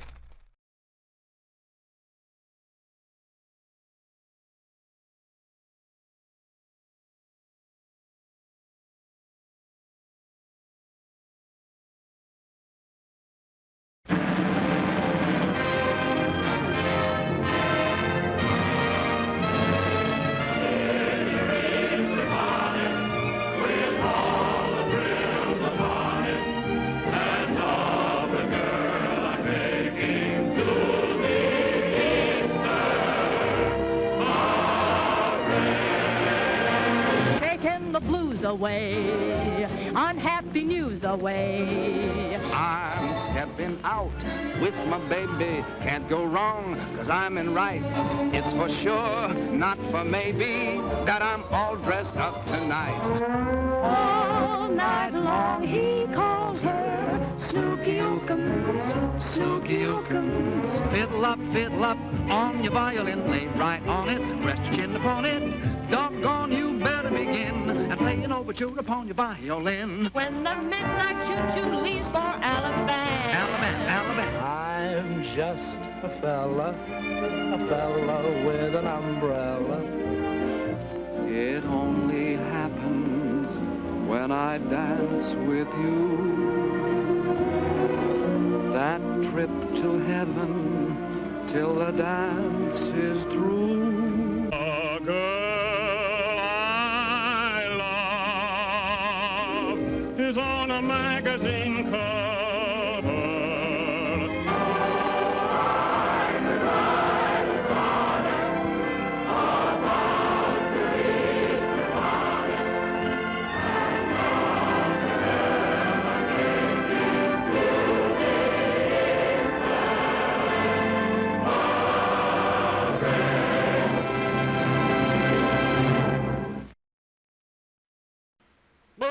Silver, wait those thrilling days of yesteryear with the Lone Ranger up next.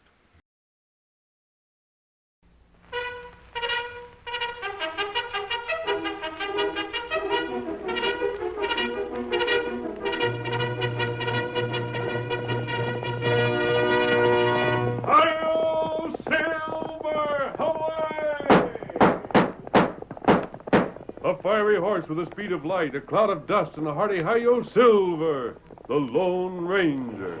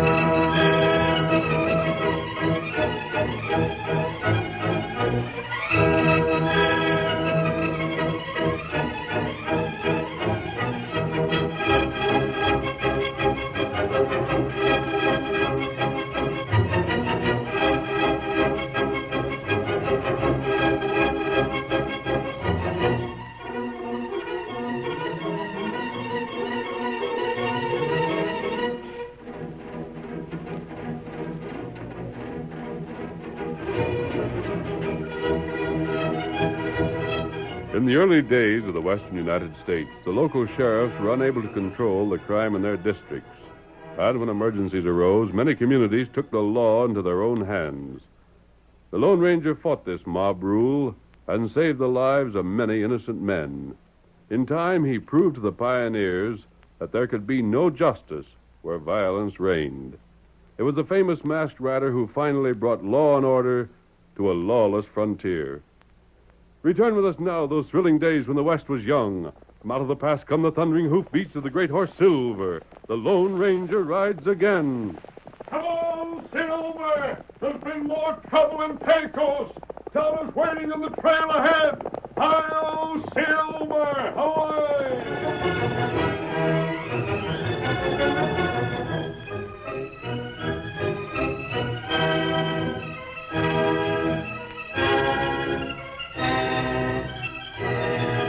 As our story opens, we find the Lone Ranger without his mask, but with his face well disguised. He and Tonto, his faithful Indian friend, are riding along a familiar trail. There's something mighty wrong with the law in Pecos, Tonto. I'm not going to leave this part of the country till we see things in order. There's always plenty trouble there. I wonder how Jack is getting along. Celia Wellington was going to give him a lot of book learning. Him maybe not like that. That boy certainly deserved a good home. He saved my life, Tonto, and I'll never forget that. Oh, you help him? Not very much, Tonto. Oh, him got good home now. While we're in Pecos, I'm going to see how he's getting along. Wait. What is it, Tonto? You look there. Oscar. Who, boy? Horse come plenty fast. There, you see? Yes. That rider's certainly getting all that Mustang can give. Look at him travel coming this way. That Jack. That friend. It is, Tonto. Where's he going? He looks as if he was trying to outrun Six-Gun Lad. Someone chase him. Him look back all time. Come on, Silver. Hi, Jack! This way! What's the trouble? Come on, Silver!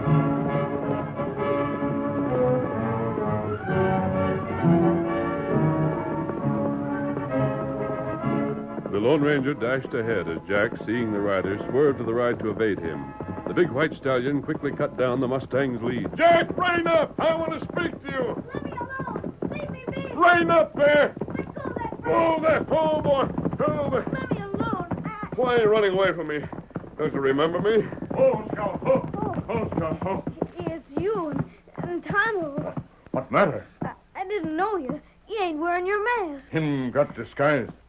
But I can't stop. I gotta travel fast. The law's after me. The law?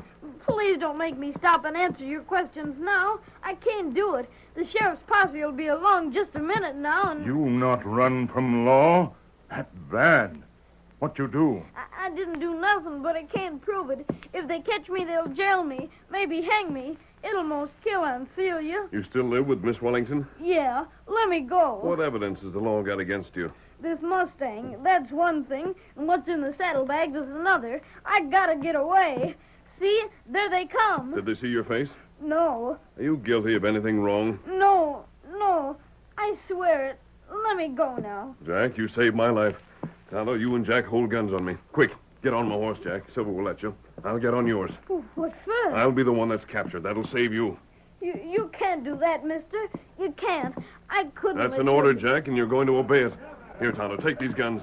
You and Jack may be a prisoner. Good thing I put on this disguise. They'll lynch No, you. they won't. Tonto, I'll talk to you later. Tonto come see you. Please, I can't see you. They're arrested. coming fast. They've seen us. Get off that horse. Too late to change back now. Hold a gun on me, Jack. I can't Hold do a gun that. on me, I tell you. You do what him say. I don't want to capture you after what you've done for me. There he is! Come on, boys! Somebody's already got him! Yes, Jackie's got him! Jack and the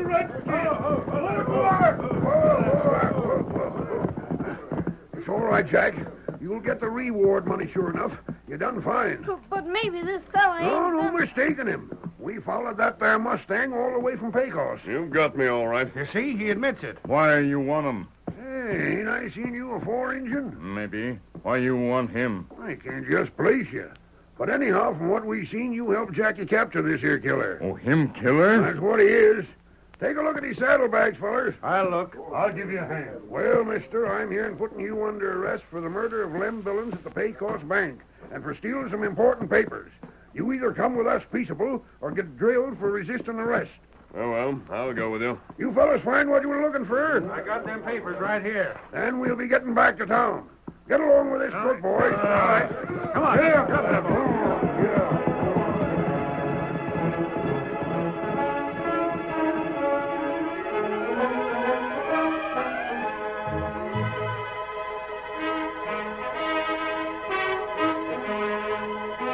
The Lone Ranger was taken to jail to await a trial which might never take place. The citizens, aroused over the killing of one of their foremost businessmen, talked openly of a lynching.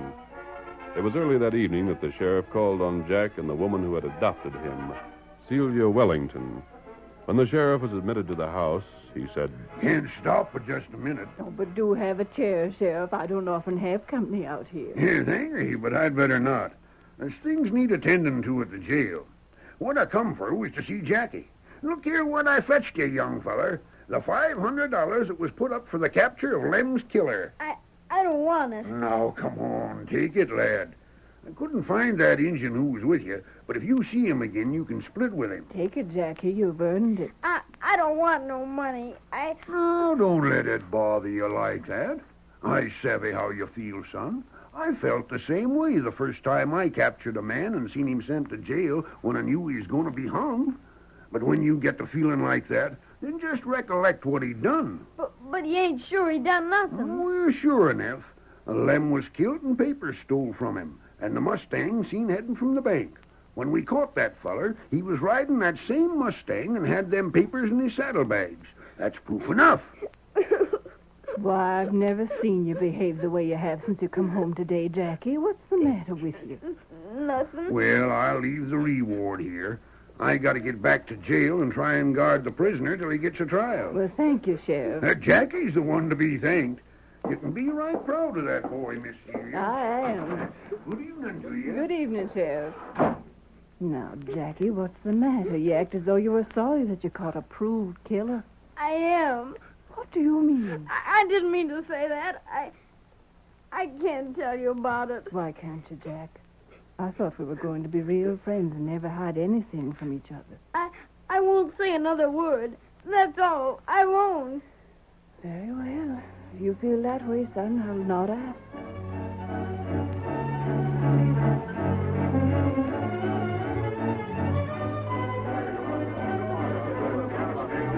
In the meantime, a mob gathered and moved toward the jail where the Lone Ranger was being held.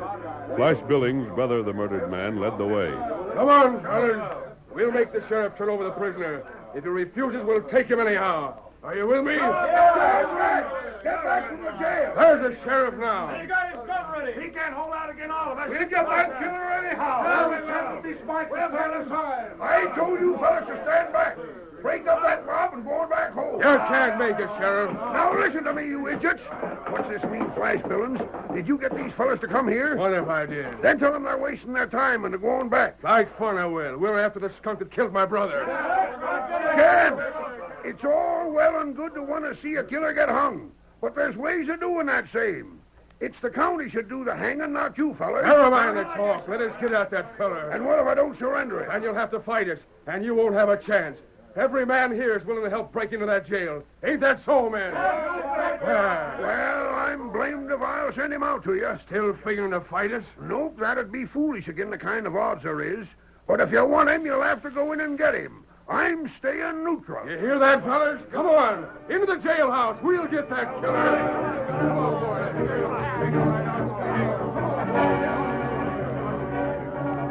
Behind the jail, the Lone Ranger stood with Tonto. Stay back out of sight, Tonto. I wonder what those men will say when they see my cell empty. Them get plenty mad. They can't accuse the sheriff of letting me out. No. The bars you broke will prove I had help from the outside. Not right. Those men don't know it, but they were closer to me outside the jail than now when they're in it. That heap funny. They've learned the truth. Them come this way. We can't stay here, Tonto. And above all, they must not see me with you. Me get Silver. Him over there. Good. Come on. You know real killer? Not yet, but we'll speak to Jack. We've drawn suspicion from him. Now we can hear his story. Hurry, Tonto. I tell you, men, I didn't know he busted out. You was responsible for him, Sheriff. Anybody know which way he went? His escape proves him guilty. Spread out and hunt him down. I was willing to see him tried fair and square. But after breaking loose, I don't care what happens to him. If you see him, shoot to kill.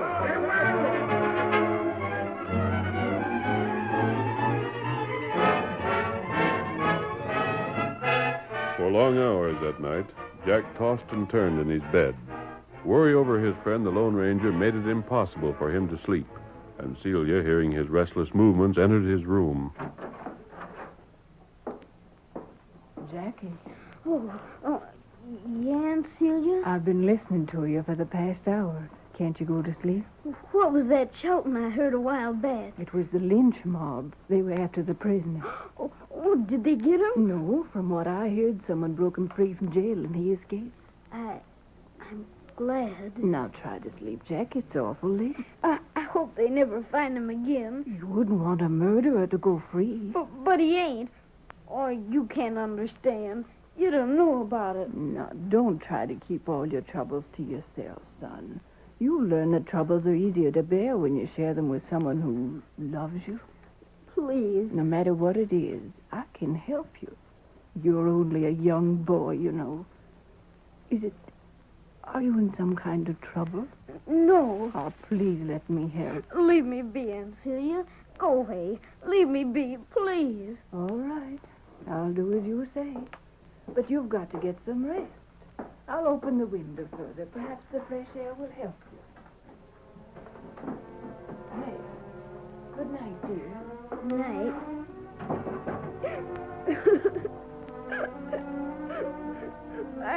I don't know what to do. I can't let the Lone Ranger get hurt. He's the best friend I ever had. Thank you, Jack. Don't call out. I'm coming in here and I mustn't be heard. You, the Lone Ranger. I'm safe, Jack. But you shouldn't have come here. You're just wasting time. You should be riding away, clearing out. Not until I've learned the identity of the real killer. But And to do that, I had to speak to you. You know things about the killing that you didn't have a chance to tell me. There's nothing I can tell you, mister. I don't want to tell you. Why not, Jack? Won't you please go away? Just ride off and make your escape. Won't you do that? There's so many things I can't tell you about. You didn't kill that man, Jack. I would have been blamed for it if you hadn't saved me. If I leave now, a murderer will go unpunished. That's why I came here to see you. I want you to tell me everything that happened. Oh, you'd never believe me. Nobody would. You must tell me. Then I'll creep out of the window and we'll talk outside where Aunt Celia won't hear.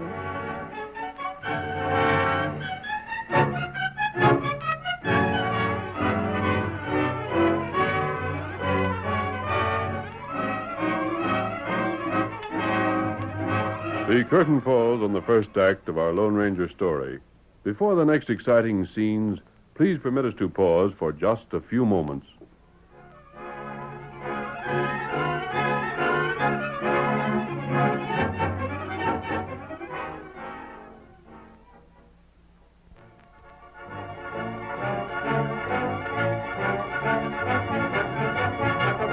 Now to continue our story. The Lone Ranger, having overtaken Osage, who had tried to kill him from ambush, waited for the killer's explanation. You thought when you tried to shoot me that I was the Texas Kid. Yeah. Gosh, I heard that he was heading for Pecos, and there was a big reward for him, dead or alive. I needed that money. Who told you the Texas Kid was coming to Pecos? No one. That is, I can't tell who. Not Jasper Wellington? Of course not. Now, look at here, stranger. If you ain't the Texas Kid, then I'm doggone glad I didn't get to drop you. And I'll thank that youngster for jumping on my rifle barrel. I've already thanked him. Has he gone on to Pecos? No. He won't be in Pecos for some time. I'll sure thank him when I see him. You can bet money on that. Are you taking me to the law? What do you think I ought to do with you? Well, if I was in your boots and a man tried to drill me like that, stranger, I'd sure as blazes take him to the law, but... And Dad ratted wearing a mask like that. What else could I think but that you was a Texas Kid? You haven't heard of anyone else that might wear a mask? Well, let me see. Leaping Jehoshaphat, you don't mean to say you're the Lone Ranger? Osage, it looks to me as if you've been double-crossed by the man who sent you gunning for me. If I thought that is the case, What would you do? I'd go back and give him a working over that he would never forget. Wellington deserves it. He sure as thunder does. Why, the scheming polecat sending me to fight his battles for... Say, I never said it was Wellington that sent me. No, but you admitted it just now. Anyhow, I'll settle with him. Just you give me the chance to get him. That's all I ask. Let me show you that I was took in complete. Well, suppose you go and show me. You letting me go? You'd better start traveling before I change my mind. I'll have to walk my horse. It'll take most of the afternoon to get to Pecos. Well, then, the sooner you start, the better. Come on, Silver. You doggone. Now, that ain't good. I took him in complete. Just wait till Wellington hears how I fooled him. As if I thought he was a Texas Kid. As if there ever was a Texas Kid. Late that afternoon, Celia found her brothers sitting on the front porch of their home. She noticed a satisfied smile on his face and... Well, you don't seem to be worried about what the Lone Ranger's going to do when he gets here. He isn't here yet, is he? No, but... Maybe he won't get here at all, Celia. Why should I worry until there's need to? What do you mean? The less you know about it, the better. You just mind your own business, and you'll avoid a lot of trouble. You've planned trouble for him. What have you done, Jess? None of your business. Now go on back in the house. I see a friend of mine coming, and I want to have a talk with him. Jasper Wellington, that's Osage. He's a killer. That's never been proved. If you send him to ambush that Lone Ranger... You go into the house, do you hear me? This is the end. If you've done what I think, I'll go tell the sheriff. I've had all I can stand of this sort of thing. You'll either get out of here or I will. Time she got away anyway. Hey, Wellington, I looked for you in the cafe. Come on up here and tell me what's happened. Wellington, that blasted tramp kid from the cafe spoiled it all. Spoiled it? Snuck up behind me and jumped my rifle. I didn't get the Lone Ranger. Why, you bungling fool. Then my horse went lame, and I was overtook by him. Where is he now? Reckon he's gone back where he come from, or gone into camp or something. And give him a yarn that he believed. What sort of yarn? Tell him I thought he was a Texas kid with a price on his head, dead or alive. And he believed that? Sure he did. Say, where's your sister? And she elected over here? After the door closed. Go on, then what? He found out that you was the one told me the Texas kid was coming along the trail. You told him about me? Why, you count... Now, wait, Wellington. Hold on a second, won't you? Listen to what I got to say. Well, go on. I told him I was coming back here and running you out in town. Told him I'd square things with you. Is he coming into Pecos? I don't know, but the chances are he will. He'll come here to make sure you're gone, and if you ain't, he'll get you yourself. Now, Wellington, you gotta make yourself scarce. You bungled everything for me, Osage. I ought to see a jail for the way you handled this. I've done the best I could. I wonder how much that kid has told him. I don't know. Where is the kid? With a Lone Ranger, I reckon. Now, look here, Wellington. What you gotta do is get out in town for a time. Driven out by him. But you gotta do it. He'll come snooping around town to make sure you're gone, and if you're here, he's likely to make no end of trouble. If you're gone, he can't do nothing. I can tell him I sent you, don't you, savvy? He'll believe my story then, and he'll go away. Then you can come back again. Wait a minute, Osage. There ain't nothing else to do. Celia's been at me to clear out. Now, maybe... Maybe what, Wellington? Maybe I got an idea. I might pack up and let everyone know I'm clearing out. That's what I says. It's the only way to play it safe. Leave it to me, and maybe I can get him when he's in town. You listen to my plan. Do what you're told and see you don't bungle it again. What is it? And I'll skip out of town, just as I say. Make everyone, including Celia, think I've gone for keeps. Yeah? I'll lay low, and then tonight I'll come back and get this Lone Ranger and hustle out of town again. Then, after a couple of weeks, I'll drift back into town and claim I've changed my mind. That I'm not going to stay away. Yeah? I'll have an alibi.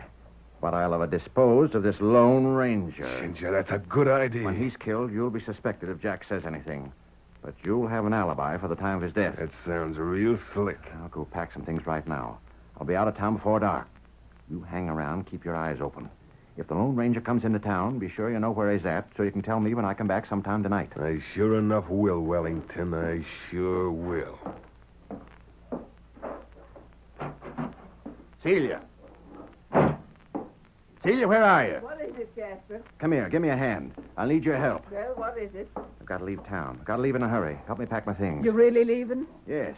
You don't need to ask where I'm going because it ain't none of your business. Oh, I don't care where you go as long as you go. It'll seem most too good to be true to have you out of the house. I'll help you pack all right. I'll be glad to do it.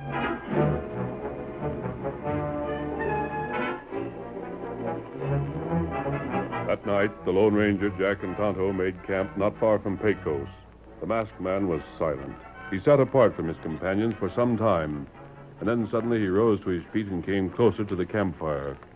Jack, Yes, sir? Are you sure of everything you told me? Yes, sir. I didn't tell you nothing I wasn't sure of. That fellow Osage had a different story. Him say him one Texas kid. Yes, he didn't tell the truth. Not right.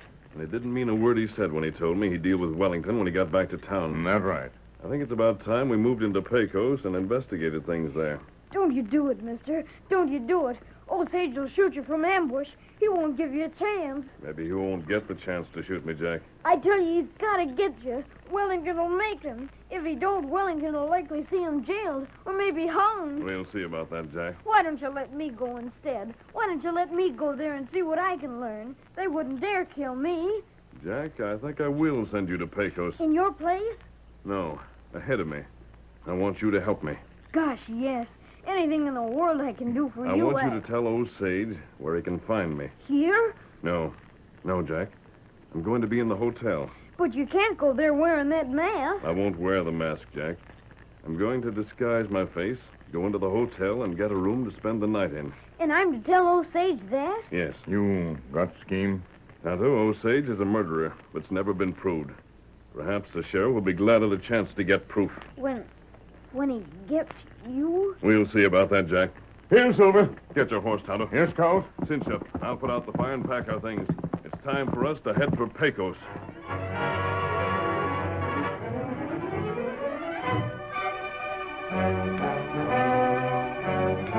When he had disguised himself and ridden with Tonto into Pecos, the Lone Ranger had no difficulty in renting a room at the hotel. Later, he helped Tonto through the window. By that time, Jack had found the sheriff on the porch of the cafe.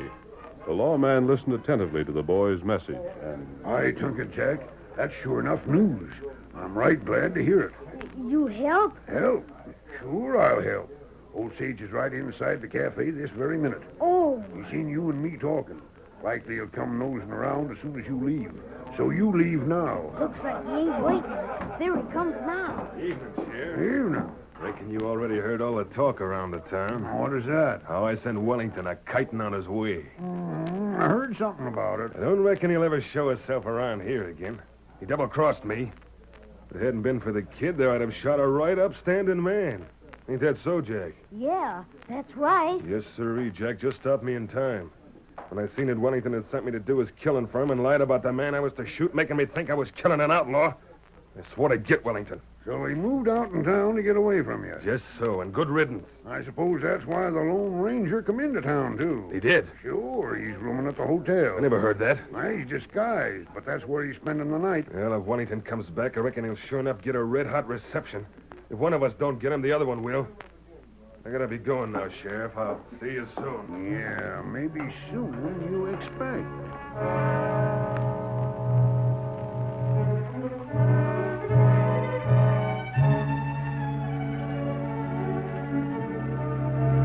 Meanwhile, the Lone Ranger had put on his mask. He and Tonto crouched in the gloom of the hotel room, tense, alert, and ready. Then a shadow fell across the open window, and a dark form paused to study the room. Suddenly, there was a rifle shot. Grab that rifle. Me got him. Let me go. Let go of me. Hold him, Tonto. I'll get a rope on him. Me got him, and me hold him. Let me go. Let me go. Not this time, Osage. You're trapped at last. I'll haul you into the room. I tell you, you got the wrong man. Get that lamp going, Tonto. Me get him. We thought you'd come back to finish the job Jack prevented. No, you got the wrong No, man. no, we haven't. You fired point blank at the dummy in that bed. You planned to murder me. Jack let you know where you could find me. They're right. You! I ain't Osage. Wellington. There he is, mister. We got Osage. Osage, you double-crossing... There's Wellington, Osage. You said you was gunning for him. Sheriff, I wasn't. Well, what are you going to do? Stand there or shoot the critters you said you would? So you squealed on me. You put this man wise. You told the sheriff. Now, wait, Wellington. I didn't do no such thing. Didn't you say you wanted to get Wellington for sending you to drill a Lone Ranger and making you think it was the Texas Kid? Sheriff, Wellington, Osage is a killer. He's a crook, and I'll prove it. He won't squeal on me and get away with it. Looks to me like you're both a couple of crooks. And it looks like we at last got evidence to jail you. How about it, mister? I thought Osage would come to the window and try to get me. That is what I thought had happened. But Osage met Wellington just outside the town. And Wellington himself come back to step in the trap. That's what you get for trying to do the thing yourself. So now we got them both where we wanted them for a long, long time. Where's Jack? Is he all right? Sure. When I got all I wanted, I sent him to see Miss Celia and tell her to get here and see her no-count brother Ketch if she had any doubts as to his guilt. I didn't want that poor girl to think he was misjudged. I wouldn't have thought that. Celia, you here? You've got to explain. All I can say, Jasper, is that I'm glad you're no more than a half-brother. I'm satisfied to let the law take its course. All right, boys. Take these killers to the calaboose. Now, Jack, Yeah? I'm going to try and find a good place for you to live. Some family who want a great fellow like you, so you won't have to live in the cafe woodshed. Jack, how would you like to have a nice home of your own and the chance to learn reading and writing and the other things a man ought to know? Gosh, it'd be pretty swell. Then you shall have one. Huh? You heard what the Lone Ranger said, didn't you? Just like you are now, all alone in the world with a nice big home to live in. Wouldn't you like to live there, Jack? You mean just like you was my mom? Yes. Oh, gosh. I'll Silver, away!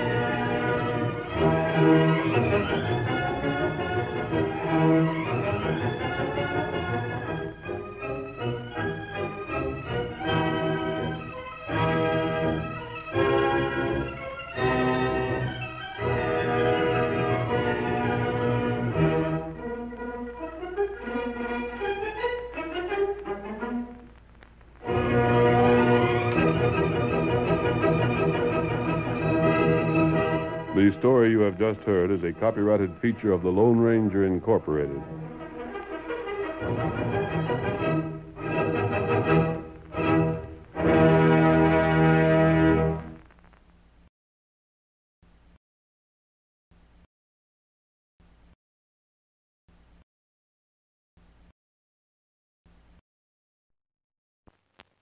Soppreto mio agosto, ne chi mi contesta, ma sai molto franco, con pinta na testa. Soppreto mio agosto, ne chi mi contesta, ma sai molto franco, con pinta na testa.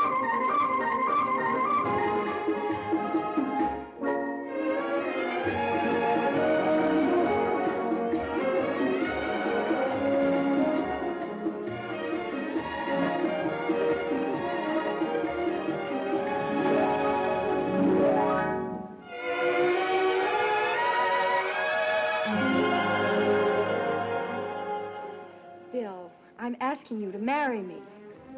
Is that the question? Yes, will you marry me? Oh, but Connie, Answer me, Bill. Will you or won't you? Hey, wait a minute. What goes on here? Maybe he's working on the wrong dame. What are you talking about? Well, she's his wife, isn't she? She's his wife, but she's engaged to me. How about Hamlet giving Ophelia a nice big kiss, huh? Well, Huh? no, I couldn't really. Why not? Well, it's just not in the play. When we do the continental polka, just enough of every ruffle catches your eye.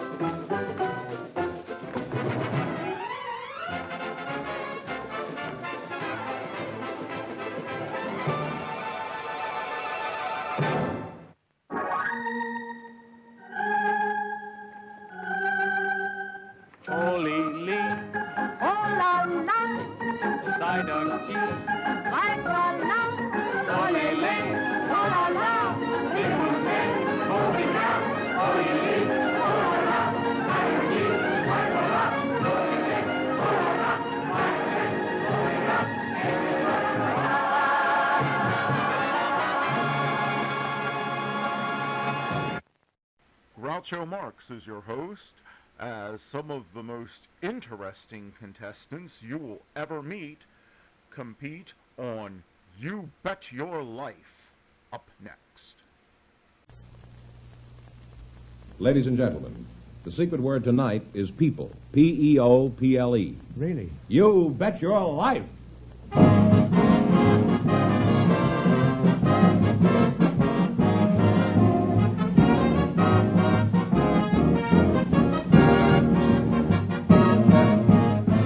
It's Groucho Marx in You Bet Your Life, the comedy quiz series produced and transcribed from Hollywood and brought to you with more than 3,000 DeSoto Plymouth dealers.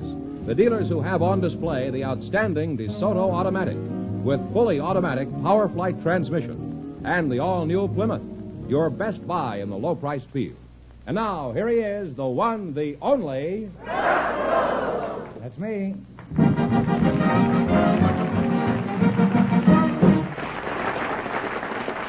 Well, here I am again with $1,000 for one of our couples. We have some young single people for you tonight, Groucho. For me? Well, for you to talk to. Oh. Miss Virginia Harbin and Mr. Chuck Wallace. So, folks, would you come in, please, and meet Groucho Marx? Well, welcome, youngsters, for the DeSoto Plymouth dealer. Say the secret word and you'll divide $100. It's a common word, something you see every day, I presume. Virginia Harbin, that's you, huh? That's right. Are you married? No, I'm not, Groucho. Are you engaged? No, I'm not. Are you over 21? Yes, I am. Chuck Wallace? That's correct, sir. Oh, how old are you, Chucky boy? I'm 31, Groucho. 31? Well, say, you're a pretty young-looking kid for 31. How tall are you, Chuck? 5'6". Mm-hmm. That must be why they call you Chuck, isn't it? Because you're short for Charles? That's right. Well, Virginia, let's get back to you. What sort of work do you do? I'm an employment interviewer at the Bureau of Occupations at UCLA. Oh, what do you do at this place? I try to find work for college students. We try to match the employer's requests with the students' requests as to the type of jobs that they're particularly interested in doing. That doesn't seem plausible. It I never does. heard of a college student that was interested in work. How about salary? I should imagine college students are pretty practical. What do they want to start with? $50,000 a year and free parking? No, I don't think so, Groucho. I think that they're really more interested in the job and the opportunities that the job has to offer, more so than the salary. Is that so? In other words, you don't think they're interested in money? And you expect an employer to hire a nitwit like that? No, I think that they really are interested in the money, but I think, too, that they're interested in the opportunities that the To job meet the has boss to offer. and Yes. and the other people who work in the office. The male ones, I mean. I think so. Where do you work, Chuck? I work at the Flamingo Hotel in Las Vegas. Oh, you work in Vegas? Yeah, huh? that's right. No wonder you're short. I go up there occasionally. I've stayed at the Flamingo, and last time I was there, I stayed at the Desert Inn. They have a golf course there. What is your job at the Flamingo? Are you the little fellow under the roulette wheel that makes it stop on the wrong number? No, I'm the masseur there, Groucho. Monsieur, oh, you're a Frenchman. Well, good evening, monsieur. Monsieur, what do you do in this place, monsieur? Well, I give the steam bath, the rubs, and the oxygen there. You give the oxygen? Is That's this after they play or before? Well, have you always been a masseur up there? No, I was a lifeguard before that, Groucho. That's kind of a strange job in Vegas, isn't it? When a man jumps in the pool up there, the last thing he wants to be is saved. Is it pretty hard work, Chuck? No, it's fun. The lifeguard? That's right. In fact... you dive after pennies like they do in Hawaii?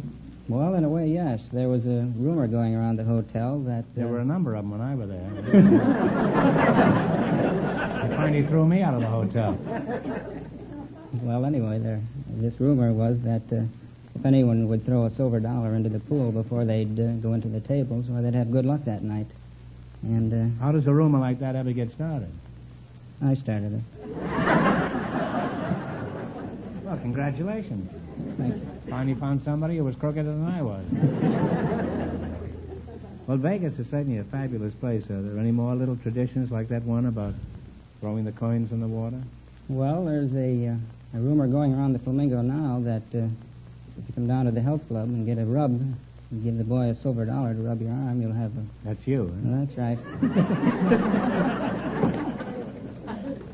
Well, Mr. Wallace, I hope you won't be offended by this, but my guess is you're about as straightforward and honest as a Las Vegas slot machine. Well, you make an interesting and attractive couple, and I'd like to go on talking to you, but now it's time to play You Bet Your Life. We start you off with a $100 bankroll. This is right up your alley, isn't it? Mm-hmm. Which you try to build as high as possible. Each time you miss a question, you lose half of what you have. You can quit whenever you like. Is that clear? Yeah. Okay, let's see how much money you can make. You selected music. And remember, the more the question is worth, the harder it is. 50?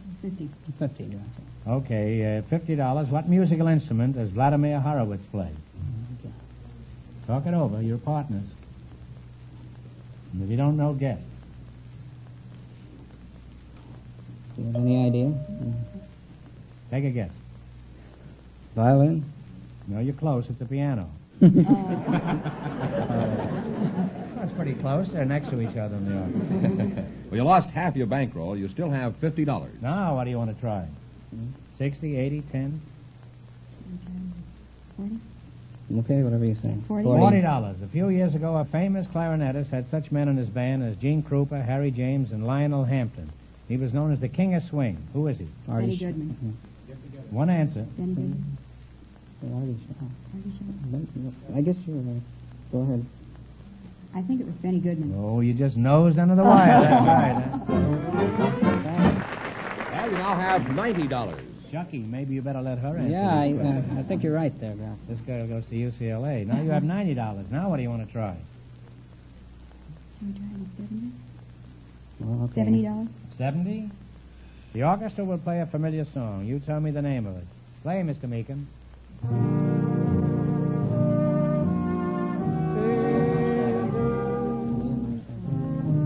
Me and My Shadow. Me and My Shadow is right. You'll now climb to $160. Shall we try the 90? The 90 is right off the boat. We just got it in today. Good. You going to try the 90? 90. The Wow. orchestra will play a song by Cole Porter. You identify it. Jack? Just one of those things. What Like is just it? one of those things. That's right. Once again? Just one of those things. That makes 3 of those things. That's right. And you wind up with $250. Well, thanks and good luck from the DeSoto Plymouth dealers. And I hope you're very happy together.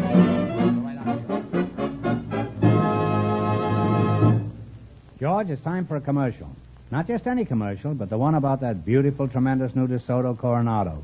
So say something. Well, I don't have to, Groucho, because this car speaks for itself. It's a real honey. Sleek, glamorous, and new. The DeSoto Coronado is a 170-horsepower beauty with a Sierra beige top and a Cadiz blue body that's just the greatest.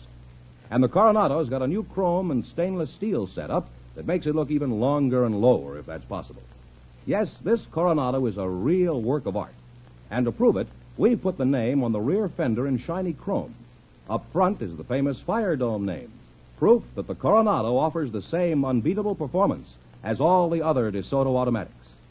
Inside, this car is like nothing you've ever seen. It's so beautiful. The cream seat bolsters are the finest top-grain leathers, a perfect blend with the pale blue of the weave-patterned corded nylon upholstery. George, that car is so lovely. I wonder if it's doing anything after the show. Well, Groucho, I hope it has a date. A date with a lot of those nice people out there. A date at their DeSoto Plymouth dealer showroom to see for themselves that the beautiful DeSoto Coronado is another proof that DeSoto puts you ahead automatically. Remember, the dealer who sells the stunning DeSoto automatic also sells the high-style Plymouth.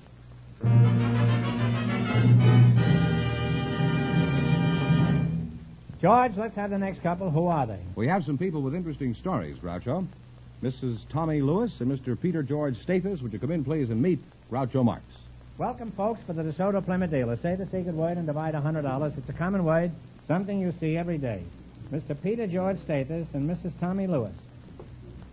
Mrs. Lewis, you're a woman. I'll start with you. What's your first name? Tommy. Tommy.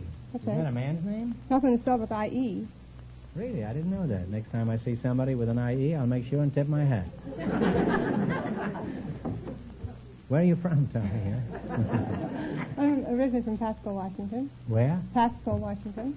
Pasco, Washington? That's in the apple country, isn't it? Near there, yes. I was up there once, but they threw me out.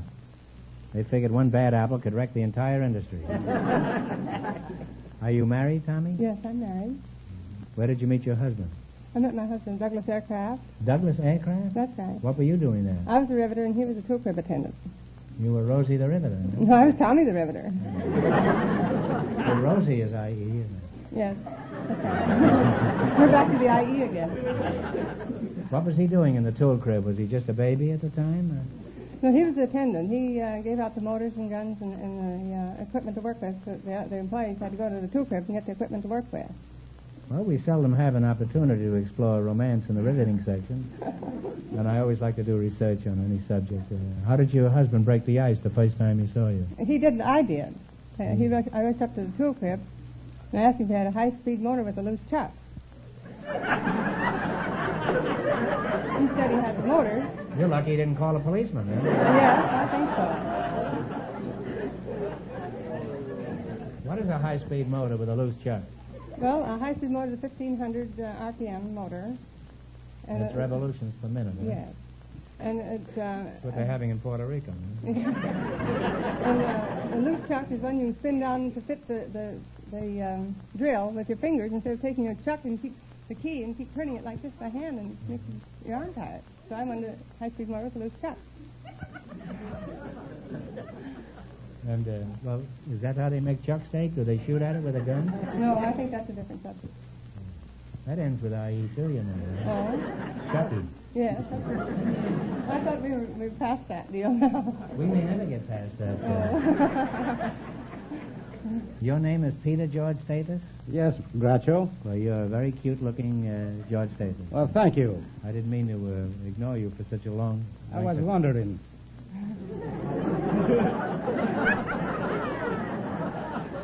I wasn't really ignoring you. I was merely occupied with a ricochet romance. Can you sing that song, Tommy? No, I don't sing. It's found in black notes and found in white notes, but I always sing in a crack. Well, I have no answer for that. What sort of work do you do, Peter? I'm a restaurateur. A restaurateur, huh? Yes, sir. Really? I've been arrested many a time. Do you have frog's legs? Yes, sir. Let's see them, huh? That would be.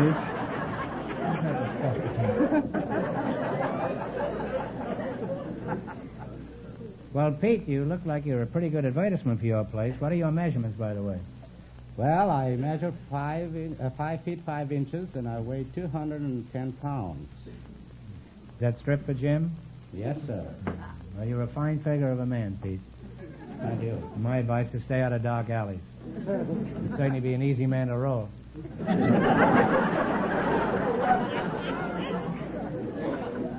Where are you from, Peter?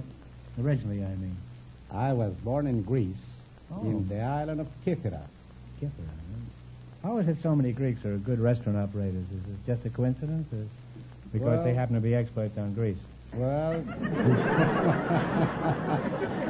well, Groucho is like this. That's an old joke, you know. Every Greek boy is born with a spattle and a spoon on his hand. A spattle? What kind? A whiskey spattle? No, it's the one that you stir a stew or a soup or anything that you want to make in a deep casserole. Well, let's talk about your place, Pete. Where is it? Well, my place is located at 701 East Ocean Boulevard in Long Beach. No. The Seafood Grotto. And if you really want to enjoy the finest seafood, you better come down or call. Long Beach is 76748, and you'll have the finest seafood you ever had anyplace. Well, I'll give you a ring. Suppose a halibut answers. Do I hang up? How do you feel about seafood, Tommy? I don't like it. Fish tastes too much like fish. Fine partner I have. Why I choose you. Well, my advice is, after that, don't eat at Pete's place, huh? You're liable to get a Mickey in your mackerel. Well, you're a very entertaining couple, and it's been real nice talking to you two. And now let's play You Bet Your Life. In the race for the $1,000, the first couple won $250, and the secret word is people. Now let's see how much money you can make. You selected sports. And remember, the more the question is worth, the harder it is. What do you want to start with? Let's have $50. $50. That's a nice compromise. What do you call the last runner on a relay team? Talk That's it over. the anchor man. Yeah, you're right. It's the anchor man. But in the future, give me one anchor. But she may have a different version. Wonderful. Pete, and you're a pretty smart cookie there, huh? You now have $150. Now, what question do you want, Pete? Let me have it. Well, you can have an 80, a 10, 100, 30, anything. 60. Let's advance it 10 more. Okay. Is that all right with you, Tom? Is that all right, Tommy? What do you call the area a football player aims for when he tries to kick the ball out of bounds near the goal line? One answer now. Oh, no. That's a coffin corner. That is right. It's the coffin corner. Your bankroll is now $210. Now, you can quit or you can go ahead. Let's take a chance. What do you want? What question? $70. $70. What do you call the basic rules and provisions of modern boxing? The rules of Logsbury rules is something of that type. The Queensberry rules. That's right, it's the Queensberry. The markers are Queensberry rules. Well, you were That's flirting right. with it. We had to give it to you. And you now have $280. Are you a gambler? Well, let's gamble on it. Okay. Big one or a little one? 80. Let's have $80. $80. How many players on an ice hockey team? On an ice hockey team? 5. No. 6. Too bad. One. Well, you've lost half your bankroll. You wind up with $140. Well, thanks and good luck from the DeSoto Thank you. Plymouth dealer. Sorry you didn't win. Thank you.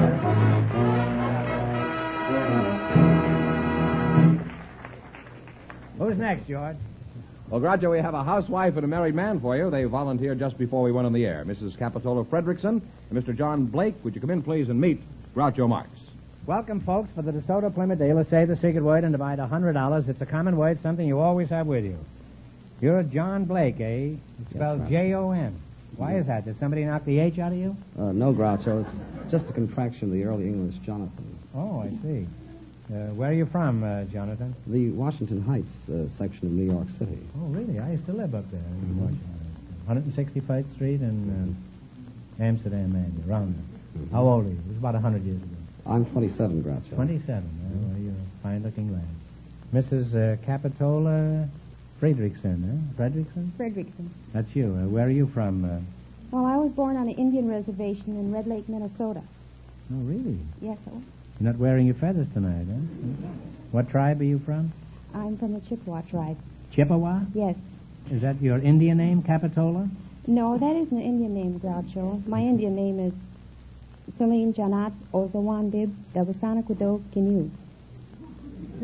I don't know, but I'd be willing to try. Well, what does your name mean in English? You fish on your side, I fish on my side, nobody fish in the middle? No, it means a girl with the dark brown hair flowing outwards under low clouds with a little eagle. That's not easy either.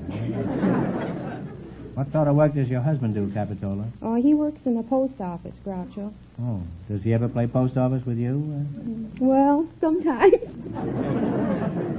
What does he do in the post office? Well, he calls himself a postmaster? No, post office mortician. Because he works he works in the dead letter department. That's his little joke, huh? Yes. While he's clowning around the post office, the mail order electric belt I sent for to give me the strength of Hercules is rotting in the basement. Come to cut out those jokes. Where did you meet your husband? Well, he came up to Minnesota on a duck hunting trip one time, and he lost his hunting license. So he... And you were a decoy? No. Well, I was in an Indian pageant at that time, so he spent his evenings watching this pageant and flirting with me and saying fancy things. And, like what?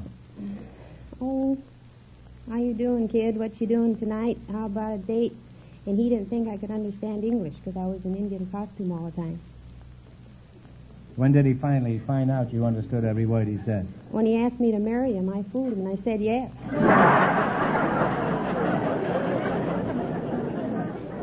That's one question a woman can understand in 68 different languages.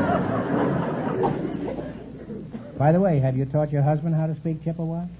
Well, a short time after we were married, I told him, honey, I'll bet I can make you talk Indian. Talk in 2 minutes. And right after that, he declared war on them. He said, how? I said, see, I made you talk Indian already. You certainly have a variety of little jokes in your family. You know, I was up in Montana last summer, Blackfeet Reservation up there. I was up there. They were shooting a Western picture, some friends of mine. I went up to watch them. Had this big museum up there, this Indian museum, and I went in. Of course, I had my little girl with me, and I was interested, and she was. And we went there. There was a couple of dozen Indians in there looking at this exhibit, this Indian exhibit. They had moccasins there, and a canoe, and all kinds of blankets and things that they carry, the papooses. And these Indians were standing there, and they were fascinated by this stuff. Most of them had never seen any of these things. And I had been in a Western picture with a lot of Indians in one of our movies, and I was explaining to the Indians what all these things were for. It's really an incongruity to have me standing there from New York City explaining to the Indians about their own paraphernalia. There's no joke to this, but I thought it was a kind of an interesting piece of Americana. Now, John, occasionally I like to sound people out on their hobbies. Do you have any particular ones that we could discuss? Yes, I do, Groucho, but... What do you do? What is it? I paint with salt and pepper. You paint with... What do you mean you paint with salt? What do you paint, steaks? No, Groucho. I paint portraits of pretty girls, landscapes, and so forth. Now, this is modern art. You have to take it with a grain of salt. Have you sold any of these salt and pepper pictures? Yes, quite a number, Groucho. As a matter of fact, a few of them are in some of the finest bars in Hollywood. Well, so have I been, but I can't paint. Well, how much do you get for these? I asked $500 a picture, Groucho. No, you haven't answered my question, John. Oh, well... So how much do you get? I asked $500, but I got $30 for my last. Well, Now we're getting down to basic facts here. Yeah. What kind of work do you do, John? I'm a window cleaner, Groucho. A window cleaner, is that so? Oh, yeah. What kind of windows do you clean? Dirty ones. That's a pretty good joke. I'm just surrounded by feeble jokes here tonight. Now, I'll bet $5 that I can teach you to talk Indian in less than 2 minutes, okay? I'll bet you can. No, you weren't supposed to say that. You were supposed to say how. Okay, here's your $5. You're getting too sharp for the old quizmaster. Well, it's been fun talking to you two, but I'm sure you'd rather win some money. So let's play You Bet Your Life. In the race for the $1,000, our first couple, Chuck Wallace and his partner, are still leading with $250. Let's see how much money you can make. You selected movie quiz. And remember, the more the question is worth, the harder it is. What do you want to start with, and one answer between? 70. 70? 70? What is Henry King's job in the making of a movie? He's a director. That's right, he's a director. Okay. Your bankroll now contains $170. You want to quit? You want to go ahead? I want to go ahead. Okay. I do, too. All right. What do you want to try? Let's play 80. 80? 80, yeah, it's fine. All right. Who won the Academy Award for her portrayal of the title role in Kitty Foyle? Ginger Rogers. Yes. Ginger Rogers is right. You now have $250. We'll try the 90. 90. Have you consulted this Yes. with Yes. John over here? Virginia Mayo's husband is also in pictures. What is his name? Michael O'Shea. Michael O'Shea is right. Your bankroll now contains $340. Here's your last chance to beat the other couples. What do you want to go for? Well, 100. You're betting On 100. 100.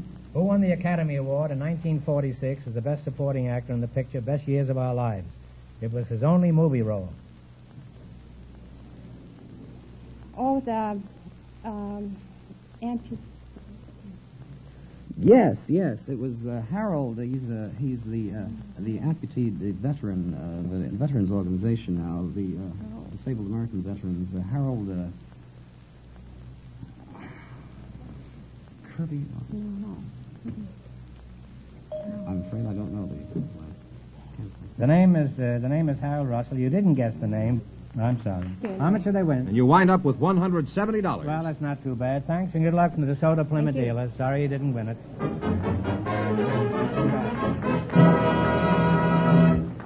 And that means, Groucho, that Chuck Wallace and his partner, with $250, in just 1 minute get the chance at the DeSoto Plymouth $1,000 question.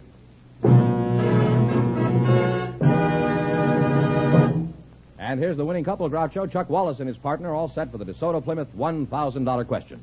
Here we go for $1,000. I give you 15 seconds to decide on a single answer between you. Think carefully and please no help from the audience.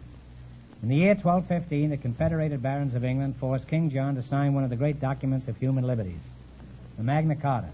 For $1,000, where in England was this document signed? This is something you learned in school. Now talk it over.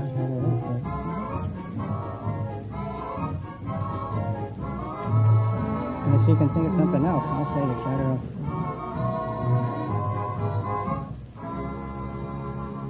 What is the answer you two have decided upon? Charter Oak? No, it's Runnymede, England.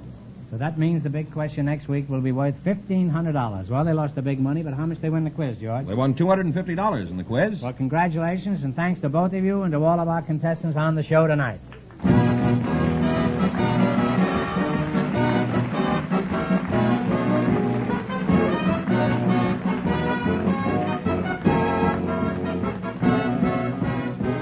Be sure to tune in again next Wednesday night at the same time for the Groucho Marx Show, when the big question will be worth $1,500.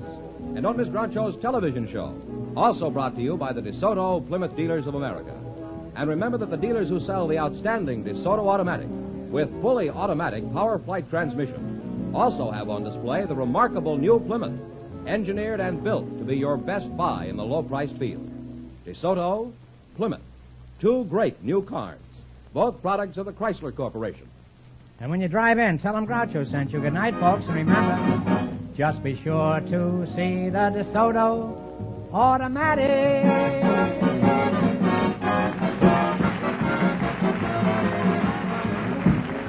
Folks, here's a reminder from the National Safety Council.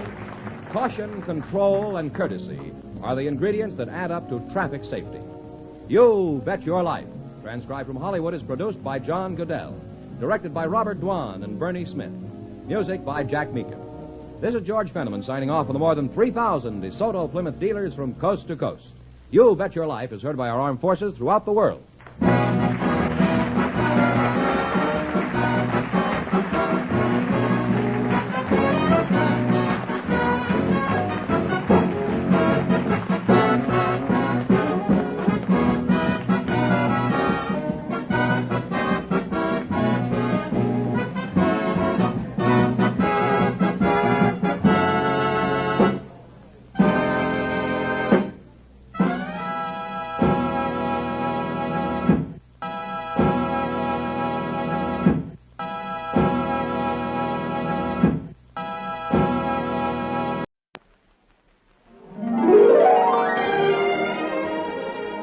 Script girl has to check every detail of actual filming against the scenes described in the script.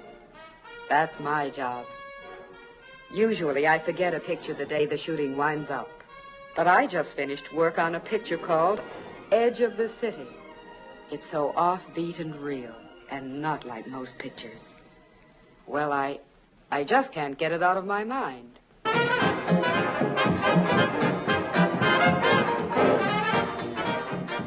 Edge of the City is about a kind of relationship you've never seen on the screen. John Cassavetes, who I think is a sure bet for stardom, is terrific as a man who's always in trouble. Sidney Poitier, you'll never forget him if you saw Blackboard Jungle, makes the most of another tremendous part. The thing is, a man's got to make a choice. There are the men, and then there are the lower forms. And a guy's got to make a choice. You go with the men and you're 10 feet tall. You go with the lower forms and you are down in the slime. Well, what happens if you don't want to go with anybody? Then you are alone, man, and that's the worst. But he's not all alone. There's the girl, Kathleen McGuire. She's not the type you'll find in the soap opera. Jack Warden is completely believable as the kind of guy who really is the lowest of the lower forms of life. Charlie, he's nothing. He can't hurt you. He can't hurt you. Like in my life, Charlie ain't that much. Well, that's the difference between us, T. Because in my life, it's all Charlie. Look, T, I'm in trouble. I can go to jail for 20 years. Edge of the City looks at real life and looks at it without batting an eye. To a script girl, a movie is usually just another job, but not Edge of the City. This one is different in its setting, its story, and its people. When you see it, I'm sure you'll agree.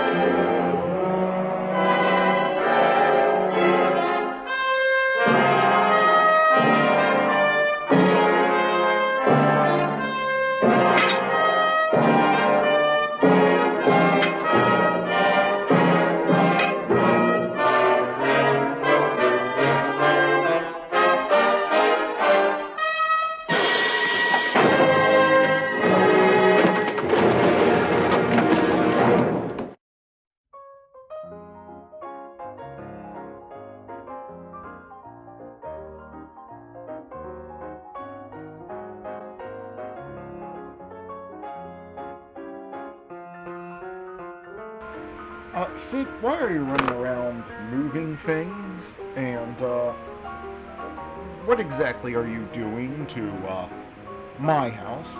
Look, mate, I gotta make this place more presentable. Why?